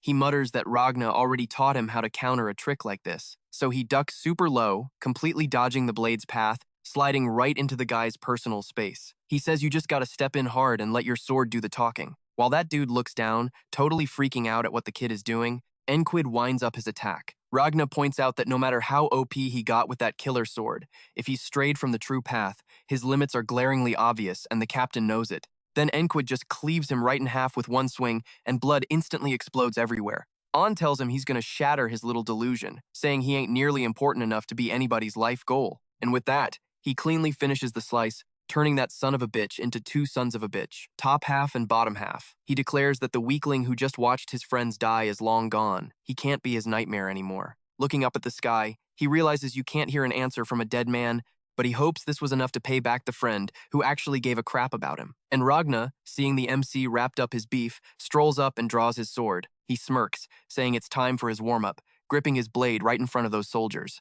They start freaking out, asking what the hell that is. Like, no way this guy is seriously planning to take them all on by himself. But Ragna just blitzes them, slicing the first guy's throat before he could even twitch. And man, seeing that head hit the dirt right in front of them leaves the rest absolutely paralyzed, eyes bugging out in pure shock. Ragna casually looks down at the severed head and asks, "Sorry, what was that you were saying?" Sonildo is like, "Bro, what the hell are you asking questions for after the head is rolling?" The enemies get insanely pissed off and rush Ragna. But he doesn't even break a sweat, decapitating every single one that gets in his way, chopping off one dude's head, skewering another, and completely wrecking the third guy. Enkrid watches, thinking about how in just a few quick steps, Ragna takes the high ground, and with absolutely zero wasted movement, effortlessly wipes out every single one of them. He admits to himself that even seeing it again, he's totally blown away by how insanely busted the soldiers in his unit are. The remaining guys are tripping out, deciding to jump him all at once just to have a prayer of a chance. But Ragna tells the MC to watch closely, because this is the path a true leader has to walk. And he's dead serious now, locking onto every single target, putting his whole back into it, and gearing up for a massive strike to wipe the floor with everyone in his way. While he focuses, the grunts charge at him. Ragna readies himself, zeroes in, and blasts forward, slicing through the entire mob in one single nasty sweep. The MC says it was so epic that for a split second, it felt like a massive wall or some crushing, flawless blade had just spawned out of nowhere. Then Ragna casually mentions he actually came up with a name for the move he just used. He's gonna call it the final cut. Enkrid just stares at him, totally deadpan, asking if that was seriously the best name he could come up with. Meanwhile, on the other side of the battlefield, Aspen is yelling that the giant is on their side and they need to crush those idiots. Lil's army is practically pissing their pants in fear, but right then, their own giant, Auden, crashes the party. He starts swinging his massive club wildly, wiping out a huge chunk of Aspen's army, who are now the ones absolutely terrified. They start panicking, wondering why the hell the enemy also brought a freaking giant to the turf. But my guys, he ain't just your average giant. He's throwing haymakers, unleashing insane strikes, and has like 500 different ways to beat the absolute crap out of you. But Auden starts cracking up, denying that he's a giant. He claims he's totally normal sized for a human. Like, bro, stop the cap. Let's be real here. Look at your size. Your torso alone is massive. Look at the sheer size of the dude, for God's sake. Aspen's guys yell at him to quit his bullshit because he's huge, like absurdly, terrifyingly giant. But Auden doesn't really vibe with that comment. He tells them he's going to give them a little countdown to enjoy their last moments alive. The soldiers are completely lost, asking what the hell he's blabbering about. He starts counting down 5, 4, while stomping forward, gearing up to slaughter them.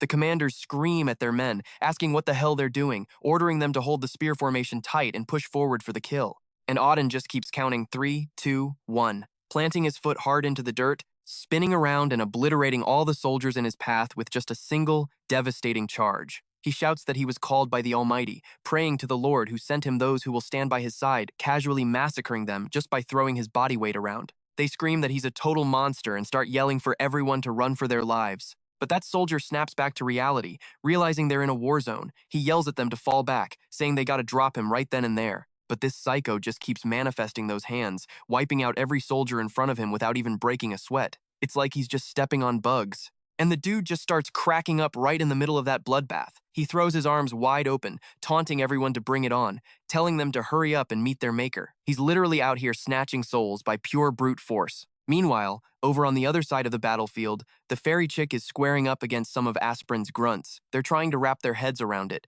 since fairies usually hide out in isolated clans deep in the woods. But hey, times have changed, and so have they. So one of Aspen's guys is just staring at her, completely tripped out when he realizes there's another one of her kind out here. They start whispering about how some fairies traded out an ideal for Krona. The guys are just exchanging looks while she casually drops that some fairies turned into guns for hire, and others straight up join the military. Then the elf dude tells her that if she runs, he won't bother chasing her down. But she just claps back, saying, "Nah, that line's actually mine." So he brings up his leaf sword, Nidal, and her needle blade, Nidal.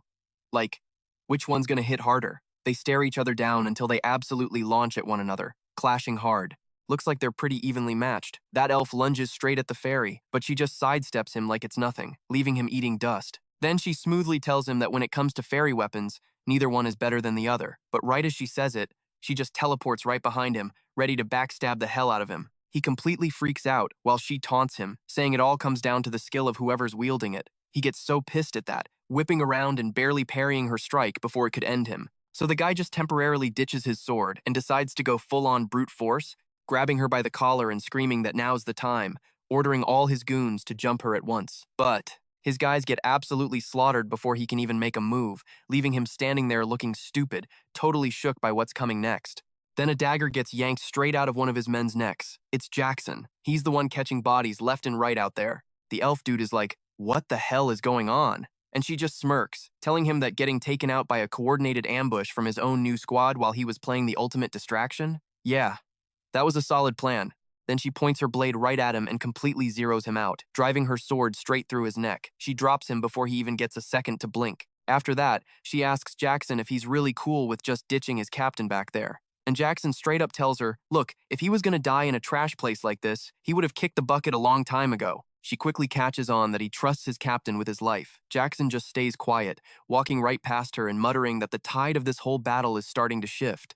And she chimes in, saying that Commander Marcos, unlike the last guy who had the IQ of a rotting potato, actually knows how to throw down.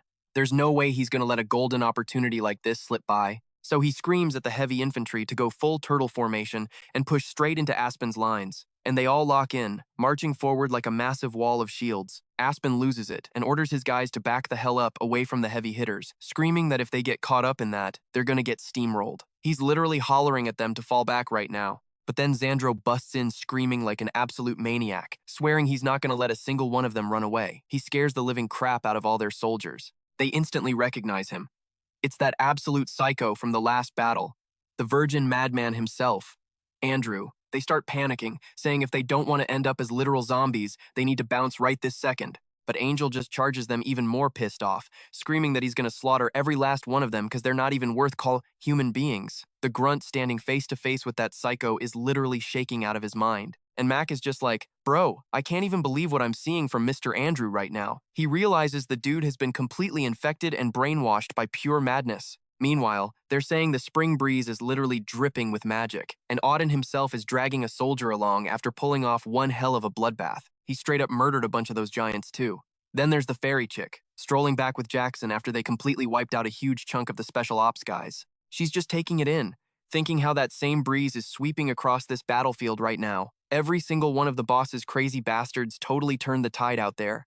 And that spring breeze, the one signaling a totally fresh start on the front lines, that's Enkrid himself. And Aspen, on the flip side, that dude is hauling ass like a bat out of hell on the other end of the battlefield. The enemy commanders are straight up running with their tails tucked between their legs. So Marcos orders them to unleash the border guard and completely wipe those commanders off the map. He's thinking about how they shattered the secret weapon the enemy was hiding and completely flipped the script on this war. And to think, it was just one single squad of absolute lunatics that made all of this happen. Then Zoe realizes that if it were the same Old Testament crazies from before, there's zero chance they would have stepped up like this on their own, and his mind goes straight to Captain Enkrid. The vibe of just one single dude literally dictated this entire war. Then the fairy drops that it feels like every last one of them got swept up in the magic of that spring breeze. So Marcos hypes everyone up, telling them to scream at the top of their lungs that the real MVP of this battlefield was none other than the Psycho, the virgin madman himself. Then Zildo's like, I'm not really sure if that's the right vibe for a victory chant, but hey, if the captain's hyped, I'm down. And An just loses it, celebrating with all the guys. Meanwhile, that bald badass starts heading back to his squad, thinking to himself that Abnir's plan wasn't actually trash. They just didn't factor in that there'd be some overpowered freak strong enough to solo a giant. He's in total denial that Marcos actually masterminded this whole thing. But the other guy standing there is super pissed off too, because ever since the last clash, that guy has been ruining absolutely everything, totally fixated on the boss. And to top it all off, they still lost Maturier to the guy. But as they're making their getaway, one of their horses gets sniped out of nowhere, and that blonde dude eats dirt, crashing hard into the ground. He screams out for the captain of the Greyhound squad, but the guy just yells at them to keep running because the border guard is right on their ass. And just like that, a whole mob of guys rushes him. This massive chunk of iron comes swinging at his head, but he barely blocks it with his blade. Then out of nowhere, another knight crashes down right on top of him, stacking on the pressure and completely pinning him down. So he screams at the commander of the border guard, snapping that they've always been considered dead even in skill with the Greyhounds. But they burnt out way too much energy hitting their rear guard. And cause of that, the rest of the guys are getting absolutely wrecked, leaving the blonde dude completely stranded on the ground. And he realizes that way too many of the Greyhound grunts got wiped out alongside Maturier. There's just zero chance they have enough muscle left to hold back the entire border guard. Meanwhile, that bald dude is just booking it, cussing up a storm the whole time. Then Aster busts onto the scene, straight up decapitating the guy with one clean swing. The captain is losing his damn mind, desperately trying to bat away that massive chunk of iron the soldier just chucked right at him. So he starts screaming his lungs out for everyone to fall back, shouting that the Greyhounds gotta retreat right damn now. And Torres asks if the captain wants them to give chase, but he tells him to drop it, because a hunting dog that blows the mission gets ditched, and right now, they're nothing but stray dogs off the leash. And so, even after scoring a massive win against Aspen, their squad only fought in the vanguard. The real, main battle is still waiting for them out in the tall grass fields. Zoyodo tells the MC that tomorrow they're shifting positions. They'll be posting up right near the border guard so they can lock down Aspen.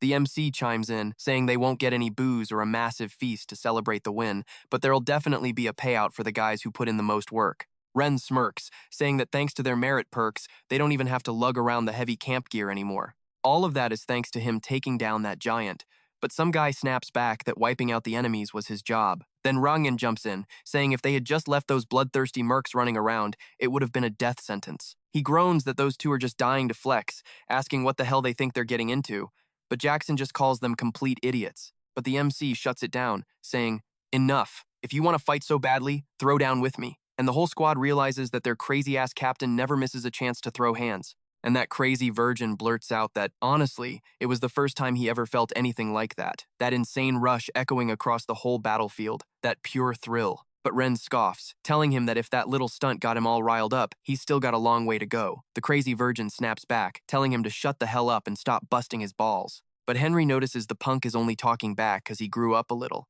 Meanwhile, the MC looks outside and spots the hunter, looking kinda bummed out. The MC points out that the dude's expression is way too serious. He jumps, totally spooked that the captain sneaked up on him without making a single sound. The MC asks what's eating at him, teasing, "Are you thinking about that widow who runs the flower shop?" He doesn't even deny it, turning into a total blushing mess.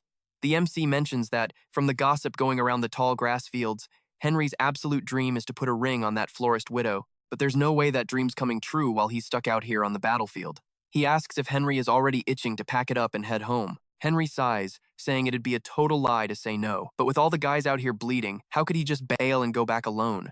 The MC thinks to himself that, thanks to Henry's hardcore hunter instincts, they've dodged a bullet more times than he can count. During that crazy escape through the tall grass, his tracking is what saved their asses, and he's the one who spotted that deadly viper hiding under the yellow rock back at the crossguard. On top of all that, the guy is a beast with a bow, making him some seriously heavy backup in a firefight. But even knowing that, the MC stands up, totally catching Henry off guard. He realizes that he only wields his own sword because he's chasing a dream, and figures Henry probably wants to go live out his dream too. Henry is just sitting there, completely clueless. But come morning, the elf commander pulls him aside and drops the bomb. She's giving him a special, honorable discharge, ordering him to hop on the medevac carriage that's rolling out soon and head back home. He stammers, "Wait, what the hell are you talking about?" Freaking out, he asks what the commander means. She just sighs. "Guess nobody clued you in. This is a special favor pulled by your platoon captain." Henry is completely blown away. He actually grabs his gear to bounce, and Ren walks up, asking if he's seriously dipping out on the squad, but ends up wishing the guy good luck anyway.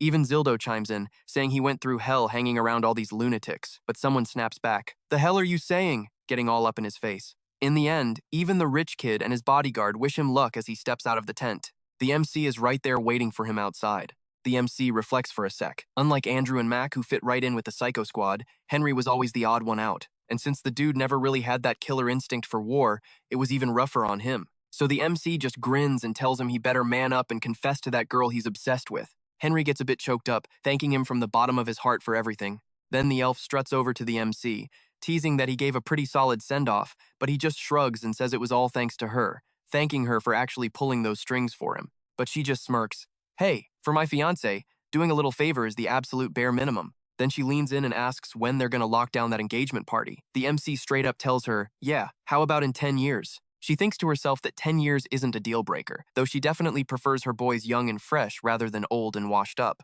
The MC claps back, saying if they're throwing preferences around, bossy fairies aren't even his type to begin with. Oh, she does not like that one bit. She shoots him an absolute death glare, asking, "Don't you think running that smart mouth of yours might actually hurt my feelings?" But he just smirks. "Nah, you don't get hurt." Realizing he's got her completely figured out, she drops the act and tells him he needs to roll with her for a sec before they head back. She drops the news that the battalion commander wants a word with him. As the MC follows her to the big boss, he remembers Yudo giving him a heads up, telling him he'd better mentally prep himself for this exact moment. Because after surviving that insane infiltration mission at the Crossguard, defending the rear against those nasty ambushes, and carrying that last brutal battle, with a track record like that, the commander was totally going to try and scout him. The MC steps up and reports in. The commander chills out and asks if he's into tea, offering to pour him a cup, but the MC just flat out rejects it. The commander brushes it off, saying that with all the gear changes, the kid must have been swamped since early morning, and promises he didn't drag him all the way here for nothing. But the MC acts totally casual, saying, "Nah, it was a breeze since I got exempted from hauling the heavy camp gear."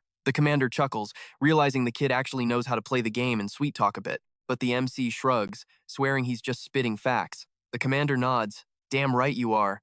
And it's also a hard fact that you've been racking up some massive combat merits." The MC analyzes the room, thinking that dragging his direct superior, the elf commander, into this little recruitment pitch means this is basically a done deal, an official transfer order without the usual bureaucratic noise. Still, the commander smirks, noting that judging by his cool, laid-back vibe, the kid totally saw this coming and knew he wanted him on his elite squad. The MC just looks him in the eye and says, "Yep." So the commander asks for his final answer, and without skipping a single beat, the MC straight up tells him, "I pass." The commander just sits there soaking it in, because word on the street was that this kid had already shot down offers from other top brass. He'd heard the rumors, but he still challenges the kid, asking if he realizes that turning down this specific offer carries a whole different weight. The MC just shrugs it off, telling him plain and simple, he's got a dream. Curious, the old commander asks what that dream is, and the MC declares he's going to become a true knight. The commander's eyes go wide. Looking at the kid practically glowing under the sunlight, he realizes that a human fueled by real ambition just hits different. It totally takes him back to his own glory days.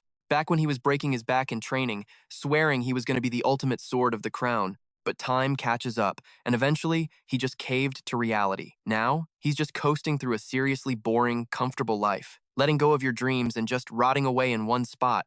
That only becomes dead weight for the kids who are still out there chasing greatness. Humbled, the commander realizes he doesn't have the right to boss around a guy with that kind of fire burning in him like Inage. So, he gives him a free pass to leave. The MC gives him a quick nod of thanks and just walks out. So the commander hits up the elf, asking if she thinks he's got what it takes to be a knight. She says she doesn't know, and that's totally on him to decide. But the commander tells her that being way too blunt is an elf's biggest flex, but also their fatal flaw. And he thinks to himself that, regarding On's dream of being a knight, he also wants to make a move towards something new. And down in Lilia, it's a centralized state, but the nobles completely hijacked the power, so the snobby aristocrat faction is running the show. He used to run with that crew himself, but now he wants to dig up that forgotten dream and bring it back to life. And he's holding a letter that actually reveals that dream. And so, the whole camp relocation that kicked off at dawn didn't wrap up until sunset, which was when they finally got back to pitching the tents and setting up the post. Ryan chimes in, saying it's sick that they don't have extra chores thanks to the reward,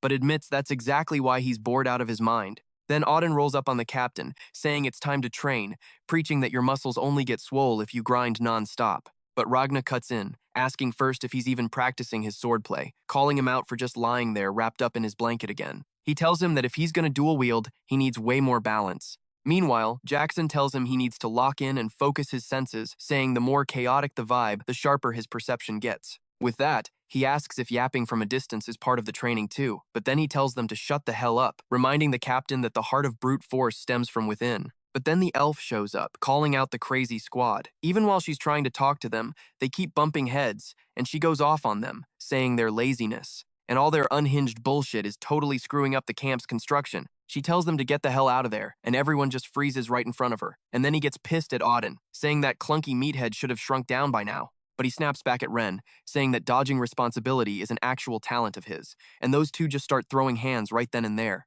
Andre turns to Mac, saying they didn't even do anything, wondering why they're getting dragged into this mess too. Mac says he thought only the captain could keep those psychos in check, but the commander is pretty badass too. But Zildo points out that the captain can only control those freaks because he's a total freak himself. Mac then asks if saying that isn't straight up insubordination, but Andrew tells him they're way better off just staying the hell out of crazy people's business. And then he mentions that, looking at it now, this isn't just some open field, it's totally where the enemy had an outpost. So he starts scavenging around, finding a bunch of loot.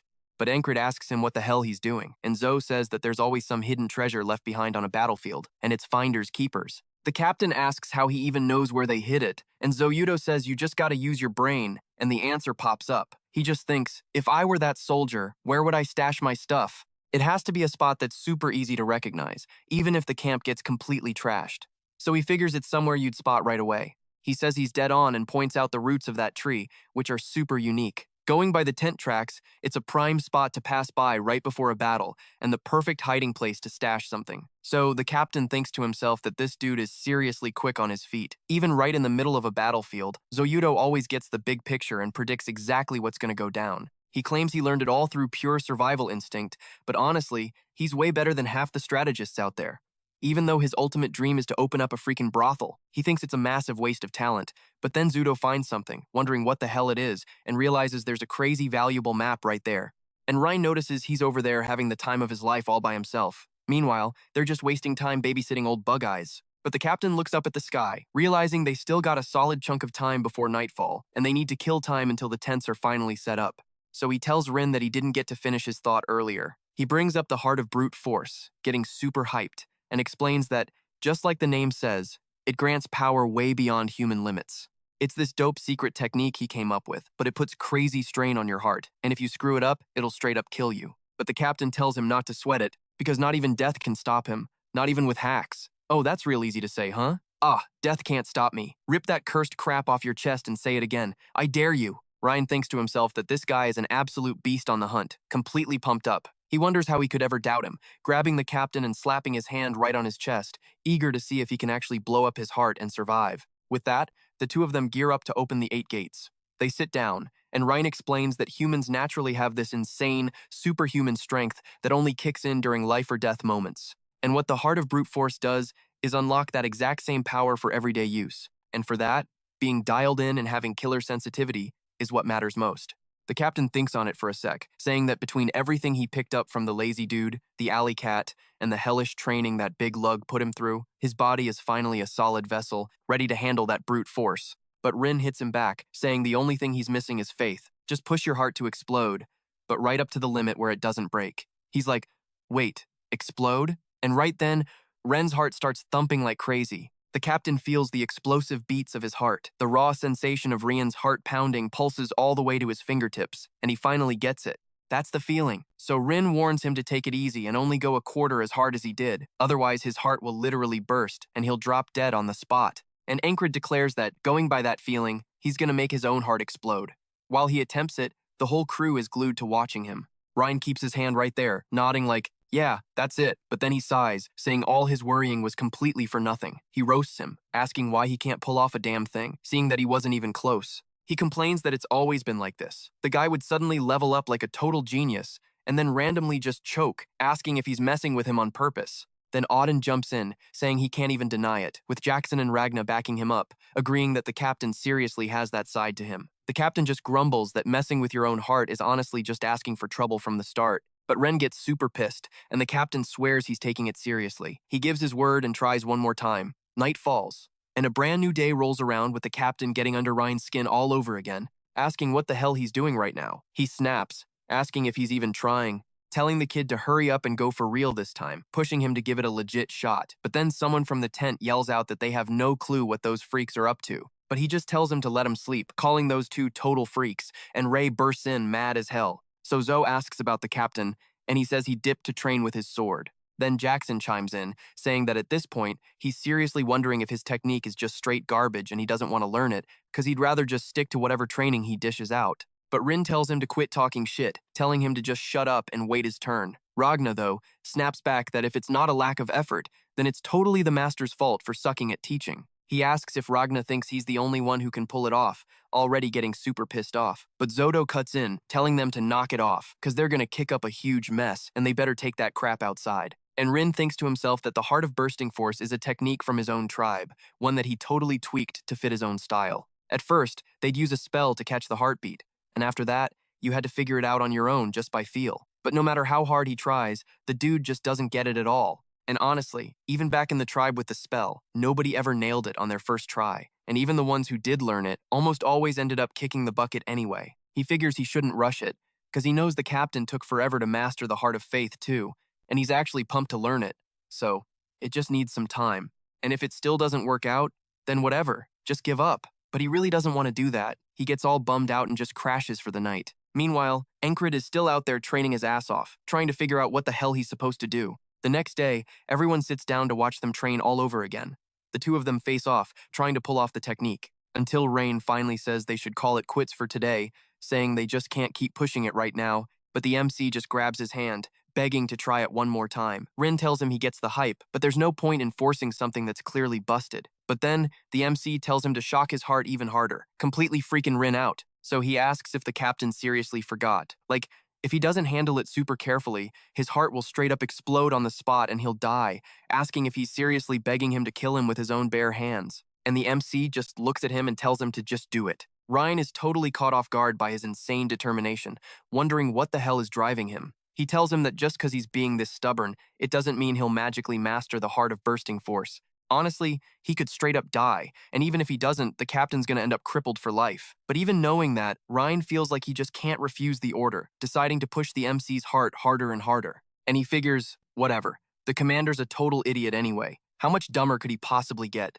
If he's pushing this hard, he must really believe in some crazy payoff. So the two of them sit back down, and Rin actually shocks the MC's heart in a totally different way, cranking it up way harder. Every single vein on his body pops out, and he fights through it until his eyes go totally bloodshot. But he's actually digging the rush, saying that this was the right answer all along, leaving Ryan completely clueless. And right then, his heart literally explodes. The MC coughs up blood all over Ryan's hand, and Ryan immediately realizes he screwed up big time, completely freaking out. Auden rushes over to the MC, while Ragna just lunges straight at Ryan. Jackson yanks him back, with Ragna screaming that he's a psycho. Auden is yelling, asking what the hell he just did, while the MC is literally dying right there, his heart completely stopping. Then Death itself, straight out of the deepest pits of hell, talks to him, saying it just doesn't get it, because today's hurdle wasn't even a dead end. The MC snaps back that he is the one who decides that. Death asks what the hell he's even thinking, and to master the Heart of Bursting Force, he went with the method he knew best. And so, one day before that whole messed up loop restarts, the MC is just sitting there in the dark, hand on his chest. He can still feel the way Ryan shocked his heart, but doing it on his own? No freaking way. He just can't pull it off. He's already complaining about what a massive pain in the ass this is,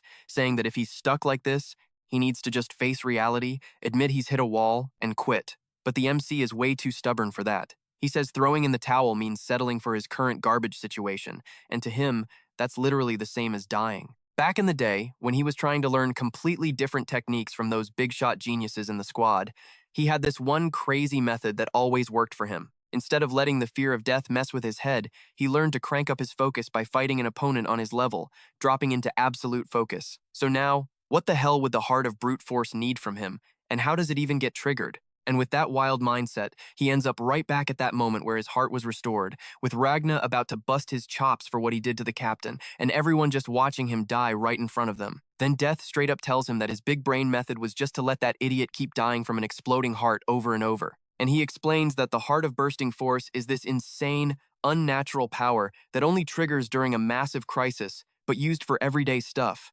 Meaning, if he's in a total life or death crisis, triggering the heart of brute force gets way easier. Death just calls him a next-level psycho, asking if he even considered the agonizing pain of dying he's gonna feel the entire time. But he just brushes it off, saying he can totally tank the pain. If it lets him level up even by a single inch, he's gonna do it. Snapping right back to that exact day, Ryan stops the MC again. He realizes this is literally the 27th today he's lived through, and it's still impossible to get his heart pumping on his own. He figures if he just shocks his heart even harder, it might actually work. Rin agrees but asks if he's seriously begging him to kill him again, and the MC's like, yeah, pretty much. Ryan thinks to himself that there's totally a limit to this kind of crazy, and he really doesn't want to murder his own boss. But the MC realizes that this time, things went completely sideways, so he tells him he couldn't care less about crap like that, flat out reminding him that he's a straight-up noble killer. But Ryan bites back, saying that right when he's finally about to forget, he just has to bring up that damn secret, asking if he wants him to shut his mouth for good. The MC just wonders why the hell his reaction is so different from all the previous loops. And he figures that if he can't smash through the barrier he set up for himself, the day's just gonna reset again. So whatever, it's no big deal. He can literally just use the extra time to train his ass off. But he keeps wondering why the hell Ryan wouldn't listen to him, deciding he's just gonna keep looping it until he figures it out. And so, on the 30th loop, he's still nagging Ryan to do it. But the guy just keeps refusing. It hits the 40th time, then the 50th, and it just keeps dragging on with Ryan, acting weirder and weirder, totally losing his mind with every reset. By the time they hit the 60th loop, the MC just barks at him to trust him, yelling that it's a direct order. And finally, Ryan actually caves and does it. He realizes that after doing this whole song, temporary op, and asked if that platoon leader actually has half a brain. But he was like, nah, man, saying the whole detailed plan was actually cooked up by one of his guys, a dude named Chris. So they ask what the plan is, and she spills every single detail to them. So the commander actually thinks it's a solid plan. He greenlights the op, and from now on, all the troops gotta gear up to march. And the crazy platoon? They're going on a falcon hunt. Meanwhile, the MC's whole squad splits off from the rest of the army. They hit up Zoe, like, wait, wasn't the plan to hunt down the falcon? He's like, man, I finally found an op that doesn't suck, but they're still asking why they're heading for the enemy's rear base instead of actually hunting that falcon dude. He tells them they aren't the ones going after the Eagle's Claw. They're gonna make the Eagle's Claw come straight to them. And then the MC announces that the crazy platoon is going to be running as a temporary guerrilla unit. And if we just keep doing hit and runs on the enemy's rear base over and over, they'll try to flank us with their own guerrilla squad to fight back. But then Rin asks if he really thinks that Falcon Bastard is actually going to show up with them. Zoe's like, yeah, if everything goes right, but even if they can't bait the Falcon, they're still going to wreck the enemy. Rin just groans, saying that's a seriously lame way to hunt. But Zoe snaps back, saying Rin's thick skull probably can't get it, but it's totally the best plan. Rin instantly flares up, like, the hell did you just say, kid? But the MC tells him to chill out, while Zoe is already cowering like crazy. Rin says he'll let it slide this time, but tells him to watch his freaking mouth, and the poor kid is practically peeing his pants. So the MC asks Finn if they still have a long way to go, and she's like, I think I can see it already. Man, I actually missed her. Missed her for real, dude. Anyway, he explains that the key to this whole op is mobility, doing those hit and runs non-stop. For that to work, having a badass ranger who can find safe routes is an absolute must. And when he asked High Command for backup, Finn joined the crazy platoon as a new squad leader. But he asks her why she even bothered transferring to the crazy platoon, asking if coming as temporary backup wasn't enough. And she just smirks, saying it was, quote, complicated grown-up stuff. He pushes for details, but she says all he needs to know is that her position got super awkward just because she came to back him up. He tells her he owes her one, so she gets all flirty and tells him to pay her back later. With something good. Yeah, she's totally after that, huh? Death by Snoo Snoo. He's gonna meet the Grim Reaper just from all this wild flirting. And he's like, wait, you're seriously still hung up on that? And Rin chimes in, like, dude, you literally have a fiance. You should probably chill. But the MC snaps back. I already told you, that crazy chick is not my fiance. So they sneak up to the enemy camp, getting a sick bird's eye view of everyone. She whispers for them to get down because the enemy base is right there. And Zoe nervously adds that if things go south, they gotta fall back in formation. He admits he sucks at fighting, so they should just leave a few guys with him for protection and go charge in themselves. But Rin just straight up rushes in, screaming that fresh blood is calling his name, dropping in like an absolute psycho. He yells that he's gonna slaughter those bastards. The MC just sighs, thinking no one has ever been this hyped to be bait before. And Ragna's like, let's see just how solid your stance really is. The MC realizes this is totally a test, even out here in the field. The freaking training never stops, so he charges in right beside him. They basically jump scare the enemy camp. Rin saunters up, acting all friendly, like, sup, boys? And one of the enemies is like, the hell's up with this dude? Anyone know him?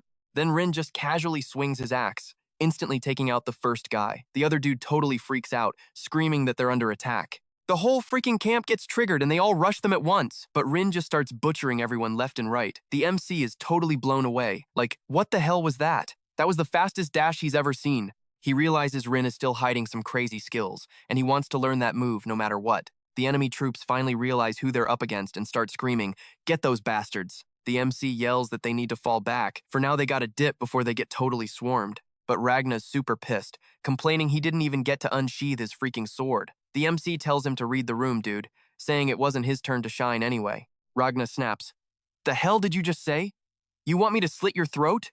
But the MC yells at them to knock it off, reminding them the op is still on, and there's going to be plenty of time to smash skulls later. So, after laying low for a bit, they bounce right back into the action. But the enemy army already figured they'd be back, so they set up an ambush waiting for them. The MC sees a knife flying straight at his face, and instantly decides to trigger his dodge instinct. He's like, the second he sees it, he just moves and he effortlessly dodges the blade like it's nothing. But Jackson critiques him, saying his reaction time was 0.4 seconds. He tells him he needs to cut that down to at least 0.1 seconds if he ever wants to call himself a master of the dodge instinct, basically telling him to try harder. But the MC's just like, dude, seriously? You're counting decimals in the middle of a freaking firefight? As he keeps slaughtering everyone in his path. Then Auden chimes in like, hey, training on the fly is good for you. But they really gotta focus on the actual mission too, because the enemy is swarming them.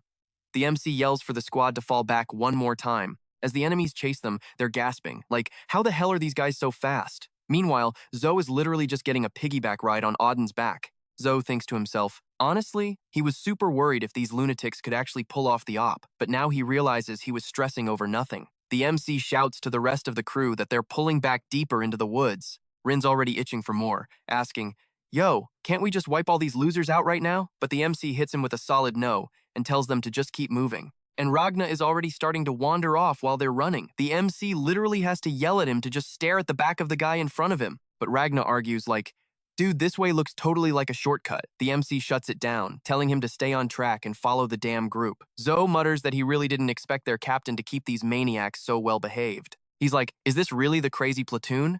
After a while, they finally regroup. The MC notices the enemy gave up the chase, so he calls it, saying they're gonna set up camp right there for the night. He reflects on his day, feeling that heart of strength unlocking inside him after seeing how well his crazy squad actually listened to his orders. He's thinking it's finally getting a bit easier to keep them on a leash. Plus, that lightning-fast dash Rin pulled off earlier, that was freaking mind-blowing. And since Rin's actually been behaving lately, he wonders, if he flat-out ordered him to teach him that move, would he do it?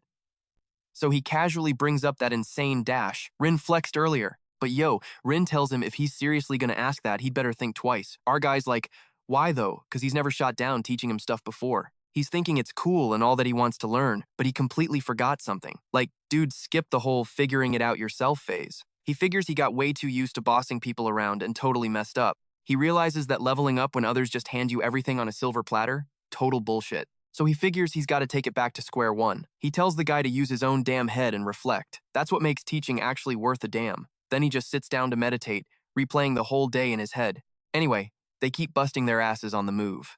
Andrew's thinking they've been going full throttle since the start, and at this crazy speed up in the mountains, he feels like his lungs are going to give out any second. Like, he obviously expected the total psycho squad to keep up, but he never thought Christ would handle it like such a boss. Not to mention the captain. He swears that when they first met, the dude was nowhere near this jacked. How the hell did he level up so fast? And turns out, he actually wants to push himself a bit harder too. Mac is low-key shocked seeing him go all out like that, Cause ever since he knew the kid as his buddy's son, after the Gardner family went under and his friend passed away, he basically took on the whole burden of looking after Andrew. And this kid, who used to be just a total brat, suddenly he's a grown-ass man. Looking at his back, he feels like they're actually getting super close to putting the Gardner family back on top. Then Enkrid tells Hen he cracked the code behind his power-up, saying the secret is all about the heart of the sprouting force or whatever. Basically, he buffed up his leg muscles just to get that crazy explosive launch. Hen's totally mind-blown, like, why the hell were you gonna ask me something you could figure out yourself? But now that he gets it,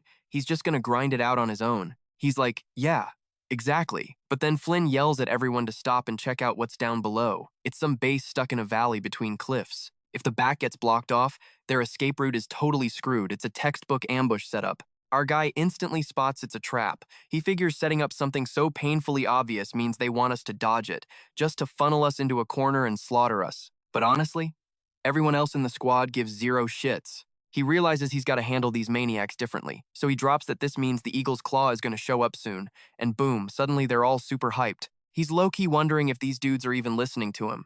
Our guy asks if they're just going to play along with the enemy's tune. Ragna's already bitching that this is a total drag and says they should just wreck the whole damn place. And surprisingly, Enkrid is like, honestly, I'm down for that too.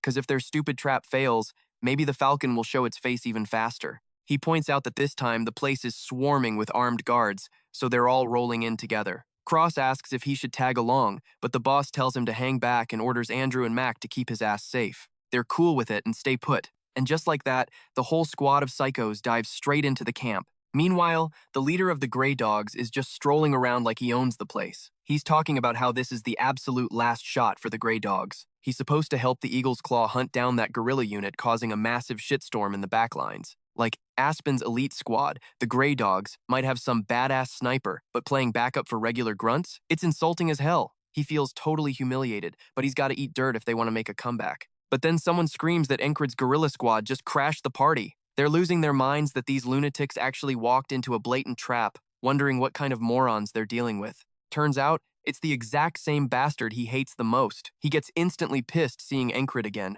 realizing he's actually the captain of this messed up unit. And Enkrid is totally clueless, just like, do I know you? Rin's like, bro, why the hell are you asking me? He just mutters that the guy looks kind of familiar, admitting his memory is absolute trash. The dog's captain loses it, calling him a cocky little punk, saying he doesn't give a shit if he remembers him or not, because he's gonna slaughter them all right here. He tells Enkrid's squad to just lay down and be stepping stones for the Grey Dog's comeback. But the second he swings his sword, Enkrid just blocks that shit effortlessly. As soon as he gets a look at the blade, it clicks. The boss goes, if you're the Grey Dog who knows Mitt, then you gotta be that scumbag who blocked the Snow Massacre flag. But then he's like, whatever, who even cares anymore, as the captain screams at him to just die and goes in for another strike. But Enkrid counters it flawlessly. He realizes this dude was a total beast, that he barely escaped from last time they threw down, wondering if things are going to go differently this time around. Like, honestly, he figures this guy is the perfect punching bag to test out his new upgrades. Then one of the enemy goons pops up, smirking like, looks like those two got beef, so let's just wipe out the rest of this trash. But the four in our squad don't give a single flying fuck about those guys. The enemies are raging. Like, how the hell do you bastards dare to ignore us? But Rin just blocks their charge with his axe and tells him to shut the hell up, because the boss is in the zone. Right then, the dog's captain charges him again, but Enkrid reads the strike perfectly, sidesteps, and lands a sick slash right on the captain's back. Jackson's geeking out, saying he dodged based on just the wind-up motion, like his reaction time was 0.1 seconds. He totally aced that test. The captain takes the hit but just grunts and charges back in for more. But then Enkrid whips out his second sword, going full dual-wield mode. Ragna watches him, realizing he's using some crazy stance that blocks and draws at the exact same time. He's getting the hang of using both swords, and the captain is getting pressed so damn hard by Enkrid's strength, though he still manages to crack the kid's defense. Eldon spots that and figures. Looks like he still ain't got the muscle to block a hit one-handed. He's already planning to slap another heavy-ass boulder onto his strength training next time. Our guy gets shoved back. The captain is totally caught off guard seeing him dual-wielding, spitting that he's just an arrogant little punk, but the boss gets super pissed off hearing that crap. Rin feels the shift in his vibe, saying this is exactly what he needs to trigger that sprouting force's heart thing. And the second he taps into that power, his core just explodes with this insane, totally busted strength. He blitzes the captain at such an ungodly speed that the dude can't even flinch. Our guy unleashes a savage strike with his first blade, and from just that one hit, the captain's sword is practically snapped in half. Then he switches up his attack with a sick combo, raising his sword, stabbing the captain right in the neck for the instant kill, and yanking his blade out to finish the job. And as he drops to the ground bleeding out, his soldiers are totally losing it, thinking there's no way their commander could actually lose. But then Rin just starts cracking up, yelling, "Hell yeah, that's what I'm talking about." He knew the heart of brute force would be absolutely perfect for the captain. Haglin's like, "Not too shabby," and Auden says the gods are going to be stoked about the boss's growth. They scream at the rest of the Greyhounds, calling them pieces of scrap metal and telling them to bring it on already. And Rin says he's getting so hyped up that he just wants to slice something to pieces. And all those psychos gear up to hunt down the rest of the survivors. Bro, just commit harakiri, throw yourself off a cliff, I don't even know. Literally anything is better than getting caught by this bunch of lunatics. And then those guys actually try to pull something off, wanting to show off their Greyhound pride and fight to the bitter end. But even when they attack Odin,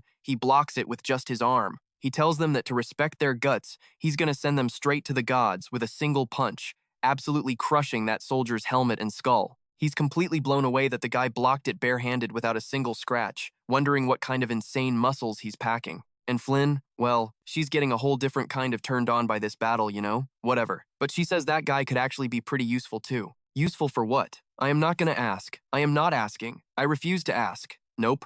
I'm not asking. I refuse to even think about it because the mess that's going to happen. Crow, it's going to be wild.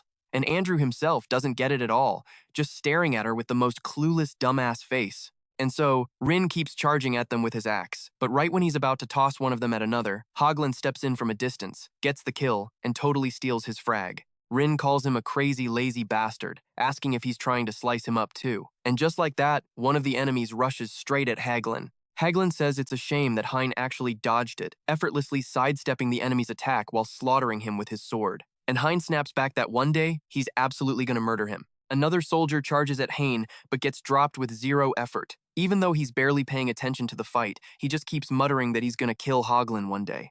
Haglin questions him right back, asking if he's getting sleepy or something. So they literally start bickering with each other right in the middle of all that chaos. And the Greyhounds try to surround them, whispering that they can use this opening while they're distracted. But things don't exactly go their way. Because Jackson massacres a bunch of them using only his dagger, dashing through the crowd while calling them absolute morons. And the captain says they don't need to kill everyone, they're already pretty much wiped out, so he's going to take it easy himself.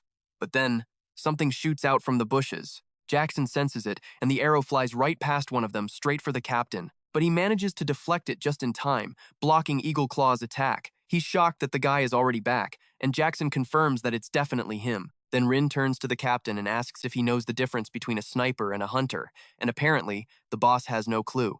Rin smirks and says, being a hunter is way more fun, especially when you're hunting with an axe. It's just a totally sick thrill. The captain asks where the hell he's going with this, and Rin replies that if they get a gift, they gotta return the favor. So he charges straight toward where the eagle guy was hiding. Flynn tries to call him back, yelling, "Can he really just run off and go solo like that?" But Zoldo chimes in, saying he's not the type to just die out there, so they should just let him do his thing. And then Andrew speaks up, saying they need to get the hell out of there. He warns that the enemy's main squad could be coming after them, and if they just stand around, they'll be sitting ducks for the Falcon. The captain totally agrees, saying they're going to use the best trick in the book to lose them, and just straight up sets everything on fire. He even starts noticing that, honestly, this is kind of turning into a habit. Flynn asks what the heck he's talking about.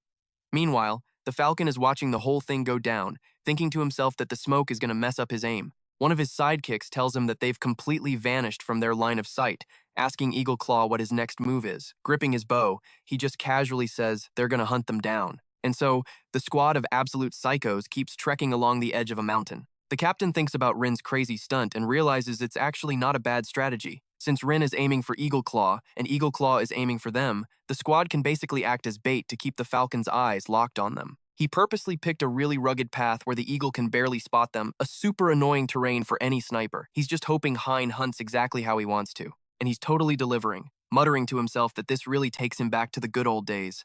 Back then, he was the ultimate hope for his tribe's future, a dead-ass exceptional hunter. Now that he's walked away, he can never go back to those days. But he can at least relive the memories for a little bit.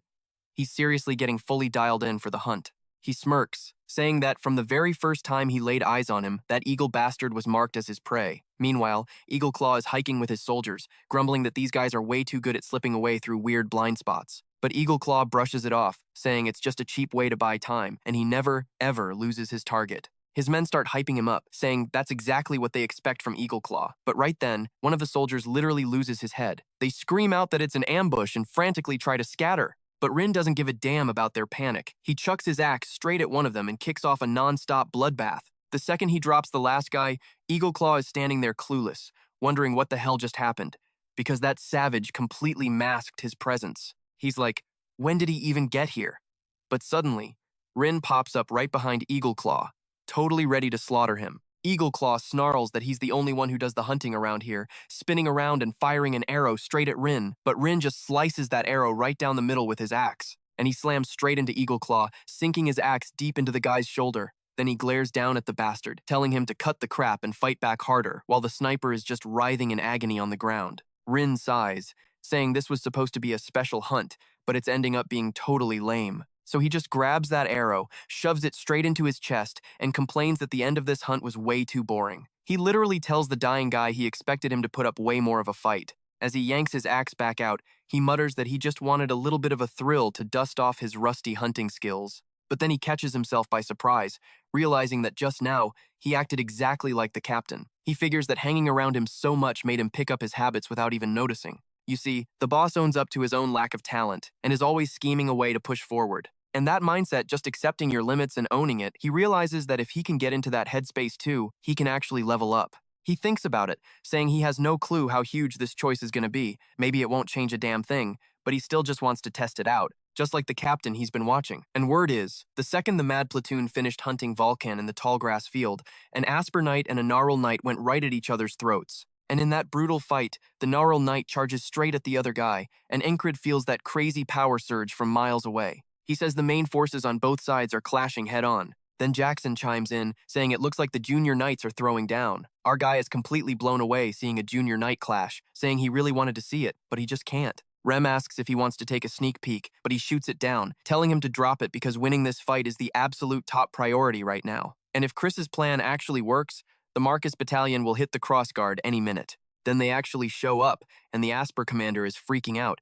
screaming that those Naural bastards took the area right in front of the crossguard. He yells that they can't live with the shame of getting their city looted, ordering them to send a squad of the Night Order over there, fast. But the tactician steps in, saying the city already has a permanent garrison, so right now they need to focus on the main battle. But that arrogant superior tells him to shut the hell up, spitting, "What does a brain-dead commoner like you know to even butt in?" He thinks to himself that as long as these snobby nobles hold out, they won't listen to him, no matter what he says. The Night Order troops are basically walking super weapons, and if even a fraction of them get pulled out, the balance is shattered and this war is totally over. So he declares they're heading back to the castle first, and the subordinates back Ader up. Meanwhile, someone asks where the hell the Naural army went. One of them points out they're up on the hill, but taking a closer look, he realizes there's literally no one left up there. At the same time, the commander remembers the master plan and dashes off with his boys. He recalls they were supposed to just fake an attack on the crossguard. And the second Asper sends backup, they'll dip to other spots, and their Junior Knights definitely won't let that chance slip. Sure enough, the Knight completely wipes out another settlement all by himself. And rumor has it, with their forces split like that, they won't stand a chance against their Junior Knights. He brags that with just this one op, his battalion scored massive credit, all thanks to the Mad Platoon. And just like that, taking this brutal defeat, the Asper forces took such a massive hit to their power that they just couldn't keep the war going. In the end, they begged for a truce, offering up the territory around the tall grass field, and the Gnarl guys actually took the deal. And so the story goes, in the spring, when the flowers were in full bloom, the endless war against Asper finally came to a close. He mentions that 10 days after heading back to the border guard, a time when all the soldiers are just kicking back and chilling, he just can't catch a break, because there are way too many battles to review and a mountain of techniques to grind. Right then, one of the guys walks up to Enkrid, asking if he could teach him a thing or two, since he got his ass handed to him by a low-rank grunt. Our guy realizes he's one of the few soldiers who, just like him, kept on grinding a totally familiar, hardcore face. He asks why he's coming to him, since he's never taught anyone in his life, saying he might suck at giving advice, but the dude begs him, asking if there's any way. He's insanely determined, just like Enkrid. He says the guy's eyes are practically burning with passion, smiling at it because it completely reminds him of his past self, and he just can't bring himself to ignore the guy. So he agrees to spar with him, and after a while in that fight, Ragna is literally sleepwalking around like always.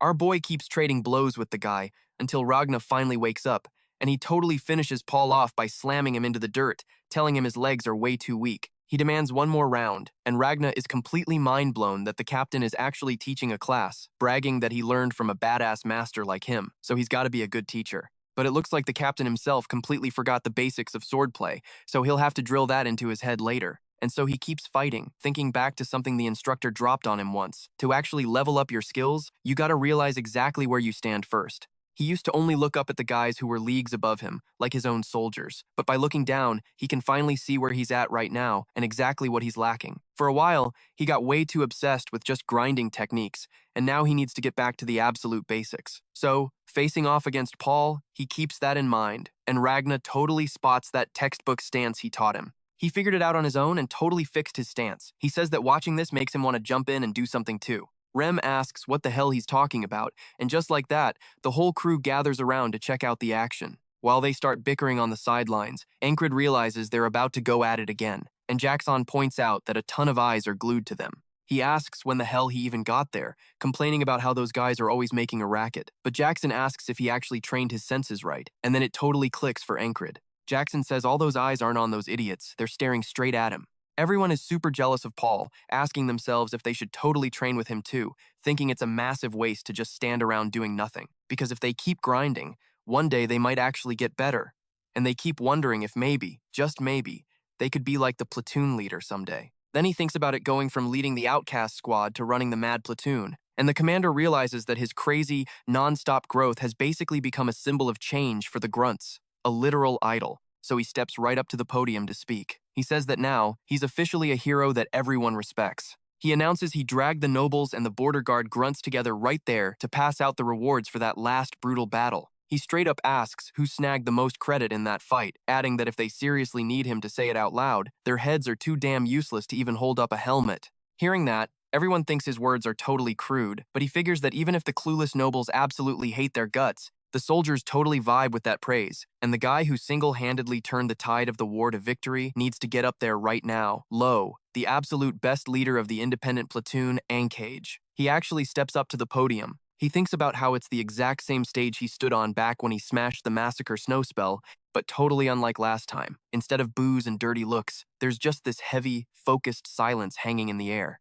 And when he steps right in front of the big boss, the commander says he's been racking his brain, wondering what the hell he's supposed to give a soldier who racked up so much credit just to keep him happy. So the guy says he cooked up a legit reward to show his mad respect. And when he pops open that chest, he's totally blown away, realizing it's a straight-up royal family dagger. The commander says it's basically a VIP dagger given to total badasses who've scored major points with the royals. And holding this royal dagger locks in your status, giving you a free pass to crash with the royal family whenever you feel like it. He notices it's basically trash as an actual weapon, just covered in pointless bling, but the whole squad is still screaming On's name. He figures it's a massive flex, and everyone's totally hyped for him. He says that if a knight only chases pure skill, he's no different from some sellsword, so he believes a knight stacks honor on top of their skills, hyping up and respecting everyone in the room. And he says this is the stepping stone to prove his worth. This exact moment is going to be the foundation for him to become a true knight. Some dude starts pouting, bitching that he did his part too, asking why they only called the platoon leader up, but everyone just keeps cheering and partying it up with him. Then the commander chimes in,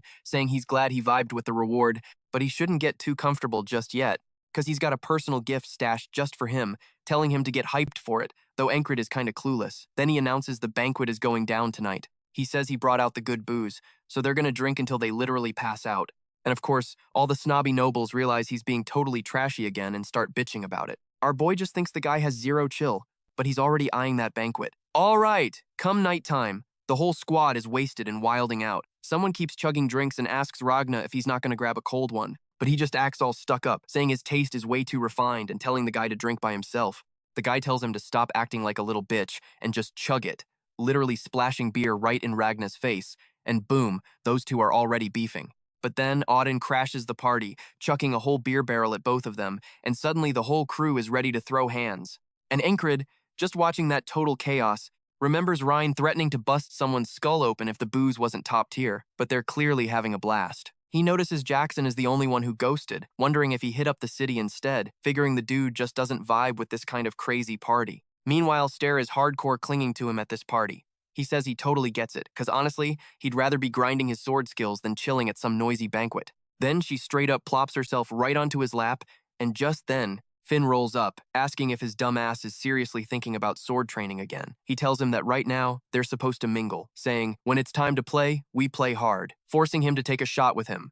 But then someone else pulls up. It's the elf chick herself walking straight up to Enkrid, and the whole room literally freezes to watch. Our guy looks up at her, and she dramatically sighs, saying her heart is totally shattered seeing him let another girl sit with him, calling him a total fuckboy. He scoffs, acting like she's totally faking it, while the crowd starts murmuring that they haven't seen her act this way in ages, asking how he can spew such toxic crap at her. And she totally plays into it, making everyone in the room convinced Enkrid is the ultimate scumbag.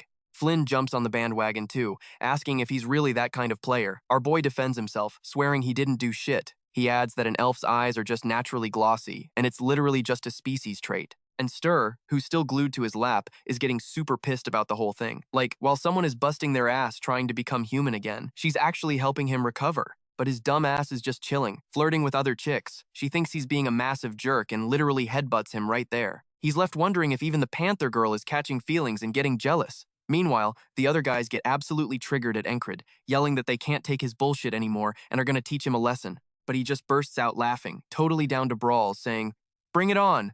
Instantly, one of the guys tries to chicken out, but the squad hypes him up, yelling that a real man never backs down, forcing him to face Enkrid while everyone starts taking bets.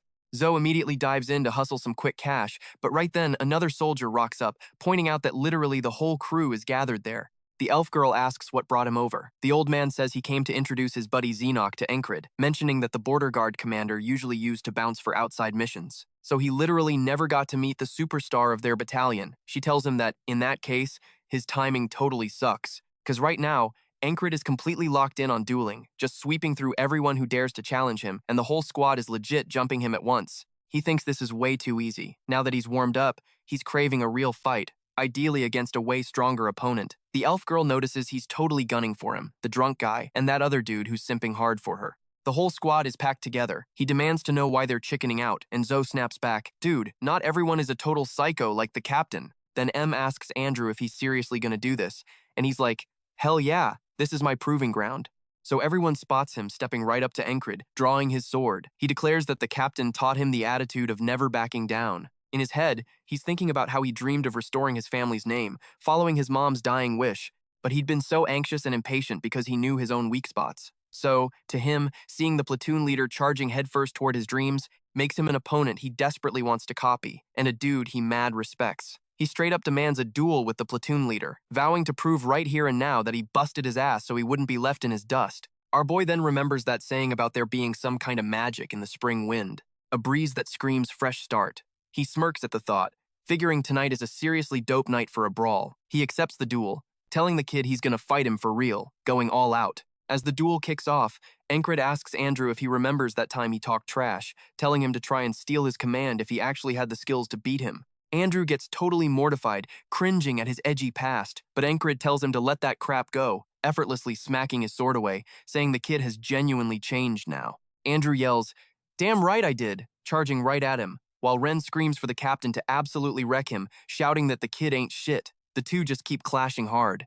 And Enkrid realizes Andrew's annoying, childish ego is completely gone, and that empty space has been filled with pure caution and real combat experience. He's way better now. He thinks about how much the kid has leveled up, not just his crazy improved sword skills, but even the toxic vibe they had when they first met is totally gone. So he finally goes all out against the kid for real. Andrew feels the brutal weight of Enkrid's strike, getting totally pushed back and sent flying. And it turns out he can't even hold his sword anymore. But the MC reaches his hand out to help him up, and he gladly accepts, saying he intends to leave, and that the time has come to rebuild his family. And when the platoon leader comes to the capital someday, he'll let him stay at the Gardner family mansion, right? And of course, since he received the royal family's dagger, he can also go to the royal palace. But the MC greets the kid in his own way, saying he's really looking forward to it, so he gives a big smile, agreeing with him. But then, Ragna talks to Mac, asking if he's also going to follow Andrew. Then he says he did a great job, because he's totally proud of him. He wonders when Andrew got so mature, and then everyone starts messing with him. He grabs Rem's hair to wipe his booger, making him super pissed and saying he's got some serious nerve. And so, chaos takes over the place. And the MC thinks the banquet will go on all night, so there are no regrets, and Enkrid should just enjoy it. And so, inside, they keep having fun. In the morning, after the sun came up, Andrew and Mac got into the carriage heading to the capital, and they looked completely wrecked. all because they were tormented by the platoon members all night long. But the next time they meet, they'll be heads of noble families. And it wasn't that bad seeing them in that state one last time. He thinks that even with a hangover from the day before, he won't skip his morning training. This is a promise to himself, and it's something he naturally has to do to become a knight. And so, the commander approaches him, saying that, as expected, he was there, and the MC is surprised to see Marcos waking up so early looking for him. He notes that behind the commander is the frog, and also another person. He says he brought a personal gift for him, asking the knight to please step forward. Then she grabs her sword, getting ready to fight the MC, charging at full speed right at a surprised Enkrid. Somehow, he manages to block the knight's attack, and the frog herself is pretty surprised by the kid's strength, and the knight can't believe he blocked that, asking if he wants to go another round. Then she casts some kind of magic at the MC, and the magic passes right through him, wounding him. He notices countless spears advancing, and his thigh gets pierced, and his arm is slashed along with several other attacks, not to mention his neck,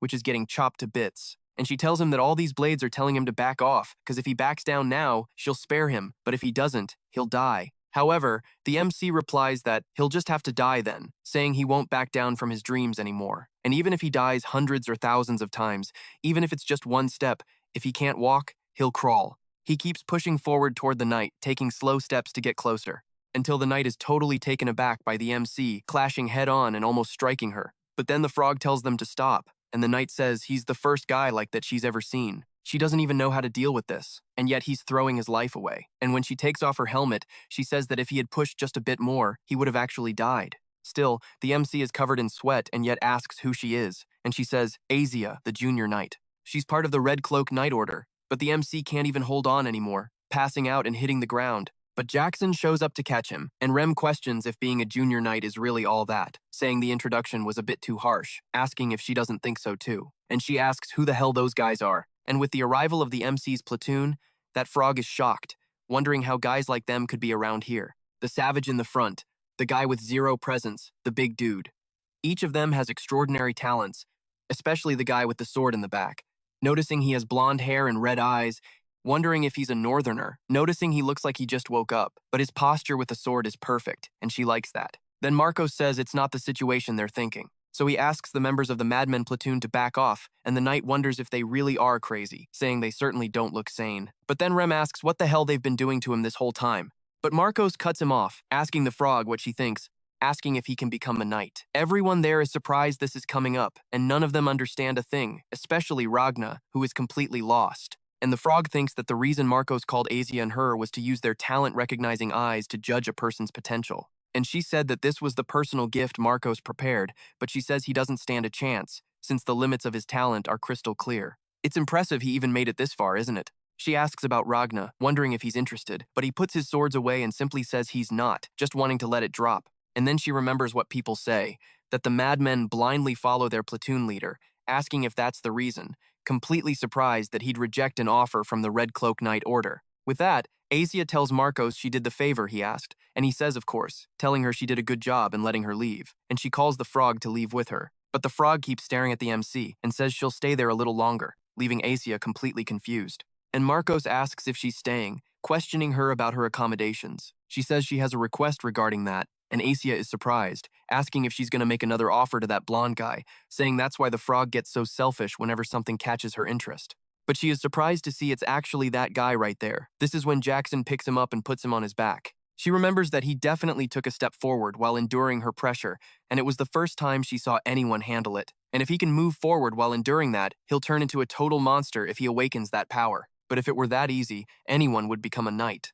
With that, she leaves, and they carry the MC out of there too. Meanwhile, his friend, known for being ugly, watches everything from a distance, saying he thought it was loud during his watch, but wondering what the hell is this situation. Then, a while later, he thinks about how Enkrid dreams of being a knight, and he never hid that dream. It's a public fact that everyone in the unit knows. And that's exactly why he's stressing out so much. I mean, no matter how much crap the guy got for chasing an impossible dream, he always stood his ground. But hearing the word impossible from someone who actually reached the level he's dreaming of, even for Enkrid, that's got to be a massive gut punch. So he walks over to them, totally freaking out. So when he knocks on the door, Ren answers and instantly recognizes him as that platoon leader who got dumped by his girl just for being ugly. The guy asks why Ren insists on using that crazy long nickname, but Ren's just like, whatever, man.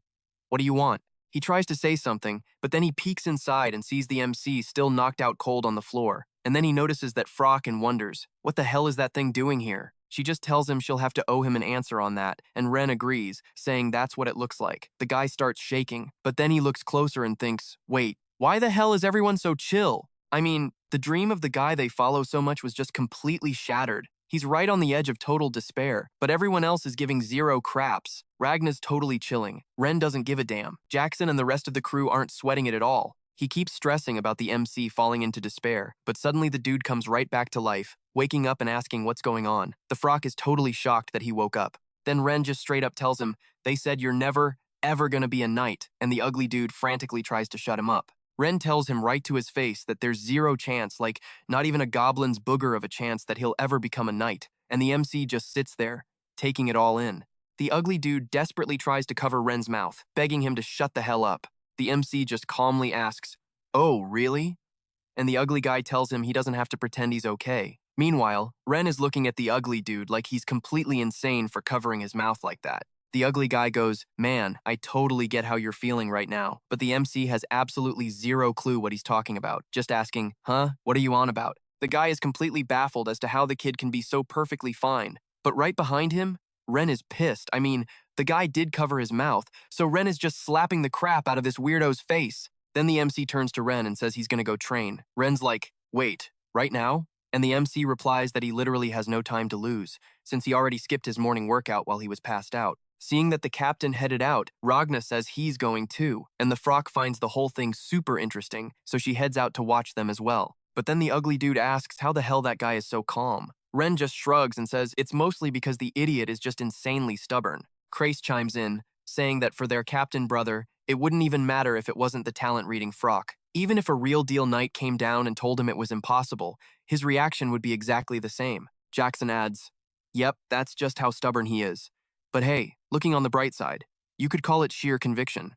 The ugly dude thinks to himself, a guy who doesn't know frustration, despair, or even how to quit. That's exactly why that crazy bastard won't crumble, no matter what anyone says. And he gets all annoyed, because Enkrid is basically making the person who was sweating bullets over him look like a total fool. Then someone asks if he's going too, and he's like, yeah, I gotta train too. No way I'm losing to Rod. Meanwhile, outside, the MC is already grinding out one-handed push-ups with his other hand behind his back. He mutters that the power of a junior knight, that crazy illusion of blades attacking him when he couldn't even move a muscle, wasn't just basic killer intent. He keeps racking his brain, wondering what the hell that actually was. The Frock chimes in, asking if he's super curious about what kind of power that pressure Aes showed him really was. So he asks her about that pressure, wondering if it's the name of a specific technique. But then Ragna strolls up, throwing out the question, what actually makes a knight different from the rest of us? He talks about how people who push way past their own limits can catch a glimpse of the threshold of a knight, but if they don't awaken that specific power, they'll never actually become one. Only 1 in 10,000 ever manages to wake it up.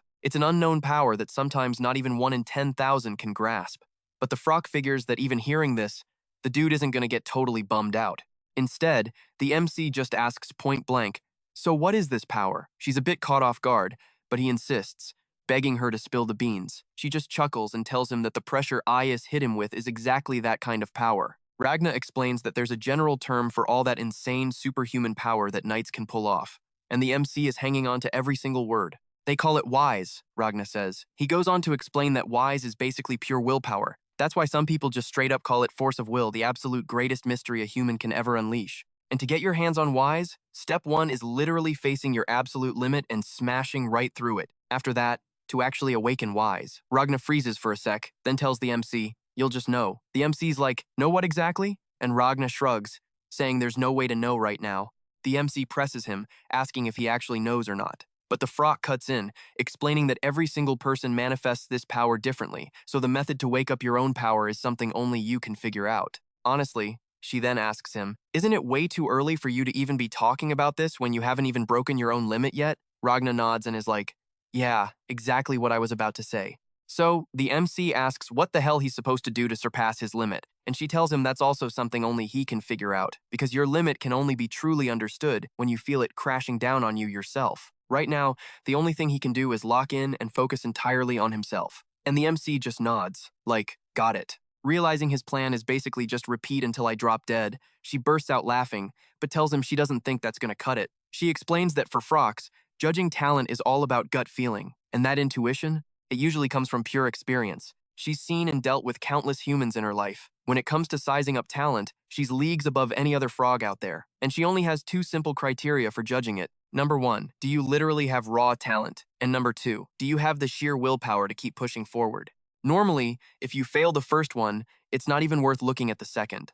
But this guy, she watches him closely, swinging his sword like a maniac, never stopping his training. Staring right at the MC, she realizes he possesses an overwhelmingly insane amount of willpower. He just keeps grinding right in front of her as she watches, and the frog admits out loud that he's got something she's literally never seen before. While he keeps sweating it out, she calls him a true unknown existence. She explains that for frogs, living means getting totally drunk on their own ambitions. Some of them bet their entire hearts on absolute power, while others fall deep into spiritual love. But for her, she says what gets her hyped the most is diving headfirst into the unknown. So she hops right up to Enkrid and tells him straight up, I think I'm gonna stick around here for a while. The MC finally pauses his training, holds his hand out to her, and asks for her name, and she answers, Serlo Agan. Man, I'm really starting to think we're about to watch the story of the Avatar unfold right here, you know? Like, I don't know, man, this kind of sexy little alien just gave him this super sweet look. It's freaking me out. And she's basically telling herself she's crazy curious about this weird new guy.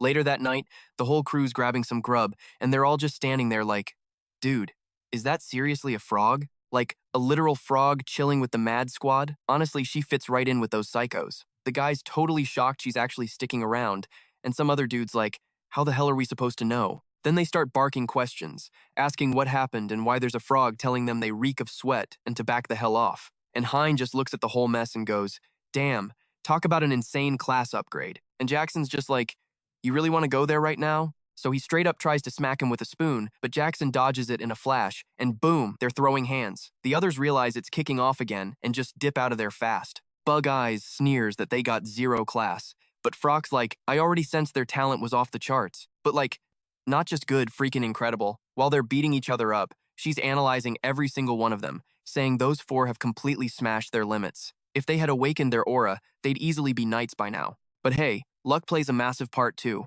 Right then, Finn asks Enkrid if they shouldn't break it up, but he just shrugs and says they actually get along great, asking why she'd even want to stop them. She looks at him like they talk super casually to each other and seem chill enough to not actually murder one another, so that brawl will probably just fizzle out on its own. Then Fim asks if those two are really gonna drop it, cause Ren is straight up pulling out his axe and Ragna is drawing his sword, and literally everyone else thinks the MC is dead wrong. I'm starting to see things escalating way out of hand, and he's told to get the hell out of the dining hall, cause he actually drew his sword just to test it out. And the MC asks if Frock already picked out where she's gonna crash at the Badaru Garne outpost. Then she drops that sleeping right next to him would be nice. Whoa, easy there, Tiger. What the hell? But then, right in the middle of their fight, an axe comes flying straight at them, and the MC jumps up lightning fast to protect Frock, blocking the weapon right up front with his sword so she doesn't get sliced. And Ren totally chucked that on purpose, claiming that spot was his, calling her a freeloading frog and telling her not to even think about it. And she's like, people say he's insane, and wow, he actually is. The MC apologizes for him, but she just brushes it off, saying cute guys get a free pass to act a little toxic. And the MC tells her that rumor has it frogs can actually judge human beauty, but he still acts super weird. And then there's the other chick right next to her acting thirsty as hell, totally agreeing with her. And Frog says that in that department, he definitely passes the vibe check too. She just shrugs off his little attitude and asks if there isn't something he wants to ask her. Literally everyone is gunning for the MC's V card right now. My dude is trying to hold out, but damn, it's getting crazy hard. So he just stares for a second, realizes there really is something he wants, and straight up challenges her to a duel. He smiles with this massive psycho grin. She's like, do you seriously want to throw down after training literally all day? He tells her he's gonna duel and then hit the training grounds again. She instantly realizes this dude is straight up the most insane out of everyone, and Fim totally backs that up too. The MC is like, wait, why? And Frog explains that a normal person would literally pass out just from the daily training, but his mental game is just miles ahead of everyone else's. She wonders what kind of absolute monster he's gonna become if he actually masters Wise. The MC then claims he's just a totally normal guy, but Fim is like, are you freaking kidding me? She tells him she usually doesn't waste her time on anyone with 0 potential, whipping out her whip, but she admits she kinda wants to spend some time with him, getting up and totally ready to actually duel the MC. Okay, I'm honestly so confused right now. Is that really a chick? I mean, I think so, right? Cause one side over there definitely looks like it's got a bra on. I don't even know, man. I definitely don't have a degree in the anatomy of a freaking bipedal frog that beats the crap out of people. Anyway, she tells him she's absolutely not gonna hold back. The MC is super surprised, but then he smirks and says that's exactly what he was hoping for. Meanwhile, over at the Duchy of Aspen, they're talking about taking that massive L. They admit that banking on an absolute win is super arrogant, but they had so many backup plans ready that he really didn't expect them to get folded this easily. But then he starts getting mad, anxious, aggressively tapping his finger on the desk, and points out that their entire downfall started the second Mitruria got killed. After that, their taunts totally flopped, and even the giant got completely wrecked. And right at the center of all this chaos was the captain of that insane squad, the soldier named Enkrid. But the war isn't officially over just yet. And once the ceasefire is up, Aspen actually still has a shot at winning. But if CR messes with them again when the time comes, things are gonna get really, really ugly. And those gray dogs actually sent hitmen after him once. Back then, he thought it was totally crazy to sweat over some basic captain, but hey, maybe that's exactly how they roll. So he hits up Monter Swamp, hyping them up as the crew that never misses, all thanks to the insane skills of the Assassin Guild serving Aspen Palace. And he drops the bomb that they are calling in a hit straight in the name of Penner Palace. My guy, Enkrid has one hell of a mountain to climb this time. Things are gonna get super messy. And looks like they are already lurking right by Enkrid. Some assassin outside is spying on him while he is gearing up to throw hands with Frock. The dude literally goes, "Target confirmed," but then Jackson just pops up right out of nowhere beside him, like, "Who the heck are you?" with a dagger already pressed straight to the assassin's throat. And bro, at that exact moment, that dude was puckered up so tight, he was absolutely paralyzed. Meanwhile, way out on the edge of Aspen territory, hiding in the Monter Swamp Guild's secret base, the leader is totally losing his mind, just raging and slamming his fists on the desk, screaming about how they lost contact again and that this is already the fourth one. They are crying about how someone keeps messing with their assassins. Like, the guy they sent this time was strictly high tier, and he still got wiped out before he could even make a move. Meanwhile, Jackson is just out here packing everybody up and sending the whole squad straight to the lobby. So they are stressing because this hit came straight from the royal castle of Aspen, basically saying that if their own royal guild messes this up, the whole guild is literally doomed. The guy is seriously panicking now, saying the only ones who can fix this mess are their absolute top-tier killers, the Lux brothers. And apparently, right now they are out wrapping up some other job, with a bunch of dudes just laid out on the floor taking a dirt nap. And the leader basically orders them to pull off this hit, no matter what it takes. And the very next morning, the MC is strolling through the villages, and they're calling him a war hero, asking if he's out on patrol. And one of the guys tosses him some fish, saying it's a gift and telling him to take it. He says he just can't accept something like that. But people keep bringing them stuff anyway, saying it's thanks to him that their kid came back alive, begging him to please just take it. And that shoemaker asks if the pair of shoes he gave him are holding up well, handing even more stuff to the MC, and everyone's crowding around trying to give him something.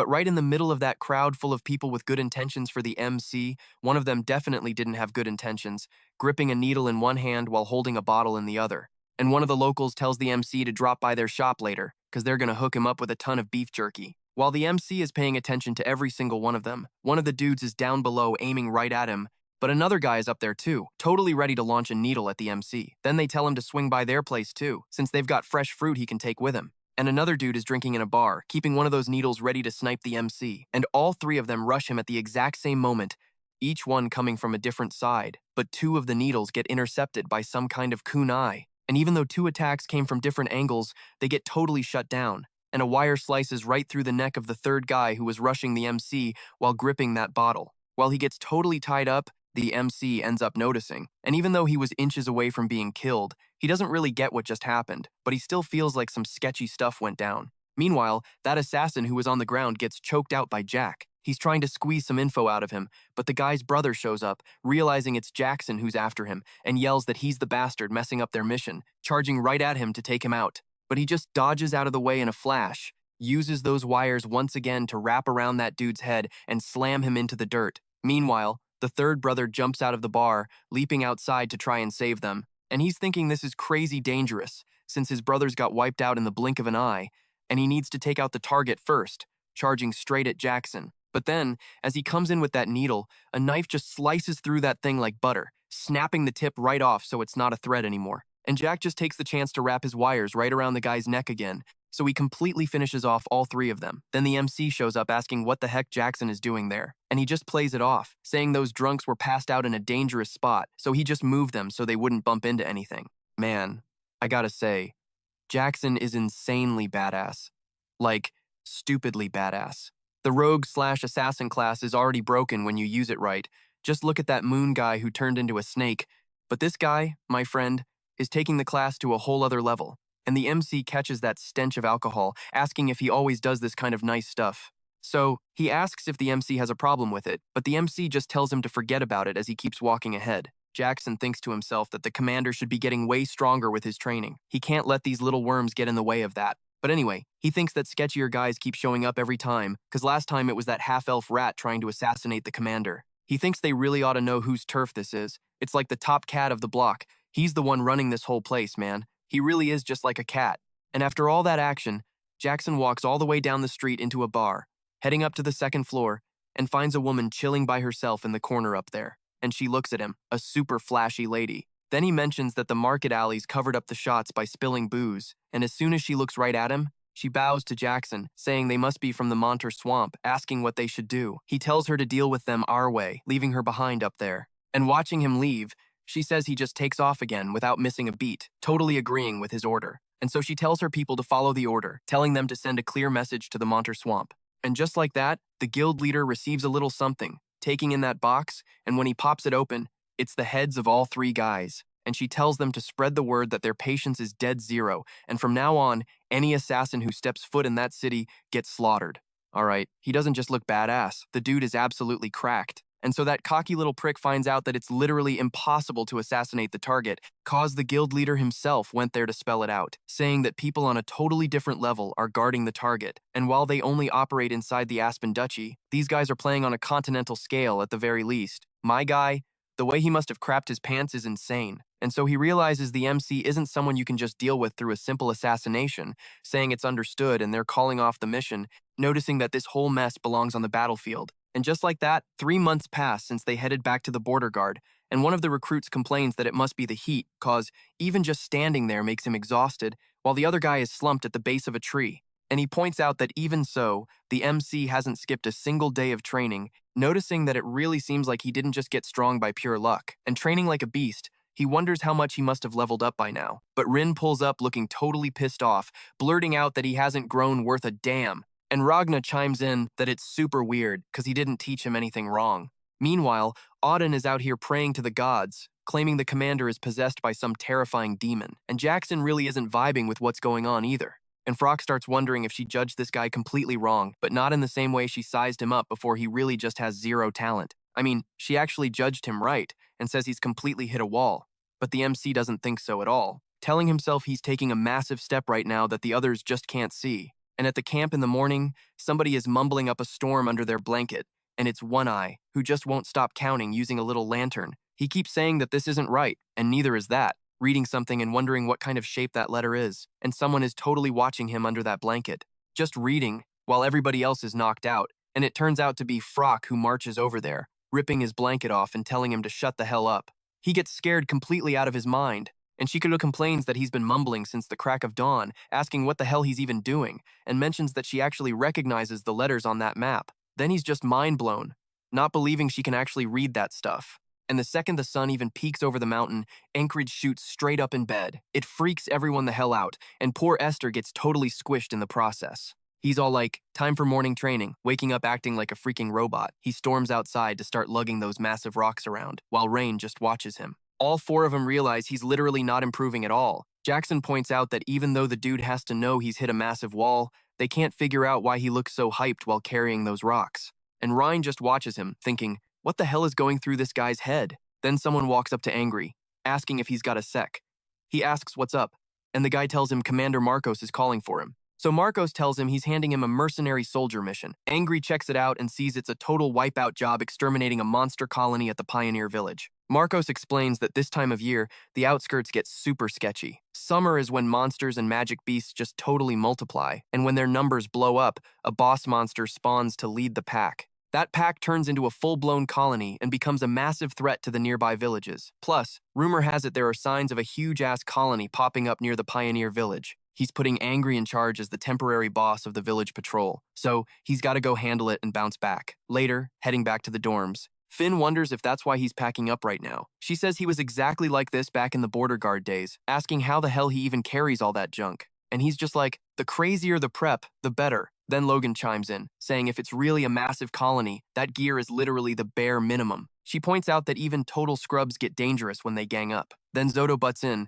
begging to check out the mission request. Meanwhile, the MC is thinking it'd be dope to bring a whistle dagger too. Ever since he used up the one he scored from that half-elf, he hasn't found a single connect to get his hands on another one. They're insanely rare weapons, so he's pretty much out of luck. Jackson just stares at him, but Zodo suddenly gets a crazy idea. He starts calling out to the captain, totally trying to get his attention, looking at him with literal dollar signs in his eyes. He's hyped out of his mind, saying he's absolutely tagging along. The MC's like, bro, what's with that creepy look? Back off! But Zodo insists it's a once-in-a-lifetime shot, asking the MC if he's deaf. There's literally a hidden treasure right next to the Pioneer Village. The MC is like, what treasure? And Zodo spills that it's the fortune the legendary merchant Dolph stashed away 100 years ago. The MC checks out the map, remembering he actually looted it off the battlefield a while back. He's totally mind-blown that Zodo managed to get his hands on it. Zodo says that among the crew that deals with shady stuff, this story is legendary.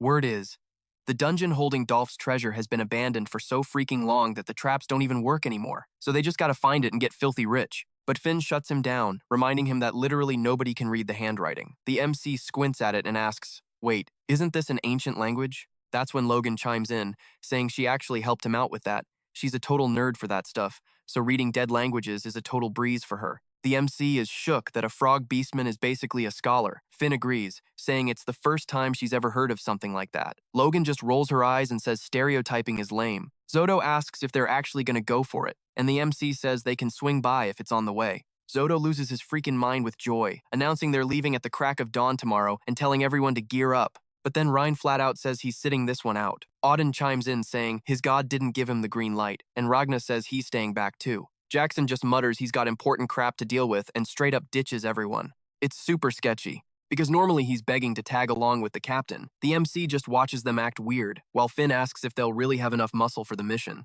Then Logan steps up, saying she'll roll with them, since without the others, she literally has zero reason to stick around anyway. But right in the middle of her sentence, Esther totally swats her. Turns out, she was sitting right on top of the MC's weapon. Zodo jumps in saying that having the frog girl along is more than enough, and he runs off to pack his gear. The MC just keeps staring at all the guys staying behind, eyeing every single one of them, and thinking they're acting shady as hell. A little while later, they get all geared up and head out. The frog girl's like, if we're good to go, let's bounce. As they're leaving the dorms, Zodo is totally caught off guard that the leopard is tagging along, and Esther instantly starts growling at him. He whines, asking why she hates his guts so much. Just as the MC is about to step out, Jackson calls out to him. The MC turns around, and Jackson tosses something right into his hand. The MC's like, bro, what's this? He opens it up and his jaw drops. It's a whole bunch of whistle daggers. Jackson smirks and says he scored them through his own private hookups. The MC hits him with, wait, is this what you were busy with yesterday? Jackson just shrugs and says he figures the MC needs every single weapon he can get right now. Ryan just stands there watching quietly alongside the other two. The MC then smiles, saying he totally knows why they're acting all weird. He just gives this cocky little laugh and says, just wait till I get back. You'll see. It's gonna be a blast. He walks off, leaving them behind, while Ryan wonders what the hell is actually going through his head. Ragna sighs, saying that no matter how hard he watches the guy, he literally sees zero signs of him leveling up. But Jackson reminds them that the dude has randomly gotten insane power spikes out of nowhere before. Auden chimes in, saying he wants to trust that crazy confidence of his. He's honestly hyped to see how the MC is going to blow their minds this time and just how jacked he's going to get. Ryan shakes his head, saying he's a total weirdo. Then he yells at the lazy bums, telling them it's time to train and that they better be ready to bet half their freaking lives on it. Ragna scoffs, warning him that if he dies training, he better not cry about it. Auden jumps in saying he wants a piece of the action too, and Jackson says he's joining the squad. They all agree that, just like the captain said, things better be entertaining when he gets back, because they're gonna prep a massive payback for him. Meanwhile, the MC hits the road with his weird-ass squad. Yeah, there's no hiding it, this crew is full of absolute freaks. Now, monster colonies are known to drag in all the wild beasts around them, so they already knew the trek to the Pioneer Village was gonna be a total war zone. Right on cue, they're already throwing down with a bunch of four-eyed beasts charging straight at them. These massive cat things are insanely tough to put down. Angry takes the front line, just completely shredding those freaks and swinging his sword like a maniac in every direction. The frog girl cracks her whip to deal with the beasts. She points out that they're running into these things way too often. Zodo backs her up, saying they've already trashed like 6 of them since they left. Finn gets super frustrated and apologizes, swearing up and down that she took the right path. The MC just brushes it off, telling her to chill out, and yells at the crew to keep pushing forward. So, they walk up to this massive thorn patch, and its red glow just lights up the whole damn place. And the MC says it's a shortcut through the thorn bushes where the beasts barely ever go. Finn definitely found the right path, but suddenly these monsters start coming at them, just plowing right through the thorns. She's completely tripped out that those freaks managed to track them down again, and the MC is just thinking, like, how do they keep running into these things? And Frock's like, even with the colony nearby, this is super weird, because it's not even a magic realm out here. The MC really locks onto that magic realm thing she mentioned, since that's the forbidden land where monsters and beasts are born. He says it's this place where they guess there's something in the center just puking out monsters, and humans are strictly barred from entering. That gives him a seriously bad vibe, but while the beasts keep coming, they just keep slaughtering them. After all that, they finally make it to the Pioneer Village, and the chief there welcomes them in. So the MC says they showed up cause of the mercenary hiring system request, since word is there are signs of a massive colony. But then this random dude walks up, saying they'll be handling the rest of the talk together. The chief asks for a sec, but that guy stands his ground, just staring the MC down. Zudo is already sizing up the situation, and the guy drops a real stiff, "Pleasure to meet you." He's Delt Pullman, head of the Civil Guard.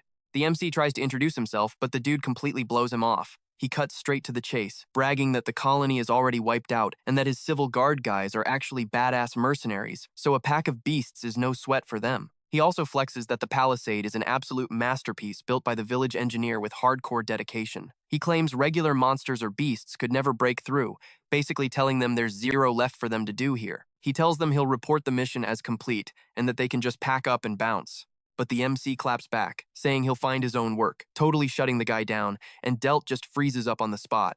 Then Zudo chimes in, saying they traveled a super long way and are dead on their feet, so even if they leave, they gotta chill for a bit, asking if the MC agrees. So Delt says they'll hook them up with a place to crash and talks to Hugo. Hugo's like, I got this, but Logan is getting some seriously weird vibes. Someone asks her what's up, and she says that with her frog-like aesthetic senses, it's impossible to just ignore a guy like that, because she just wants to punch him in the face for some reason. Zudo tells her to hold it in, and she mutters that the guy's energy feels exactly like those bastards. Then Hugo says he'll show them to their dorms, but she keeps thinking it's just her being paranoid, and they get taken to their rooms. Meanwhile, Zudo points out that the guy was shamelessly watching them, but admits he kinda gets why. All this is going down while the MC is still hardcore training. He mentions the captain had temporary authority, guessing that this Delt dude probably felt threatened, thinking they were gonna snatch his leader spot. But the MC is like, nah, I don't think that's the whole story. Finn questions if it's really true that the colony got wiped out, but Frock says hell no, cause just based on the monsters they ran into on the way here, that colony is definitely still active, and it's gonna be a pain in the ass without any backup. But the MC says whatever, it doesn't even matter, cause they just need to do their job. He says all this while he's still going hard on his training. Zudo asks how long he's gonna keep at it, and the MC just says they've got time to kill. Then he asks where the heck he even found those rocks. Finn decides to just leave them be, saying it's getting super late, and that she's crashing first, which Zudo agrees with. But meanwhile, Logan keeps staring at the MC, thinking that if you don't actually improve, training is just pointless repetition. But still, how the hell does he have that look on his face like he's actually enjoying it? It reminds her of when someone else told her training is fun, and she saw that exact same expression on their face. She totally remembers that feeling. Back then, she told that guy that if he wanted, she'd always have his back whenever he needed it, calling him her love. The MC finally drops the rocks, and she just keeps watching him, saying that back when a frog still had a spiritual bond with humans up to that point, that feeling never changed, and if only her love hadn't been murdered by those bastards. And she says those bastards with the exact same pissed-off tone she used for that creepy guy earlier. Then she asks the MC if training is actually fun, and he's like, yeah, hell yeah it is. She's shook, totally caught off guard by his answer. But meanwhile, the chief is talking to Delt, saying they've beaten back beast packs a few times, but there are still way too many out there. He says that in this kind of mess, they really should call the city for backup, but Delt shuts it down. He's like, no way, this is their village. Everyone came here to ditch the crappy exploitation from the nobles. And they busted their asses day and night to build the bare minimum from scratch. If they let the city interfere just over some stupid monsters, those snobs will completely strip their autonomy. He tells the chief to chill, saying they can defend the village all by themselves. And right this second, his most trusted right-hand man is guarding the palisade. The chief asks if this trusted guy is that Hugo dude he brought to the village. Delt's like, yep, he works fast, he's dedicated, totally reliable. But meanwhile, Hugo is up in the watchtower asking the guards if they've spotted anything sketchy. And they're like, yeah man, everything's set. Then Hugo flashes this wicked, straight-up villain smile, telling them they don't need to fake it anymore, and orders them to trigger the plan. And just like that, as the sun comes up, the whole village lights up. But out in the bushes, creeping from the outside, glowing eyes pop up everywhere, and the beasts launch their attack. The village alarm bell starts ringing like crazy. People are screaming that it's an attack, and a whole monster colony hits the village. It's a massive pack of gnolls swarming in. The MC and the squad instantly gear up for a fight as the monsters rush the village. They all look like twisted, two-legged hyenas. Seeing this, she gets pissed off, realizing that gross energy really did belong to those bastards, the crazy religious cult. And while she's warning the MC about who the real threat is, that cultist freak shouts that it's all for their god locked up in the magic realm. The whole chaos pops off in a split second. Just moments before, some guy was asking his buddy if he was heading out to work, wishing him a good shift. Meanwhile, that guard was just chilling and yawning, with absolutely nothing to watch out for, while the MC was still training. And the village, which was super peaceful, suddenly got completely overrun by all those bipedal monsters. The stench of blood was already spreading everywhere. The MC is completely horrified seeing this. The bells are going wild, and everyone is sprinting into their houses while the monsters invade, just slaughtering whoever is standing in their way. And with that, Delt yells at the guards to charge in and protect the locals. Meanwhile, Pseudo screams at the captain, and the MC says it's a whole pack of gnolls, and they gotta stop those freaks. But then Lagan says she's sorry, but she's gotta bounce, cause she swore on her life she'd slaughter every single one of those sick cult bastards that killed her lover. And she straight up bolts out of there, busting the door wide open. Right as she dips, one of the monsters busts in, jumping the MC and tossing him straight back inside. And then, when he finally gets back on his feet and draws his sword, he tells Fim to go figure out what the hell is happening at the wall. Then he yells at Zoyud and Esther to stick close and not leave his side, and he just starts butchering every monster that gets in his way. But there are way too many of them swarming him, so he's forced to fight a whole bunch at once, slicing through several of them with a single strike. He tells himself he's gonna make it through this, since they already survived a monster ambush before. Just like last time, he's gotta dodge and kill to carve out a path. He keeps pushing while he's in the zone. Then he literally vaults off one of their heads, taking it out on the way down, just doing whatever it takes to survive. But then one of those freaks almost gets him from a blind spot, trying to bury an axe right into the MC's back. He barely dodges out of the way and realizes there's even a mutant gnoll twice the normal size. These things are way different from those lycanthropes back then, and they just keep coming. Hordes and hordes of them keep pushing into the village. While they overrun the place, both the town guards and the locals are getting slaughtered by the dozen. He sees nothing but pure terror, screaming, and utter chaos. Delt even grabs one of the little kids nearby and tries to make a run for it, but then turns right back around to hold the line against those things. And then the MC realizes a dead silence is starting to creep over the place, right as that sea of beasts charges straight at him, and he thinks how this village, built on the pure hope of surviving, just got brutally crushed by these freaks. And they just keep rushing the MC over and over until a massive monster, one of those damn mutants, starts brawling with him. So he tightens his grip on his sword, taps into the beast's heart, and slices that massive ugly thing right down the middle with a single strike, chopping it to pieces. Esther, on the other hand, realizes that pulling off an attack spell strong enough to wipe out this horde is flat out impossible until she gets her human form back. Meanwhile, Zoyod ends up dead right behind them, taking a straight-up sword right through the neck. Esther notices the exact second he drops dead, realizing that if she wasn't stuck with this damn curse, she could have actually done something. She figures there's no other choice left. Even if she keeps fighting, it's just gonna be a pointless death. So she says screw this, she's bouncing, and swears she'll get payback for Anch later. Meanwhile, that cult freak Hugo is already getting the hell out of Dodge. He's muttering about how the plan worked perfectly, and now he just needs to slip out through the back. But things definitely don't go his way. Lagan comes crashing in, smashing through everything in her path, and throws a massive punch aimed straight at Hugo's face. But that bastard quickly throws up some kind of barrier around himself and completely blocks her attack. She gets so insanely pissed off, finally confirming that he really was that cultist scum all along. Then the guy literally just flips her off from inside his barrier and blasts a purple void right at her. Meanwhile, the MC is still brawling with that insane mob of monsters. They start biting him, digging their claws right into his shoulder, while he's desperately fighting the others off and just slaughtering more and more of them. He feels like his body is literally tearing apart, and he doesn't even have the juice left to lift his damn arms. He looks over and sees everyone is dead. But right under that pile of corpses, there's a single little kid still alive, fighting back tears and using every last drop of courage to stay dead still. The MC turns his head again, seeing that even more of those freaks have showed up, but they don't attack. They just form a straight path right around him, and walking down that path is the boss of those gnolls. The MC instantly clocks that it's the colony leader. The kid just can't hold back the sheer terror anymore and completely loses it, letting out a loud scream. He quickly slaps his hands over his mouth again, and the MC just taunts that thing, daring it to come at him. As the monster charges, he manages to dodge and land a hit, but he knows he needs one more solid strike to finish it. But that monster is crazy fast, dodging and slipping right behind him, almost taking his damn head off. The MC barely dodges in time, but still gets a nasty slash across his cheek. The beast blows right past him, and the MC gets ready to go on the offensive again, pushing his beast's heart to the absolute limit.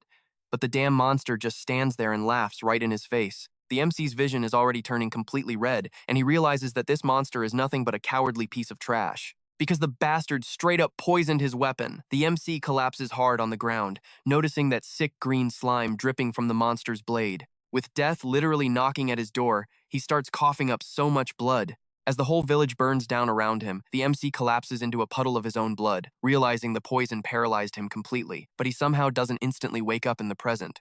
So he just keeps choking up more and more blood, right as he finally fades out. He realizes this sick colony leader is actually getting a kick out of watching him suffer, dragging it out on purpose instead of finishing him off. And he knows he absolutely has to kill that alpha to break up the whole damn pack. He thinks to himself, for a stubby-legged gnoll, this guy is absurdly fast. And to top it off, the coward actually laced his blade with poison. It's the kind of fight where getting even a tiny scratch is game over.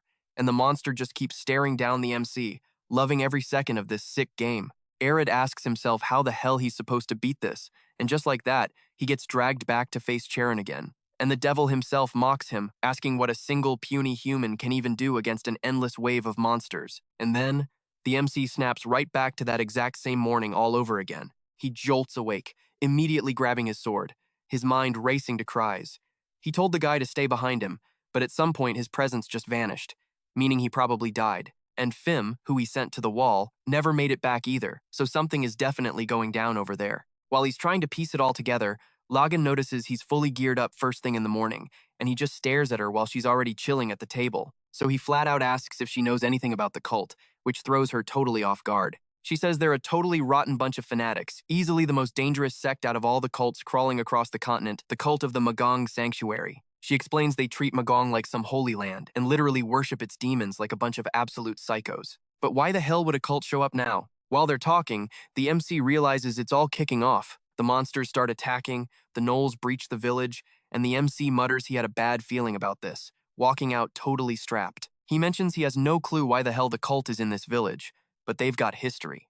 And right as he steps out the door, she rushes past him, saying she knew it was those damn cultists. The MC mutters that it'd be way better to have some heavy backup, but she's not here to help, so she charges straight in while everyone is dropping dead because of those freaks. While one of them tries to slaughter a villager, the MC lunges forward, yelling that there's no time to convince anyone. With that, he disarms the first one, slicing the monster down right before it could kill the old man. And the MC says that facing a massive horde of monsters like this, all a human can do is bet on everything they've learned so far. He kicks things off with a dead-on strike, wasting the first one, and gets completely dialed in. Bug Eyes freaks out and asks the boss, "What the hell is all this?" Then the civil guard pushes back again, screaming to protect the locals. Then, Delt notices something.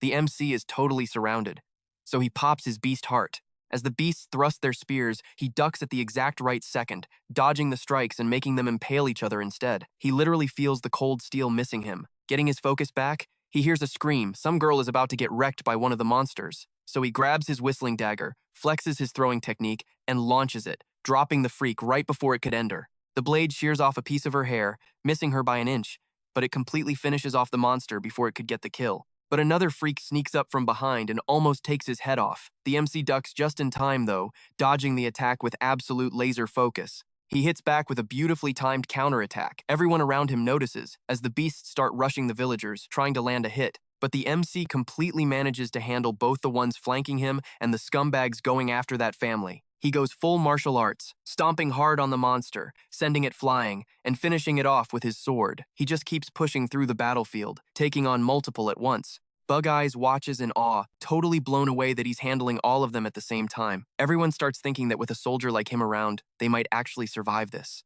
Then Delt screams at the civil guard, ordering them to back him up. They all charge in to hold off some of the monsters and buy the MC an opening. The monsters clash with the guards, and they actually start turning the tide. It gets way easier to handle the freaks because their morale is off the charts, and they're desperate to protect their home. But then, while the MC is swinging wild and slicing monsters left and right, they just keep swarming around him. From a distance, that boss monster is locked onto the MC's every move. He raises his dagger, pointing right at the MC, and swarms of them crash down on him like a freaking avalanche. Everyone is terrified by the sheer number of monsters, but the MC stays completely locked in. Meanwhile, Karante mocks him again, saying all this try-hard effort is useless and he's hit his limit. T cranks his beast heart even higher, throwing absolutely everything he's got at those monsters. The scene literally goes black and white. He's drawn as a rough sketch because he's just that focused, swearing he's not giving up. I'm pretty sure the creators just got tired of showing how many times he's died, but man, it must have been a ton for him to reach this level of perfection. As On keeps pushing forward, slaying monsters without backing down, he taps into his beast heart. The gnolls just won't stop coming at him. He has to defend himself however he can, and even though he's getting pushed back, he keeps forcing his way through, splitting monsters in half and wading through that sea of beasts. But they keep swarming him, and he has no choice but to blindly hack away, throwing himself completely into the mob of freaks. But while he's distracted, butchering them one by one, the boss finally makes a move. The monsters keep rushing until one of them actually manages to land a fatal hit. And right as the blade pierces him, the boss monster slowly walks towards him. Because of this, the entire civil guard starts dropping dead, and Finn dies right alongside Bug Eyes. The MC realizes he's screwed as he falls to his knees, unable to even stand up. The boss finally steps out, clearing the area for a one-on-one. The MC starts gasping for air, calling him a sneaky bastard. Then he gets ready to fight, because the stage is set exactly how this sicko likes it. The MC realizes the boss was just waiting for him to take a fatal wound all along. But despite that, he attacks again, charging right at the thing. But once again, the MC just can't beat its insane speed and gets his cheek sliced open. The monster dashes past him, and when he glances back, he realizes it was just a graze. Even so, he's stuck on the ground, realizing this freak is totally getting a kick out of watching him suffer. So, while the pack keeps attacking, slaughtering, and tearing people apart, the boss is just laughing at the whole thing, soaking up the chaos. Once again, the little kid is hiding under his dead parents, and the MC finally bites the dust, only to loop back again. And now it's actually his third run. He just keeps looping over and over, killing monster after monster, 20 times, 40 times. He just keeps doing it. He realizes that no matter how hard he fights, the boss only shows up when he's mortally wounded. So he wonders, should he just take a fatal hit on purpose to bait him out? He gives it a shot, but once again he gets completely wrecked. It's impossible. Speed-wise, this freak is basically at a quasi-knight level. When you're in critical condition, dodging the boss's sword is a flat-out joke. He asks himself if there's any other way, wondering if his current stats are just too trash to break through this wall. But then he remembers Jackson telling him that his platoon commander evasion instincts are still incomplete. The MC didn't get it back then. Jackson had told him it's not just a technique of see fast, dodge fast. The thing that actually matters is something else entirely. The MC wakes up yet again, gripping his weapon. It hits him, it's coordination. The bells chime once more, and he thinks to himself, if you can't break through with what you've got, you gotta try what you don't even have yet. He remembers Jackson telling him to shrink the gap between thinking and acting. As the horde rushes him, the MC dodges cleaner and cleaner. Dodging, striking back. He's just getting better and better. Then, when a blade stops literally inches from his face, Jackson's voice echoes in his head telling him not to freeze up. But when the dude actually tries it, boom! He gets totally skewered by that freak and dies. But his next life hits the exact same checkpoint, and this time, he actually dodges, learning from that epic fail. But his dodge is absolute trash. He just leaves himself wide open for another monster to grab him, and it instantly wrecks him. He reminds himself, zero hesitation, he's got to react to anything on the fly. So, after getting his throat literally punctured, he respawns right back in that mess and actually pulls off a sick dodge. And Jackson's voice is just like, keep spamming it until your muscle memory locks it in. And Enkrid is actually pulling it off, slaughtering those freaks after totally shaking off yesterday's massive fail. He's keeping track of every single thing he needs. Sharp reflexes, insane speed, and the stamina to actually keep it up. When all that clicks, his coordination just goes through the roof. Death after death, Enkrid is just evolving, pushing harder and harder. His dodging is getting crazy good, taking it one step at a time, and cursing his lungs out for the 100th time. He's basically left a trail of his own dead bodies all over this battlefield, until he wipes out yet again, but respawns for his 11th run. He's finally feeling the level up. He's hyping himself up to just keep grinding, just hold out a little longer, until that evasion instinct kicks in and he totally masters that crap. While Enkrid is busy wrecking a whole mob of them, the rest of the monsters start rushing the civilians. The squad is freaking out over this massive horde, and the captain is yelling at them to protect the locals. They gotta wipe out the freaks. But then he just freezes, staring straight ahead. And Zodo is literally like, yo, is that our squad leader? Looking closer, he realizes the dude is totally out of his mind. Right in the middle of this insane gnoll horde, he's pulling off crazy acrobatics, dodging every single spear flying his way like an absolute boss. He realizes that keeping his movements tight stops him from burning out his stamina. He's dodging way easier now, totally reading their attacks and staying one step ahead of the game. He's just weaving through every single strike those gnolls throw at him, ghosting them all. These ugly freaks can't land a single hit. But right when he starts getting cocky, slash, a blade whips out of nowhere and completely slices his throat open. Blood just spews all over the dirt. He loses his balance and crashes to his knees yet again. And the exact same cutscene plays out. All the gnolls parting like the Red Sea so their boss can strut right up to him. He finally clicks that the boss only shows up the second he takes fatal damage. The big guy totally just sweeps past, trying to finish him off. He just can't match that monster's insane speed and gets slashed in the arm again. But hey, after dying to that toxic crap so many times, he picked up a dirty little trick. He ducks low, faking a hardcore rush at the lackeys next to him. So the mob just instantly executes him. Honestly, he thinks taking a quick death is way better than writhing in agony for hours. And boom, he wakes up again, ready to restart the whole damn grind, jumping out of bed in a flash. He's totally hyped, deciding today is the day he maxes out that evasion skill. Then Frala hits him up again, totally weirded out that he's rocking full armor this early in the morning. He thinks about how, in this time loop, Luagan literally never changes his script. He always goes hunting for that cult, and he never comes back. So he asks if she knows anything about the cult, and she just repeats the exact same NPC dialogue as always, talking about how they pull off these creepy summoning rituals, literally using human sacrifices. So Enkrid presses her about these crazy rituals, saying the mercs are whispering about some freakish monster covered in flames like a salamander or something that the cult summoned. And she's just like, dude, that's no rumor. I literally saw the cult summon a salamander with my own eyes. Right on cue, the monsters start grouping up to raid the village again. He realizes that when dawn breaks, this massive swarm of gnolls is going to absolutely flood the place with endless attack patterns. And it finally clicks for him. He's like, okay, I get it now. Another ugly freak charges him, and he just keeps slipping past it. The absolute chaos begins, and he pushes forward, spamming every trick in the book just to learn what he needs to survive. He starts thinning out the mob, just slaughtering gnolls while waiting for the boss to show its ugly face. He can literally feel the muscle memory from all those deaths taking over as the monsters rush him. When he gets completely surrounded, his brain shifts into overdrive, dodge, block, or counter. He knows the best move usually just comes from pure instinct, but he's still bracing himself for whatever's next. One of the half-dead freaks tries to draw a sword, but when he turns around, he just smoothly unbuckles his own blade.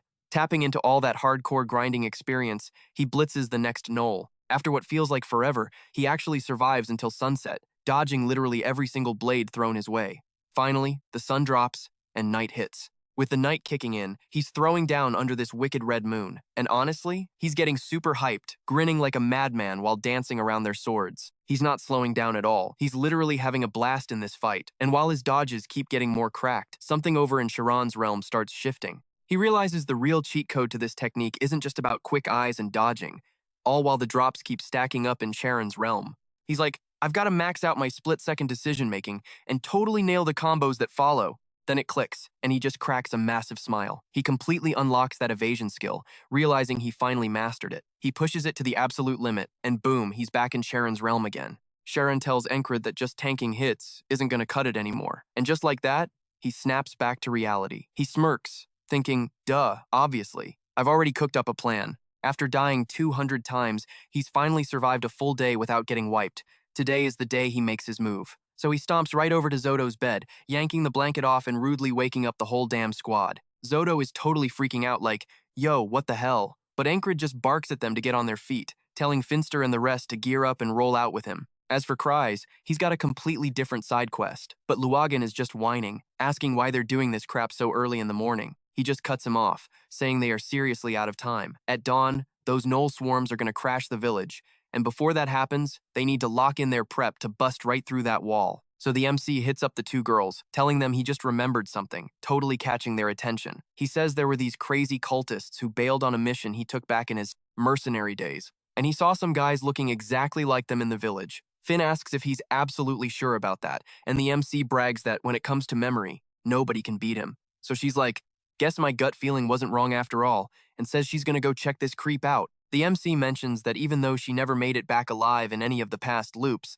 this time he made her make a move way before the monster invasion even started. So things could go totally differently this time, and even if they don't, it won't mess up his master plan anyway. Then he hits up Chisa, ordering her to drag Doyet Poman over. She asks if he really thinks the guy is just gonna listen to him nicely, but the MC's like, I don't care, just bring him here. Take the village chief hostage if you have to. Finn asks him if he's really sure he can handle the backlash for pulling a stunt like that. but the MC straight up ignores her, calling for Esther instead. Finn is caught off guard, and the MC declares they need to hijack the wall first, so the two girls rush in right alongside him. The MC points out that for those freaking monsters to invade the village, they literally have no choice but to push through that exact wall. He refuses to believe that the huge wall they were always flexing about just got destroyed. Like, seriously? Did those gnolls somehow hop over it with their stubby little legs? He figures there's only one logical answer. Someone cracked the main gate wide open, and the fact that Finn didn't make it back when he sent her to the wall in the first loop, that definitely means there were enemies hiding out up there too.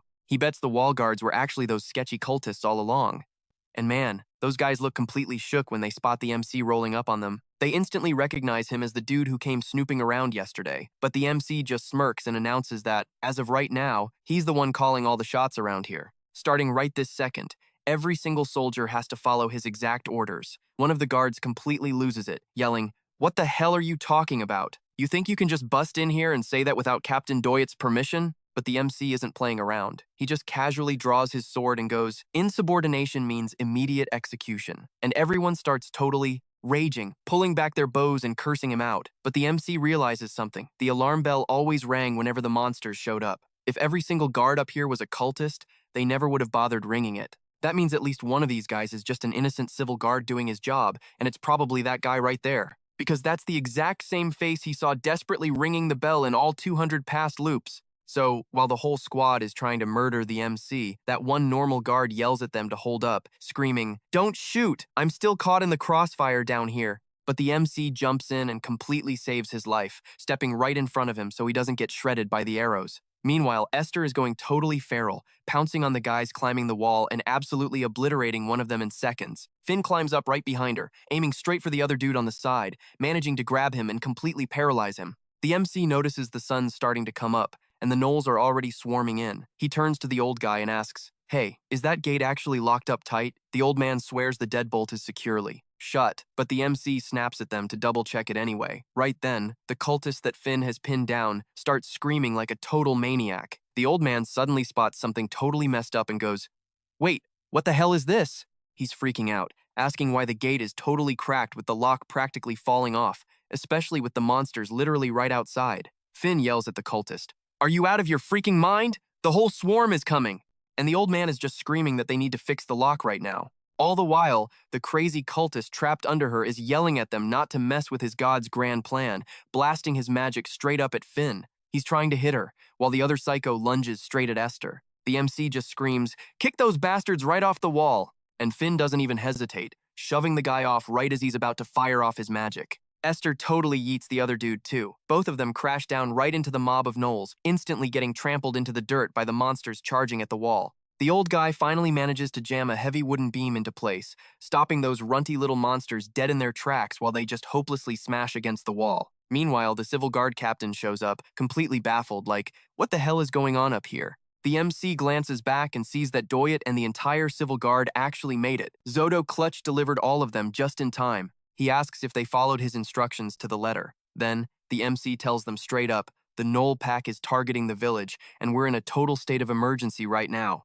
So, according to the mission protocol, I'm taking full command. Doyet is still super pissed, though, completely salty that this kid is just taking over out of nowhere. But then the old dude on the wall points out the monsters are still bashing the gate like crazy. The MC snaps at the guards, asking if they can't figure out what's actually important right now, and screams at them to start raining down arrows immediately. Seeing the mess, Doyet actually swallows his pride and follows the orders, yelling that they'll argue about this later. He commands his whole squad to get on top of the wall and start firing down, absolutely wiping out those monsters with a massive rain of arrows. But the MC knows it's not over. He says that even though they blocked the gate and stopped the gnolls from swarming the village, as long as the main pack is still breathing right outside, they definitely haven't survived this loop yet. So the MC points and asks, "Yo, is that a side door over there?" The old man nods and says yeah, but asks why the hell he's even bringing it up. When the MC asks if they can crack it open just a tiny bit, the old man looks at him like he's totally insane, stammering, "Wait, you want to open it right now?" The MC just screams for Esther to back him up. She instantly leaps right into the mob of monsters crowded in front of that door, ripping them apart so the MC has a clear path to get out. The guards notice the gnolls are actually totally hesitating because of the massive panther. They're literally backing off just because Esther is standing her ground. The MC shouts, "Are we good to go?" and the old man quickly yanks the door open for him. The MC drops a cold, hard fact. A monster swarm only falls apart once you assassinate their leader. He's about to solo dash straight through that entire mob of gnolls just to hunt down the alpha. He completely unleashes this insane, wild combat dance, slicing his way straight toward the boss. Meanwhile, the entire civil guard is watching with their jaws on the floor, shocked that this absolute madman just charged headfirst into a gnoll army. But the captain snaps out of it and screams at his men to cover him, ordering them to lay down heavy covering fire with their arrows. And the MC just keeps tearing his way through the chaos, heading straight for that psycho monster leader. While the MC pushes deeper toward the boss, every single person up on that wall just keeps raining hell on those freaks. The officers screaming at the soldiers to literally never stop firing. But one of the guys panics, yelling that there's way too many gnolls and they're already running out of arrows. Everyone's starting to feel the dread kicking in, and even the captain is starting to totally sweat it. Finn is stressing out too, telling Zodo that Ren is still out there fighting solo. But Zodo is deep in thought, realizing that since the village doesn't have any actual siege weapons, their defenses are just getting completely shredded by the second. At this rate, it's honestly just a matter of time before those monsters completely break through. But then, dude straight up slaps his own face to wake the hell up and snap out of it. He's trying to stay locked in, because there's no way the captain's insane, reckless move doesn't have some big brain plan behind it. And all he's got to do right now is whatever he actually can pull off. And just like that, he yells at them to start throwing stuff, screaming that if they're out of arrows, they better start chucking rocks. But some guy mentions there's a quarry out behind the village. So Ziad yells back that just the guards aren't going to cut it. He tells literally everyone standing around to pitch in. Even the regular village folks who were just doing their everyday chores. And they totally freak out when he starts barking orders at them to actually do something. Meanwhile, the main guy is out there, totally slaughtering every single one of those gnolls that even dares to step up to him. He's thinking about pulling as much aggro as he possibly can, and the monsters just keep swarming him, basically lining up to get wrecked, while he pushes further and further out. Esther's backing him up too, literally leaping onto the necks of those freaks and taking them down right alongside him. He wants to make sure every single gnoll out there is zeroed in on just the two of them. They go back to back, covering each other's blind spots, while going totally on the offensive. And honestly, the monsters are pretty much screwed, because anyone stupid enough to get close gets instantly dropped. So, the boss finally steps up, screaming at the crew to rain down those rocks to help Enkrid out, smashing some of them with boulders and making damn sure they don't cross the fence. It's totally making his insane plan work. And then, he gets super hyper-focused on what the crazy dude is actually doing. That split second of pure chaos, it turns into a massive opening. He scopes out the whole battlefield and spots a clear path right through the middle of those ugly things. He's like, hell yeah, this is perfect. If he pushes through that gap, he's got this in the bag. He tells Esther to watch his six, and she obviously has zero clue what this absolute madman is plotting. Cause he just blasts off, ditching her and charging straight into the mob. So the gnolls catch him slipping past, and they immediately gear up to jump him. But Esther's fast as hell, she sweeps in from behind to save his butt, totally butchering any monster that even dares to look his way. He manages to slip